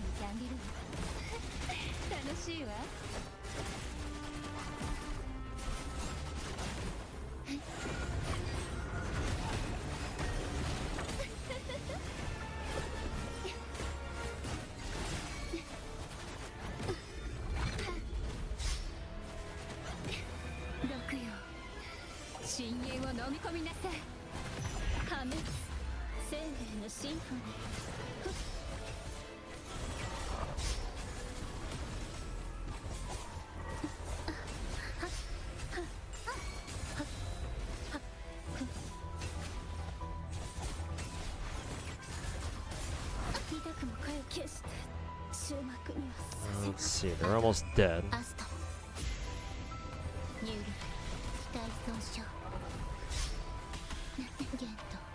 Never mind.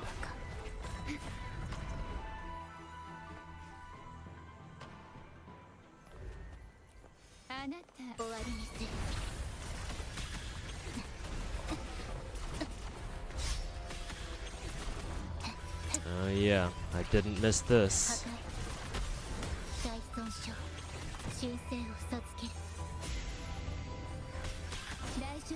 私はここに受け取りなさい。海のささやきを。深淵で泳ぎなさい。溢れ出す海の慈悲。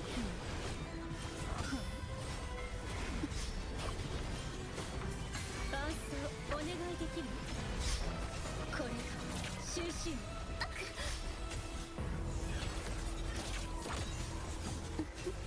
痛くも痒くもないわ。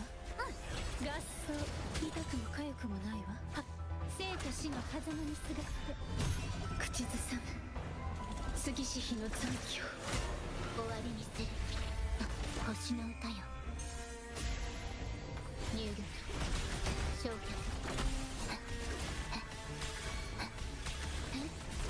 そばにいてあげるわ。毒よ深淵を飲み込みなさい。静かに深淵の先へ。 Wow, this dude just has a fucking random ass invul face just because.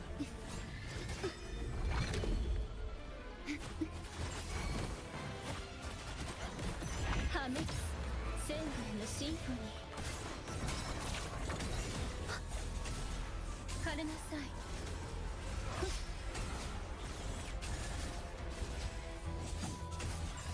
予備拍の合図よ。泣き叫び笑いなさい。 Your girlfriend gave you an NAFGO account, trying to understand it. Can I help you out? Yes, but now it's kind of a bad time because I do plan on ending the stream soon. Or, you know, however long it takes me to finish beating all these challenges here. This will be fun.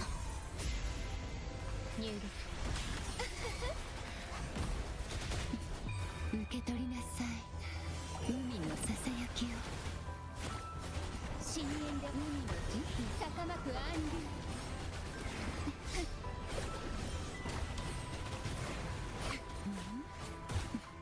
リズムに乗って。枯れてもな咲き乱れる。これが心。大損傷。星の歌よ。入力。大丈夫。私くすぐったいわ。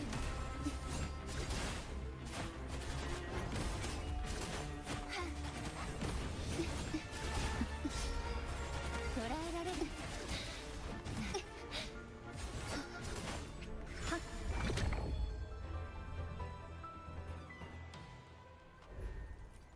指示をアドアスト入力。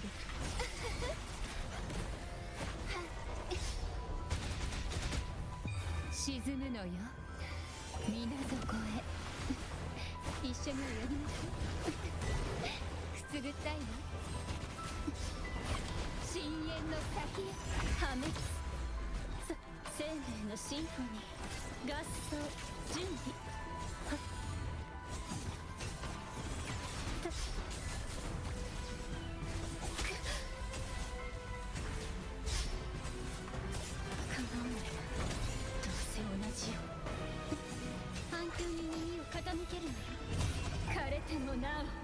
咲き乱れるの。終わりにする。入力。神聖を授ける。くすぐったいわ。そばにいてあげるわ。静かに。深淵で泳ぎなさい。受け取りなさい。海のささやきを。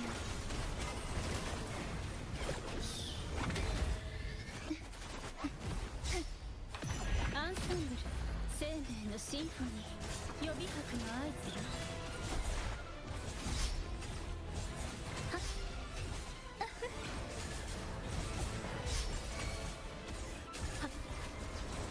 いかん合わないわ。 I'm surprised that didn't just one-shot me. 終わりにする。星の歌よ。入力。大損傷。大丈夫。私はここよ。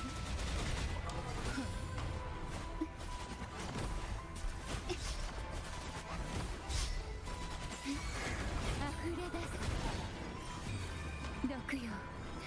深淵を飲み込みなさい。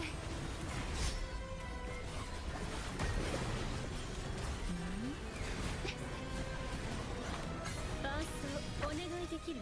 決死されなさい。反響に耳を傾けるのよ。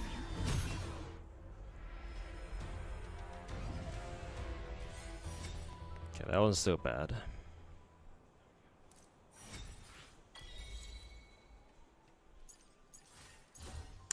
What about the Lady of the Sea? アドアスト入力。沈むのよ。水底へ。すごいじゃない。すごいじゃない。海から落とせる。海へ去っていく。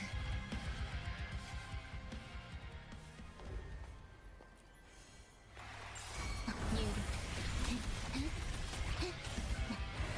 修正を授ける。ここサガのジャンル。毒よ、深淵を飲み込みなさい。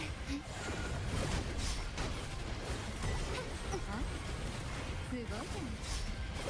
捉えられるかしら。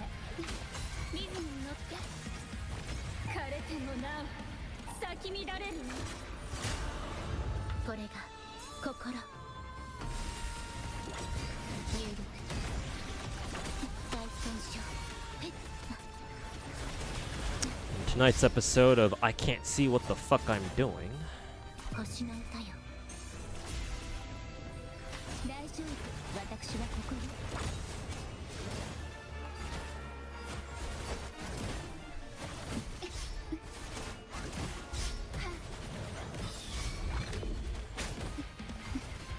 一緒に泳ぎましょう。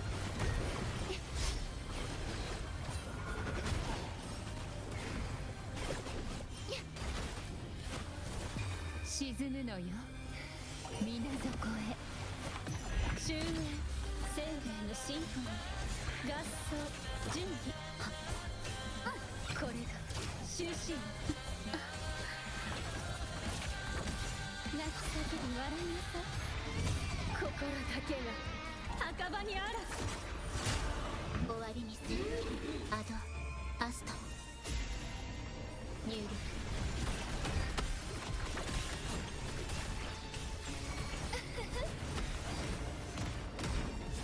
Probably just another nuke attack again. 海から落とせる。海へ去っていく。悲しまないで。生命の神秘テクもかゆくもない。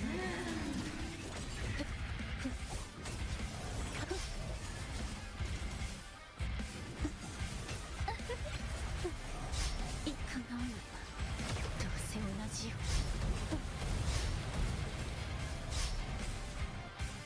不要なのでは。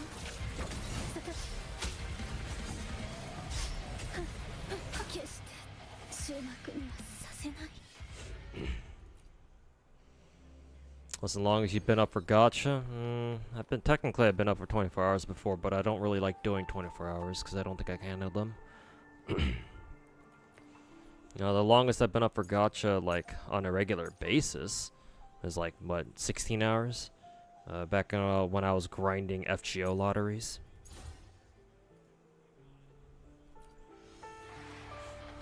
修正を授ける。入力。そばにいてあげる。毒よ、深淵を飲み込みなさい。すごいじゃない。深淵で泳ぎな。懐かしい感覚だわ。伴奏お願いできる？合奏準備。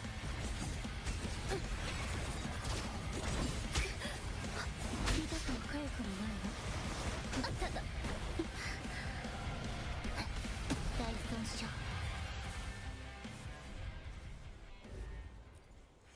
Hey, Quick Cypher, how's it going, man? Hope you're doing well. I'm doing a little better than usual. Not really, it doesn't really say much, but it's something at least. 一緒に泳ぎましょう。海の慈悲。くすぐったいな。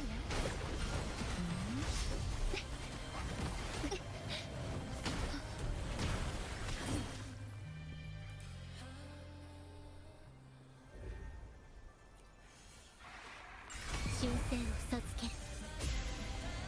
入力。そばにいてあげるわ。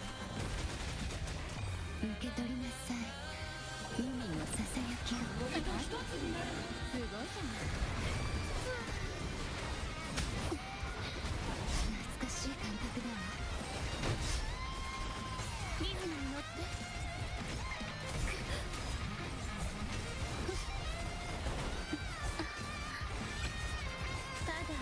続けて合奏準備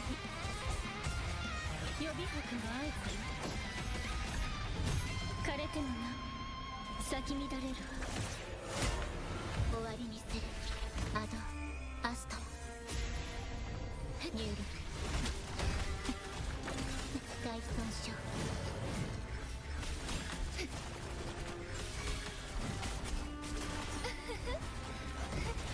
楽しいわ沈むのよ水底へ溢れ出す覚えます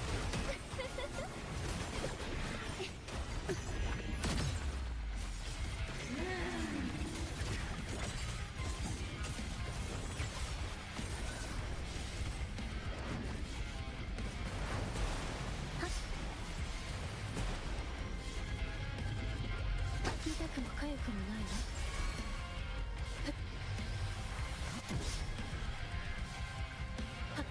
Had to guess on that one.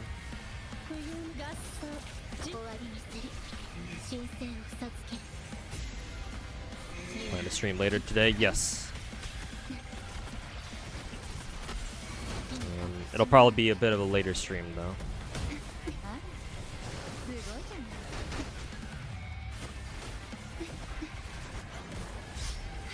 中田のように消えましょう決して Gotta love phase 2 where every single attack becomes a one-shot. Great game design.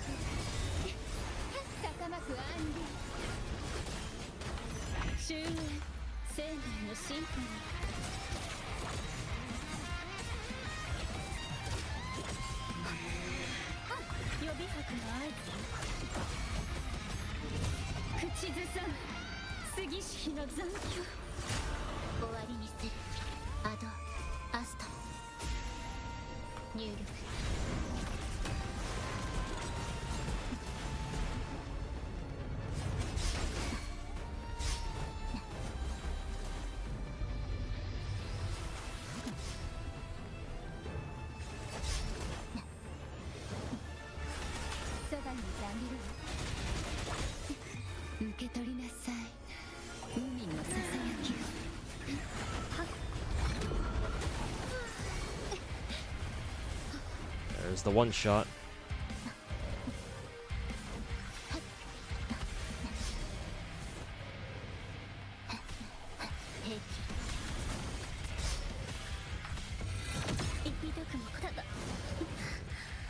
There's the other one shot.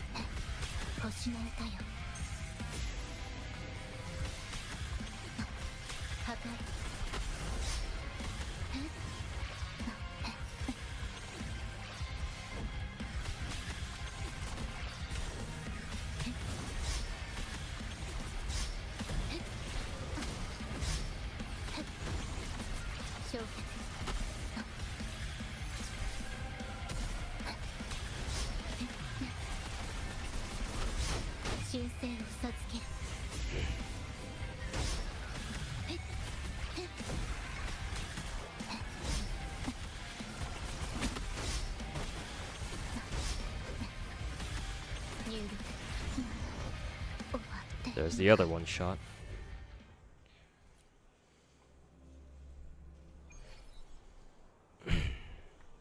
Fucking Elden Ring wannabe.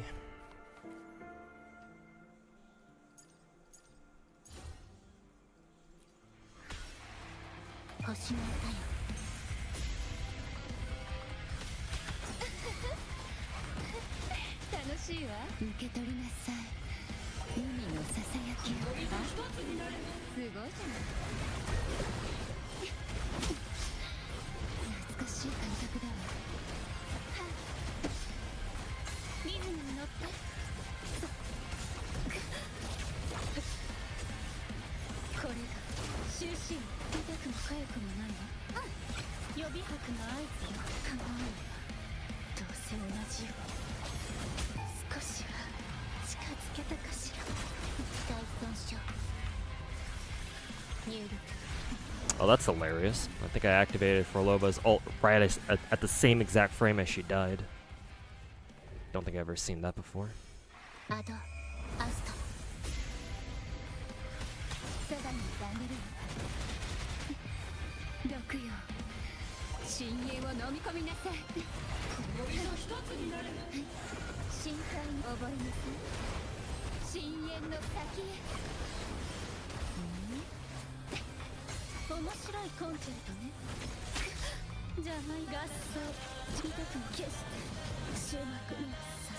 Oh, that's the earliest I've ever seen her use the fucking retarded ass tornado attack.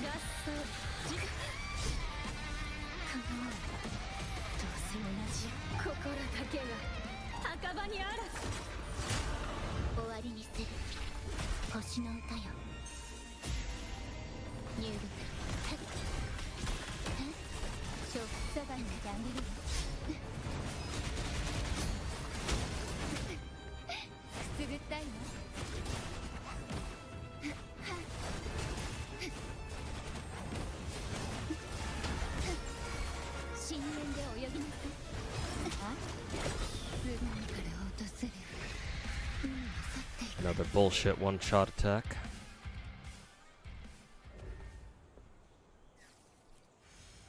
神聖を授ける入力毒よ深淵を飲み込みなさい氷と一つになる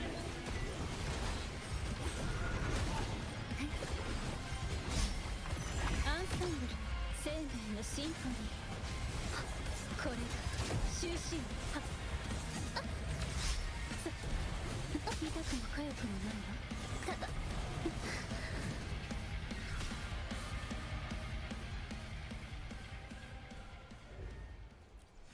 アドアスト入力大丈夫私はここで受け取りなさい海のささやきを心配に深めに坂巻アンリ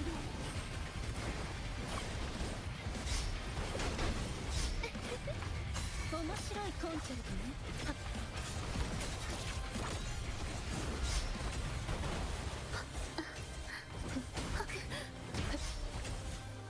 叶わないわどうせ同じよ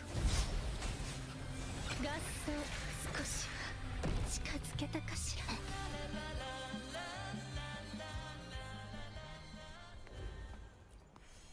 星の歌よ入力楽しいわ沈むのよ水底へ氷の一つになる溢れ出す覚えなさい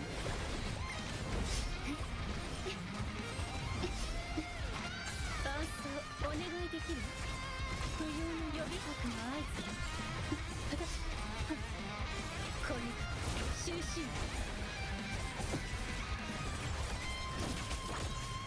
生と死の狭間にすぐ枯れてもなお咲き乱れるわこの身をもって誓いをなす神聖を授ける入力そばにいてあげる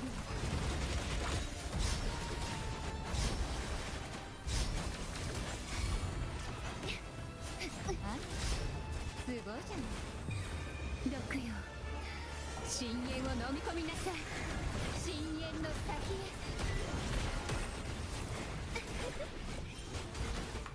終焉生命のシンフォニ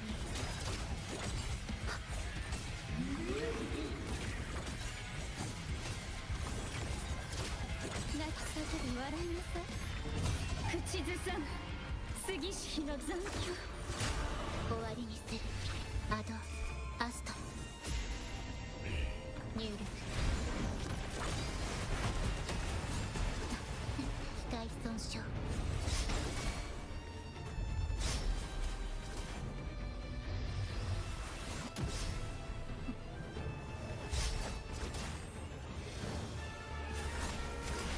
大丈夫私はここに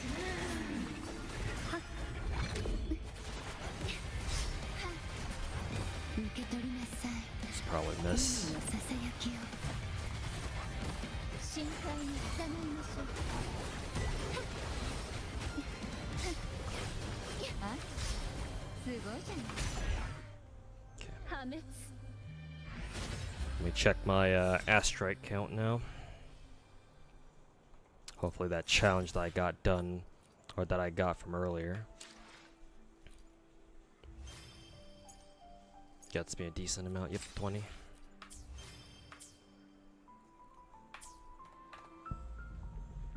So yeah, should be enough for another multi.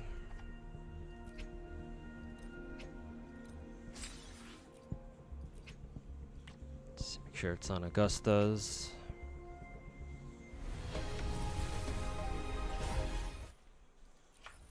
Okay, so this should put me... How many multis did I do? Well, actually I can check my history.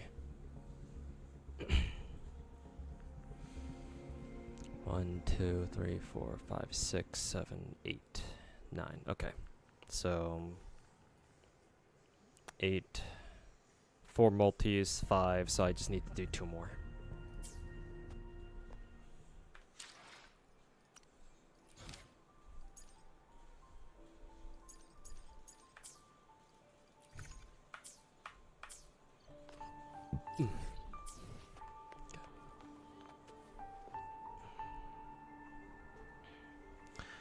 Okay, chat. I'm gonna call it there.